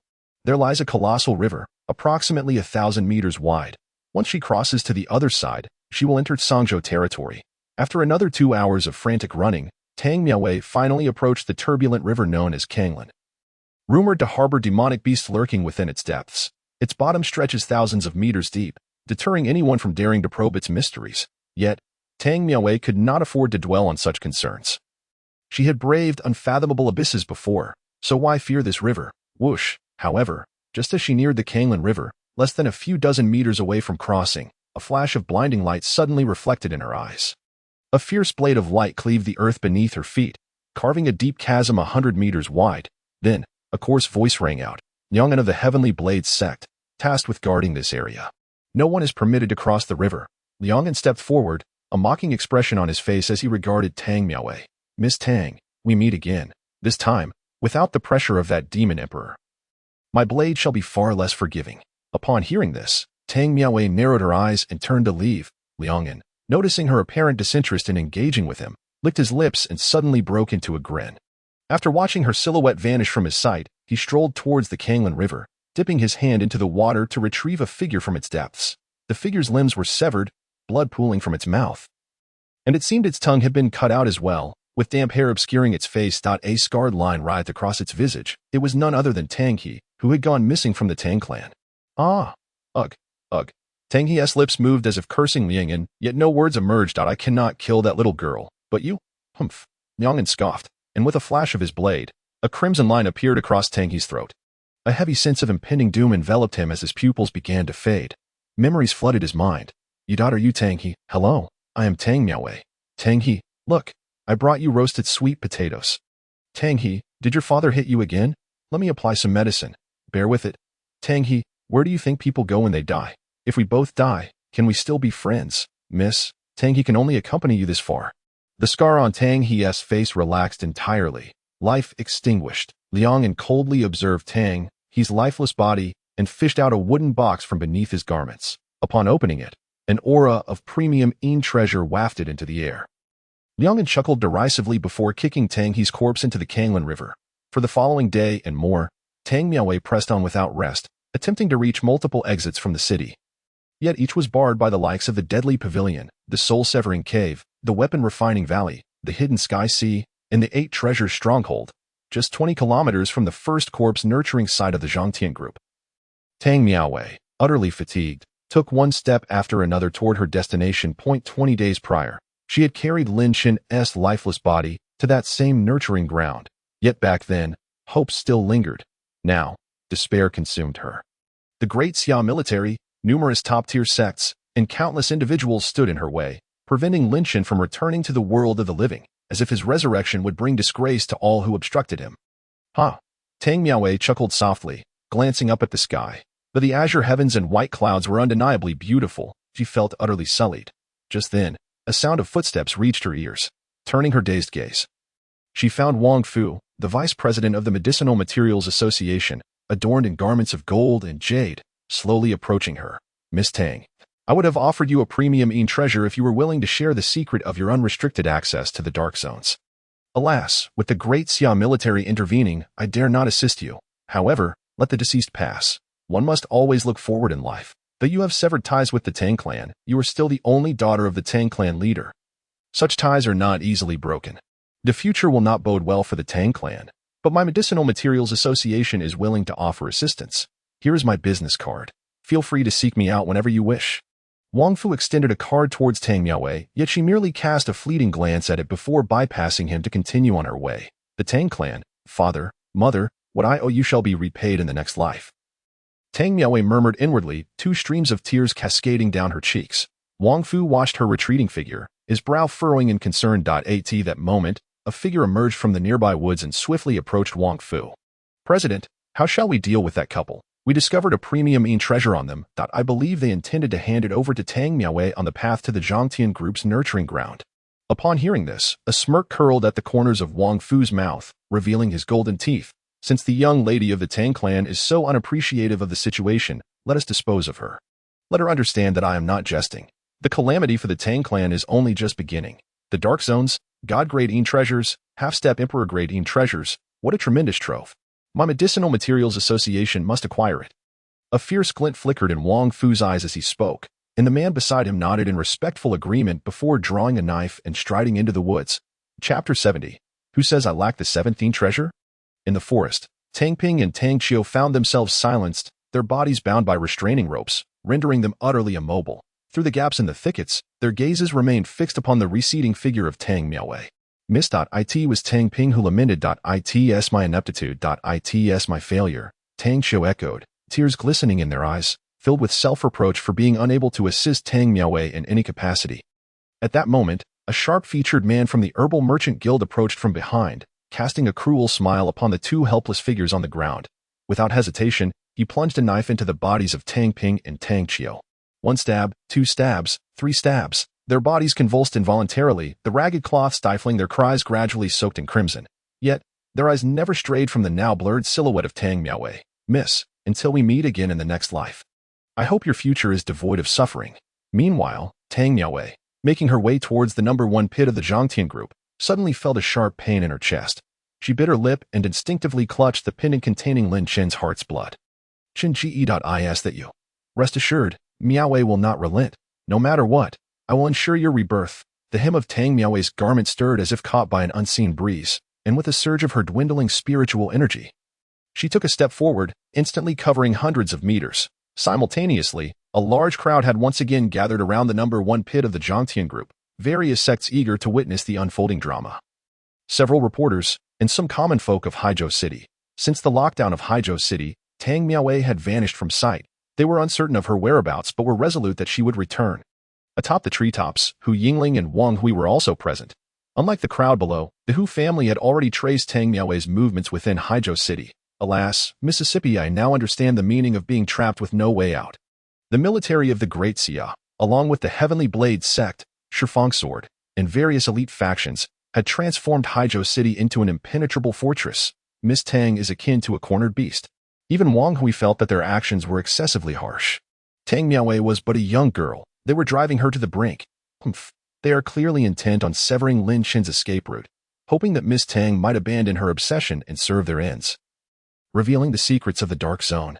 Yet, knowing Miss Tang as I do, if they were to harm Lin Chen, she would take that secret to her grave. Hu Yingling scoffed, her heart filled with disdain for the Heavenly Blade sect and Shifang Sword.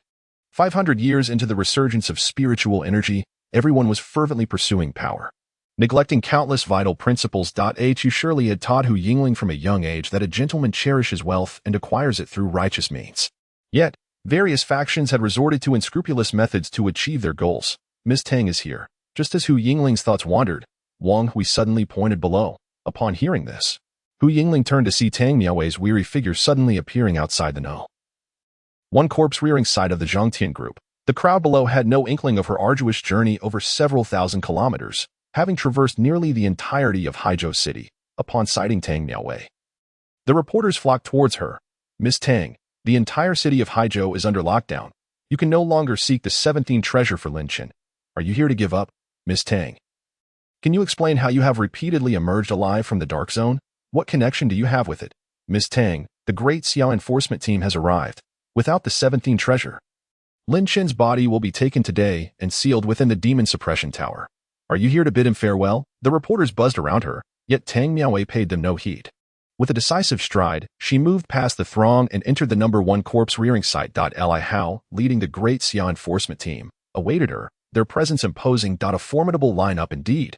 1 late-stage grandmaster, 3 mid-stage grandmasters, and dozens of masters along with innate and acquired practitioners. This imposing force was, of course, not to guard against Lin Chen, but rather to contain Tang Miaowei. You have only 8 hours left. Once time is up, I shall take Lin Chen's body, Li Hao stated.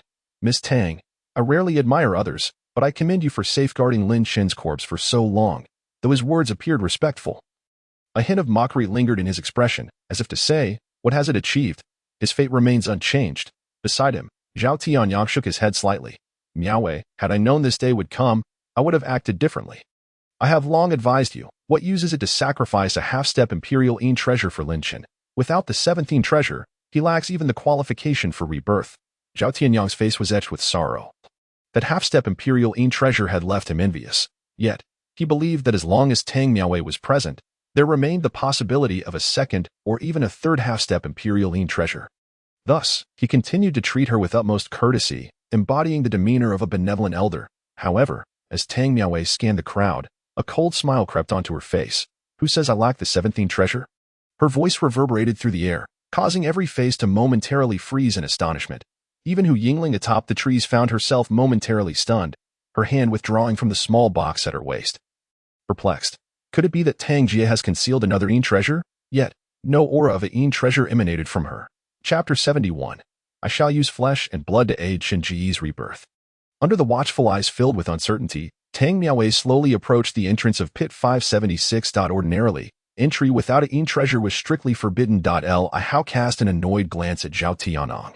Does she claim it exists merely because she says so? The staff of the Zhangtian group also sought Zhao Tianyang's counsel on whether to expel Tang Miaowei from the pit. Yet Zhao Tianyang slowly shook his head. Captain Li, we can't afford to waste time on this. With such a grand assembly, even a late-stage grandmaster would struggle to make waves. Are we truly afraid of a mere girl? Li Hao frowned but chose not to press further. He gazed ahead to find Tang Miaowei had already knelt before Pit 576. She gazed tenderly at the pit, then turned her cold expression upon the gathered crowd. I have not found the 17th treasure. The great Xia military has locked down the city, and the top sects have obstructed me. This vast Haizhou city holds no path for me, Tang Miaowei. To escape. It is utterly hopeless. Yet, in all your calculations, you could not have anticipated that during these days, I ventured into the dark zone alone. My blood has long been tainted by Yin energy, and my bones have been corroded by malevolent energy. I am the 17th treasure. A sorrowful smile graced Tang Miaowei's lips, a poignant and tragic expression. She could not help but admire the master of the sheepskin scroll. Ultimately, he had triumphed. The scroll's final prediction was that Tang Miaowei would meet a tragic end in this very site. She had long struggled to accept this fate, for she wished to journey through life alongside Lin Chen, rather than a scenario where she lived while he perished, or vice versa. Yet, if forced to choose, she would undoubtedly select the latter, for she had promised Lin Chen that her love for him would always exceed his love for her, even if by a fraction. With a swift motion, she drew a dagger and sliced open her wrist, blood flowing from the wound. Her demeanor softened as she spoke. Chen Gu, I shall use my blood to aid your rebirth, and my flesh to restore your form. Tang Miaowei's resolute declaration echoed in the air, leaving all present in shock. No one had anticipated that she would consider herself the 17th treasure, willing to sacrifice her own flesh and blood to complete Lin Chen's final rearing cycle. Ah, so that is the case, Sun murmured, having wondered why Ms. Tang never employed any protective measures to contain the Yin treasure, allowing the Yin energy to erode her body until it resembled a withered flower. It turned out that from the very beginning, Ms. Tang, you were indeed a master of your craft. You have orchestrated the machinations of the great Xia military and the various elite sects into your scheme. Sun Dachuan shook his head with a bitter smile. The shock evident on the faces of those around him deepened. To sacrifice one's own flesh and blood for Lin Chen's emergence. What a resolute and heart-rending decision. Throughout it all, Tang Miaowei did not even furrow her brow. In that moment, everyone gazed upon Tang Miaowei's frail figure as if in reverence. Atop a tree, Hu Yingling gritted her teeth and could not help but exclaim, "What a wretched world! How could it force someone into such desperation? What of the great Xia military? What of the 8 prominent sects? I shall not be deterred today." Hu Yingling prepared to rush down and confront Tang Miaowei to claim the 17th treasure for herself. Yet, at that moment, bang! Wang Hui delivered a swift strike to the back of Hu Yingling's head, sending her into a wave of dizziness. Struggling to turn her head, she looked at Wang Hui, her eyes filled with confusion, not questioning why he knocked her out, but rather astonished at how he had become so formidable. Despite her precautions, she had failed to defend herself. Darkness enveloped her, and she succumbed to unconsciousness. Wang Hui caught Hu Yingling's limp body and sighed. "Miss, we cannot intervene in this matter." Before the 576th pit, Tang Miaowei was unaware that Hu Yingling had nearly disregarded everything for H. However, it is rumored that the 3 esteemed masters of Confucianism, Buddhism, and Taoism painstakingly collaborated with the military of the Great Xia for a century to construct this formidable edifice. Even if the Demon Emperor were to enter, escape would be utterly impossible. For those outside, even the extraordinary cannot extract anything from the Demon Suppression Tower. It has come to an end. Everything has concluded. A life was lost at the outset, and another at the end. Truly, a pair of ill-fated lovers. The gazes of the onlookers flitted back and forth between the distant coffin and the lifeless form of Tang Miaowei on the ground, their faces etched with sorrow. Though all were acutely aware that this affair would yield no favorable outcome, the past 20 days had stirred profound reflections within each heart. Some things, some rules, are eternally insurmountable. Miss. Before long, Tang Fei, accompanied by a dozen disciples from the Tang clan, hastened to the scene. Upon seeing Tang Miaowei, whose vitality seemed to wane, he rushed forward, though his demeanor was markedly composed. After a moment of heavy emotion clouded his gaze, he looked up at the umbrella shielding Tang Miaowei and said, "Chairman Zhao, thank you. These days, my lady has troubled you greatly. I shall take her back to the Tang clan now." Tang Fei clasped his fist in respect. Zhao Tianong, upon hearing this, waved his hand dismissively. "You may go. Miaowei's fate is most unfortunate. Take good care of her in these final days. Had I known it would come to this, I would never have agreed to let her stay here with Lin Chen. What a fine young woman, reduced to this. Alas." Zhao Tianong sighed deeply, and regardless of how genuine his sentiments were, Tang Fei's eyes reddened upon hearing his words. "Yes, the miss is rather fatigued. It is time for her to rest. Chairman Zhao, I bid you farewell." Tang Fei bent down and gently lifted Tang Miaowei onto his back. Then, surrounded by the cold stares of his fellow disciples, he swiftly departed the scene, with both principal figures having left the first corpse-rearing location. The crowd began to disperse. Soon, only Zhao Tianong and the personnel from the Zhangtian group remained. At this moment, Zhao Tianong surveyed the area, gazing at the remaining 500 pits, and murmured, "That half-step Emperor-grade treasure. Lin Chen could not be entirely absorbed, so a portion of its medicinal power must have dissipated in this corpse-rearing ground. My treasures, prepare to emerge. I can hardly wait." Chapter 73, Awakening of Consciousness. Lin Chen's emergence to the southwest of Haizhou City lies the 10,000 Great Mountains. This area, too, emerged following the resurgence of spiritual energy and the expansion of the Earth's crust. Unlike the perilous Dark Zone, this place, though sparse in human presence and inhabited by demonic beasts, is predominantly home to lower-tier creatures, posing minimal threat. However, deep within the 10,000 Great Mountains lies a heavily guarded location. The 3rd Military District has stationed an elite force of 10,000 troops, encircling the area in 3 layers. From a distance, one can see a towering black-red spire, reaching into the clouds. The tower shimmers with streams of golden light, eternally radiant. A day later, the forest suddenly echoed with rustling sounds as 4 members of the Great Xia law enforcement team appeared, carrying a black coffin at the outermost perimeter of the elite troops. After one individual presented the necessary documentation, they were granted passage. After navigating nearly 10 checkpoints, the 4 finally arrived within 2 kilometers of the Great Xia Demon Suppression Tower. At this moment, several figures donning iron masks completely obstructed their path. "Set the coffin down," one of them ordered, saluting. "We are here on the orders of Captain Li of the Great Xia law enforcement team, to deliver the remains of Lin Chen, who perished due to the Demon Emperor's self-detonation. Please take receipt." The leader nodded slightly and approached the coffin. With a sharp motion, he placed a hand on the coffin lid and lifted it effortlessly. Upon glancing inside, he then forcefully closed the lid, his voice hoarse yet subdued. "Very well. Your mission is complete. Then we shall return to report," the members of the Great Xia law enforcement team said without looking back as they departed. The towering Demon Suppression Tower loomed nearby, an unsettling presence that made one feel uneasy. Had they not been stationed here for an extended period, their minds would have struggled to find peace. The lighter ones risked damaging their realms, while the heavier ones could potentially fall into madness. The tower, which suppresses countless demons, harbors a vast reservoir of demonic energy that is not to be trifled with. Deliver this coffin to the tower, and after Master Wu's sealing is completed, cast it inside. As the leader observed the departing members of the Great Xia law enforcement team, he slightly tilted his head. The soldiers behind him nodded in agreement before continuing to carry the black coffin towards the imposing structure. Minutes later, the group arrived at the vicinity of the demon suppression tower, which spans dozens of kilometers. At this moment, a simple thatched hut came into view. Through the open door, a hunched figure could be vaguely seen sitting cross-legged. The men, displaying respect, carried the black coffin inside. About half an hour later, they emerged once more. After walking a short distance, one of them could not help but whisper. This time, Master Wu's sealing lasted a full 30 minutes, even during the peak of the Demon Emperor's ferocity. Master Wu could only manage about 10 minutes. Lin Chen's remains are tied to the remnants of the Demon Emperor's soul. It has caused quite a stir outside lately. Enough chatter. Let us hurry and toss this body into the tower. Midnight approaches, and the demonic energy here will reach its zenith. We cannot withstand it. As the last speaker finished, the others fell silent. Soon, they carried the coffin containing Lin Chen's remains to the tower's entrance. Before the vast edifice, they, along with the black coffin, appeared as insignificant as ants. Even after countless times standing before this tower, they still felt an overwhelming discomfort, as if icy tendrils of dread were penetrating their bones. With a crack, one of them moved his hand along the tower's surface, revealing a small door intricately carved with complex patterns.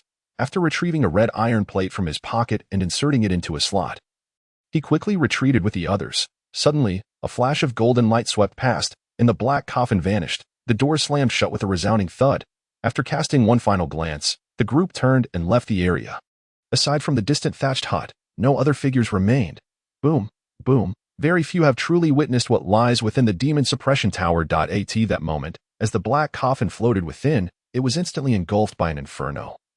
Exploding into fragments, everywhere one looked was a sea of gold and crimson. The swirling flames approached a liquid state, creating a true ocean of fire. Amidst this fiery abyss, one could still see massive, charred remains being scorched. If one listened closely, anguished wails could be faintly heard, seemingly emanating from below. Congratulations to the host for obtaining the fully leveled 12-rank Earthine formation. Congratulations to the host for the enhancement of their bloodline. Congratulations to the host for acquiring a special skill, 1000 Blade Zombie Combat. 1000 Blade Zombie Combat.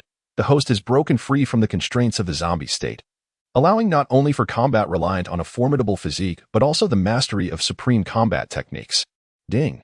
An unconventional treasure has been detected, triggering a hidden reward. Hidden reward. The host has received a rib from the progenitor zombie, which has been implanted within the host's body. Upon reward utilization, the system panel has undergone changes. Host, Lin Chen. Corpse potential level, maximum SSS level, bloodline level. Fully leveled 12 stars, realm. Silver eye special skills, tenfold absorption, heavenly insight, indestructible body. Innate zombie physique, primordial divine thought, eye of enlightenment, eternal zombie state, dragon zombie body, 1000 Blade Zombie Combat.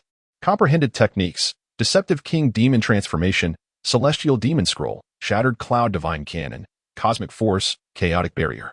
Li Hao ordered the excavation of Pit No. 576, interrupting Lin Chen's final round of corpse nurturing. Yet, he could not have imagined that this would fortuitously lead to Lin Chen's success. At this moment, the 7th round of corpse nurturing continued within the demon suppression tower.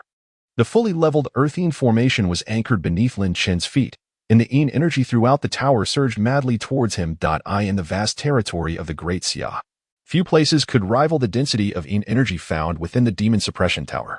Each formidable demon within it was akin to a treasure of countless Yin attributes. Puff, puff. Surrounding Lin Chen, the violet flames intensified. A series of unusual sounds resounded from the depths of the demon suppression tower. Nearby, those violet fireballs were irresistibly drawn towards Lin Chen, merging into the colossal fire mass around him. Thus, an immense violet flame sphere gradually took shape. Concurrently, an extreme tremor reverberated from the tower's base, sending shivers through every corner of the vast structure. The remaining conscious demons trembled uncontrollably, their eyes filled with dread as they gazed towards the tower's depths. Even the aura of the Demon Emperor had never instilled such terror in them. Before they could recover from their shock, They found themselves being irresistibly drawn towards the tower's base by an overwhelming force. No matter how they resisted, they could not withstand it. Roar, roar. A piercing howl echoed within the demon suppression tower. Filled with primal fear, countless beasts began to plunge towards the tower's lowest point. Lin Chen's stagnated realm at the late Silver Eye stage abruptly began to break through. Mid-Silver Eye. Late Silver Eye perfection, half-step Golden Eye. The Golden Eye realm, which should have taken millennia of cultivation to attain, was now within Lin Chen's grasp, just a step away from reaching this pinnacle of existence. Meanwhile, Lin Chen's long-dormant consciousness stirred as his body absorbed Tang Miaowei's blood and bones. A tender yet resolute voice emerged within his mind. Chen Ge, you will come back to life, right? Rest assured, I will seek out the Yin treasures for you. Chen Ge, I am afraid, but this may be my only chance. Therefore, I must move forward. I must move forward. With this supreme Yin treasure, Chen Ge will surely become a high-level zombie.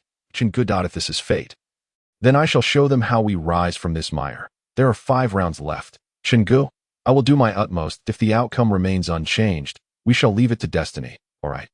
You need not fear. I will accompany you to the demon suppression tower, burned by countless fires, never to be reborn. Miaowei fears nothing. Chen Ge, without you, I cannot bear to remain in this world for even a moment.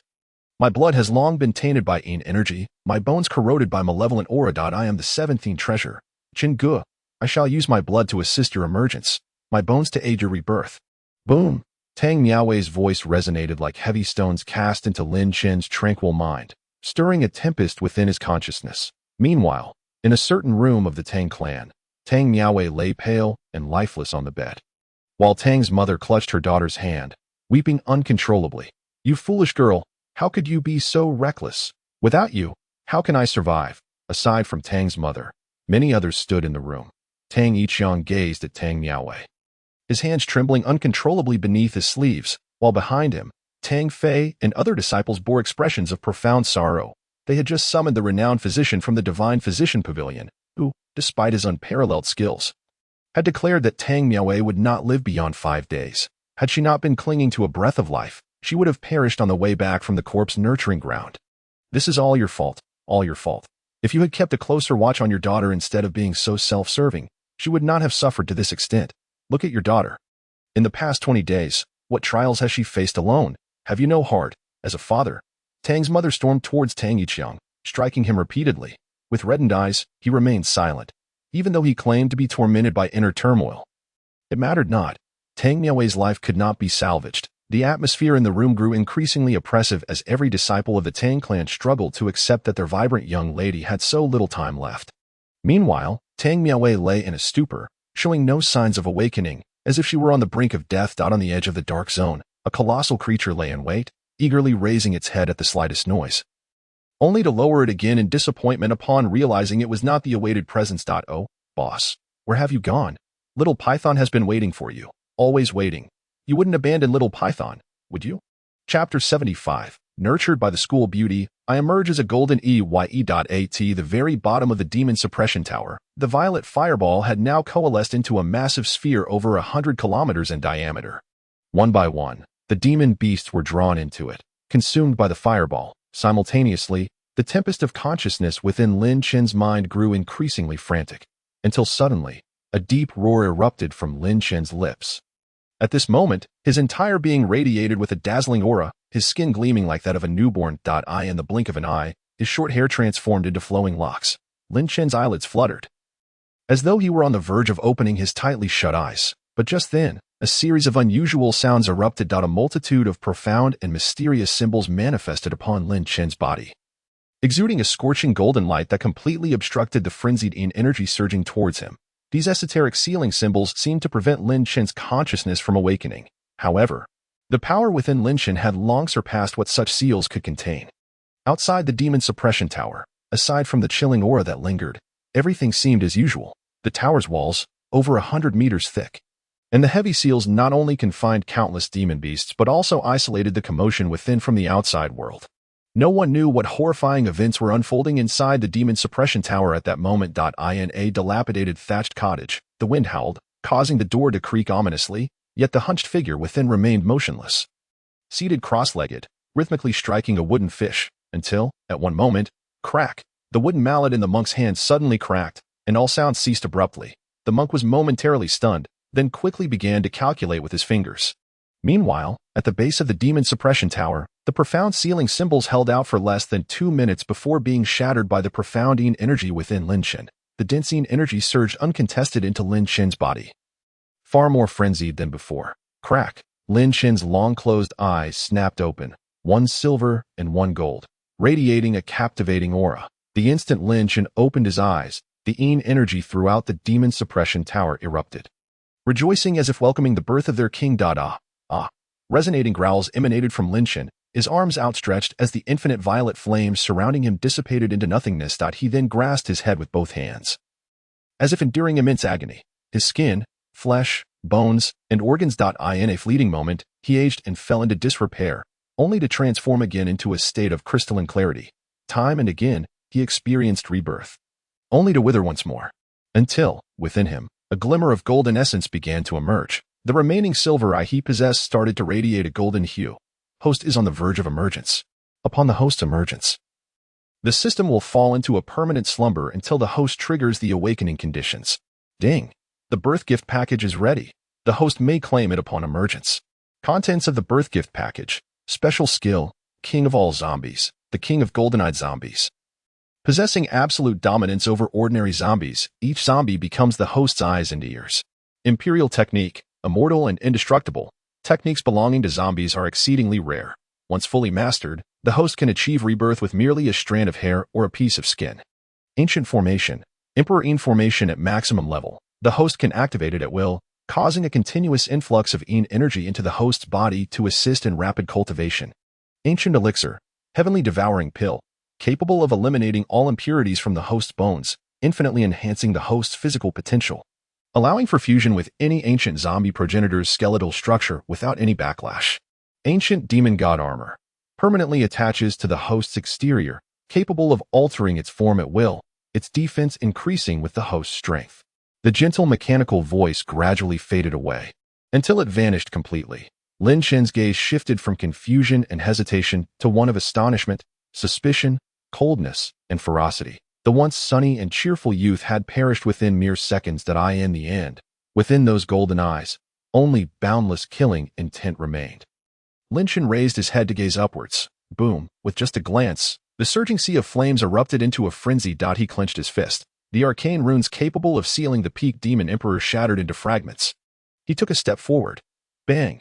The immensely thick chains meant to bind demons disintegrated into dust in an instant.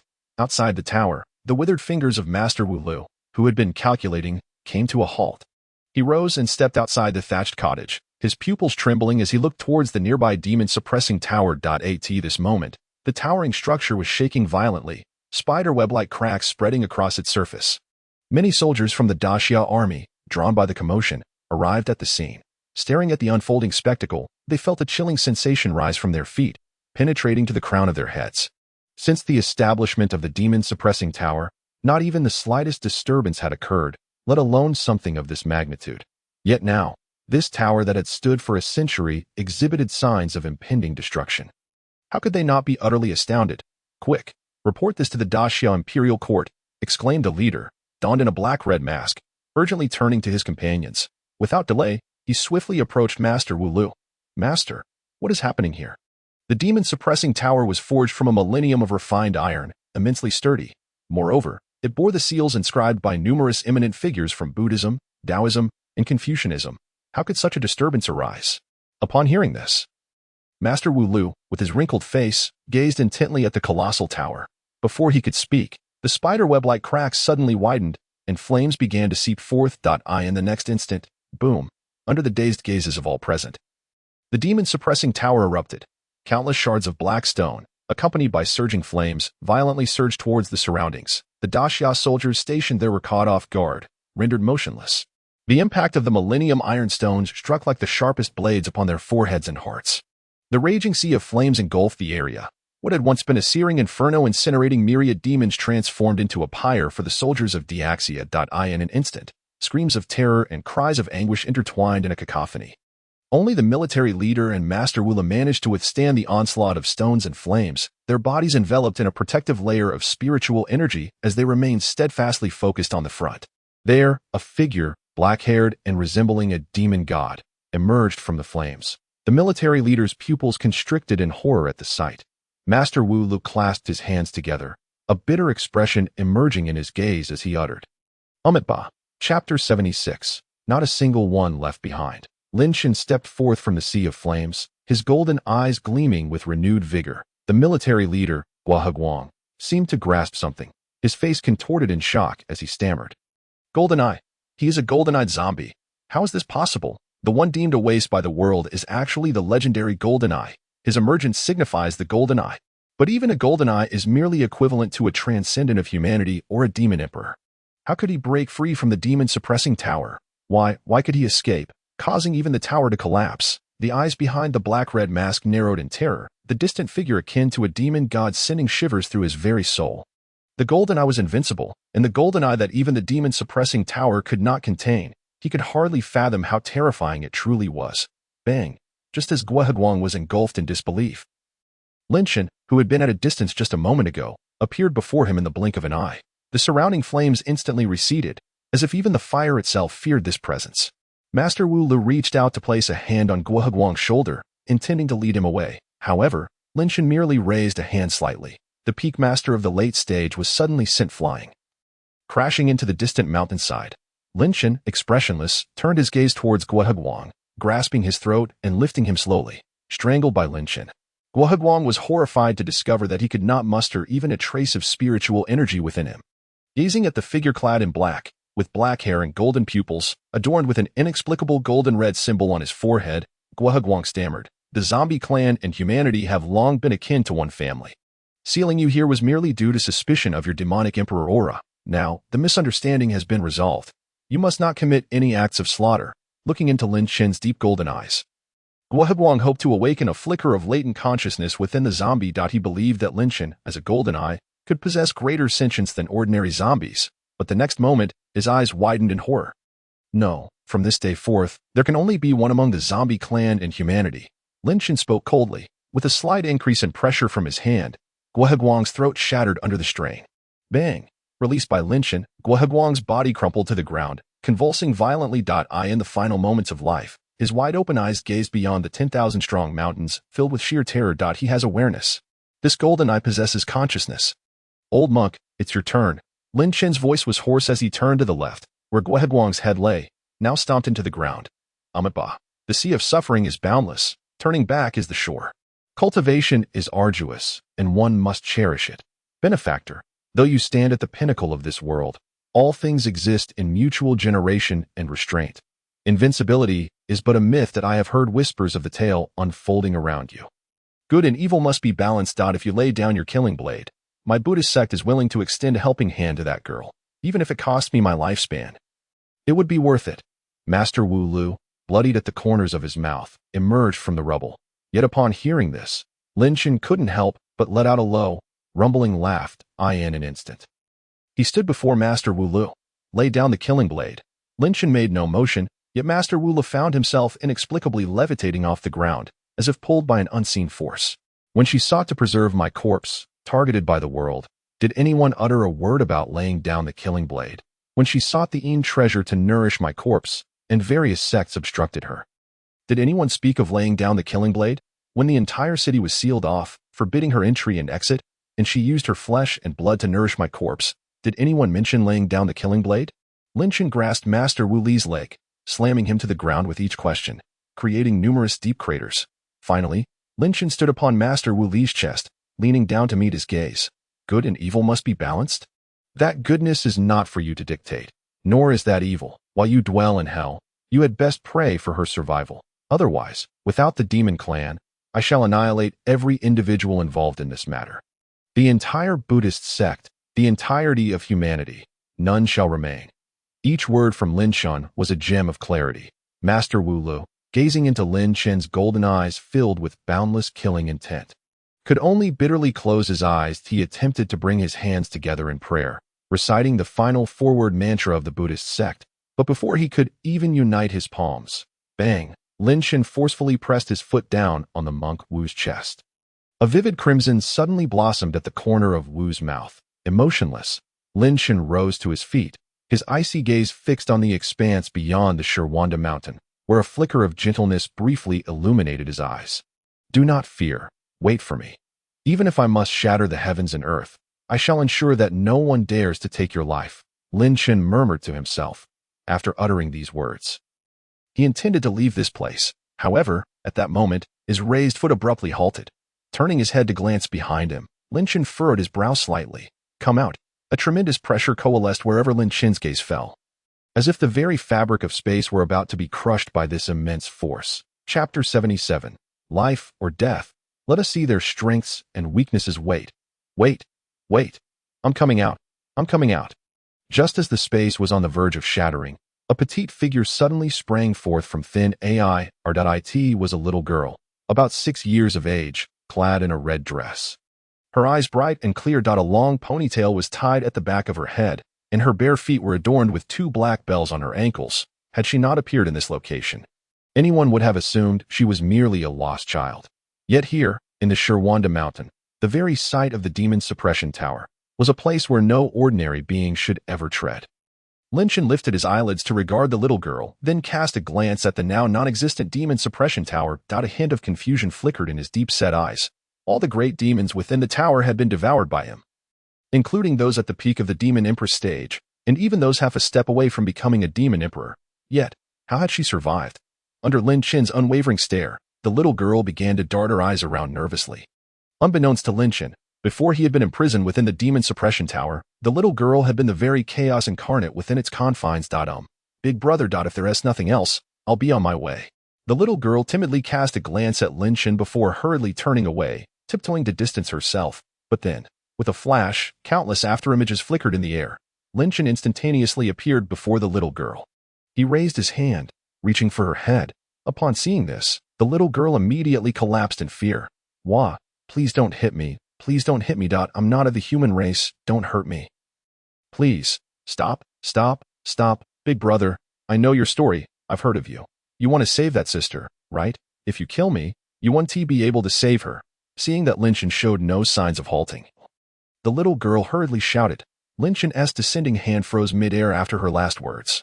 What do you mean? Lin Shen's eyes glinted with icy intent. He sensed that the little girl indeed bore no trace of human essence. Yet, simultaneously, she also carried no aura of the demon race. To be precise, Lin Shen felt no indication of any race upon her, only the purest spiritual energy of the cosmos. Yet, why would such a being be confined within the demon suppression tower? Lin Shen narrowed his eyes at the little girl, the implications of his threat unmistakable. Clearly, she had merely been granted a temporary reprieve from death. Big brother, that sister is not just simply injured. You are a zombie, aren't you? I've never seen a talking zombie before. I want to waste any more time. Please don't hit me. As Lin Shen's hand began to descend once more, the little girl quickly shielded her head, her words tumbling out at breakneck speed. Zombies, though transcending the 3 realms and no longer bound by the 5 elements, are still subject to the laws of heaven. The emergence of a being as powerful and unreasonable as you carries immense causal power. Although currently, this causal power cannot affect you, that sister who aided your birth is tainted by great karma. You can exhaust all means, yet you cannot save her. She is doomed to die. I haven't finished. Wait, don't hit me. Unless you perform the ancient zombie betrothal ceremony and marry that sister. Ascend to the heavenly court, descend to the underworld, allow the deities and demons of the heavens to witness, proclaim it to the myriad beings of the 8 desolates. Only by using the power of a heavenly marriage to counteract the causal forces can you save the sister's life. After gasping for breath, the little girl paused, panting heavily. Lin Shen gradually retracted his hand, yet the coldness in his gaze had not diminished significantly. Speak. How do you know all this? And who are you? Ever since that tower was built, I've been inside. Each time a demon beast was imprisoned, I would ask them many things, and gradually I learned more. The little girl shook her head, her demeanor suggesting that there was no need for anyone to overly admire her. I will ask you once more. Who are you? Lin Shen's gaze hardened. An overwhelming pressure suddenly descended upon the little girl, causing her to curl up in pain. Big brother, I was wrong. But who am I? Right? Who am I? The little girl shook her head seemingly ready to burst from the pain. Lin Chen observed the endless confusion in her eyes, a frown creasing his brow. Just as the little girl's form began to fade, on the verge of dissipating under his oppressive force, Lin Chen finally relaxed his imposing aura, allowing all his power to dissipate. He then raised a finger and placed it upon his own forehead. Meanwhile, in another location, within the Tang clan's chamber, Tang Miaowei lay unconscious on the bed, her face pale. Only Tang's mother and several caretakers remained by her side, while Tang Yiqiang and Tang Fei had split up, some seeking a life-saving method for Tang Miaowei, while others hurriedly arranged the defenses of the Tang clan estate. Numerous hidden weapons had been installed within the grounds, for Tang Yiqiang had received word that even though Tang Miaowei's time was short, there were still those who sought to extract secrets from her, and at that moment, unnoticed by anyone, a hint of crimson flickered within the crystal pendant beneath Tang Miaowei's clothing, before the ruins of the demon suppression tower. Lin Chen stood for a long while. It was not until a certain moment that he lowered his finger from his forehead, concern evident in his eyes. He turned to face the little girl, who sat curled up, hugging her legs and gazing at him weakly. Lin Chen spoke. Tell me, what is the specific process of this ancient zombie betrothal ceremony? Upon hearing Lin Chen's words, the little girl's eyes brightened instantly, the fear on her face vanishing in an instant. She straightened her back, her small hands clasped behind her, pacing back and forth with excitement, her expressions changing as swiftly as turning the pages of a book. Big brother, your wedding with that sister is of immense significance, arguably the most important wedding in millennia. After all, you are the king of zombies, the leader of the zombie clan. Your status is comparable to that of the 3 sovereigns and 5 emperors. Few possess a lineage more noble than yours. First, you must present a betrothal gift to the sister. If she has nurtured your corpse through 7 cycles, you must return 7 betrothal gifts to her. Additionally, the person delivering each gift must be chosen according to her birth details, with strict requirements for each delivery date. The last person delivering the final gift must be a person of great fortune. Otherwise, the last gift cannot be properly received. Furthermore, the 7 betrothal gifts must not only be the rarest treasures in this world, but they must also possess the attributes of 4 yin and 3 yang, alternating and nurturing one another. Only then will the sister have a sliver of hope. A sliver of hope. Lin Chen's brow furrowed, his voice low. The little girl, sensing his seriousness, quickly added, There's more. As I understand it, after the war between humans and demons, the Great Xia will hold a national celebration. It will be. Yes, on that day at the State Square, in over half a month. At that time, all sects and factions will be invited by the Great Xia military to attend.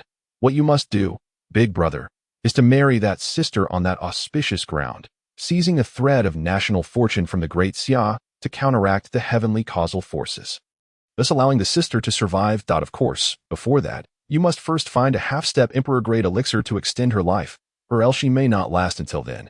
After speaking, the little girl glanced anxiously at Lin Chen. Relieved to see that his expression was not as frigid, Lin Chen pondered for a moment before inquiring again, can the one delivering the betrothal gifts only be of the human race? What about the zombie clan? The little girl paused, momentarily stunned by the question. Then, with a flick of her fingers, she snapped her fingers and exclaimed, It seems not feasible. As long as Big Brother can mask the corpse energy emanating from the delivering zombie and enhance their spiritual essence, the effect may even surpass that of a human delivering the gifts. However, young man, have you truly made up your mind? On the day you wed the young lady, numerous forces of the Great Xia will congregate at the Tianzhou Square, not to mention the countless lives lost here in the destruction of the demon suppression tower by your hand. You are seizing their National Day celebration for your nuptials. Surely they will fight you fiercely. The human race is known for its pride, the little girl exclaimed, her tongue clicking in disbelief. Upon hearing this, Lin Chen couldn't help but chuckle softly. This is what they owe me in Miaowei. Very well, since many will gather then, I shall settle all accounts at once. Whether they live or die depends on their strength. With that, Lin Chen's eyes gleamed with golden light as he spread his hands. A wisp of ethereal pressure suddenly emanated from the depths of the 10,000 great mountains, resonating throughout the realm. Chapter 78. He too possesses golden eyes. At the moment Lin Chen's pressure radiated outward, countless mindless wild zombies raised their heads in a daze. These zombies, belonging to no faction and having made no contracts with anyone, were compelled by a mere thought from Lin Chen. They began to frenzy, rushing towards the depths of the 10,000 great mountains. Meanwhile, in another valley of the dark region, Lu Quan and Wan Hong stared excitedly at the coffin before them, after finally gathering sufficient rare materials to infuse into the coffin. The beast patterns on its surface began to shimmer with a faint glow, as if coming to life. After several days of prolonged anticipation, the coffin now shook incessantly, seemingly on the verge of awakening the ancient emperor's stone within. Boom! At a certain moment, the heavy black coffin shattered with a thunderous sound. A figure, lying flat, slowly floated up from within the mountain wall. Upon seeing the robe adorned with dragon motifs draped over that figure, Lu Quan and Ruan Hong nearly shouted in unison, "The Tang Emperor! It's the Tang Emperor!" Yet in the next second, swoosh, the corpse of the Tang Emperor that had emerged before them suddenly vanished, transforming into a fleeting shadow, racing towards the distant sky in mere breaths. Through the hollowed mountain wall, Lu Quan and Ruan Hong exchanged bewildered glances. You, before the ruins of the demon suppression tower in the 10,000 Great Mountains. Shadow after shadow knelt before Lin Chen in unison. From above, one would be astonished to discover that the zombies summoned by Lin Chen numbered in the hundreds of thousands. They spread out from him as the center, densely covering an area of dozens of kilometers. In the distance, many more zombies were hastily converging towards this place. 500 years of spiritual energy revival had resulted in over 1 million abandoned or uncontrollable wild zombies. Now, they all unquestionably obeyed Lin Chen, the king of the 10,000 zombies. Of course, had it not been for the little girl later mentioning that Lin Chen could not meet Tang Miaowei before their wedding, the commotion would undoubtedly have escalated further. Even those zombies that had already contracted with others, as well as the various sects tamed zombies, including those from the 5 major zombie-rearing sects, the exquisite queen, and the king of 10,000 slaves, would have answered the call. From the moment Lin Chen emerged, the contract between the human race and the zombie race became null and void, as the king of the zombies had been born. Henceforth, there would no longer be a race coerced by humans, no longer drifting aimlessly, no longer mere tools in the hands of the human race. They would fight solely for their king. Wow, so handsome, so handsome. Young man, you've gathered quite a following. When will I have so many little brothers? Watching the seemingly endless rows of zombies kneeling in unison, the little girl couldn't help but excitedly wiggle her little feet. Just then, a shadow suddenly flashed from the distant horizon, instantly appearing before Lin Chen and the little girl. The little girl was startled and swiftly hid behind Lin Chen. The figure, momentarily frozen with a stiff expression, ultimately knelt with a resounding thud before Lin Chen. Peeking from behind Lin Chen, the little girl gazed at the fleeting golden light with wide eyes. Golden eyes. He also has golden eyes. But why, being of the same golden eyes, does he kneel before you? The little girl looked up at Lin Chen, her mind seemingly short-circuited. She knew Lin Chen was powerful, but she had not anticipated him to be this formidable. Golden eyes rival the extraordinary and the demon emperors, standing among the pinnacle of existence. Even if that figure showed respect to Lin Chen, she could accept it. But to simply thud and kneel down was utterly shocking to her. She felt that her 100 years in the demon suppression tower paled in comparison to the wonders she had witnessed in this brief moment. From now on, you shall be called Lier. Lin Chen, ignoring the little girl, addressed the figure clad in yellow robes with a casual toned Lier. Upon hearing this, nodded blankly, a flicker of intelligence crossing his gaze.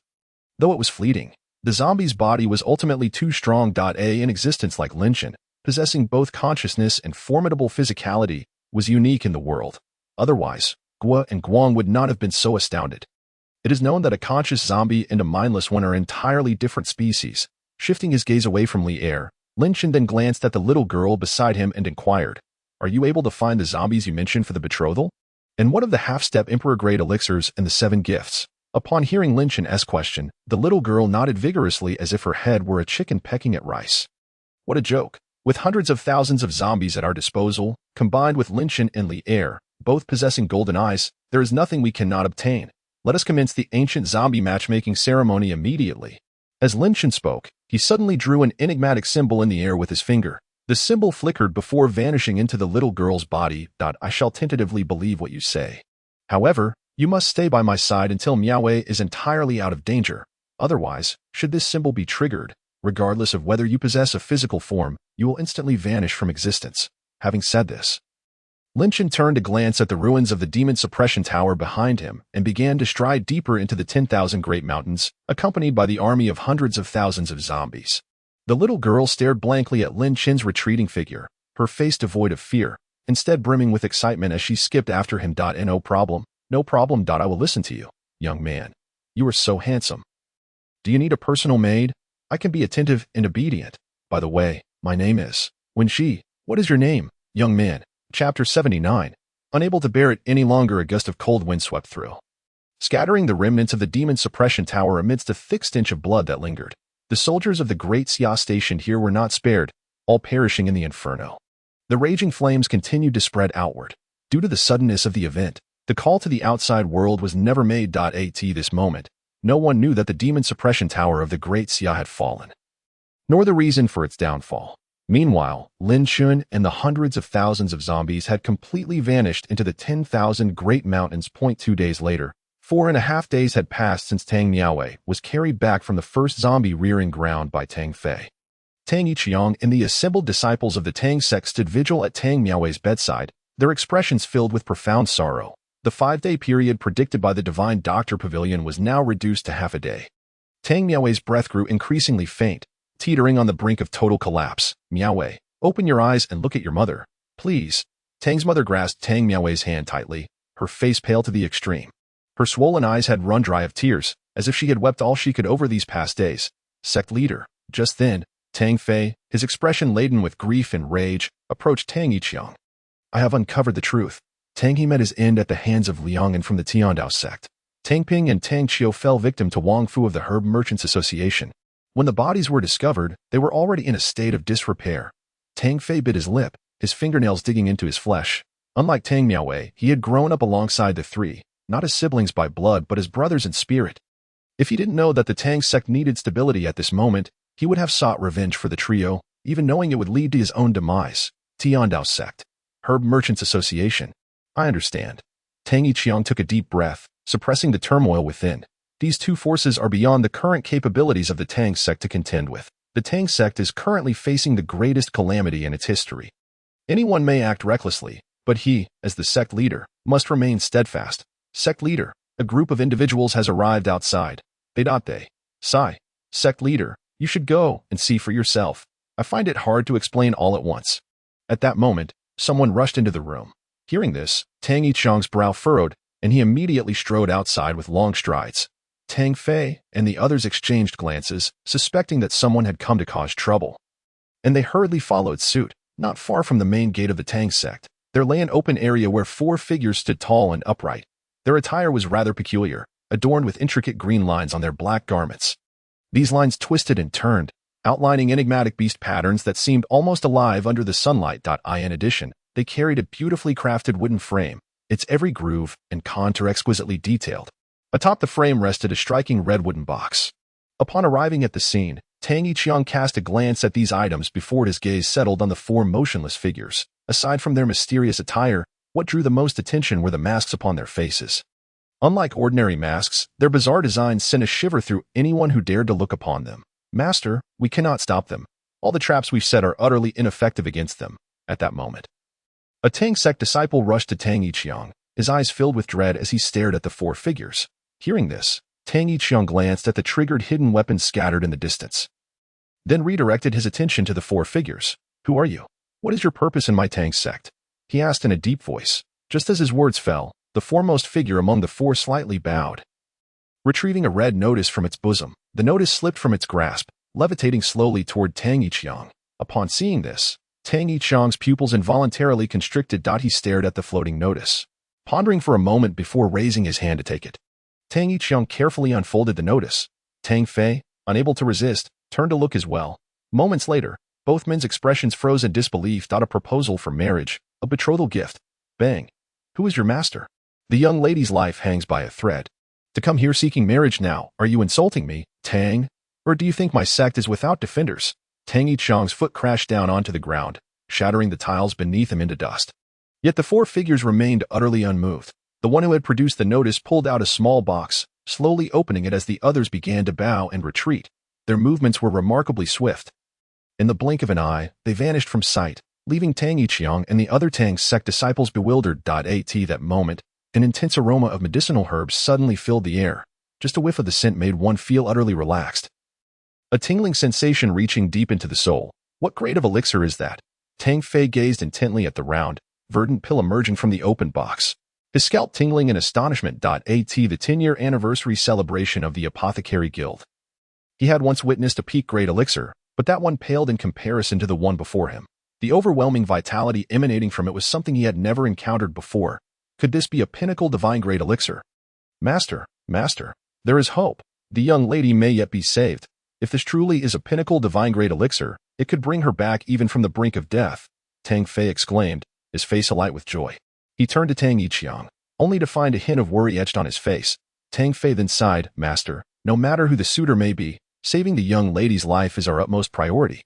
Moreover, such a pinnacle divine-grade elixir is not something just anyone can produce.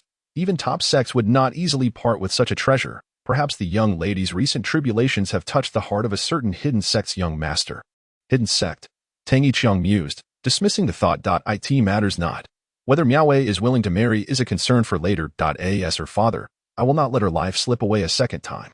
Tang Fei, hurry and bring this elixir and these items to the young lady's chamber. Tang Yiqiang made his decision. Tang Fei nodded eagerly in response, swiftly gathering a few Tang sect disciples to lift the wooden frame. Just then, a breathless shout echoed from the main gate. Master, trouble. The Heavenly Blade sect is here. Upon hearing this, Tang Fei and his companions' expressions hardened, a wave of intense hatred flickering in their eyes. Tang Yiqiang, sensing their reaction, spoke in a low voice. Tang Fei, go to Miaowei's room. Take the young lady away. But, Master, leave. Can't you hear me? I will hold them off. I've endured long enough. Do you think I am a coward? This time, I will not back down. Tang Yiqiang clenched his fists, the aura of a late Grand Master erupting forth.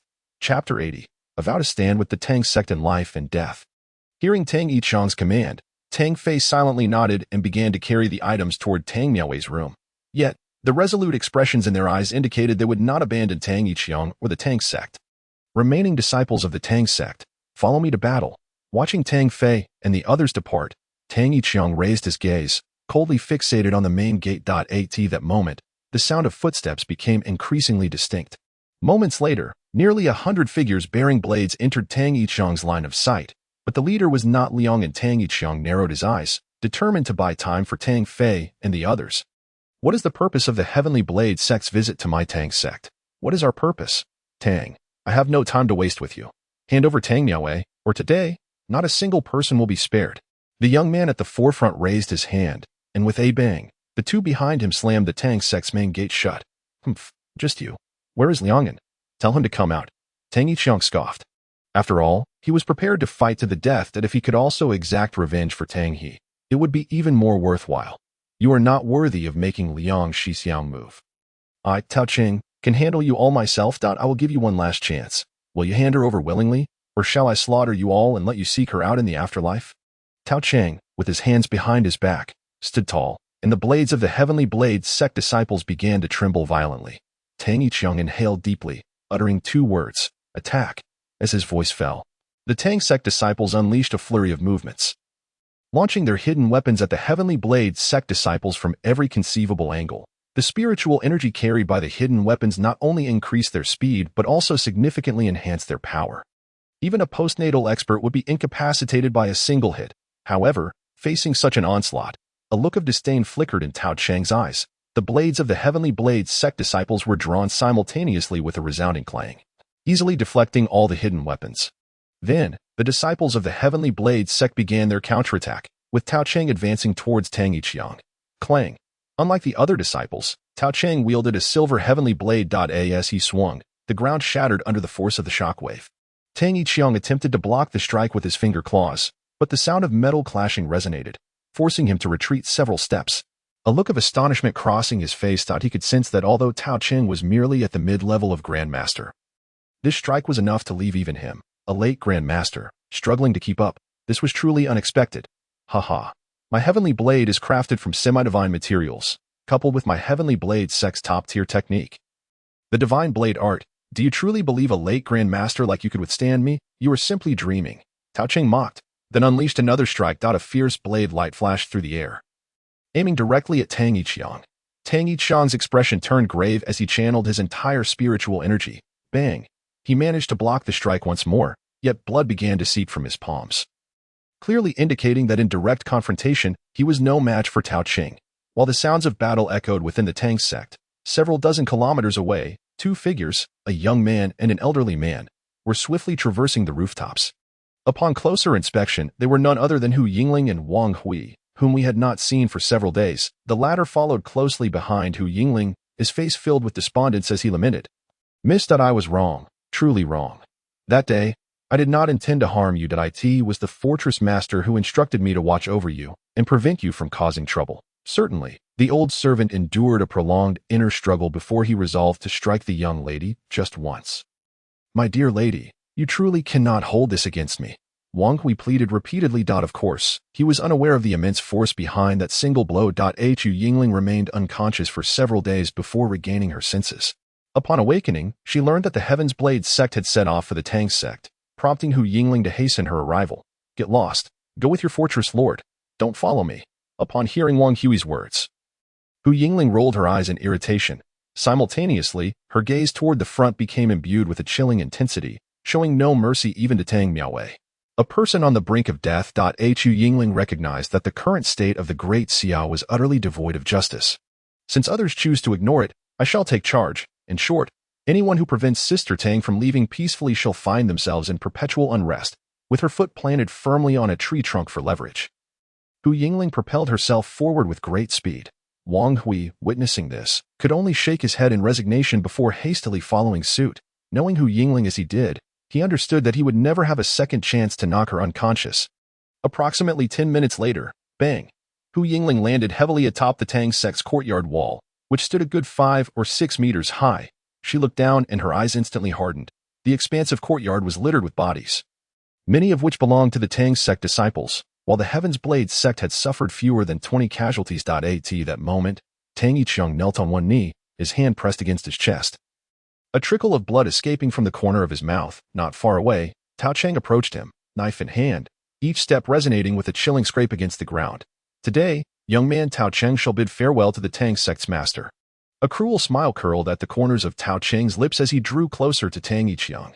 Just then, swish, swish, swish, a series of piercing sounds sliced through the air as several hidden weapons from the Tang sect soared through the skies, transforming into numerous phantoms, aimed directly at Tao Cheng. The hidden weapons arrived first, followed closely by the figures of Tang Fei and others. However, upon seeing them, Tang Yiqiang's expression darkened immediately.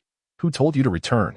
Master, we were raised by the Tang sect since childhood. We vow to live and die with the Tang sect, Tang Fei declared, his voice resonating with fervor. Following suit, several other Tang sect disciples echoed his sentiments. Drawing their hidden daggers and wiping them on their sleeves, their gazes fixed on Tao Cheng. Suddenly, they vanished from sight. Chapter 81. Ask those questions in hell, on the courtyard wall, observing Tang Fei and the others. Then glancing at Tao Cheng, Hu Yingling couldn't help but shake her head slightly. Clearly, even Tang Yiqiang was no match for Tao Cheng, and the same was true for Tang Fei and his companions. At this moment, there was no possibility of coexistence, only the prospect of mutual demise. Miss, you cannot intervene. You must not intervene. As Hu Yingling began to move, Wang Hui, arriving late, hurriedly blocked her path, sensing her icy gaze directed at him. He quickly continued, Miss, though it may seem as if the Heaven's Blade sect is taking action, we cannot ascertain how many other forces are secretly watching this place. The Heaven's Blade sect is merely leading the charge. There are countless who harbor designs on you. Miss Tang. If you involve yourself in this matter, the Hu family's fortress will undoubtedly become embroiled in this crisis. While speaking, Wang Hui raised his head to survey the surroundings of the Tang sect's courtyard, distinctly sensing several concealed presences lurking nearby. However, these presences were exceedingly discreet, eluding his ability to discern their true strength. Upon hearing this, Hu Yingling furrowed her brow. She too, upon closer inspection, felt the presence of additional forces. Just then, a series of dull thuds echoed from below. Looking down, she saw Tang Fei and his companions crash heavily to the ground, their bodies marred by ghastly knife wounds. With fierce determination, they glared at Tao Cheng, striving to rise, but a mere exertion of energy caused them to cough up blood. Tao Cheng glanced at them, sneering, Do not rush. First, let us deal with this old man. Then, it's your turn. With that, Tao Cheng's figure flickered as he leaped several dozen meters to stand before Tang Yiqiang, raising his knife to strike down upon his head. On the courtyard wall, Hu Yingling pushed Wang Hui aside, her voice cold as ice. I can no longer concern myself with such matters. If assisting Sister Tang means opposing several major sects, then I shall simply join in the fray. Let us see who can outdo whom. As she spoke, Hu Yingling prepared to leap down, but just then, boom, boom, a formidable aura suddenly descended from above. Instinctively, Hu Yingling looked up, only to see a figure bearing an overwhelming presence land upon the ground. In an instant, dust erupted, and the floor tiles shattered under the impact. Following that, whoosh, whoosh, whoosh, amidst the swirling dust, Shattered tiles shot forth violently. Although Hu Yingling could not clearly see the scene below, she sensed figures collapsing one after another. This sudden turn of events caused her to narrow her eyes, as she remained uncertain whether the newcomer was an ally or an enemy of the Tang sect. It wasn't until the dust settled, revealing the scene below, that Hu Yingling recognized the figure standing at the center. Just one glance left her momentarily speechless. This, Sister Tang was not already on the brink of death? Before Tang Yiqiang stood a slender figure clad in a red wooden box. Gazing at that familiar silhouette, Tang Yiqiang's eyes brimmed with unshed tears. Miss, it's the Miss Tang Fei, and the others exclaimed in astonishment. However, as their gaze swept over the scene not far away, they could not help but draw in a sharp breath. The nearly 100 members of the Heaven's Blade sect now lay sprawled on the ground. Devoid of life, a thick miasma of blood filled the Tang sect courtyard. Tao Cheng had also been forced back several dozen meters, his hands trembling as he looked up at Tang Miaowei. Disbelief etched across his features. You were already on the brink of death. Why are you not only uninjured, but also possess the strength of a late-stage grandmaster? Tao Cheng's complexion darkened. Utterly baffled by the turn of events, most astonishingly, Tang Miaowei's late-stage grandmaster strength had erupted with combat prowess comparable to that of a peak grandmaster. Even he found it challenging to contend with her. Had he not reacted swiftly, he might have ended up like those disciples of the Heaven's Blade sect, lying on the ground. Tang Fei, assist the Tang sect master in retreating a bit further back. Ignoring Tao Cheng, Tang Miaowei turned her gaze toward Tang Fei. Tang Fei nodded eagerly, rushing to support Tang Yiqiang as they retreated. Where? Hearing Tang Miaowei's distant address, Tang Yiqiang felt a tinge of bitterness wash over him. Taking a deep breath, he cautioned, Miaowei, Tao Cheng's swordplay is rather peculiar. You must exercise utmost caution. Although Tang Miaowei had miraculously returned to life and her strength had significantly increased, Tao Cheng was not to be underestimated. Otherwise, a mid-stage grandmaster would not have been able to corner Tang Yiqiang to such a degree. Understood. Acknowledging Tang Yiqiang's concern with a slight nod, Tang Miaowei then turned her attention back to Tao Cheng. A flicker of disdain crossing her eyes. In an instant, she vanished from her spot. Tao Cheng, sensing this, squinted his eyes. Moments later, a smirk crept onto his lips as he muttered to himself. The teleportation of a grandmaster holds absolute dominance over those of the master realm. You are not capable of evading my perception. With that, Tao Cheng swung his knife toward a certain direction, unleashing a fierce blade aura that split into hundreds mid-air, each strike carrying tremendous lethality. Even a late-stage grandmaster would suffer grievous injuries if unable to block them all. However, just as Tao Cheng unleashed those blade auras, a figure appeared mysteriously behind him. Bang! Tang Miaowei kicked forcefully at the side of Tao Cheng's head. Sending his body flying backward, he skidded along the ground for several dozen meters before crashing heavily against the courtyard wall, finally coming to a halt. Blood involuntarily spewed from Tao Cheng's mouth. How did you do that? He exclaimed in shock. His perception of Tang Miaowei's aura was entirely off. The secret technique of the Heaven's Blade sect could easily counter teleportation techniques that were 2 realms lower. Yet, Tang Miaowei was only 1 realm higher than him, and yet he couldn't grasp her true aura at all. How is this possible? The Tang sect does not possess such formidable techniques. Otherwise, that old fellow would not have been beaten to such a state. Tao Cheng gasped for breath, bewildered. With a mere glance, Tang Miaowei swiftly lifted her foot and instantly appeared before Tao Cheng. Go to hell and ask those questions, she declared with an icy stare. Rest assured, many from the Tiandao sect will accompany you there. Raising her hand, she aimed to strike at the head of the severely injured Tao Cheng. On the courtyard wall, Hu Yingling was utterly stunned. The sheer power emanating from Tang Miaowei at this moment left her in shock. However, just then, Hu Yingling seemed to sense something. She lifted her head, inwardly cursing her misfortune. In midair, a massive blade of cold light suddenly materialized, cleaving down towards Tang Miaowei's position with astonishing speed and force, sending a chill down Hu Yingling's spine. A peak late-stage grandmaster, she thought, gritting her teeth as she cast a worried glance at Tang Miaowei. It was already too late for her to intervene. Meanwhile, Tang Miaowei seemed to have sensed the blade's presence above her. Her expression remained calm as she raised her hand to tap the red wooden box behind her. The box immediately soared into the air, landing in her grasp. She then held it aloft above her head, meeting the long-anticipated blade strike. Bang! The red wooden box shattered into a flurry of wood shavings upon impact with the blade's force. Yet from within, a black light flickered to life, halting the blade's descent entirely. Hu Yingling and Wang Hui gazed in astonishment at the object in Tang Miaowei's hand, and Wang Hui couldn't help but exclaim, Miss, what is this? Chapter 82. Unblinking in murder, the azure sky was now cast in shades of dark green and black. One side bore the image of a blade stretching several dozen meters, while the other radiated a faint, inky glow. The black light appeared faint, just a whisper of a presence, yet it held back a full-force strike from a peak late-stage grandmaster. Through that dim aura, one could glimpse Tang Miaowei's fair hand gripping a weapon reminiscent of a blade.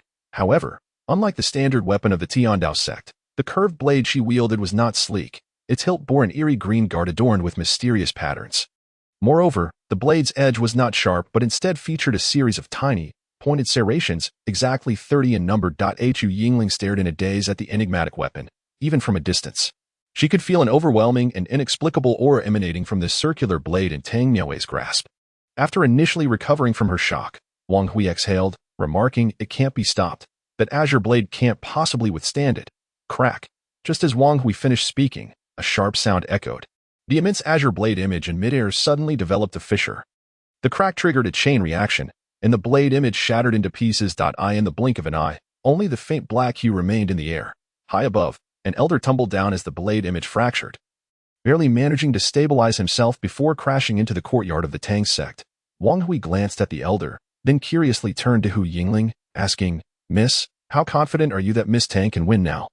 Upon hearing Wang Hui's question, Hu Yingling's voice turned grave as she replied, "Without that weapon, 70%. With it, perhaps 20%, or even less. What on earth is it?" Recalling Wang Hui's earlier astonishment, Hu Yingling gazed intently at him.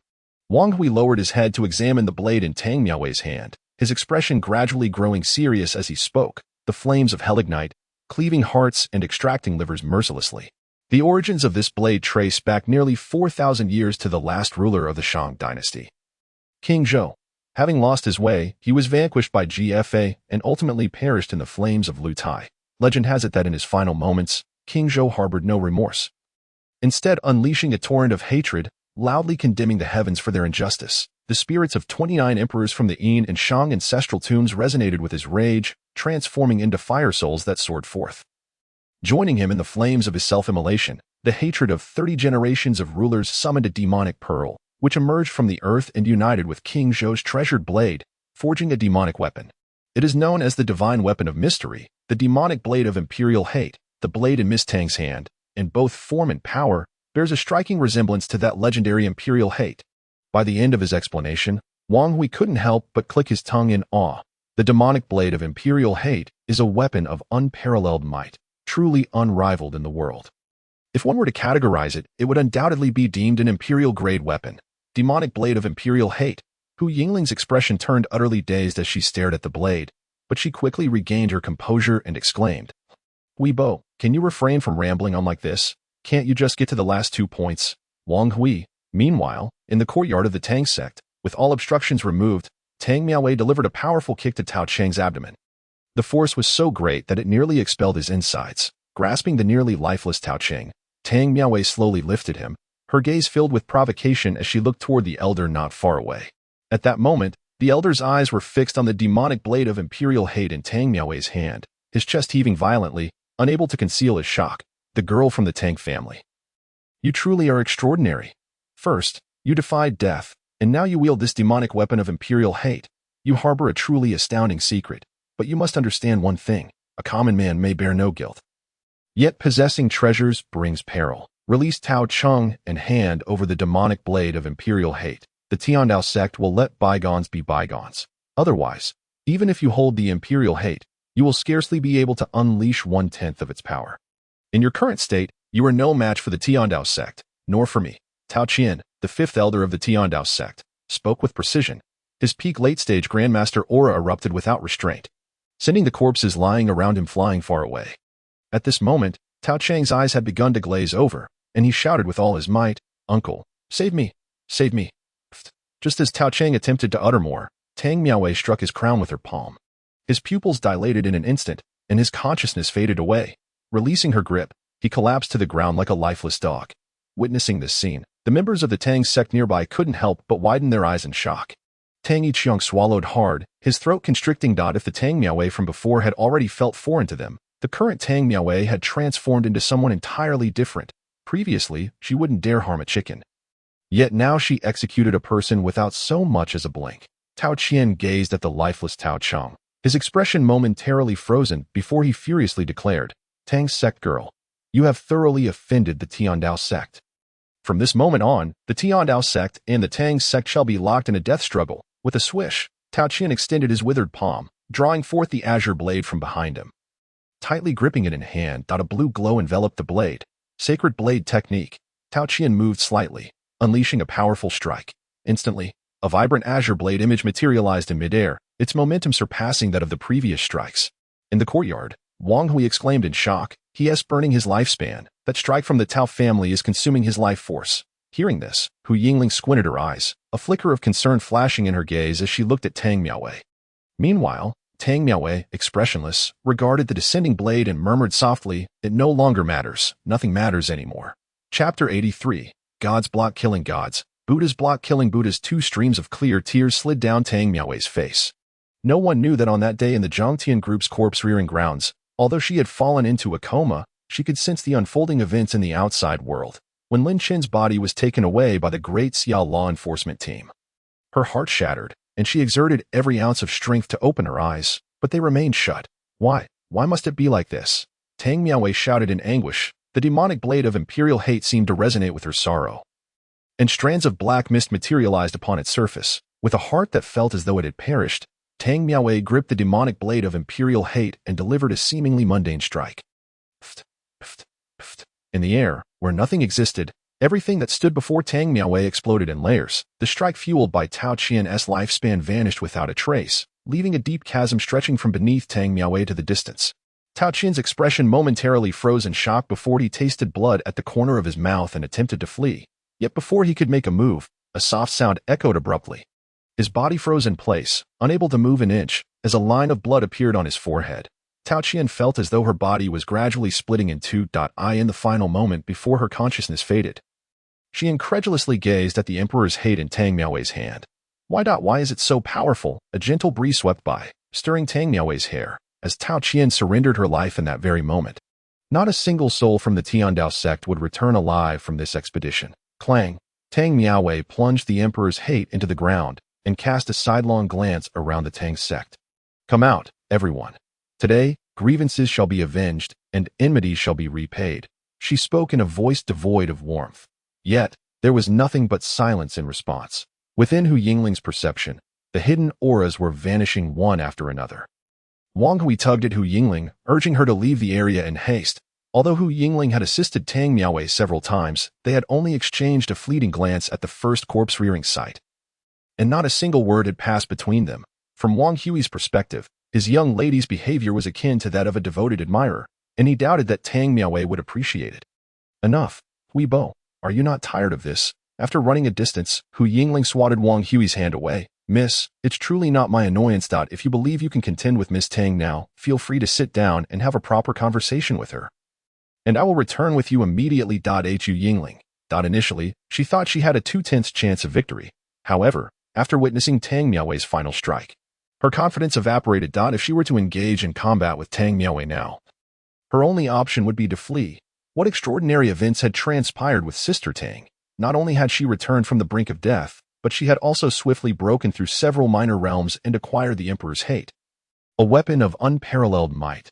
This was utterly perplexing. Could it be related to the Dark Zone? But what truly existed within the Dark Zone? Had its influence already reached the outside world? Hu Yingling seated herself upon a stone, resting her chin in contemplation. Though the situation was developing favorably for Tang Miaowei, she could not shake a sense of unease. Whoosh! Just then, a sharp sound pierced the air. Hu Yingling raised her hand and retrieved a note from the talons of a swiftly flying blackbird. Wang Hui leaned in beside Hu Yingling, inquiring, "Miss, is there any news?" Hu Yingling unfolded the note and glanced at it. Just one look left her expression utterly stunned. A marriage proposal, a bride price. Hui Bo. This news comes from the eyes our Hu family had stationed around the Tang sect. They reported that. Wait. The demon suppression tower. The demon suppression tower. Gazing at the last two lines of the note, Hu Yingling exclaimed in shock. She then swiftly turned her gaze toward the direction of the Tang sect. This is bad. Within the courtyard of the Tang sect, Tang Miaowei approached Tang Yiqiang, their eyes locking in a silent exchange, one calm, the other brimming with unshed tears. After a moment, Tang Miaowei finally spoke. "Sect Master Tang, I advise you to lead all disciples of the Tang sect into seclusion immediately. I have no connection to the Tang sect. They will not spare you either. I will exact vengeance for the grievances against Tang He and the others. As she spoke of her intent, a glint of icy determination flickered in Tang Miaowei's eyes. Tang Yiqiang was momentarily taken aback. Then he cast a reproachful glance at Tang Fei. Tang Fei stammered, "At the time I thought Miss was still unconscious, so I just mentioned it casually. But, Sect Master, who exactly is the one proposing marriage to Miss? That pill is far beyond a divine-grade item, and this cursed weapon, the Emperor's hate, is said to be a legendary treasure." Tang Fei hastily shifted the topic. Tang Yiqiang regarded the Emperor's hate, now vanished from Tang Miaowei's grasp. With a blend of joy and concern etched across his face, Tio offered the Emperor's hate and a transcendent divine-grade pill as a bride price. The origins must be extraordinary. Have you considered this carefully? That pill has already been consumed by Tang Miaoyi. It is now too late to break off the engagement, and in her heart, she only has Lin Shen. Adding this marriage contract is nothing short of a calamity. As for the marriage matter, I have my own plans, so there is no need for Sect Master Tang to worry. She continued, "If you do not wish for the Tang sect's millennia of legacy to be destroyed in your hands, then lead the disciples into seclusion and never emerge again." As Tang Miaowei spoke, her voice suddenly faltered. She perked her ears slightly and, in an instant, darted past Tang Yiqiang. He instinctively turned to glance at the Tang sect's main hall and hurriedly strode toward it. However, as he reached the entrance, he was forced to stagger back by an overwhelming aura. He faintly heard several reports emanating from a television inside. A sudden incident has occurred at the Great Xia's Demon Suppression Tower.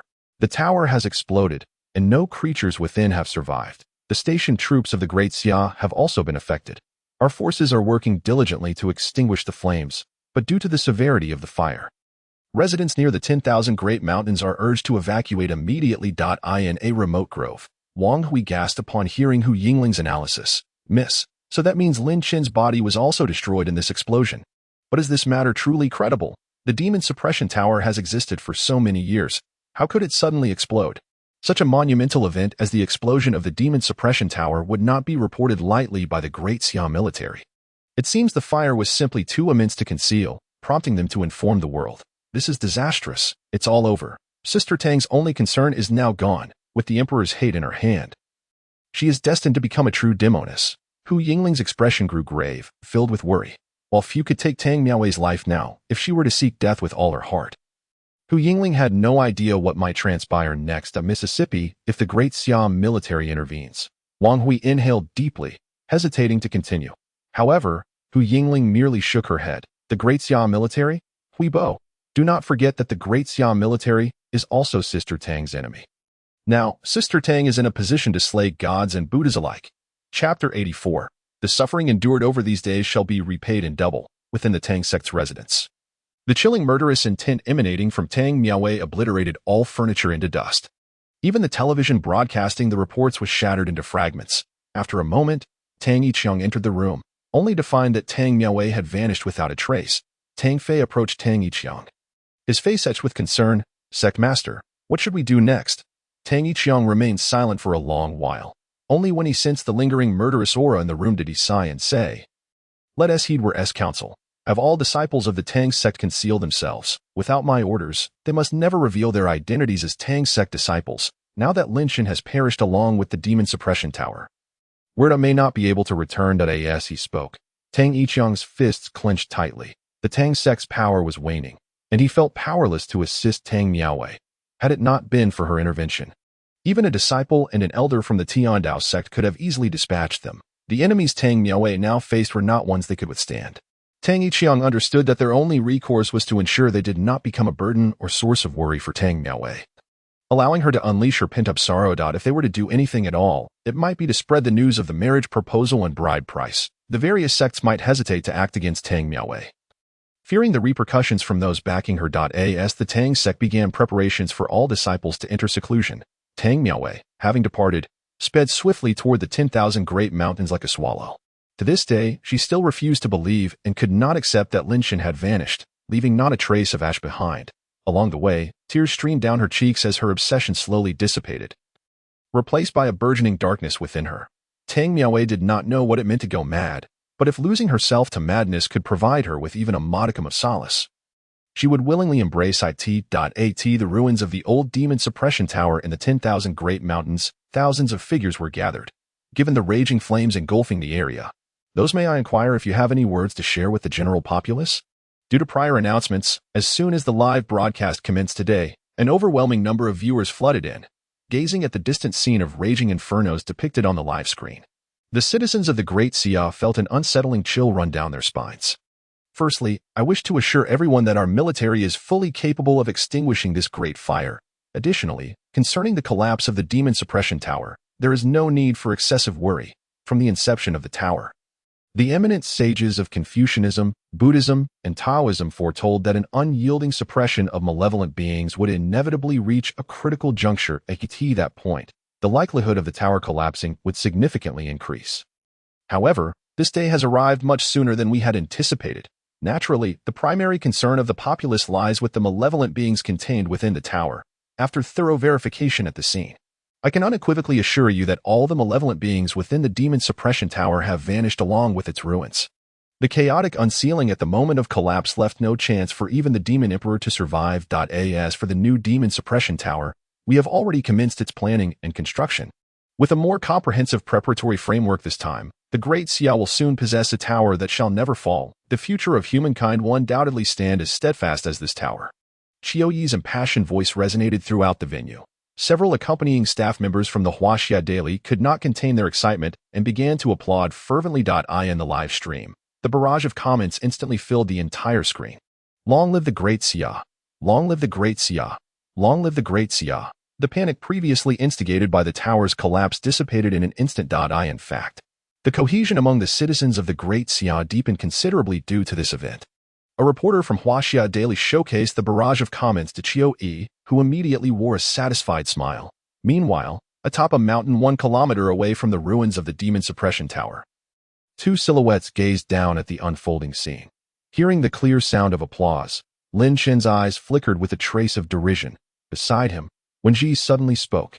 "Young master, the young lady is on her way here. You must take your leave. It is not yet time for you to meet her. Even a distant glance could affect the outcome of the heavenly marriage." Wen Ji waved her small hand, embodying the role of a strategist for the group. Her words. Lin Shen raised his gaze toward the seemingly endless expanse of the 10,000 Great Mountains, and for a rare moment, a flicker of warmth crossed his icy eyes. Is the second gift arriving soon? Lin Shen inquired casually. It will be here shortly. Young master. It is already on the way, she responded.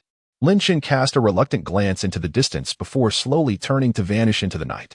In that fleeting moment, his eyes were filled with an icy demeanor, while the vivid images from the journal lingered persistently in his mind.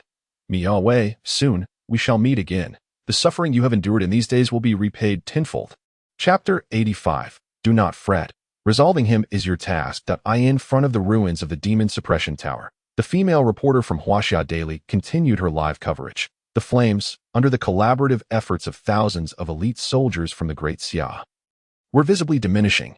Although these flames were not ordinary and could not be easily extinguished by conventional means, the infusion of spiritual power effectively suppressed them. Qiao Yi turned away and approached an elderly monk seated nearby in meditation. This old monk appeared even more aged than the deceased Wu, with a wrinkled scalp and a body that seemed to consist solely of skin stretched over bones. At that moment, he was murmuring prayers to guide the souls of the departed. Upon reaching the elderly monk, Qiao Yi displayed a hint of reverence, slightly bowing as he spoke. "Master Wu, please accept my condolences regarding Master Wu's passing. Amidst the ashes, we discovered Master Wu's relics. It seems that in the face of such an immediate crisis, he and Guoheguang had no thoughts of escape, desperately striving to protect the demon suppression tower, ultimately to no avail. This matter has been reported to the military headquarters, and in the upcoming National Day celebration, the commander will bestow the highest honors upon the two Amitabha. All good deeds shall be rewarded, and in the stillness of nirvana, this was the tribulation Master Wu was destined to face, as well as the fortune he deserved." Master Wu Ming replied with a calm expression. After finishing, he intended to continue his prayers. However, at that moment, a sudden gust of wind swept through, rustling the monk's robes. Qiao Yi sensed something amiss and instinctively turned his head. Just a glance was enough for his brow to furrow slightly. There, before the ruins of the demon suppression tower, a slender figure stood. Although he could only see her back, he had already surmised her identity, a member of the Tang family. "Tang Miaowei." Qiu spoke in a low voice. At the instant his words fell, several elite soldiers from the Great Xia gathered around. The female reporter from Huaxia Daily paused briefly before hastily directing the camera toward that figure, though only half a day had passed since the events involving the Tang clan and the Tiandao sect. News of Tang Miaowei's single-handed massacre of over 100 members of the Tiandao sect had already spread. However, what the world may not know is that Liangan of the Tiandao sect had first slain Tang He, followed by the sect suppression of the Tang clan. Tang Miaowei merely retaliated in kind, leaving the entirety of the Tiandao sect's members in the Tang clan's courtyard. Tang Miaowei. While the Great Xia's laws no longer intervene in the disputes among various sects, your conflict with the Tiandao sect has caused too much commotion, severely disrupting the peace of the Great Xia's martial world. I must inform you in advance that General Zhu of the 3rd Military District has issued an order. Both you and the Tiandao sect share culpability in this matter. Therefore, it is imperative that both parties cease hostilities and refrain from exacerbating the situation. Otherwise, the 3rd Military District will issue a warrant for your arrest. Nationwide. Qiu Yi's voice was cold. With the National Day celebration approaching, it was crucial for the Great Xia to maintain absolute stability. To be able to overlook the actions of Tang Miaowei was already a gesture of mercy from the military. Nevertheless, upon hearing Qiu Yi's words, Tang Miaowei seemed to pay no heed. She slowly crouched down, her pale hands cradling a handful of dark ashes. Closing her eyes, her body trembled uncontrollably. 2 streams of blood tears cascaded down her cheeks, falling to her chin and then plopping onto the ground, merging with the ashes. In her mind, the image of Lin Chen surfaced vividly. An overwhelming sense of longing pierced her heart, inflicting profound pain. If she could exchange her life for Lin Chen's, she would not hesitate to wield a knife. She finally comprehended the truth of that saying. Those who live suffer the most. Tang Miaowei knelt on the ground, burying her head in the ashes as she let out a heart-wrenching scream. Why? Why is this happening? She questioned, her voice muffled. An endless sorrow surged within her, rendering each second unbearably painful. Her body felt as though the blood within was thickening, causing her senses to dull. In that moment, it was as if she had been severed from the world. She could hear no sounds, only a song once favored by Lin Chen, though she despised it. Stars sprinkle light and shadow, illuminating your eyes, like a vibrant dream. I do not wish to awaken. He's gone. Chenggu is gone. He will never return. He will never return. Tang Miaowei murmured to herself, her eyes rapidly darkening with a haunting intensity. Not far away, Qiu Yi coldly observed Tang Miaowei's silhouette. Wu Chen, with his hands clasped, slowly began to speak. Amit Bades for the reporters and the hundreds of millions of viewers before the screen. They seemed to sense an infinite sorrow emanating from that slender figure. The tale of Tang Miaowei and Lin Chen had become widely known throughout the Great Xia. However, from beginning to end, no one truly believed anyone was at fault. Perhaps the only fault lay in Lin Chen's ill fate. He should not have ventured to the outskirts of the central battlefield. Tang Miaowei, I am Qiu Yi, the commander of the 3rd Military District. I permit you to take a handful of ashes with you to commemorate Lin Chen.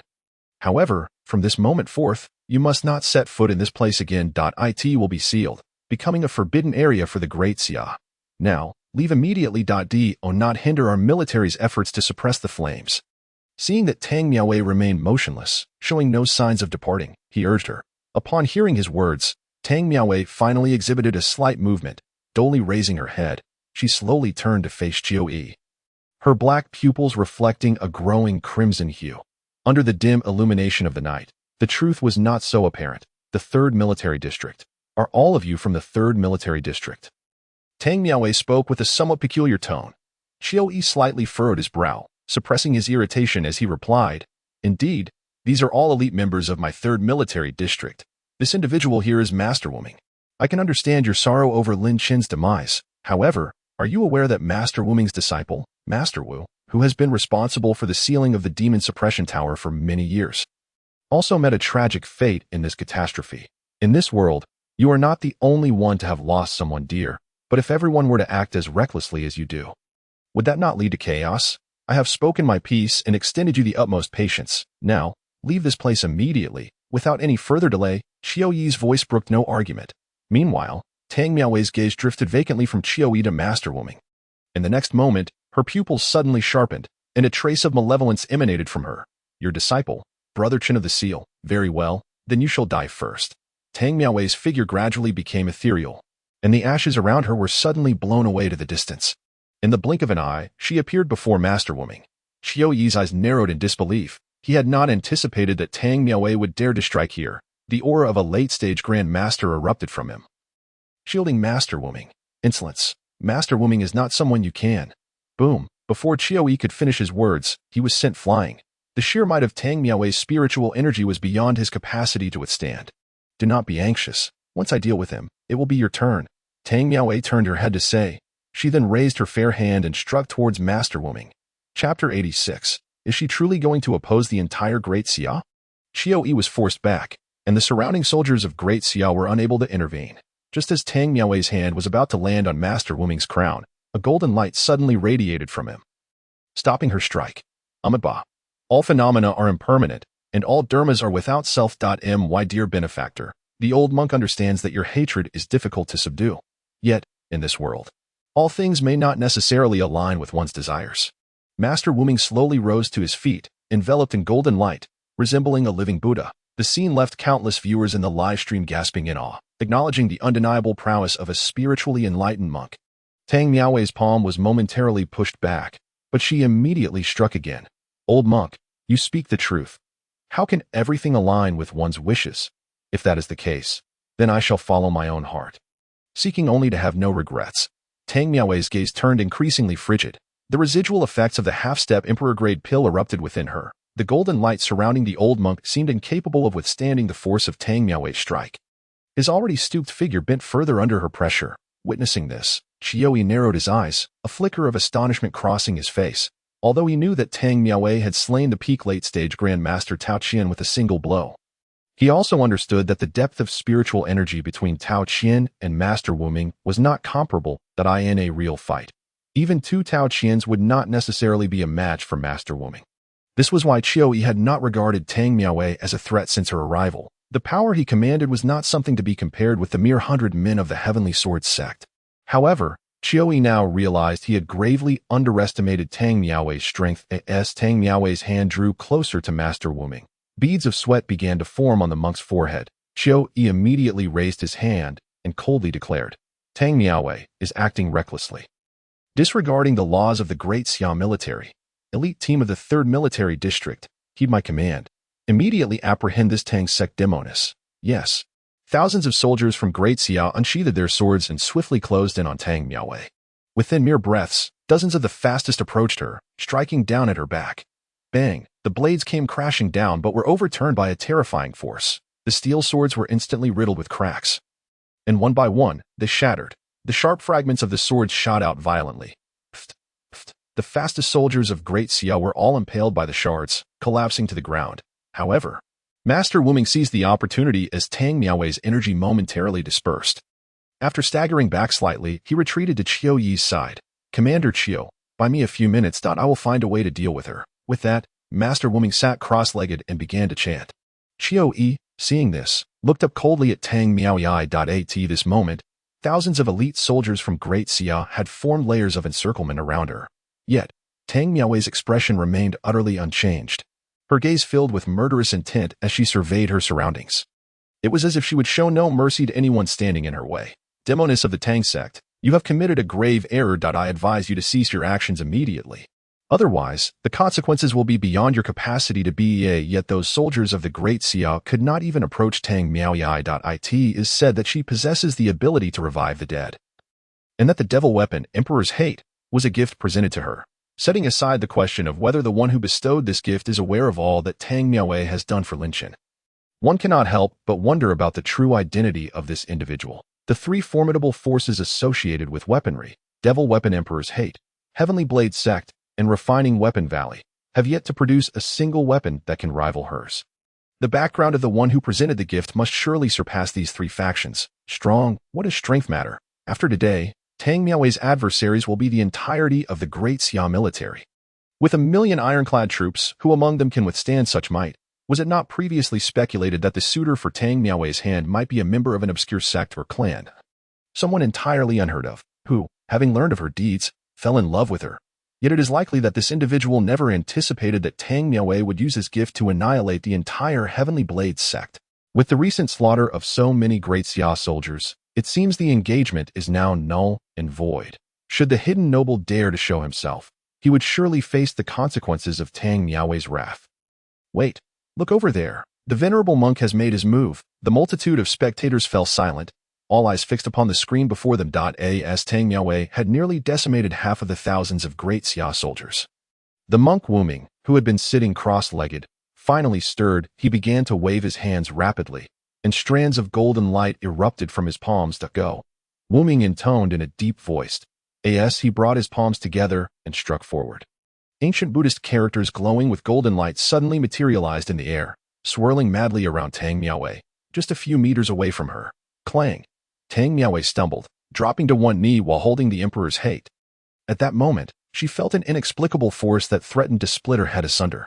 The emperor's hate in her grasp trembled violently, urging her to continue fighting, yet she found that she could muster not a shred of strength. Amitabha. This supreme Buddhist technique of mine possesses a natural suppressive power over demonic entities. My dear lady, you must now comprehend that you have succumbed to demonic influence. Otherwise, this technique would not exert such profound pressure upon you. If you surrender now, I may spare your life. Wu Ming pressed his palms together and slowly rose to his feet. Under the immense pressure, Tang Miaowei lifted her head defiantly. Surrender. In your dreams, biting her tongue sharply. She felt a sudden clarity return to her foggy mind. Gripping the emperor's hate, she drew it across her palm, letting a drop of her blood stain the blade. Buzz, buzz. The already trembling blade surged with renewed ferocity. As she released her grip, it executed a horizontal slash of its own accord. Boom! A myriad of profound blade shadows materialized in the air, shattering the ancient Buddhist characters that had encircled her. Witnessing this scene, Qiao Yi could not help but express his concern. Master Wu Ming, there is no need for alarm, Commander Qiao. Though the devil weapon Emperor's hate is indeed an unparalleled weapon, she cannot unleash its full potential. My supreme Buddhist technique has no rivals beneath the realm of the extraordinary, Wu Ming replied with confidence. He then began to chant incantations, his hands moving in intricate patterns. As he recited, the shattered characters were formed. Doubling in numbered, in mid-air, the Emperor's hate, entwined with demonic energy, fought valiantly on its own. However, without Tang Miaowei's strength to empower it, it appeared to be succumbing to suppression. Boom! With a surge of formidable power. A single strike collided with the ancient characters and blade shadows, sending both Tang Miaowei and the Emperor's hate hurtling backward. The blade fell to the ground beside her. Though unscathed, it dimmed significantly. A trickle of blood escaped from the corner of Tang Miaowei's mouth as she struggled to rise, her expression remaining cold and indifferent. Having long sought death, she harbored no fear of it. Meanwhile, not far away, Qiao Yi observed the seemingly gravely injured Tang Miaowei and commanded, "Take her down." Yes, several dozen elite warriors of the Great Xia cautiously advanced toward Tang Miaowei, even though she appeared devoid of combat capability. They dared not let their guard down, for the bodies of fallen soldiers had piled up around them like a small mountain. Brother Chen, I am coming. To die alongside you here. Miaowei is content. As she gazed at the advancing figures, Tang Miaowei's hand subtly grasped the Buddha's rage lotus hidden within her sleeve. Gently closing her eyes, a faint smile appeared at the corners of her mouth. Yet, at that moment, a sudden flurry of footsteps echoed across the scene, followed by the astonished shouts and commands of the Great Xia soldiers. "Who are you? Leave this place at once." Bang! Bang! Bang! The soldiers encircling Tang Miaowei were hurled aside one by one. For shadowy figures emerged, carrying a wooden frame draped in red silk, appearing before Tang Miaowei with astonishing speed. Unlike their initial encounter with Tang Yiqiang, this time, the four figures adorned with masks of grotesque designs knelt in unison before Tang Miaowei. The foremost figure presented a red invitation with a bow. This unexpected turn of events left everyone present momentarily stunned, even Qiao Yi, who furrowed his brow as he scrutinized the four figures and then the invitation, which bore three prominent characters. Second engagement.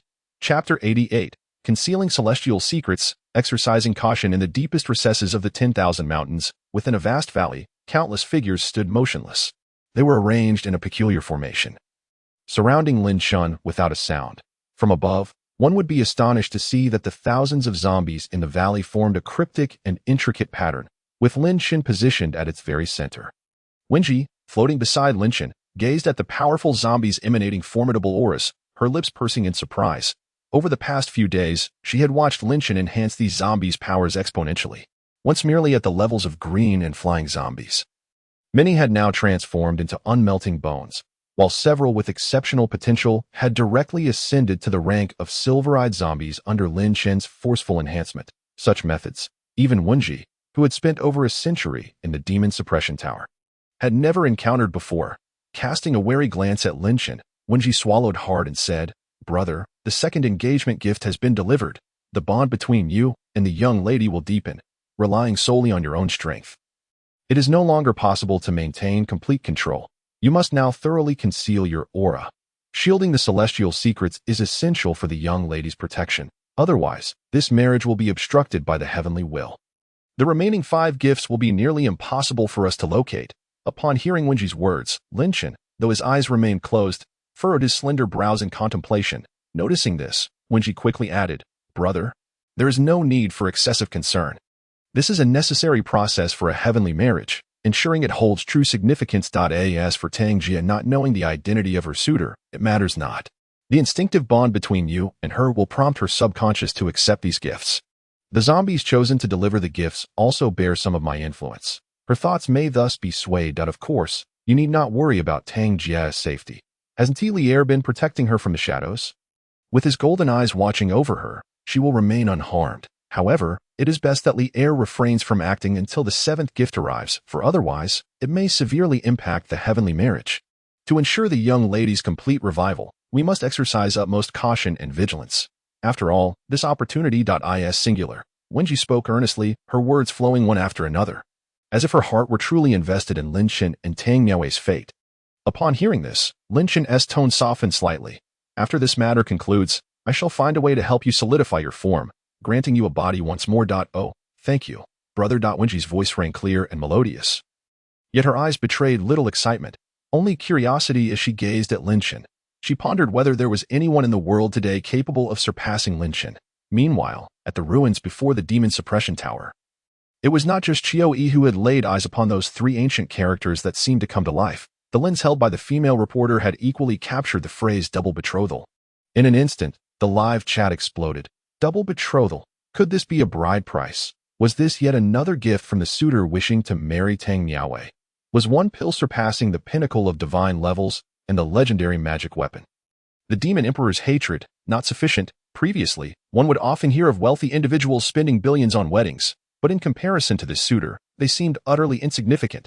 Wait, since the suitor could find Tang Miaowei here, he must be aware of the circumstances. In such a situation, does he truly wish to marry Tang Miaowei without fear of retribution? In my view, none of this holds significance any longer. Do you truly believe that Tang Miaowei can escape today? Indeed, even if she survives, she will undoubtedly be detained by the military of Daxia. She may never again bask in the light of freedom. As countless viewers in the live stream engaged in fervent discussions, the 4 figures delivering the betrothal gifts placed the invitation and the gifts upon the wooden frame before departing the scene. Their arrival had been swift, and their departure was equally rapid. Leaving Q-Wait, let us not solely focus on this treasure of the Buddhist realm. Even the esteemed monks of the Buddhist order and the elite forces of the Great Xia find themselves at a loss against Tang Miaowei. Could it be that she? In an instant, countless spectators came to a sudden realization, their eyes fixated on the image displayed on the screen. At that moment, Tang Miaowei, wielding a purple gold alms bowl, took a single step forward.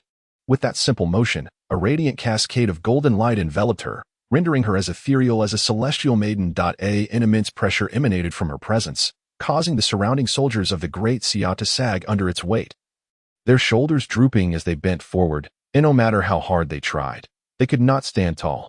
Tang Miaowei lifted her gaze slightly towards Monk Wuming, a mocking glint flickering in her eyes. "Old monk, you claim that I have succumbed to darkness. Pray tell, how is it that this Buddhist treasure is compelled by a demon? Or is it that humans are the true demons, merely relying on your words?" Upon hearing her words, Wuming's eyes narrowed. My lady, whether you have fallen into darkness is for the world to judge. I beseech you, do not tarnish our holy treasure, the purple gold alms bowl. Otherwise, you shall suffer its backlash and meet a tragic end. Ha, is that so? Then I shall see if this Buddhist treasure truly possesses a spirit, and whether it can indeed take lives. If I were to use it to slay you all, would it still be considered a sacred artifact or a weapon of darkness? Tang Miaowei laughed maniacally. With a slight raise of her hand, a strand of golden thread drifted from the purple gold alms bowl, swiftly disappearing into the night. Yet, the soldiers encircling Tang Miaowei began to collapse one by one. blood splattering forth, staining her face and the alms bowl alike. Chapter 90. Does it hurt? Am I hurting now? It seems this Buddhist treasure is indeed capable of taking lives. Moreover, it proves rather convenient to wield. Tang Miaowei smirked, her expression a blend of amusement and mockery, her beauty still breathtaking, yet now instilling a sense of dread in anyone who gazed upon her. Our Buddhist treasure has merely yet to reveal its true power. You demoness, should you not cease, you will surely suffer its wrath. As Wu Ming beheld the alms bowl stained with blood, no longer radiating the purity it once did, he could no longer maintain his composure. His face darkened, and he rasped, "Backlash? Does it hurt? Am I not hurting now?" Tang Miaowei's voice dripped with coldness as she raised her foot, her figure becoming a blur of afterimages. The remaining soldiers of the Great Xiao glanced around in panic. But soon their expressions froze in place. Bang, bang, bang. One by one, the soldiers of the 3rd Military District fell, as if severed like stalks of wheat, collapsing to the ground until the last one, eyes wide with terror, also crumpled. Only then did Tang Miaowei's form reappear. She surveyed the sea of bodies without a flicker of emotion in her eyes. When the 3rd Military District had been ordered to seal the city, had anyone shown her pity in her despair? No, not a soul. And the only ones who sought to aid her, the 3 from the Tang clan, had been slaughtered.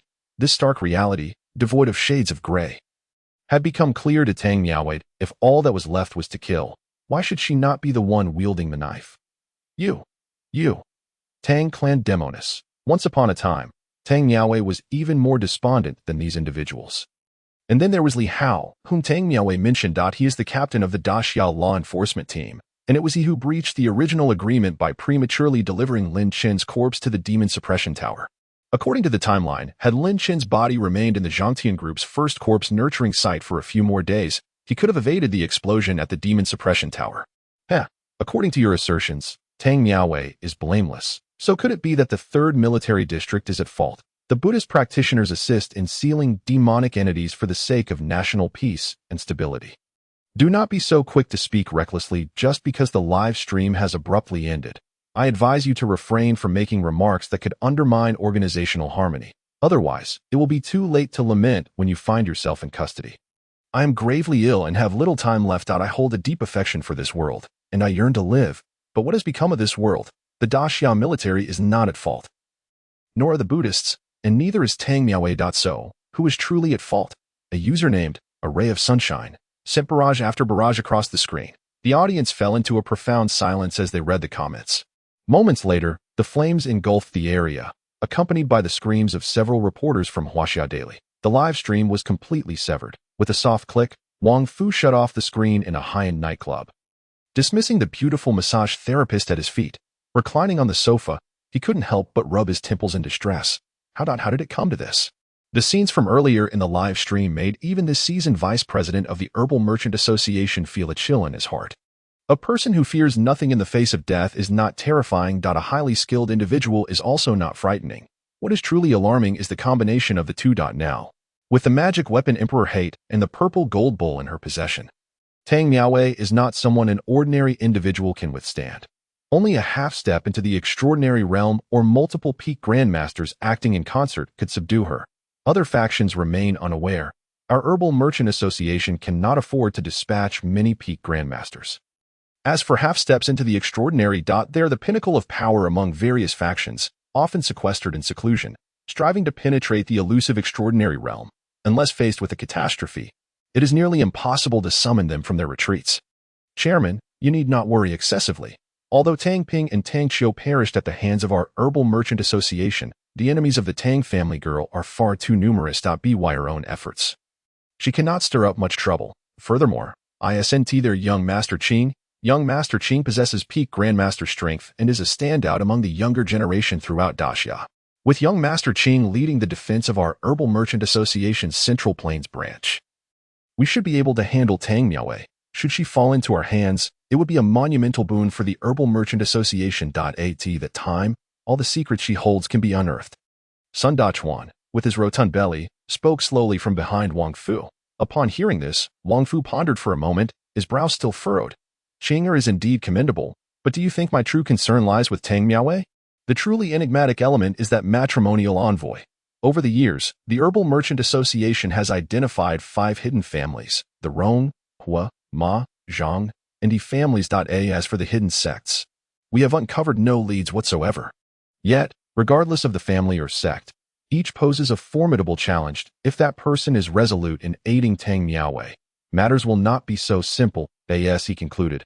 Wang Fu narrowed his eyes. Sun Dachuan, hearing this, shook his head in response. My esteemed chairman, if those families and sects were indeed that formidable, they would not remain hidden.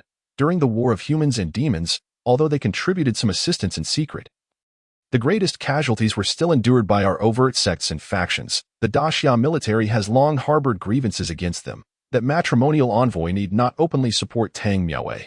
Merely through these 2 marriage gifts, she has already caused the deaths of numerous Daxia soldiers, inciting the wrath of heaven and man alike. Moreover, those hidden families and sects possess certain treasures, which is to be expected, given their substantial foundation predating the revival of spiritual energy. In terms of sheer strength, they may not necessarily be superior, Sun Dachuan said with a smile, seemingly unfazed. His true concern has always been the secret that allows Tang Miaowei to traverse the dark zones at will. Upon hearing his words, Wang Fu contemplated for a moment before placing his hand on the armrest and saying, "Then let Qing come. There is no need for Tang's girl to seek us out.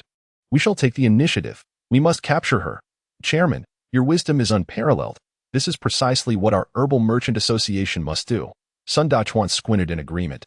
Meanwhile, on the top floor of the 3rd Military District's office building, Zhu Rongmin, one of the 5 7-star generals of Daxia, stood with his hands clasped behind his back, gazing out the window. Behind him stood several high-ranking officials from the 3rd Military District, their eyes red with fury.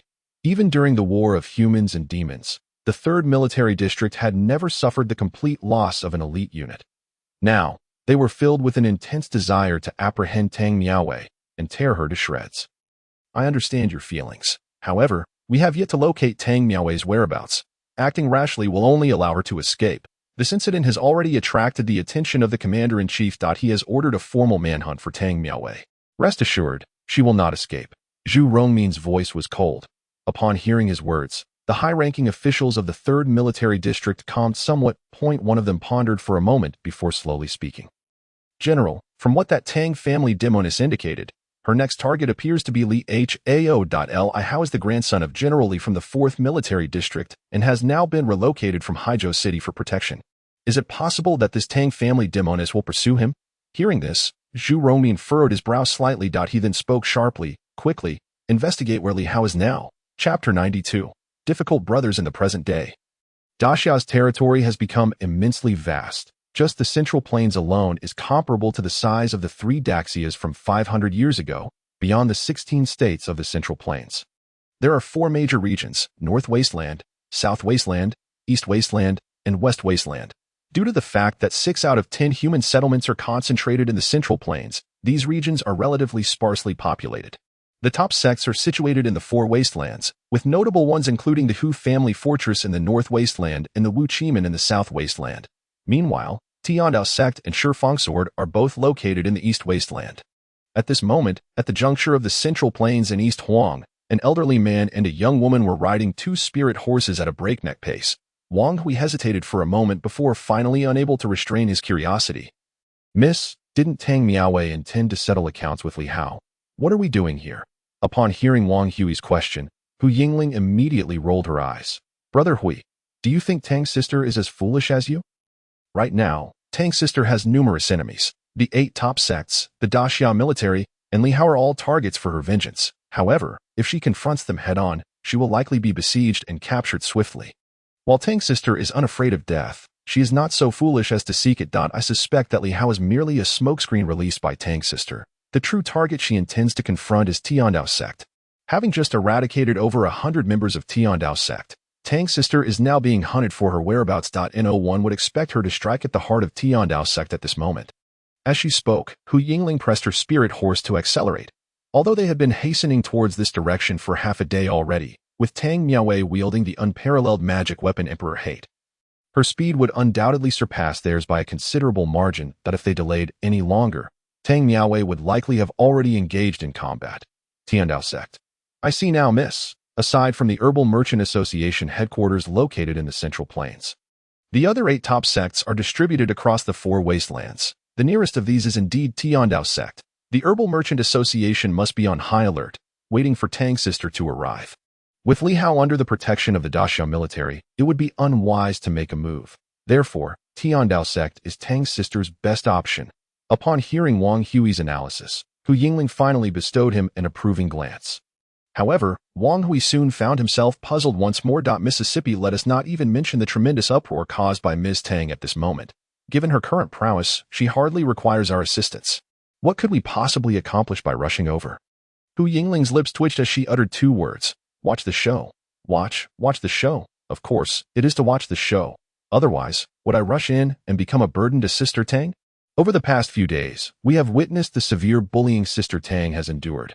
Now that she seeks to eradicate these scoundrels, how could we possibly miss such a spectacle? Oh, and let us not forget my future brother-in-law.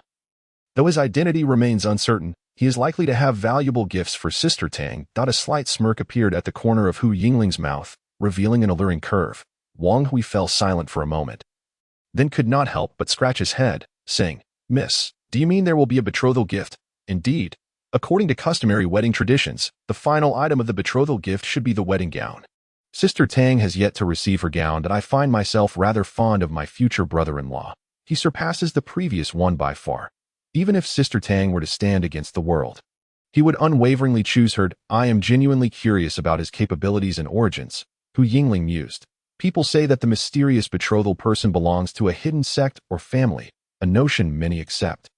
Yet, Hu Yingling recalled her father, Hu Shilu, mentioning that with the revival of spiritual energy, the continental plates have expanded infinitely, giving rise to countless sects and powers concealed beneath this vast land. Surely, there exist forces even more formidable than the 5 great families. Based on the first 2 betrothal gifts, Hu Yingling could only surmise that the one wishing to wed Tang Miaowei must come from a family of considerable repute. After all, the Demon Warrior Emperor's hatred and the Golden Bowl have histories that trace back thousands of years. The individual possessing these 2 items must have had their backing since the revival of spiritual energy. Ah, Miss, you were truly wise, Wang Hui exclaimed, his jaw dropping in astonishment as he began to flatter her. Hu Yingling, rather pleased, lifted her chin. The image of the young man wielding a shovel sprang to her mind. Just look at Sister Tang's fiancé, and then look at you. To think you could win a saint's heart with such a rusty shovel. Dream on. In the depths of the 3rd dark zone, Lu Quan suddenly sneezed, rubbing his nose. He then placed a hand on Wan Hong's shoulder. Before them lay a ground strewn with fruit wine. Brother Wan, drink. To hell with the great Xia's national master. To hell with Jiang Shouqi. It's clear that we have been played by him. After 500 years, he must be long dead. Otherwise, I would have to track him down and deliver 8 flying kicks. Lu Quan's face flushed with drink. Wan Hong, however, gulped repeatedly, his expression reaching the peak of gloom. He did not want to accept the truth of Lu Quan's words, yet as he connected the events of this period, he had to concede that Jiang Shouqi had indeed manipulated them. From the beginning, Jiang Shouqi merely intended to use the 2 of them to facilitate the emergence of the Tang Emperor. Brother Lu, in my life, I have had few friends. To experience such events alongside you is a twist of fate. May I ask what your plans are after our parting today? Wan Hong said. Glancing into the distance, there, a figure wrapped in bandages lay languidly. Thankfully, Liang was not dead. Otherwise, Wan Hong would have sought out Jiang Shouqi's grave to unearth his corpse and torment it in every conceivable way. Brother Wan, I intend to seek the corpse of the Tang Emperor. He departed in a direction that seems to lead beyond the dark zone. A being as powerful as he, if not hidden away, will soon be discovered. I truly do not comprehend Jiang Shouqi. Does he wish for the Tang Emperor to cause a ruckus only to be subdued by another? Aren't we, the fated ones? Lu Quan expressed his deep frustration. Wan Hong, upon hearing this, gritted his teeth and replied, Brother Lu, I share your sentiments. We, as brothers, both possess lofty aspirations. Jiang Shouqi was formidable hundreds of years ago, but now he is nothing but a mere shadow. Once we locate the Tang Emperor's corpse, we shall show Jiang Shouqi that it belongs to us, and it will forever be beyond his reach. Brother, truly, you are my good brother. Let us speak no more. From this day forth, we shall forge an unbreakable bond. Afterward, we shall return to the outside world together. Lu Quan draped his arm around Wan Hong's shoulder. The 2 then recited the age-old vows that have been passed down for millennia, not seeking the same year, the same month, nor the same day. Chapter 93. This very place shall be your burial ground. While Lu Quan and Wan Hong, 2 unfortunate brothers, found new direction, the outside world grew increasingly tumultuous. Major news outlets were overwhelmed by 2 trending topics. The first, where is Tang Miaowei at this moment? And can the captain of the Great Xia law enforcement team, Li Hao, survive her grasp? The second, who is the individual that proposed to Tang Miaowei? Comments below the trending topics surged into the millions. Regarding Tang Miaowei, the most notorious sorceress since the revival of spiritual energy, the military, in an effort to soothe public sentiment and maintain its authority, has reactivated the Sky Eye surveillance system. It is worth noting that since the revival of spiritual energy, various technological energies have mutated, rendering energy conversion impossible, except for some military strongholds in Great Xia. Surveillance devices elsewhere have been deactivated to conserve resources. The military's resumption of the Sky Eye and deployment of drone search teams illustrates the significance they place on this matter. However, the military has remained silent regarding the identity of the betrothal proposer, leading to rampant speculation among countless netizens. Yet, one consensus emerged. The individual proposing to Tang Miaowei is undoubtedly a romantic. It may seem that Tang Miaowei is wreaking havoc, yet the true driving force behind her actions lies within those betrothal gifts. In other words, for every life she takes, the proposer shares a substantial portion of the credit. Consequently, the question of when Tang Miaowei will be apprehended has become the focal point of public concern. At the junction of the eastern wilderness and the central plains, a massive mountain range known as the Jiao Rao Mountain stands, with one peak called Huangming Mountain. Halfway up the mountain, numerous ancient structures can be found. This is the headquarters of the Tiandao sect. Legend has it that the sect did not originally reside here. 200 years ago, the founding ancestor of the Tiandao sect discovered the divine blade, the Great Xia Dragon Sparrow, at this location, prompting the relocation of their headquarters. It is said that the site of the Great Xia Dragon Sparrow is imbued with a potent sword intent, allowing disciples of the Tiandao sect to achieve rapid advancement in their cultivation. Among the various powers of Great Xia, the Tiandao sect's rise to prominence is closely tied to this phenomenon. At this moment, a slender figure suddenly appeared at the countless steps before the Tiandao sect's mountain gate. The disciples stationed there, who had been somewhat fatigued, instantly perked up, rubbing their eyes in disbelief. One by one, they gasped in astonishment. A demon, a demoness. It is that Tang sect demoness. How dare she come here? One disciple exclaimed as he hurried to report to the sect leader. The remaining disciples, filled with trepidation, regarded the figure ascending the steps towards them. Tang Miaowei halted a distance of several dozen meters from the Tiandao sect's mountain gate, slowly raising her head. The image of the emaciated Tang he surfaced in her mind. Though Tang he spoke little, she often found his silent presence protecting her in the background. Throughout her university years, and in times when she faced scorn and isolation from the world, he remained steadfastly by her side. A single tear slipped from Tang Miaowei's cold eyes. The black dress she wore began to swirl, seemingly animated by an unseen wind. Buzz, crack, a resonant hum echoed, and a terrifying flash of blade light streaked through the air, shattering the plaque inscribed with the words Tiandao sect into countless fragments. Below, the line of Tiandao sect disciples clutched their throats, their eyes filled with dread, and no matter how they tried to stem the flow, blood continued to pour forth uncontrollably. Liangyan, come out and face your demise. Otherwise, I shall surely raise Huangming Mountain today. Tang Miaowei's icy voice reverberated throughout the mountainside. Shortly thereafter, the sound of rushing air filled the air as countless disciples of the Tiandao sect poured forth from the mountain gate.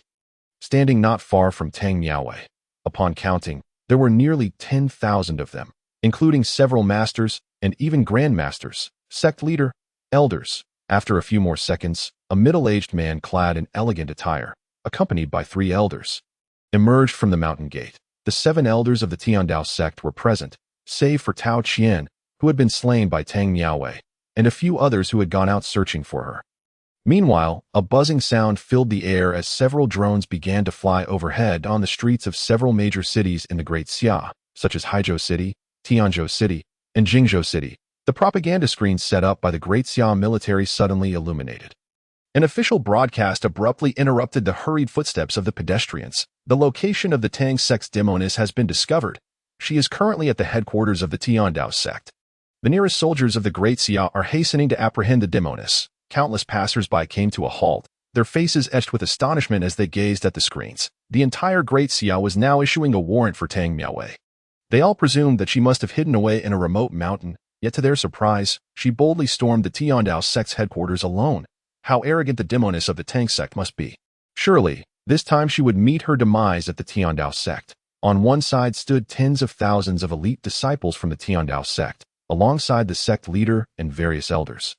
While on the other was a solitary figure. If she were to escape this time, I would take my husband's mistress's surname. The Great Xia military was also swiftly en route to provide aid. The Tang sect's demonists could not possibly evade capture. The crowd buzzed with discussion, all eyes fixated on the surrounded Tang Miao. No one could fathom where she found such audacity to challenge a top sect single-handedly. Amidst the throng, a figure clad in a cap lifted his head, his eyes glistening with unshed tears as he beheld the tragic scene on the screen. Upon closer inspection, though his features were unremarkable, his eyes bore an unmistakable resemblance to Tang Fei. In a moment of emotional turmoil, the figure's voice, a mixture of calmness and an undercurrent of murderous intent, resonated from the screen. Surrender, Liangyan, or this place shall become your grave. With a swift motion, Tang Miaowei extended her hand, and the ominous aura of the demonic blade, Emperor Hate, began to materialize before her. Witnessing this spectacle, Tang Fei could no longer contain his tears. His fists clenched in agitation as he exclaimed, Mississippi Chapter 94. One against an entire sect. The countless commoners of Great Xia remained oblivious to the reasons behind Tang Miaowei's assault on the Tiandao sect's headquarters.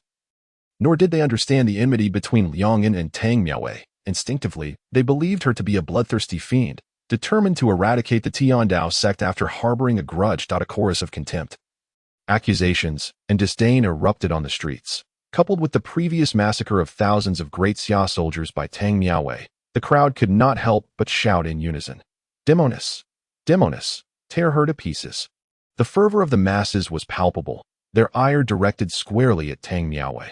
This was not the first time she had faced such hostility, but this time, the people of Great Xia not only condemned her, but desired her death. Enough! Enough! Just then, several furious roars erupted from the street. The force of their spiritual energy caused many to stumble and fall. An instant later, the crowd fell silent, their gazes drawn to the figure in the cap. Tang Fei swiftly moved to the base of the screen, removing his cap and surveying the crowd with indignation. You claim my lady deserves death? But do you know what they have done? She has sealed the entire city for Lin Qin's last round of corpse nurturing. My Tang sect S Tang He, and I have stood by her side, despite the risk of revealing his identity. Tang Fei pointed at the screen, his words sharp as jewels. Meanwhile, at the entrance of the Tiandao sect, Tang Miaowei's gaze was already laden with murderous intent. She understood that the Tiandao sect's disciples were refraining from attacking, merely biding their time until the Great Xia military arrived, fearful of Emperor Hate. Since Liangyan dared not show himself, then let them serve as his burial companions, with Emperor Hate poised before her. The legendary demonic weapon seemed to resonate with its master's negative emotions, exuding a dark radiance. Tendrils of tangible malevolence enveloped Tang Miaowei, transforming her into a veritable goddess of slaughter. In her clear eyes, a hint of crimson began to rise once more. Kill! Tang Miaowei bellowed, and with a single slash, a massive black blade shadow surged forth, rapidly extending to nearly 100 meters in length, descending upon the clustered Tiandao sect disciples. As the blade's aura spread, several disciples were instantly turned to blood. The might of this strike had yet to fully manifest when dozens perished on the spot. Humph! The Tiandao sect leader, Gushang, let out a cold snort, smashing the stone beast at the mountain gate with a single palm. A resplendent yellow blade emerged partially from its sheath. Isheng drew the long blade, leaping to meet the colossal black blade shadow. At the same time, he unleashed his peak late-stage Grandmaster cultivation without reservation. Boom! The two blades collided, unleashing a wave of terrifying impact that devastated the area before the mountain gate. Debris flew, dust filled the air, obscuring vision. Moments later, as the dust settled, countless disciples of the Tiandao sect hastily looked up, only to be greeted by a shocking sight. A massive deep pit had suddenly appeared on the wide ground before the gate. Gushang, gripping his long blade, staggered back several steps, while Tang Miaowei remained steadfast, unmoving in her place. Cough, coughed. Is this the demonic blade Emperor He? You, a Tang sect member who has never wielded a blade, could break my strike, which condensed decades of effort. Emperor Hate truly lives up to its reputation. Gusheng coughed lightly, gazing at the fearsome Emperor Hate in Tang Miaowei's grasp, his eyes narrowing. He could feel an extraordinarily peculiar energy within him wreaking havoc on his meridians. While it would not threaten his life, failing to halt and recuperate immediately would result in lingering repercussions, hindering his future cultivation. The Tiandao sect is nothing but this. Tang Miaowei stood firm, her expression icy. With a grip on the hilt, she prepared to strike again. However, Gusheng suddenly threw back his head and laughed maniacally. Demoness, although that betrothed one gifted you such a formidable demonic weapon, you cannot unleash its full power. A true demonic blade like Emperor Hate would not be a match for even a half-step transcendent like me. Only those who have truly transcended can wield its full might, and you are still far from it. Tiandao sect disciples, heed my command. Form a formation. Yes, with Gusheng's command, the many disciples of the Tiandao sect swiftly formed intricate hand seals. Streams of spiritual energy surged from their bodies, flowing into the earth below. Unbeknownst to Tang Miaowei, the disciples had been preparing for this moment. Under the immense power of over 10,000 Tiandao sect disciples, a golden, mysterious pattern suddenly illuminated the mountain beneath her feet. An overwhelming tremor enveloped the entirety of Huangming Mountain INA days. Tang Miaowei thought she heard the sound of a bird's call, her head growing heavy, her internal spiritual energy suppressed, its flow stifled. However, buzz, a strange sound erupted from Tang Miaowei's palm. It was the purple gold alms bowl, radiating purple light. Instantly, she felt her body return to normal. Nearby, Gusheng noticed this spectacle, his eyes fixated on the alms bowl in Tang Miaowei's grasp. Involuntarily licking his lips, the legendary demonic blade Emperor Hate, the Buddhist treasure, the purple gold alms bowl. This combination was indeed formidable. Yet, you should never have come to the headquarters of my Tiandao sect, even if you are a half-step transcendent. Today shall be your last. As he concluded, a sinister glint crossed Gusheng's gaze. He then smote the ground with his palm, a resounding bird's call echoing forth. Red light spread, casting the entire sky in a fiery crimson hue. Chapter 95, Taoist Charms. On the street, after Tang Fei expressed his indignation, he hastily donned his cap and left the area. Shortly after, a group of great Xia soldiers arrived, inquiring about the direction in which Tang Fei had departed before swiftly pursuing him. Tang Miaowei had indeed spoken the truth. Even after severing all ties with her, the Tang sect would find no peace. In this world, it no longer mattered whether the Tang sect was innocent. As long as there was a connection to Tang Miaowei, they would suffer the same fate. The onlookers, observing the direction in which the great Xia soldiers had chased, could not help but redirect their gazes to the screen. At this moment, the divine weapon of the Tiandao sect, the great Xia dragon sparrow, had rendered the entire screen a terrifying crimson hue, enveloping Tang Miaowei's slender figure. The crowd fell silent, momentarily at a loss for words. They pondered, if placed in Tang Miaowei's position, what choices would they make? The one I cherish most is to be cast into the Tower of Demons, where they shall suffer the torment of flames for eternity, never to be reborn. Just when a glimmer of hope was found, it was ruthlessly extinguished. My closest companion was brutally slain. Though seeking vengeance for blood-soaked grievances, I am labeled as the demoness of the Tang clan. A fate most cruel and inhumane. The last words spoken by Tang failing before his departure now echo hauntingly in their minds. If you were in my lady's position, you too would choose slaughter. Indeed, you might even be more merciless than my lady. Annihilate all whom you encounter. While there are many innocents in this world, was my lady not innocent once? Were not Tang he and his companions slain by the Heavenly Blade sect and the Herbal Merchants Guild also innocent? The crowd lowered their heads in silence, some unable to bear the sight on the screen. That fragile figure evoked both fear and reverence within them. They could not deny the validity of Tang Failing's words. Yet, had they been Tang Miaowei, perhaps they would have faltered from the very beginning. The pressure capable of wholly consuming a person is beyond what they could even begin to endure. The depths of hatred that Tang Miaowei harbors on her journey are feelings they could never truly comprehend. The military of Daxia is merely hours away from Huangming Mountain. At that moment, official broadcast once again filled the screens. In the footage, a formidable assembly of Daxia soldiers marched toward the Jirao mountain range, within the high-rise of the 3rd Military District. Zhu Rongmin stared expressionlessly at the scenes unfolding on the screen. Although Tang Miaowei had deceived many, she had not managed to fool this seasoned general of Daxia. But it was true that he had dispatched a portion of his forces to Li Hao's side. Yet another contingent remained on standby within the 3rd Military District. Upon detecting the anomaly at the Heavenly Blade sect's headquarters, he promptly sent thousands toward the Jirao mountain range. Had Tang Miaowei misled them for 2 more hours, the forces of the 3rd Military District might have failed to arrive in time. But now, Zhu Rongmin squinted slightly, murmuring to himself, I may be mistaken, but Daxia will never falter. Boom. Just as Zhu Rongmin finished speaking, a thunderous explosion suddenly resonated.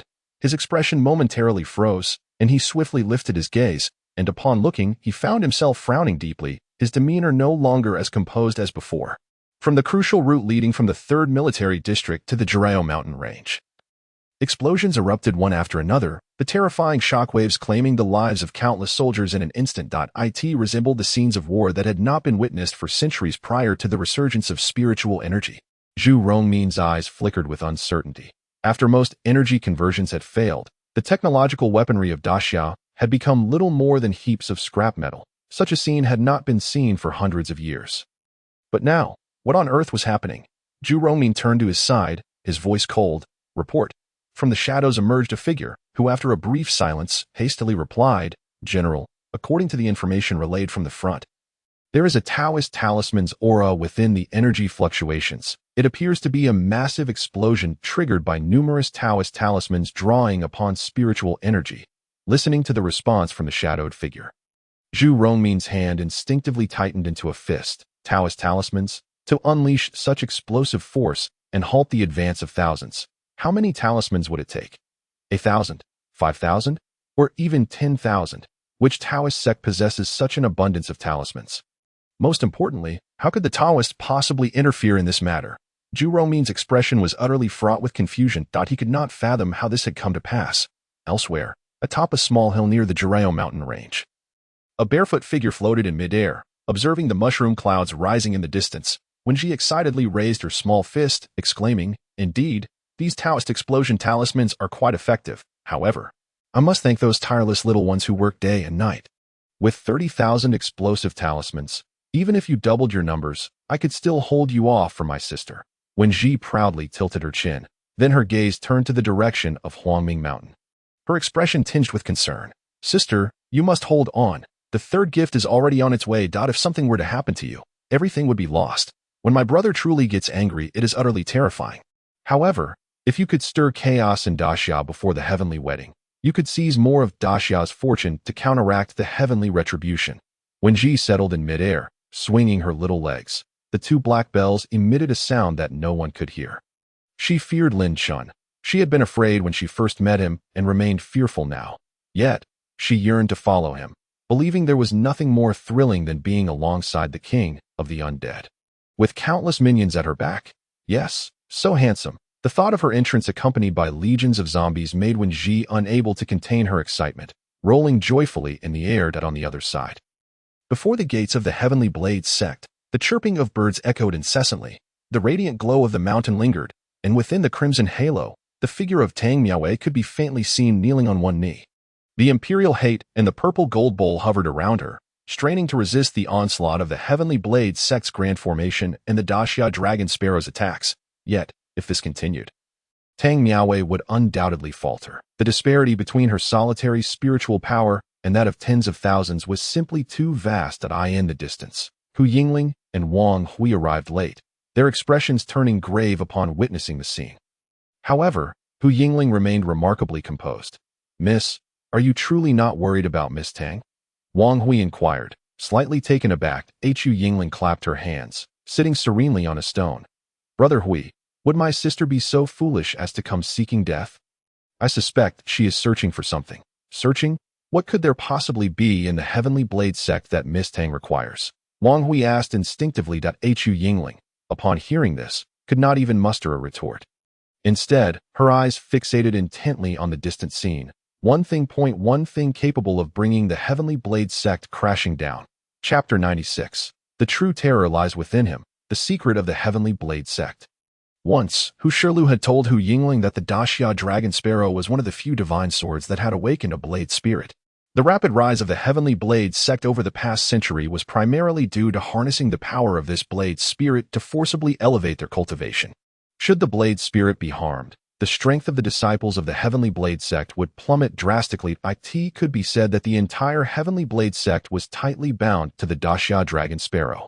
Although Hu Yingling did not know how Tang Miaowei had discerned this fact, she was certain that with the Imperial Hate and the purple gold bowl in her possession, even if she could not break through the protective formation of the Heavenly Blade sect, escaping would still be feasible. Sister, if it were anyone else, risking their life to seek out the blade spirit amidst the potential for annihilation would seem madness.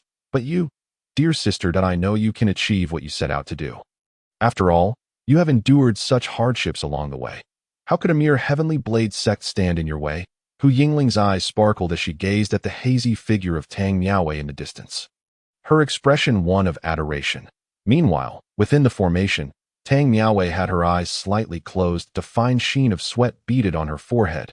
Fortunately, with the assistance of the Imperial Hate and the purple gold bowl, she could fend off the blade shadows of the Daxia dragon sparrow long enough to seek out the blade spirit.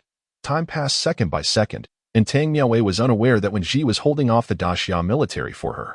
Thus, she had only half an hour to find and strike a significant blow against the Heavenly Blade sect before she would need to withdraw. After all, she had many enemies yet to face.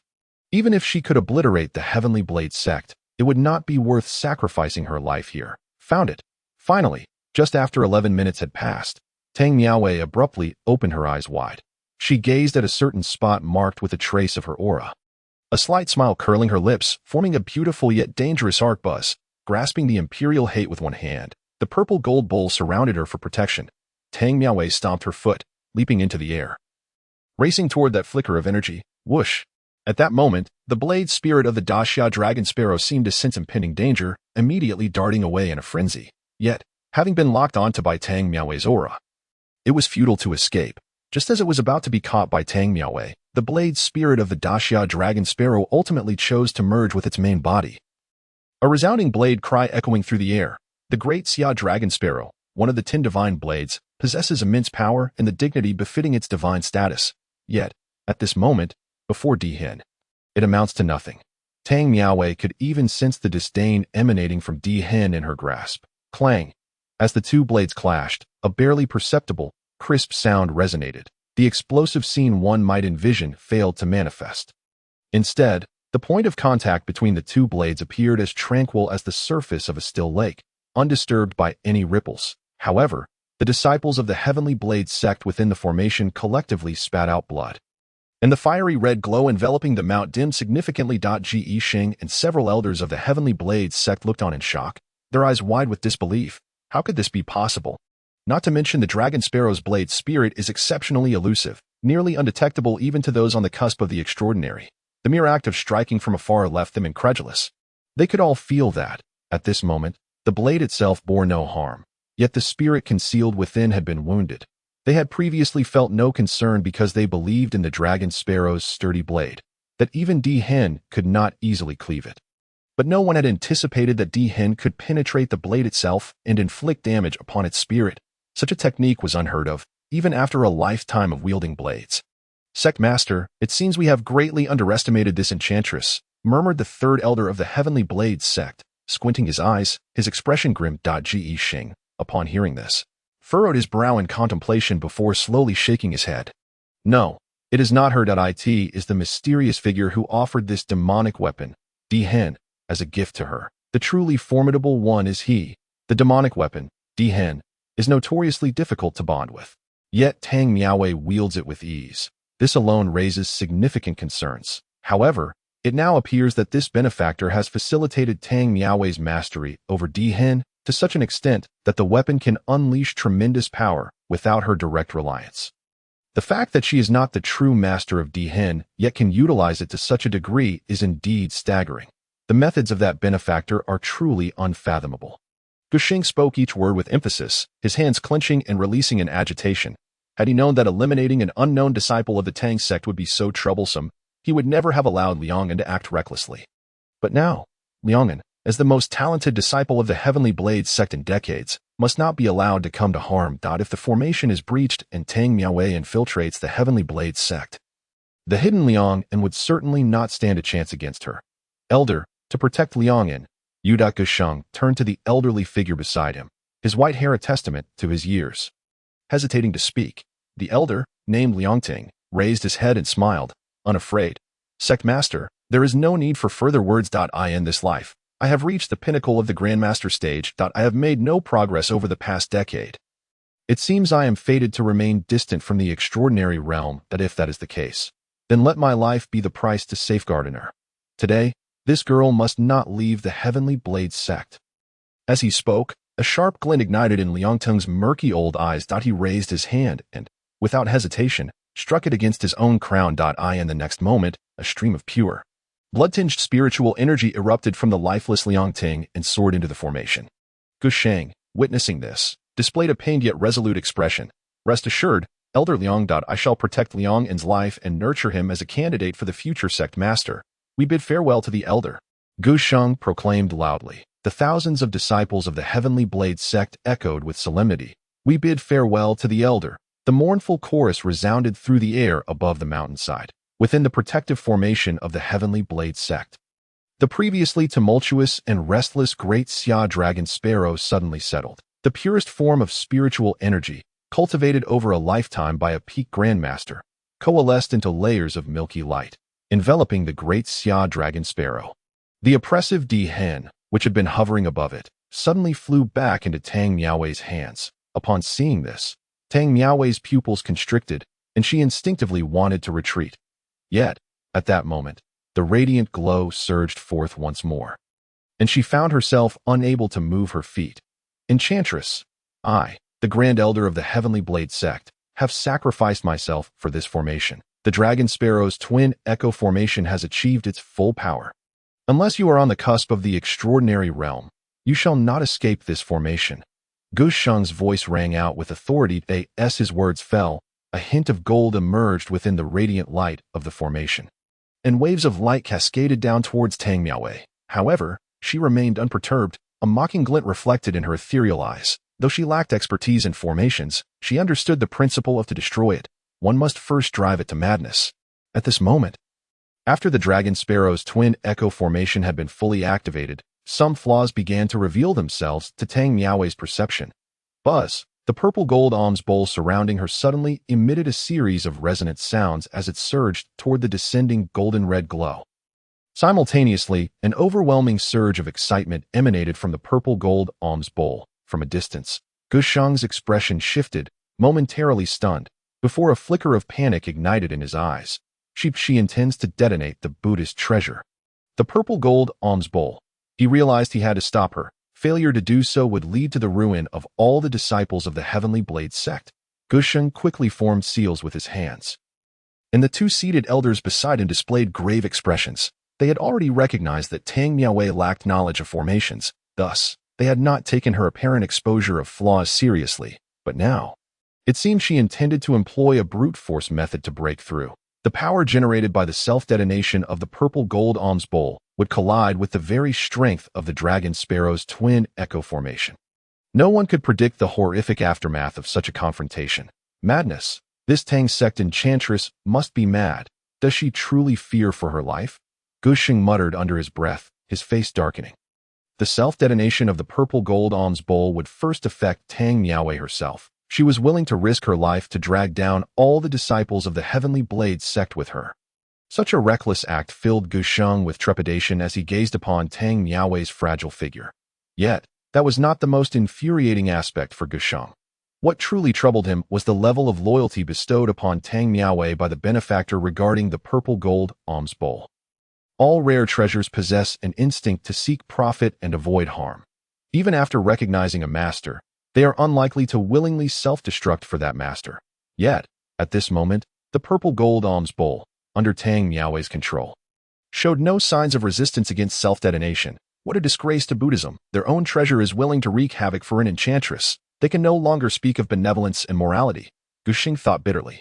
As he observed the cracks beginning to surface on the purple gold alms bowl, he felt increasingly helpless. The best possible outcome now would be for Tang Miaowei to perish in the explosion.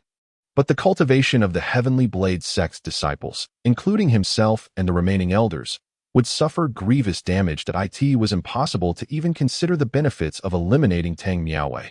The losses incurred were beyond what the Heavenly Blade sect could bear. With this single act, Tang Miaowei could set the sect's overall strength back by a decade.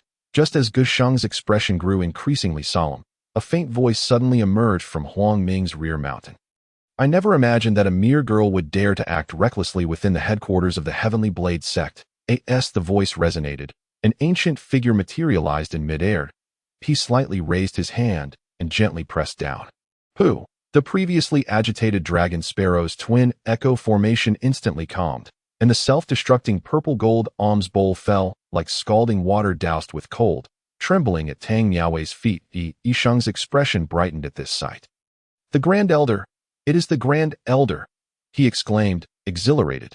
Yet, before the joy could fully spread across his face, a shadow of worry crept back onto his brow. Was the Grand Elder emerging normally, or had he been roused?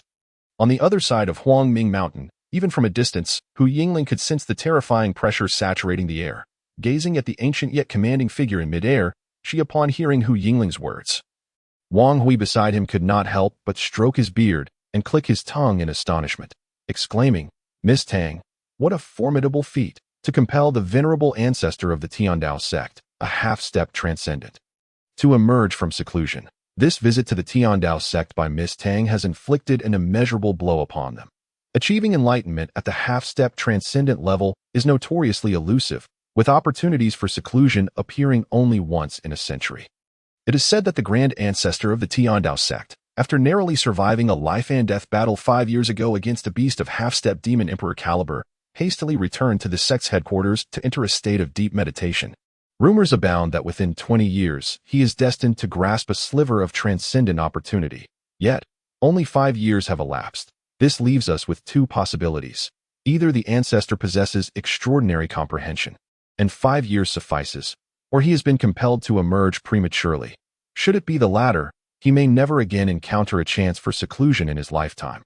Had I not witnessed this with my own eyes, I would scarcely believe it. The intellect and wisdom of Miss Tang have reached such extraordinary heights, managing to outmaneuver even half-step transcendent beings. The Tiandao sect's entanglement with Miss Tang signifies their misfortune. Wait, but something is amiss. Miss, how could Miss Tang force this old fellow out? How will she manage to extricate herself unscathed? Wang Hui smacked the back of his head as a sudden realization struck him. A half-step transcendent is simply beyond the capabilities of the current Tang Miaowei to contend with. Even wielding the 2 imperial-grade divine weapons of this world, she would undeniably stand no chance against the grand ancestor of the Tiandao sect.